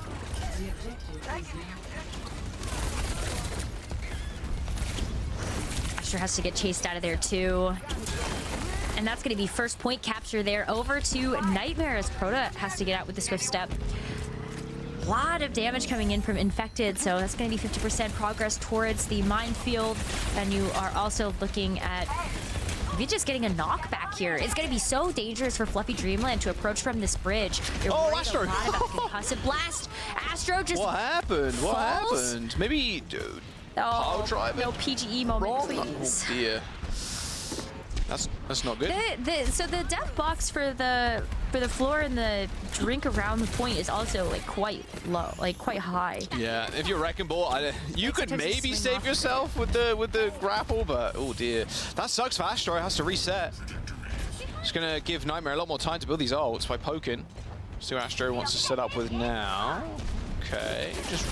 Well spot from Seeker. Yeah, 99% on it, 10% towards those mines as well. Astro looking straight directly at Zera, trying to deal with that Pharah. Zera receives a Suzu quickly from CJ, and now Seeker with a good stick onto the ball. Astro's 1 HP, has to scurry away to the rest of their team, and Heaven goes down to a headshot. So once again, Astro just not really having the same impact as Infected right now. This is all Nightmare's round. Nightmare have a very firm handle of things at the moment. Still no minefield deployed from Infected. Can go into the next fight with that. The sound barrier as well from Admiral, not too far behind. But I'm looking at the fact that Chime has actually felt like the impact isn't enough. Going over to the Echo for this next engage. All right, rush on the point, guarantees a capture for Fluffy Dreamland. They still got Sound Barrier and the Pulse Bomb as Chime just pokes away everybody carrying in this building. Beats come through for both sides.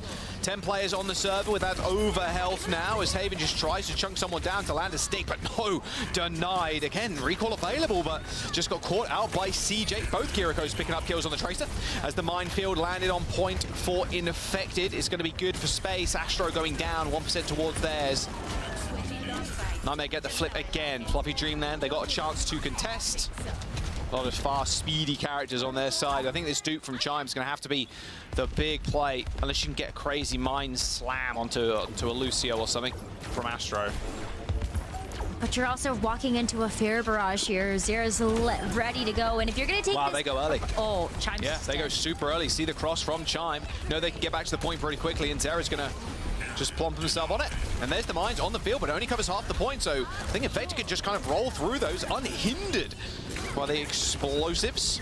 There's the slam, clearing the mines off, making it safe for their team. I think it might be it. Not even need the barrage, even got the pulse bomb in hand too. Nightmare with ults to spare. They're going to be able to claim the round. Oh, try for the pulse. That ain't happening. And there it is, Nightmare.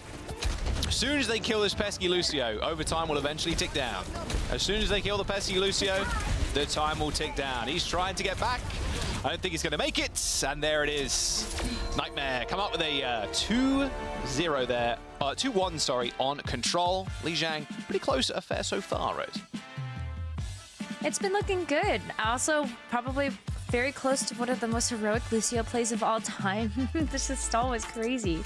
But yeah, it's been very close so far. I think both Fluffy Dreamland and Nightmare, they have a lot that they want to prove to themselves and also everybody watching. I think Fluffy Dreamland is one of those teams that I looked at and I was really excited to see them here in the main event. I think this is a lot of players that maybe haven't necessarily had a chance to shine on the North American servers. And I'm excited to see them here. Hopefully they can extend their stay. I mean, a very close game and a warm-up game as well versus Toronto Defiant a little bit earlier on. Nightmare looked really good on a new Junk City. We'll see where they want to go next, that being Fluffy Dreamland, of course. There's a lot of depth in the roster, though, you've got to admit, especially with Nightmare. I think they are the team to contend, especially for that second place. I had them go all the way in my bracket. Not sure how the audience have been feeling as well, but Fluffy Dreamland definitely giving them a run for their money. I mean, Astro Wrecking Ball, it looked good. Coming back on that second round. Good. Pretty clean. Yeah, but then it was tough for the Wrecking Ball to find the same type of purchase in that third round when we switched over to Gardens. And a lot of that, I think, also just has to do with how Control is done as a type mode. You had Infected, you had the rest of the team on Nightmare already taking control of the point first. But yeah, like when you look at the highlight reel for Astro here, like you're in a whole minefield actually coming back into the match in that last fight. So I was hopeful. Oh, no, there it is. There it is. The Tracer looking over the edge. Oh, did you see that? Oh, got the slam down in the drink. Unfortunate. Happens to the best Wrecking Ball players. Good sticks too. We saw that a lot actually with Tracers, and getting the stick on the Wrecking Ball doesn't kill the Wrecking Ball 9 times out of 10, but it sends them low enough to where you can follow that up with a kill on the ball, or at least like chase them away, and then they're out of the fight for a good like 10-15 seconds. Yeah, I mean, where do you think Fluffy Dreamland are going to go? We've got obviously the whole map selection is open apart from Control, and if they do want to play Wrecking Ball, I mean, you can even play on. We've seen Dive on circuit, like we can go anywhere here, but Dorado speaks to me. That's true. I was almost thinking maybe if you want to go for more of the Orisa, then maybe you actually do pick Circuit Royale.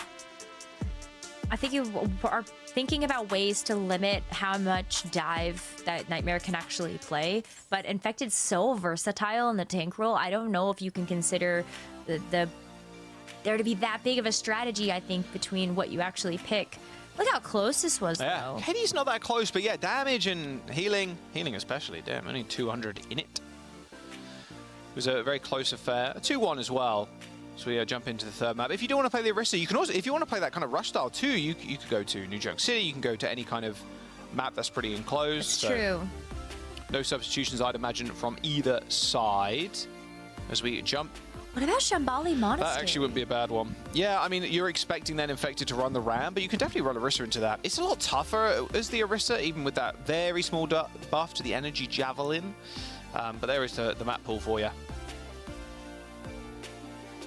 And I'm thinking I like Shambali Monastery more and more, but I also feel like we've seen a lot of teams just throw that type of strategy out the window, maybe play something that is a little bit more uncomfortable for both teams. Like, what do you actually have experience scrimming on? Do you try to mess things up that way? We don't always have all the insider knowledge on the scrim bucks, so I don't know where those stocks are. Yeah, losers bracket as well here, down in lowers, and look, you got one more chance. Nightmare have got to fight all their way through to maybe get some revenge on Toronto Defiant. Fluffy Dreamland, of course, wanted to make it as far as possible as well. Stockholm is just around the corner. Don't forget to pick up your tickets as well, by the way. It's going to be New Junk City, picked by Fluffy Dreamland. See, you were right. They want to opt for maybe a bit more of the brawl. They have the brawl style with the Orisa that they've shown us already that they are very more than capable of running. And every time we've also seen them go to New Junk City, we have also seen some bit of Ramattra played from Astro. A little bit more May Orisa, though, I think works out really well on a map like this. Let's have a look. Oh, there is a substitution, sorry. Clear coming in. Okay. For Nightmare. We saw this. We saw Nightmare do this before. Yep, in their match previously today, we saw Clear come in for the Flashpoint, coming in to play the Mauga, and it looked really good too. So I think this is definitely a style that Nightmare are very, very happy to run. And so this is where I would like to see Fluffy Dreamland be able to take the map. If they're going to take a map off of Nightmare, I think it has to be here. Otherwise, I think they're just going to pound for pound get outpaced in terms of who's going to be on what hero and comp. Mauga versus the Orisa. Just kind of the El Clasico now with the Chime on the May as well. This Farah from Sarah. I mean, this is really the target you have to attempt to focus. Haven's doing a good job. Not crazy skybox or anything for Sarah, much more likely to play at ground Farah. Or still the dome provides a lot of cover for the Farah. You can kind of slide off it too if you really want to. A couple of nice little directs there as the wall's used pretty early, in fact. Oh, man. Chime with the right click, and I think Ash hit them as well. So Haven and Chime doubling up for that kill onto the Farah. Well, that is the Farah out of the picture, and that is an absolute go signal here for Fluffy Dreamland to try to jump on this one. See the overrun used immediately. All the Immortality field is down now, too. Good slam onto Proto. Yeah. Easy clean up there for Fluffy Dreamland. I'm going to worry about that splash damage. You don't have to worry about like grouping up close either. You are chilling. Concussive Blast not going to tear you apart from the rest of your team either. And that is going to be a switch from Nightmare. We are not going to see the Mauga anymore. It's going to be this Genji and Zarya that's going to be here for Clear. We've seen a little bit of Zarya played from Toronto Defiant. Maybe they're just taking a page out of their book. Just beam down the Orisa. Yeah, I mean, we saw Sugar Free on the Genji as well, right? I mean, it's the exact same comp that beat him, join him. we saw a little bit earlier on. that they played against. Bomb available for Haven. Steps super far up to that window, but now in a good spot. Headshot through the window as well. Is going to send Clear extraordinarily low. Dynamite through the window. That'll clean up the rest of the team. That'll be Fluffy Dreamland. They're going to get this first point. All right, first point capture already over to Fluffy Dreamland. It's going to send Nightmare back to the drawing board to figure out how they're going to actually deal with this Orisa composition. Maybe giving it a little bit more time. They do have some ultimates that they're still hoping to work up to in that rotation. The Blade is still 50% away. This Graviton Surge also not quite there yet. But this is going to give a bit of an advantage to Fluffy Dreamland to capture this next flashpoint. When you've got the Terror Surge, the Blizzard, perfect on this point when we look at Ducks. One dink there by Chime. Sensika recoiling a little bit. But now they can just do the classic walk across the bridge, bubble the Cassidy, hopefully get that high noon space. Point unlocks in a couple of seconds. So both sound barriers available from either team as well. Chime is being so annoying though. Playing on this side, just not only just the spam, but the threat of the wall might be enough. Speaking of which, wall comes up. Looks like Seeker's going to get out of there. Is it going to get frozen? No, not quite. Takes a chunk out of Haven, but here comes the sound barrier. They're going to need it too. This Terror Surge lands straight on top of Seeker. A later beat coming through from Fluffy Dreamland, but Seeker's still doing work on this high ground. Finds a nice kill onto Haven. It's only Procha available now for those heals on the heights. And there you go, Seeker. Okay, 4K for the Cass. Whew. All right, Seeker very much warmed up and ready to go now. That is going to be a quick retake from Nightmare, and that's also going to be a Dragon Blade earned from Zera. And already switches coming across. Astro giving up the Orisa, going to go over to the Ramattra, which is something that we have seen before from this team, and maybe a bit easier to deal with this Zarya. Could punch past some of those bubbles and maybe make it a little bit easier to not charge them up either. Yeah, we'll see. Oh. Okay, that was Grapes and Haven getting caught out on the side. Looked like they wanted to find an off angle. They're going to chase as well, yeah. I mean, you might as well. Vortex going to stop them, but no, they're going to just speed on forward. They can find some more picks here. They're going to turn this to the last fight. Good discipline, though, from Nightmare. They're backing up, and they've overstayed their welcome as the spawners come in. They don't want to overextend, knowing that Proto does have that amplification matrix. If you are caught out there, then it's going to feel really bad to see that window in front of you and no way to speed yourself out of something like that straight away. Instead, they can catch him with this Good grab, get both supports as well. Blade available for Zera. I don't think they're going to need it, though. Yeah, absolutely not. Seeker's dead, and they can't even touch the point. Good grab from Clear. Just looking through that small window. It's kind of an inevitability, it felt like. Proto and Grapes like, okay, we have to follow our tank. It's like, oh, we gotta go. But Clear's just looking at them. You know they've got grab. And no beat, right? They used it. That's going to be another one. And yeah, exactly. No beat. And the Immortality field, too, just not really enough time to actually buy for some type of peel when you know you have to go touch the flashpoint. So that's going to be Nightmare taking the flashpoint as well as we head over to Bond Flats. Zarya, also not too many ultimates. I feel like you're going to end up pairing with that Graviton Surge to actually find the value. You can leave this Dragon Blade alone, too. Graves has been so behind on being able to get these sound barriers. Zera might have a field day with this one. Speed the High Noon gets Vortex briefly. There's a good wall. Can anybody kill it? Seeker's looking for someone to shoot it. Oh, Seeker with a nice headshot onto time. Rolls away as well. That Blizzard getting no value from Fluffy Dreamland. Although saying that, maybe that didn't result in them getting the point, but it's definitely helped with the window. Annihilation to make sure this is a clean fight, but that lasted the minimum duration there after the kill onto Seeker came through. Now Zera's got the Blade. So many limited resources now available to Fluffy Dreamland. Good slash dash onto the point. And Nightmare, don't let Fluffy Dreamland get anywhere near that 50% mark. They've only got 28 on their cap. Well, Graves is going to have the sound barrier for this next fight, so one way that you can aggressively approach this, but it's not even going to be an advantage for them knowing that Admiral can actually match that. And in a lot of cases, Nightmare hasn't even needed ultimates in order to secure these fights in the neutral. Seeker's over to the Soldier and hoping to have more high impact, giving up the Cassidy.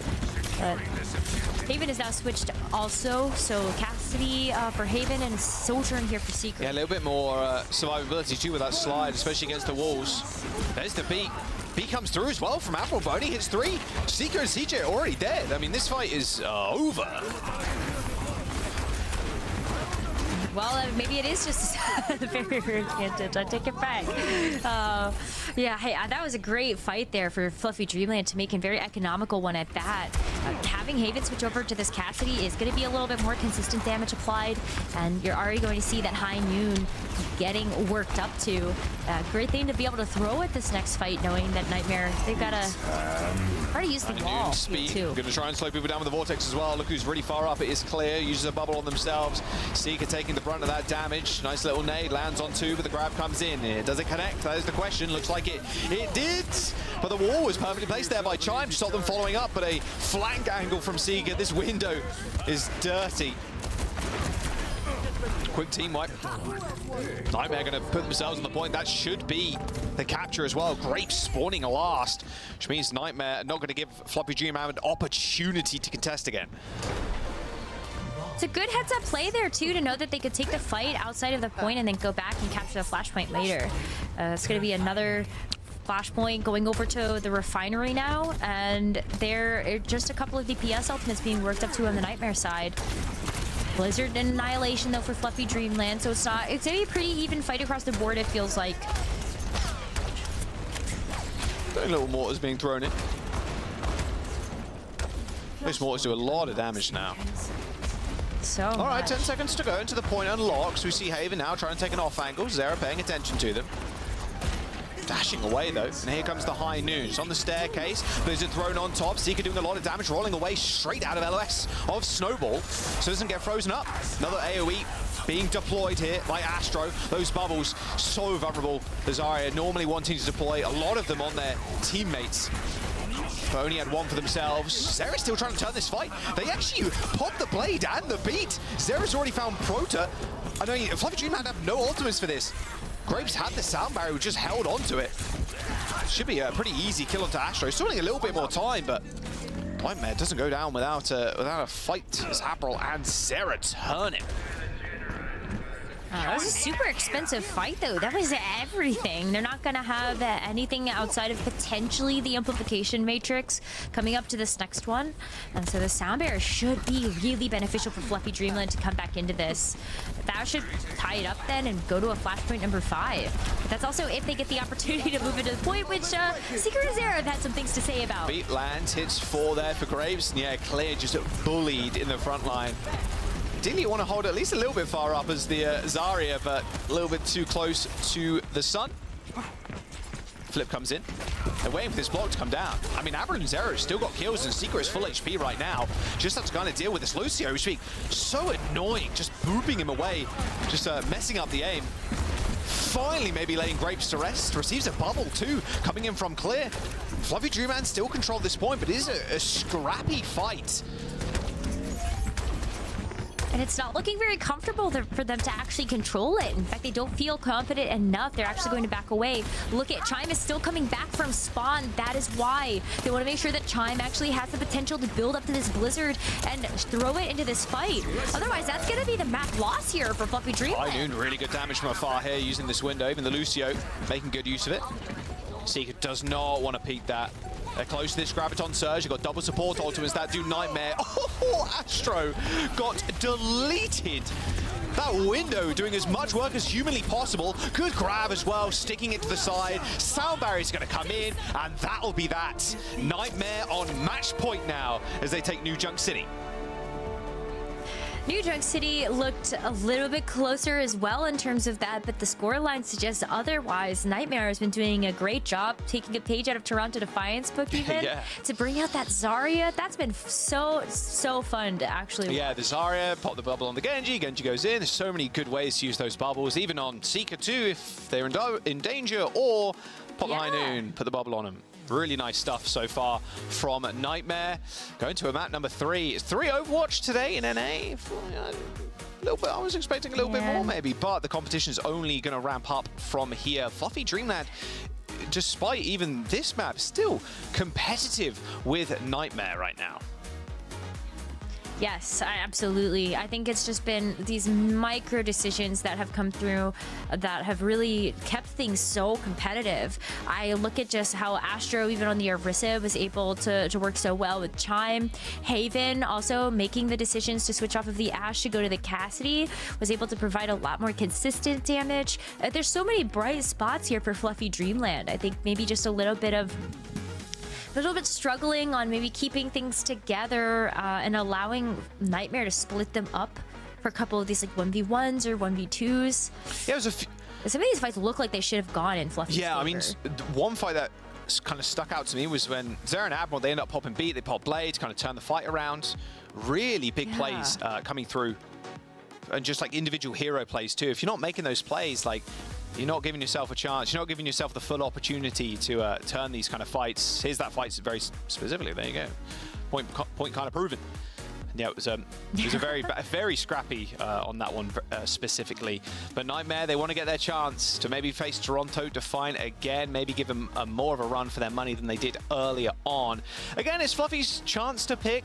I think regardless of where you go at this point, Rose, like go to a dive map, go to a rush map or whatever, a poke map, whatever, I don't think there's going to be a point where a Nightmare are thrown off in any way. You've kind of spoken about it. I don't think so when we either. went into that one. You can sub in Claire for these rush if you want to play Malga. Infected has got so many heroes in his hero pool. It's going to be tough to really throw them off their game. I would love to see a little bit more circuit, so we see a little bit more the Bastion. Widowmaker? And the Widow. Oh, I thought you were talking about Widowmaker. I would love to see Widow too. You've really been on the Widowmaker and the Bastion recently, so I was like, oh yeah. Seeker's Bastion look pretty cool on the circuit. It's just a little bit different look. But yeah, it's Fluffy Dreamland's choice.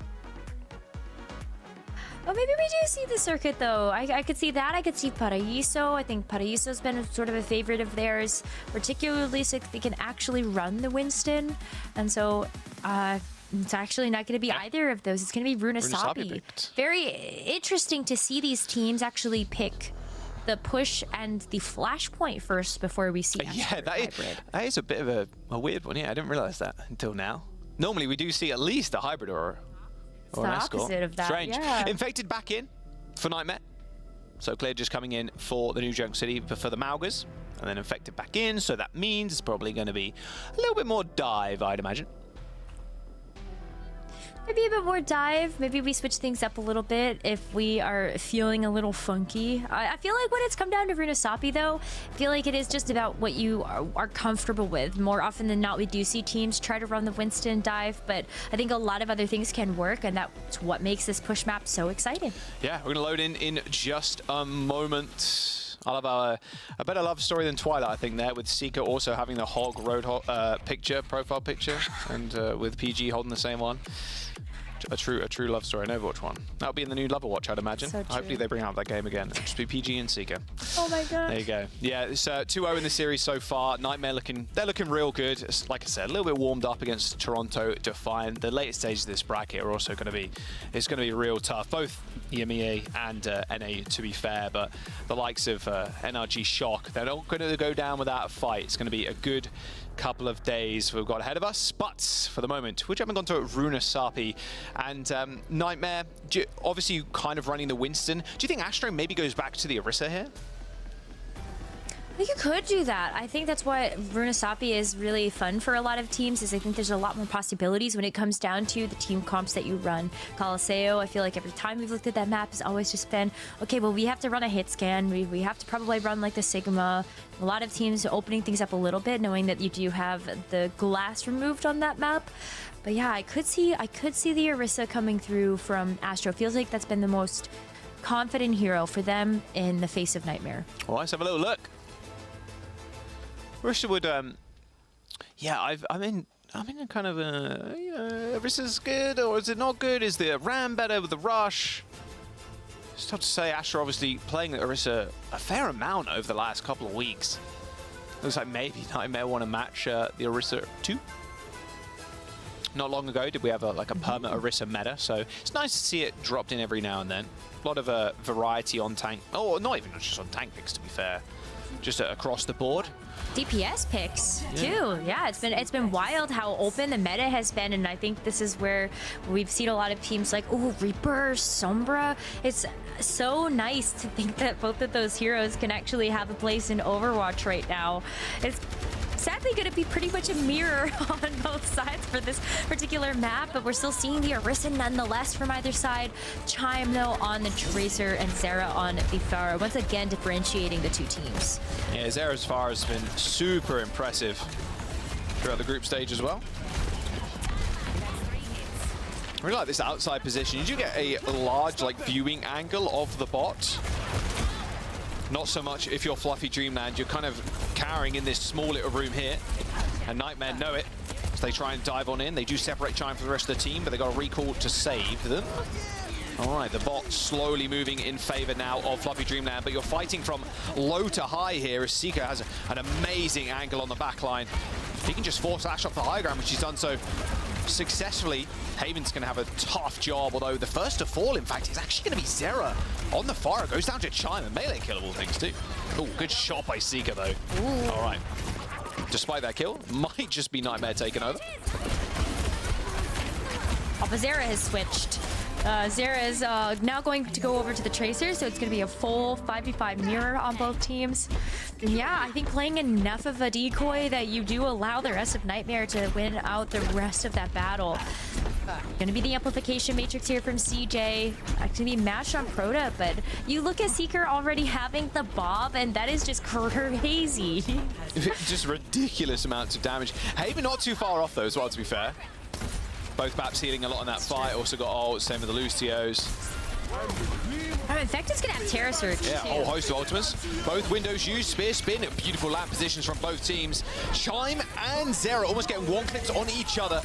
Terra Surge thrown in by Infected. But only so long you can survive behind that window. Grapes is with the cleanup. All right, Fluffy Dreamland managed to sustain even through that Terra Surge as Nightmare lose control of the bot. Infected tried to use that with 10% of his HP left. Maybe not the best of times to actually use that ultimate, but if it works, everyone else was so low, you end up swinging the fight pretty massively in your favor. It's gonna be Fluffy Dreamland though up to the plate as Astro looks to get ready to use that Terra Surge themselves. Alongside these sound barriers, though, I think this could be a very highly sustained fight. Small lead there from Fluffy Dreamland. Bob comes in. Oh, Astro was trying to spear it away. Yep. Bob non-factor in this fight now. Speaking of which, there's another Bob. Probably more of a factor now. Look at that position. Yeah, both Bobs shooting at each other, but it's actually Infected that has to get out of there. And with no Terra Surge, it's going to be tough to step up to Astro. Oh, good shots.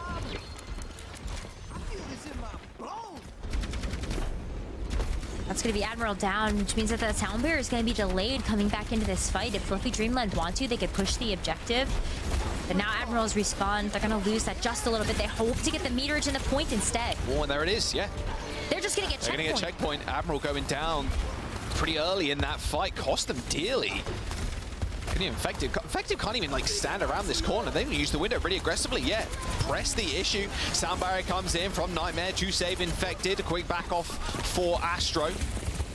Zera being a little pesky fly in the wall right now. It's got all CDs, so recall to safety is available, but still going to get checked by Chime. Force the recall. Pulse bomb in hands. Still ends up going down to Proto. These kills are good from Seeker, but the bot progress and the checkpoint too so early on from Fluffy Dreamland. You're feeling confident. Still a lot of map left to play though. That's going to be just us passing the 6-minute mark. So a lot of things to work with still as the bot back in Nightmare's control. You look at the Pulse Bomb. Infected now going to be the one that has the Terra Surge. Astro, if I'm mistaken, Astro's not been able to use it yet. Holding on to it. More of the threat there. Oh, sound barrier hits the floor, and so does Seeker's lifeless corpse. Infected dead. This is a good push. It's unfortunate Grapes used a sound barrier there, but you're kind of vibing with that. The sound barrier and the kill onto Seeker came through at pretty much the same time. You're going to get maybe even 80+ meters. You still got the Terra Surge. Infected has built up another one in that time. It's been really difficult to use it because I think when you're using the Terror Surge, you also make yourself a bit more vulnerable. Knowing that both of these Ashes have had pretty deadly accuracy, you kind of don't want to sit there with your giant watermelon size head just to get dunked on. We are going to see Proto switch it up, though. It's not going to be the Baptiste, the Astro DCs. Oh, looks like Astro's DC Before he can use the ult. No, Astro. Oh, no. Unfortunate timing on the DC. Ooh, not great. Oh, Probably that crashed stinks. again, I'd imagine. That really sucks for Astro. Man. Like having the ultimate too, like there's been very few opportunities to actually weave that in. You haven't needed it, so I guess that's good, but it's so nice to know you have it. Not anymore. You're 0% now. Unfortunate. We haven't got the recall technology anymore, sadly. Yeah, so hopefully they can join in a moment after they reboot the game, but unfortunate stuff. Means Infected's got ult advantage. They've got 80+ meters though. You're still pretty happy for Fluffy Dreamland. Come on now. You still have like half the time bank left of the map too, so more time to build up more ultimates. So true. Silver lining is always there. Sometimes. Sometimes. Yeah, they're still down 2 maps as well, so. But they're off to a good start. They're off to a good start. I think we're going to go to a quick break, though. Won't keep you, won't have us yapping for forever, so be right back. Don't go anywhere. We got Fluffy Dreamland versus a Nightmare.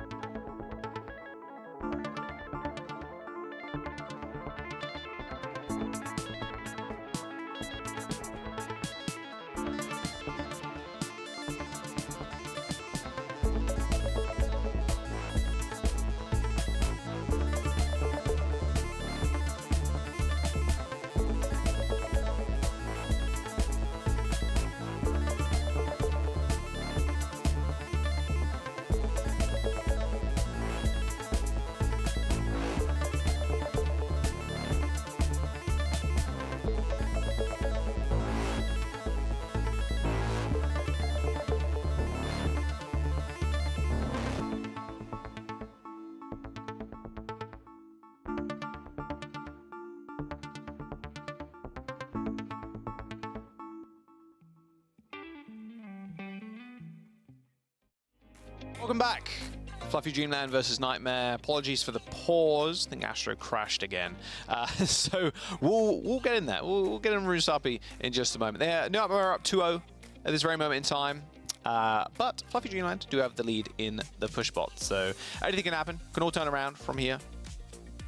Yeah. It's the 3-1. It's the 3-1 that everybody wants. Extended series just a little bit more. But Astro is back in the server, has lost all of that ultimate charge. But Haven's going to make sure that Astro's back for the neutral. Yeah, good kill from Haven. That's the second time in a row Haven's found a nice little pick. Although they're both end up going to use the bobs. They're going somewhere. Chime kills Seeker. Another kill coming through for Fluffy Dreamland. It's all falling apart right now for Nightmare. Thanks, Bob. Has Astro crashed again? No, it's Admiral. No, it's not. It's I need to run back to the camera now. We're so back. Me doing a lot of cardio today. Me running from here to there. Got a nice little chair over there I was chilling on. Admiral crashed this time. Unfortunate. This map is cursed. I don't know what to tell you. It's like... I don't know. Crash him. Yeah, I don't know. That's very weird. That's very strange. Normally if it's one player, you're like, okay, you can just blame their PC, but if it's two people, it's kind of annoying. Not entirely sure, obviously, what's going on. Control, delete, quick restart, go in again, load up. But yeah, we'll be back on Runasapi in just a moment. Oh, we're so back. Wait a second. Ah, we're so back. We're so that was back. quick. You know Admiral got the SSD. All right, back in action. It is going to be full loss of that ultimate charge also. But I think they have bigger problems than that. And I think the problem is the fact that Fluffy Dreamland does have the lead for the push spot right now, but they are sitting on 0 ultimates outside of Chime potentially getting this pulse bomb.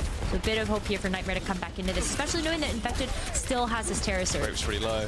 And if we do crash again, I'm bringing the chair. I'm going to sit down. All right, Terror Surge for Infected. Obviously, Astro had to build up to a new one after that DC. High ground window, Astro in trouble. But no, it turns out Infected was the one that needed desperate help. Secret Admiral still find kills, though. Oh, what a stick from Chime. Oh, my goodness. Unfortunately, the lamp was there. That would have been a nice little two-piece, but it still drops Seeker to the floor. Wow, Chime. 97 meters and then some. No mini for you. It has been stolen. All right, Astro dead. You take that, though. Fluffy Dreamland, 97 meters to 32. Good lead so far.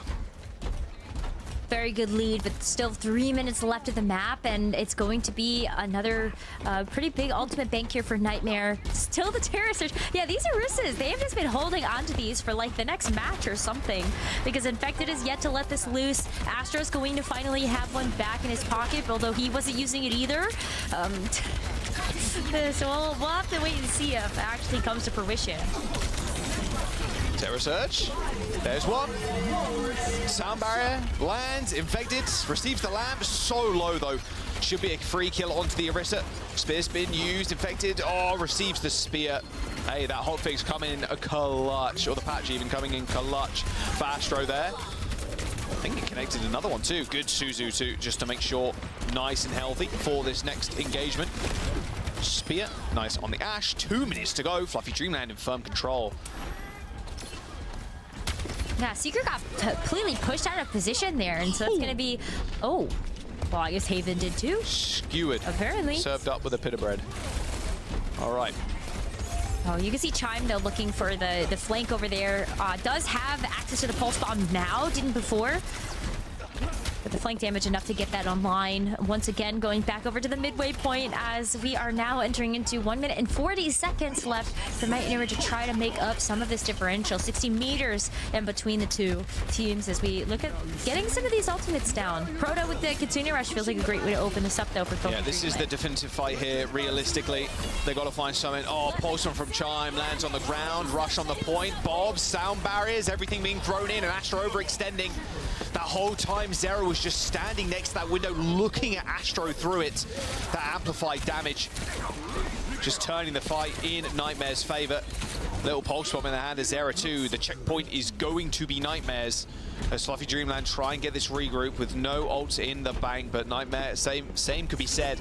They've got the pulse, but with 60 seconds to go, this next fight is going to be a little bit more honest Overwatch. Yeah, but if Zera gets a big pick with the pulse, that could really just completely flip things here for Nightmare. Put it up for them to try to pick this up. Oh, Chaving also gets very low. So maybe even that was potentially the target there, as Zera's hunting for something. I'm actually taking a little bit of damage there. Yeah, mid. Whoa, you see that bike flying? Oh, well, that went so far. All right, Zera has to hit the recall pretty early there. Didn't quite find a target to land that pulse bomb in, but can take the lift upwards. Sees the Ash. Oh, right on the floor. Even booped in. Does a little bit of damage to Grapes, I think, as Zera just manages to clean up the kill regardless of that pulse hitting or not. That Terror Surge is absolutely massive from Infected, though. 2 kills, and maybe some more. And with only 7 seconds to go, the bot is in control of Nightmare, but they still need to climb that mountain. 42 meters are required to take the lead. All right, Infected thought about switching over to the Wrecking Ball in order to get back faster, thought better of it, is going to come back on the Orisa, but you can see that the taxi is required to get Infected out of spawn before Fluffy Dreamland are able to make it there as a full team of 5. It's going to be Chime now up to the plate with this Pulse Bomb, see if he can be the difference between this one, but CJ has his Amplification Matrix to push back Fluffy Sarah's got Dreamland. a lot of cover behind this taxi as well, does receive the Dynamite, but this low window from CJ is going to be deadly. Got to keep healing. Infected though, Infected goes down, it's going to be over. And now Chime has the Pulse Bomb. Oh, great to the sound barrier though. That's huge here for Double Fluffy support, Dreamland. in fact, as well, Rose. They have to race to get something. Roach is going to have it too. There's the rush. Beacon coming at any moment. Infected going super low. Lamb comes in. Chime with the Pulse Bomb still in hand. Might not even need to use it. Grapes does end up falling with the sound barrier. It's disastrous, but they don't touch. And Fluffy Dreamland, they're going to continue the series. With Nightmare not being able to clutch it out at the very end. A very close last-ditch effort. It was just an overwhelming amount of ults. Well, I mean, Grapes didn't even the sound barrier, apparently, but I mean, going down there is, yeah, it's not great. I mean, it did feel like it was going to be Fluffy Dreamlands to lose, especially after they had built up such a lead in the first couple minutes of the game. So it was a couple of unfortunate disconnects there, but at the end of the day, I think Fluffy played that so well. They knew how to operate with this Orisa team, and despite the fact that Infected was able to play the Orisa as well, I feel like this is just maybe a mirror they might not. Yeah, more disconnects, more winning, maybe. I don't know. It was 2 disconnects for Fluffy Dreamland, 1 for Nightmare. So let's jump over to the desk. They can, well, break that down and send us into a map number 4. You sounded really not excited about that. Thanks, Jack. Yeah, we will be breaking it down, whether you want it or not. I do think there's actually a lot to unpack here. Nightmare, we held them as the clear favorite heading into this. I think most people would have expected it to be a dominant series from their side, but I actually feel like Fluffy Dreamland, they're holding their own and then some, and they're bringing their own style to the server as well. I do like what we're seeing from the Orisa, from the team on that Orisa. Even though Nightmare does have the upper hand, it's still a good look for Fluffy Dreamland. I think absolutely. It forced Nightmare to take the mirror, and they were just more comfortable on it. Astro came in the interview yesterday and was talking about the comfort, the confidence in the Orisa, and now we see why they can really execute on this style. They look solid. I do think Nightmare now has a clear edge in the series. They got 2 more map picks, so you know, good odds that they're going to be able to take this maybe away from the Orisa, bring it back into their comfort zone. This will be an interesting opportunity, too, to see what Nightmare's preference is. They play a ton of different styles. Where do they choose to take us when they have control of the series? Yeah, and also you get to pick Hybrid and Escort, which are 2 really good maps if you have a specific flavor that perhaps you want to go to. So, you know, especially because you know that, yes, we've had some challenges with Fluffy Nightmare when they actually play Fluffy Nightmare. Fluffy Nightmare. It's Dreams versus Nightmares here in the Overwatch Champions Series. When they play the Orisa composition, like they're so good at that. So obviously you want to avoid that if all possible. And now I really do feel like if you select Hybrid or Escort, you really do have the chance to stay away from that. When you have a tank like Infected, for example, who is so versatile and can play so many different heroes, right? You know, maybe you want to take it to a Dorado, for example. Maybe you want to emphasize the hit scan duel and, you know, put Seeker in a position to win. He's been fragging out so far. So, yes, truly the back's against the wall. But, you know, again, it needs mentioning that the disconnects just suck. It's an unfortunate, you know, no one's fault. It just happens, and that really put a spanner on things. I think Astro had a couple of ones that were like really untimely. Yeah. That just really like sucks. You have to walk all the way back from spawn. You lose your ultimate. It's really unfortunate, but it is what it is. You know. Yeah, and they're you know, not mentally flustered by it, right? They're staying focused, they're staying in the game, they still win the map, right, despite that. And so I think Fluffy Dreamland have really shown that they're a team that has to be respected. With as good as Nightmare has looked against most of their opponents, Fluffy Dreamland are fighting back well and making this series interesting. I think it is going to mean Nightmare needs to bring out their best styles, their best comps, put Fluffy Dreamland on the back foot. It's going to be Circuit. I was thinking about this because, you know, Sigma is another strong answer to the Orisa. I would be very surprised to see the Orisa come out, since probably is going to be a Sigma mirror on Circuit. Yeah. And this also is another way to put Seeker in the driver's seat on the hit scan, where the Widow just has so much impact on Circuit Royale. Well, let's see if Nightmare can finish it out here, or if Fluffy Dreamland just started their comeback. Let's find out on this next map. Jack Necker, please take it away. Thank you very much, Zoe. And yes, this is the map that I wanted to go to. A little bit of Circuit Royale. You know what Nightmare are going to pick. Come on now. The Bastion on the offense. Of course it's going to be So true. We're so back. Wait, we'll get back to that when we get there to actually these attacking doors opening. But at least for Fluffy Dreamland, they are going to be putting the Orisa on the bench for now. It is going to be Astro coming out of the gates with the Ramatra. So Ramatra, May, Haven on the Hanzo. Not opting for the Widowmaker just yet. Yeah, no Widow. Just going to counter Widow with Haven on the Hanzo. They kind of, I would imagine they expect this after seeing the amount of Bastion Nightmare's been playing. There's no way they don't expect Seeker rolling out. Sends a Sonic in, there it is. Seeker on the Bastion, Zera on May. Brawl versus a little bit of poke coming through. So risky to have to play into this Bastion, though, if you're Fluffy Dreamland. You want to make sure that those May walls are on cooldown so you can use them to block a bunch of this damage. But it's a really quick rotation. Early deployment of that Immortality field, though, as Infected gets caught out. Yeah, nice kill onto Infected. Noticing that two people... Oh, double headshot by Chime. Noticing that two people from Nightmare were rotating to high ground. An easy decision was made from Fluffy Dreamland. It's going to be Infected, though, on the Ramatra, coming back out of spawn to die again. Yeah, just... This has been so aggressive. Almost insta-killed there. Yeah, you just got to kill these staggers. I mean, look, you've burned a minute off the clock. The payload just barely moved. You're pretty happy with that if you're Fluffy Dreamland. And you've almost got Blizzard as well. The amount of damage that Chime's done. Chime has had so many nasty icicle shots already, so if the Blizzard makes a lot of sense to me. But the first ultimates earned in this map, sure. I'm here for whatever Fluffy Dreamland is serving at the moment. But Nightmare finally getting out of the spawn doors. They get a chance to actually set this Bastion up a little bit closer. We're going to play around this boutique.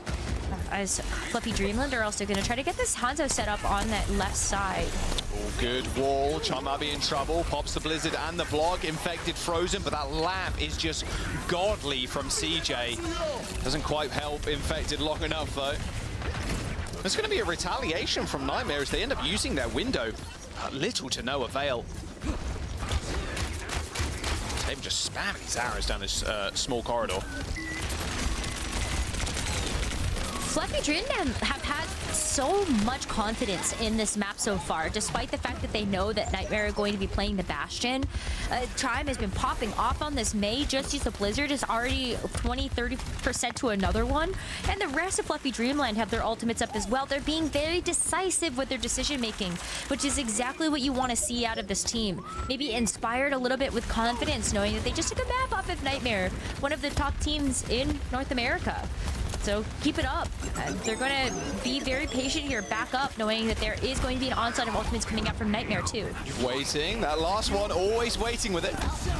Does end up connecting, actually. A lot of damage, actually, on the back line. Soundbayer comes through, and the Annihilation as well. It's going to be a tough fight here for Nightmare.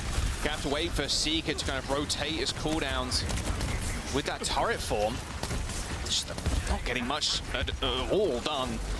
You're gonna have to find something big with CJ's window. Like, what they found success with before was using the window, then the Bastion nade to pick someone off, but it's just been a ridiculously hard fight so far. Fluffy Dreamland are coming up with every single answer to this Nightmare comp.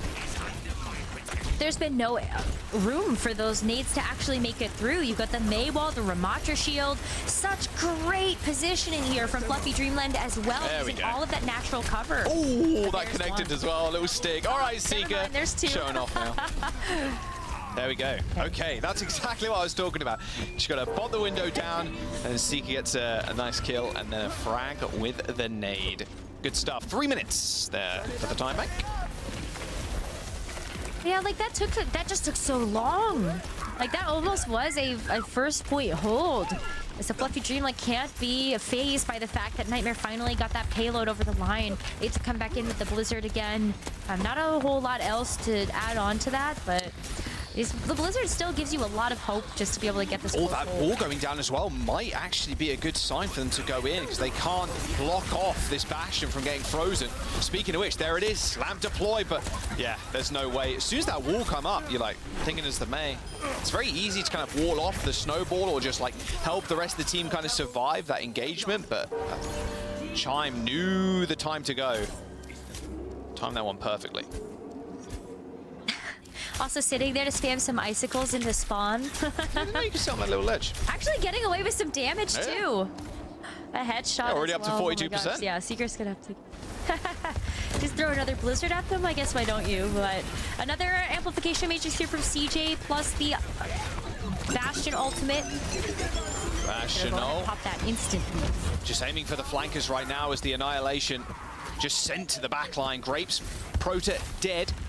Annihilation claimed 2 lives there. And the Bastion trade, you'll take that if you're infected. If you can kill the backline, you know it's pretty easy from there on out. And Astro not wanting to commit anything. They don't want to use Dragons. They don't want to use that Annihilation of their own. They know they got another chance, especially with how quickly Grapes went down. They can taxi everybody back. Taxi him back with a sound barrier too, and with just how much time they've whittled off the clock, if they're able to get a stall here, that is already going to be the final fight coming up very shortly here for the second point. I love the Dragon Strike to be able to split everybody up into the Annihilation. That's a lot of damage. Sound Barrier is going to come through to amplify their health, and even that Blizzard. Sound Barrier to keep Fluffy Dreamland competitive in this one. Blizzard does end up landing on the floor, but they killed Chime before they can get anybody frozen up. But here comes the Annihilation, split the team entirely. Nightmare now losing Admiral and now have to try and save Zera in the backline. Might not need too much saving though. Pops the block, survives, and Seeker comes up with a kill to Grapes. As the fight breaks down, it is all Nightmare.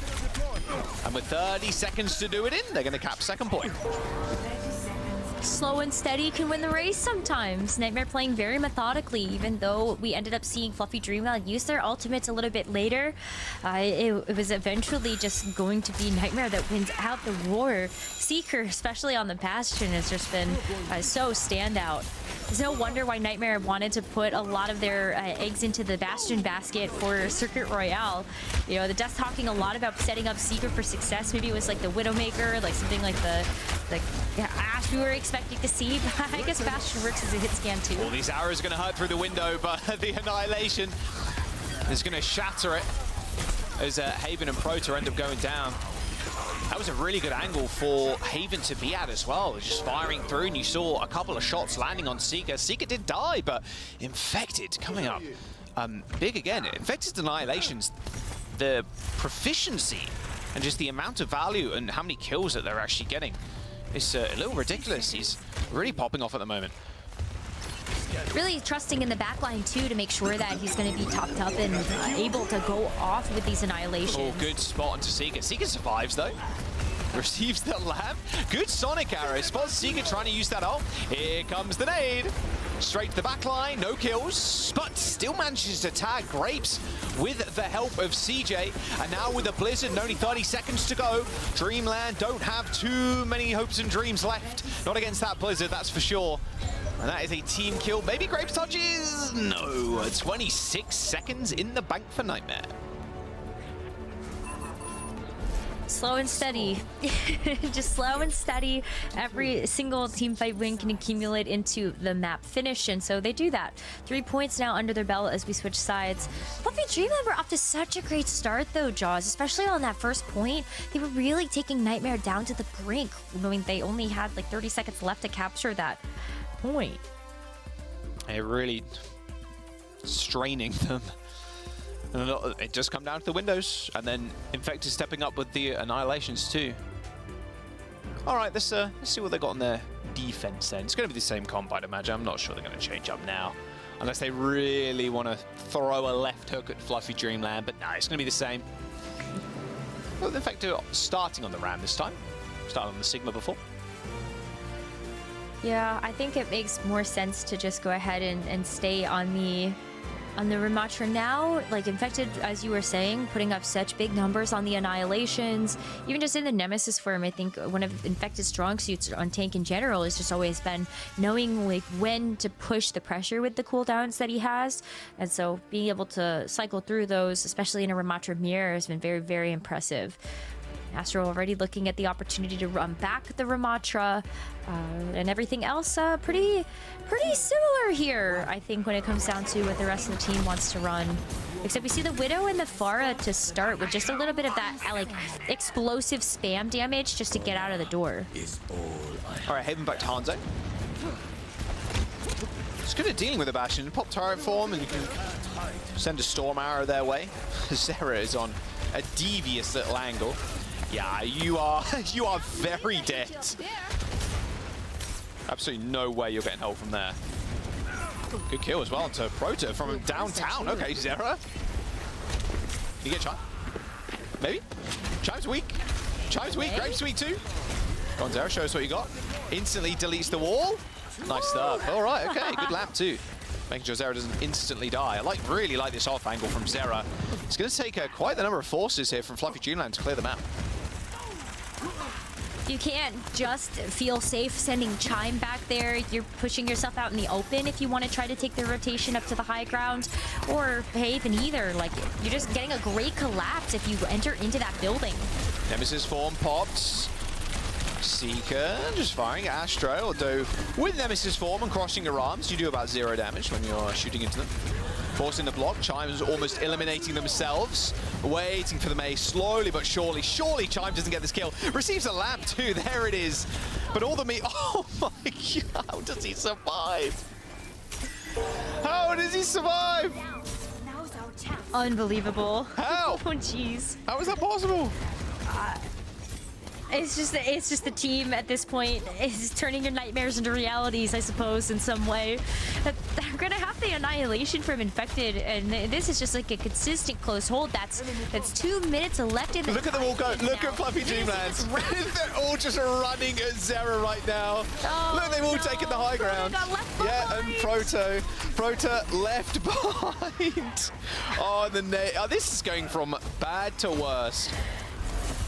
That's not looking good. Oh, this is not looking Proto, good. unfortunately, not getting the memo. Maybe got walled off as well. They are very mad at Zera.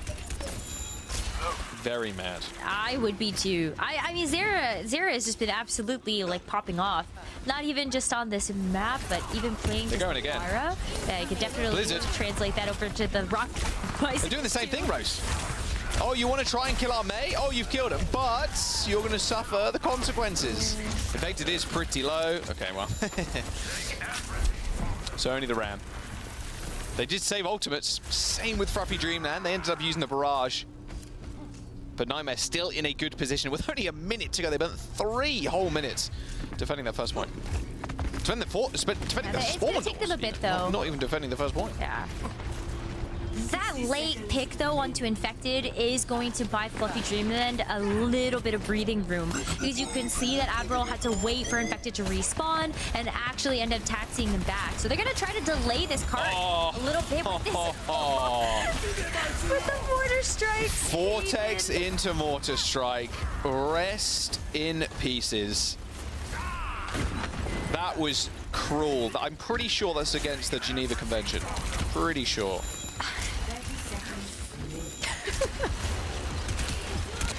Oh, this is on this day, all crime is legal. We are the purge now. 20 seconds left, and Fluffy Dreamland. It's gonna be the final fight that they have between them and potentially getting sent home already in the main event. They've got 3 ultimates to get into this one. To Nightmare's 4. In fact, it's so close to this annihilation. Dragons is good, splits the team. Oh, Seeker got booped back up into the Dragons, so ends up going down. The Blizzard freezes Astro, and the annihilation is going to separate Nightmare. CJ, though, he's the man with the weapon. Don't need no Seeker, don't need no Bastion. It's all CJ and Infected for this one. Nightmare. They're on their home turf for Circuit Royale. They're going to close out the series in a 3-1 fashion and continue their Nightmare streak through the lower bracket. That is just phenomenal stuff there. Really sending a statement with that full hold on that first point. Just, okay, Rusapi, maybe a little bit of a fluke. Maybe we just needed to get our heads back in the game. It's been a long day, quite honestly, for Nightmare. Yeah. It's the second match that they've had to play today. And so it can just, it's getting a little late, I guess. We'll blame the DCs for slowing down the late tempo. than It's never. all good. Yeah, Nightmare looking great. And you can see why they picked to go into this map. They want to play this Bastion comp, which they think works very well, and it does. This was an incredibly dominant affair, and that first point was really just Zera. Zera just existing on that high ground, a little silly. And then eventually Fluffy Dreamland are like, well, time to send the whole squad after them. And then by the time, okay, we find the wipe, 1 minute to go. They've stacked ults, we've stacked ults, and yeah, that was about it really at the very end. They look really good. I think Nightmare, they're going to go a long way in the lower bracket. But the question is, how far can they go? Unfortunately, we do have to wave goodbye to fluffy Dreamland, however. Let's jump over to Des, though. They can talk about that series and round out the day for us. We will indeed. Thank you both so much for covering the action. What an entertaining series this has been. I think fluffy Dreamland, although that means that they are officially out of the tournament, they can leave with their head held up high.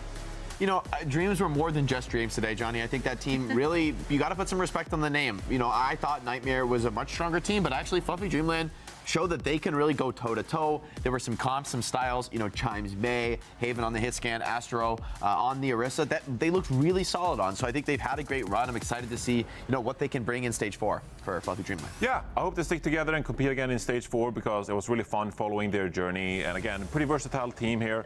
And there were some individual standouts. Like I think the May play was a bit of a pillar of their entire compositional adaptation, right? Because that gave them so much strength in the front line. You have a Ramatra, you can hold it down with Astro, and then Chime as well with the May. You can play with the May walls around that and isolate the enemy tank, for example, and create a matchup that really favors your way. Didn't really go their way here on Circuit Real, but you know, they took it to map 4. The Orisa comps were strong. Lijiang Tower looked really good, for example, on some points when they rolled out with the Orisa. And so, yeah, a bit of a shame losing out to Nightmare, but we know that Nightmare is a really strong team here. So I don't think Fluffy should at all be, you know, ashamed of this result, and I look forward to seeing them competing more. Yeah, they've proved themselves already, of course, through the group stages. They were in the same group as Citrus Nightmare and Shikigami and Vice, right? And the victories in that group spoke for themselves. It was a question for us how far they can take it here in the main event. But honestly, this was a good showing. I also can't wait to see more. Echo your sentiment here. But Nightmare, though. Can they run it back in the lower bracket? How far can they take it? Their potential next opponent will be either Citrus Nightmare or Timeless. How do you see their chances against either of those two teams? I think Nightmare are a strong team. I think probably the toughest test will come when maybe, assuming NRG is knocked down to the lower bracket, that'll probably be the toughest test. But I think Timeless, you got to take them very seriously. If Citrus Nightmare upsets Timeless, that would be a surprise. But nonetheless, I think anything's possible here in the lower bracket. Seeker is going to take our player of the match. Monster performance, not on Roadhog, surprisingly, but on hit scan, and showing a lot of versatility, whether it's the Cassidy, the Ash. Hey, even Bastion, Tracer on Lijiang Tower. Exactly. Yeah, the very modern hit scan player. Nice Bastion. Maybe the most Bastion playtime of anyone. Yeah. A modern hit scan player. Put that on your CV, Seeker. Yeah, Seeker obviously lights up performance. Zero kind of robbed. In my opinion, I mean, they both were a really so good day. They both were so good. We were coin flipping. flipping. Really good day. We were between the two of them because we were going back and forth. Seeker, I think on Runasapi, Seeker had a huge game. I mean, they both had big games. The Bastion, you kind of become the star of the show on Bastion. I will say, on this Circuit Royales when Nightmare, I think they really came alive as a team, right? We have Zero holding the off angles, CJ doing heroics to keep him alive and fighting through those contested fights.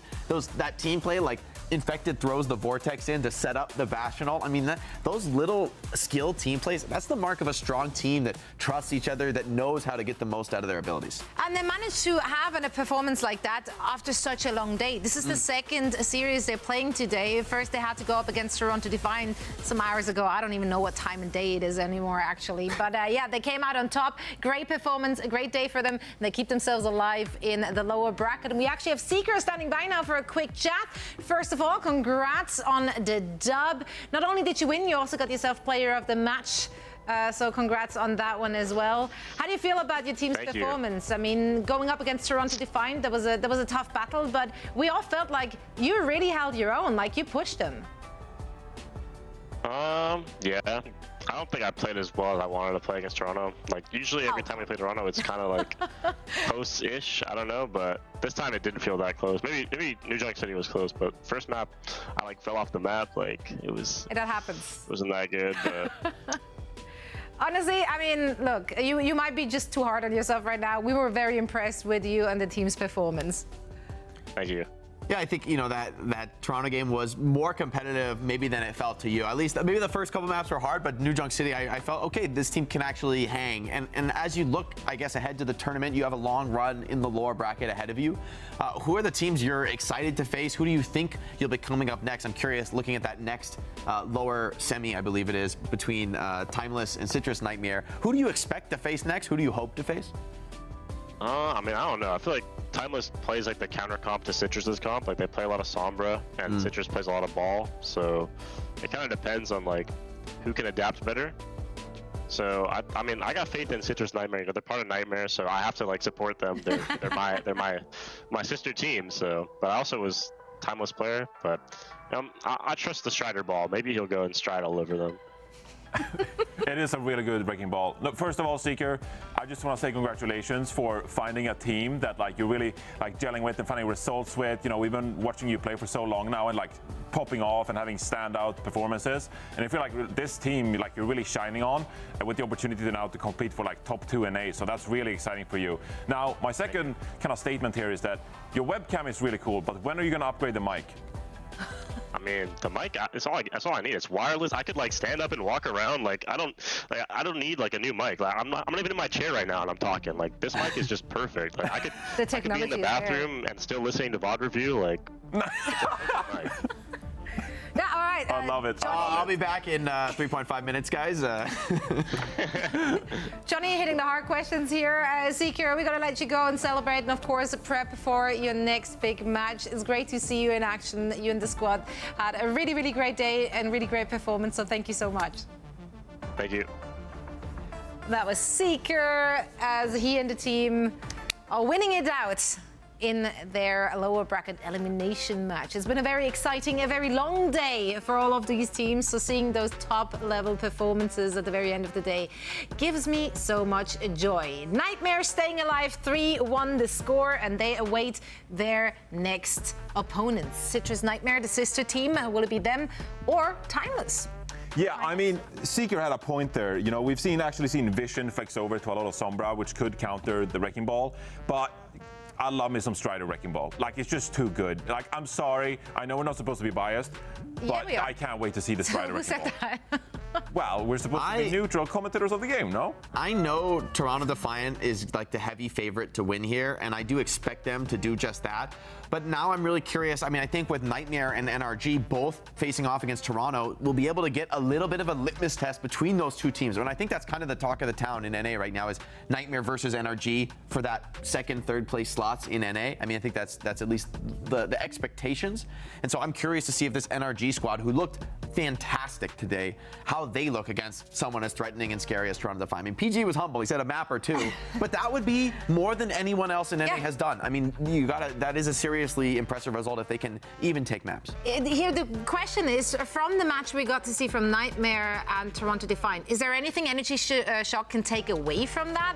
Do you feel like there's something to be learned from, for example, that new Junk City map? Yeah, I feel like the Mauga might have been a bit of like a neutralizing factor. Is that sustainable though? I think we've seen time and time again Toronto Defiant to like adapt very quickly to those kind of matches and be like, okay, what did we do wrong on this map and how can we be even better? So it's really tough, but maybe the Mauga could be a bit of a neutralizing composition. But again, okay, how many maps are we gonna play Mauga on, you know? Also, like by tomorrow, will Toronto have like patched up that weakness and just come back something stronger? You know, so it's a scary team to go against because they keep getting better. This is the best form I think Toronto's been in all year, coming off a career best result for the organization and the team. Yeah, they're just constantly evolving. They're learning. They're out there, man. They are the juggernaut for a reason. Let's take a look back at some of the highlight plays from our NA region in our second day this was sick. of main event action. Suzu a bit too early. I mean, he was cleansing something else, right? The Suzu comes down like almost before the pulse. It's or unfortunate. At the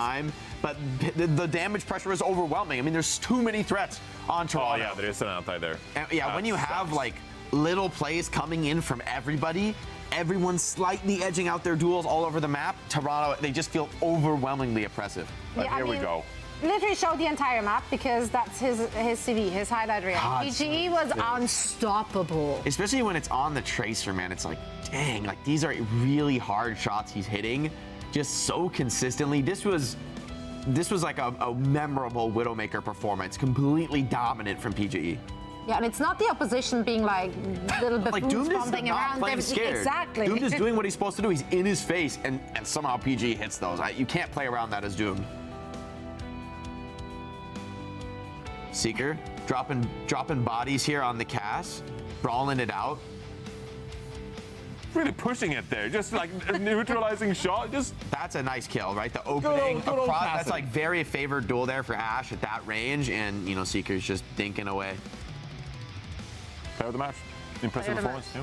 Indeed. Impressive performance. Great team performance as well. Let's see how far they can take it in the lower bracket. Very excited for the upcoming 2 days of action. Let's take a look at the schedule for tomorrow so we know exactly what is coming our way. Which of these matches is catching your eye? VPNs. Okay, EMEA head over here. right here. That is European. Big. That is big. Factual. European. Yes. Yeah, I'm just gonna look. They play pretty similar compositions. When it comes to the Diva anyway, but then of course, you know, ENCE, they prefer more, you know, playing Kelix on the Lucio, for example, whereas VP playing double flex support with the Alari and the Ana. It's going to be a really interesting matchup. I can't wait. I think EMEA is so stacked. All the matches are bangers. I mean, I think all 3 NA matches are interesting and all for like different reasons, right? I think I'm curious to see. I think Timeless, if they just play on a Brig really well, I think it's gonna be super hard for Strider. But you know, I've thought that before, and Strider has just made things work on the Wrecking Ball. So I'm kind of just stoked to see what he can bring and what, you know, map picks they come out there with. But also NRG, can they hold a candle to Toronto? Can anyone? The question that's always on our mind. Yeah, it's many questions. Perhaps some answers tomorrow. We'll find out very soon. For now, it's time to have a little rest. We thank you all so much for watching, gentlemen. Thanks again for letting me pick your brain all day long and providing the insight that we all asked for, and then also some illustrations absolutely no one asked for. But we were here for it. We were here for it. Thank you all so much. Absolutely. Thank you all so much for joining us for day 2 of the OWCS main event in stage 3. We're back for more tomorrow, so make sure to tune in again.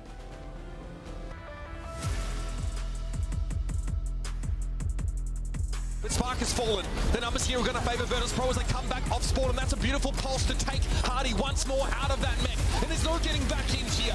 Suzu there, not enough for land, and eventually he's going to be dragged down by Rajaro. And Sauna will be here as part of the cleanup crew. Bio came in, but it was superfluous, and Virtus.Pro advance here in this upper bracket. I was watching like Bloodshot predictions, and they put us like way too low. I wasn't a fan of that. They don't know what they're talking about. It should be fixed. Don't listen to Patrick. Yeah. Okay, right. They're out the loop.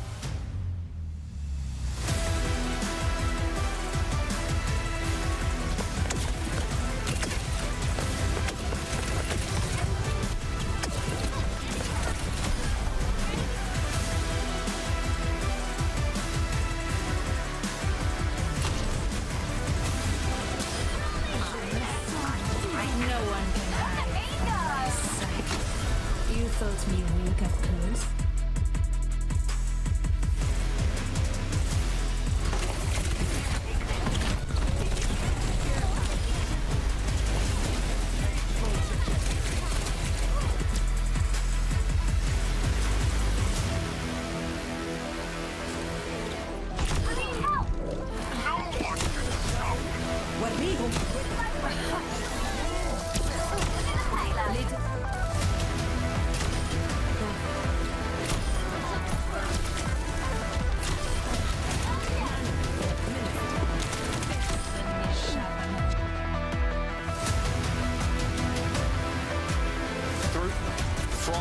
Dreamland, but Seeker still doing work on this high ground. Finds a nice kill to Haven. Sony Procha available now for those heals on the heights. And there you go, Seeker. Okay, 4K for the cast. And in my opinion, it is absolute cinema.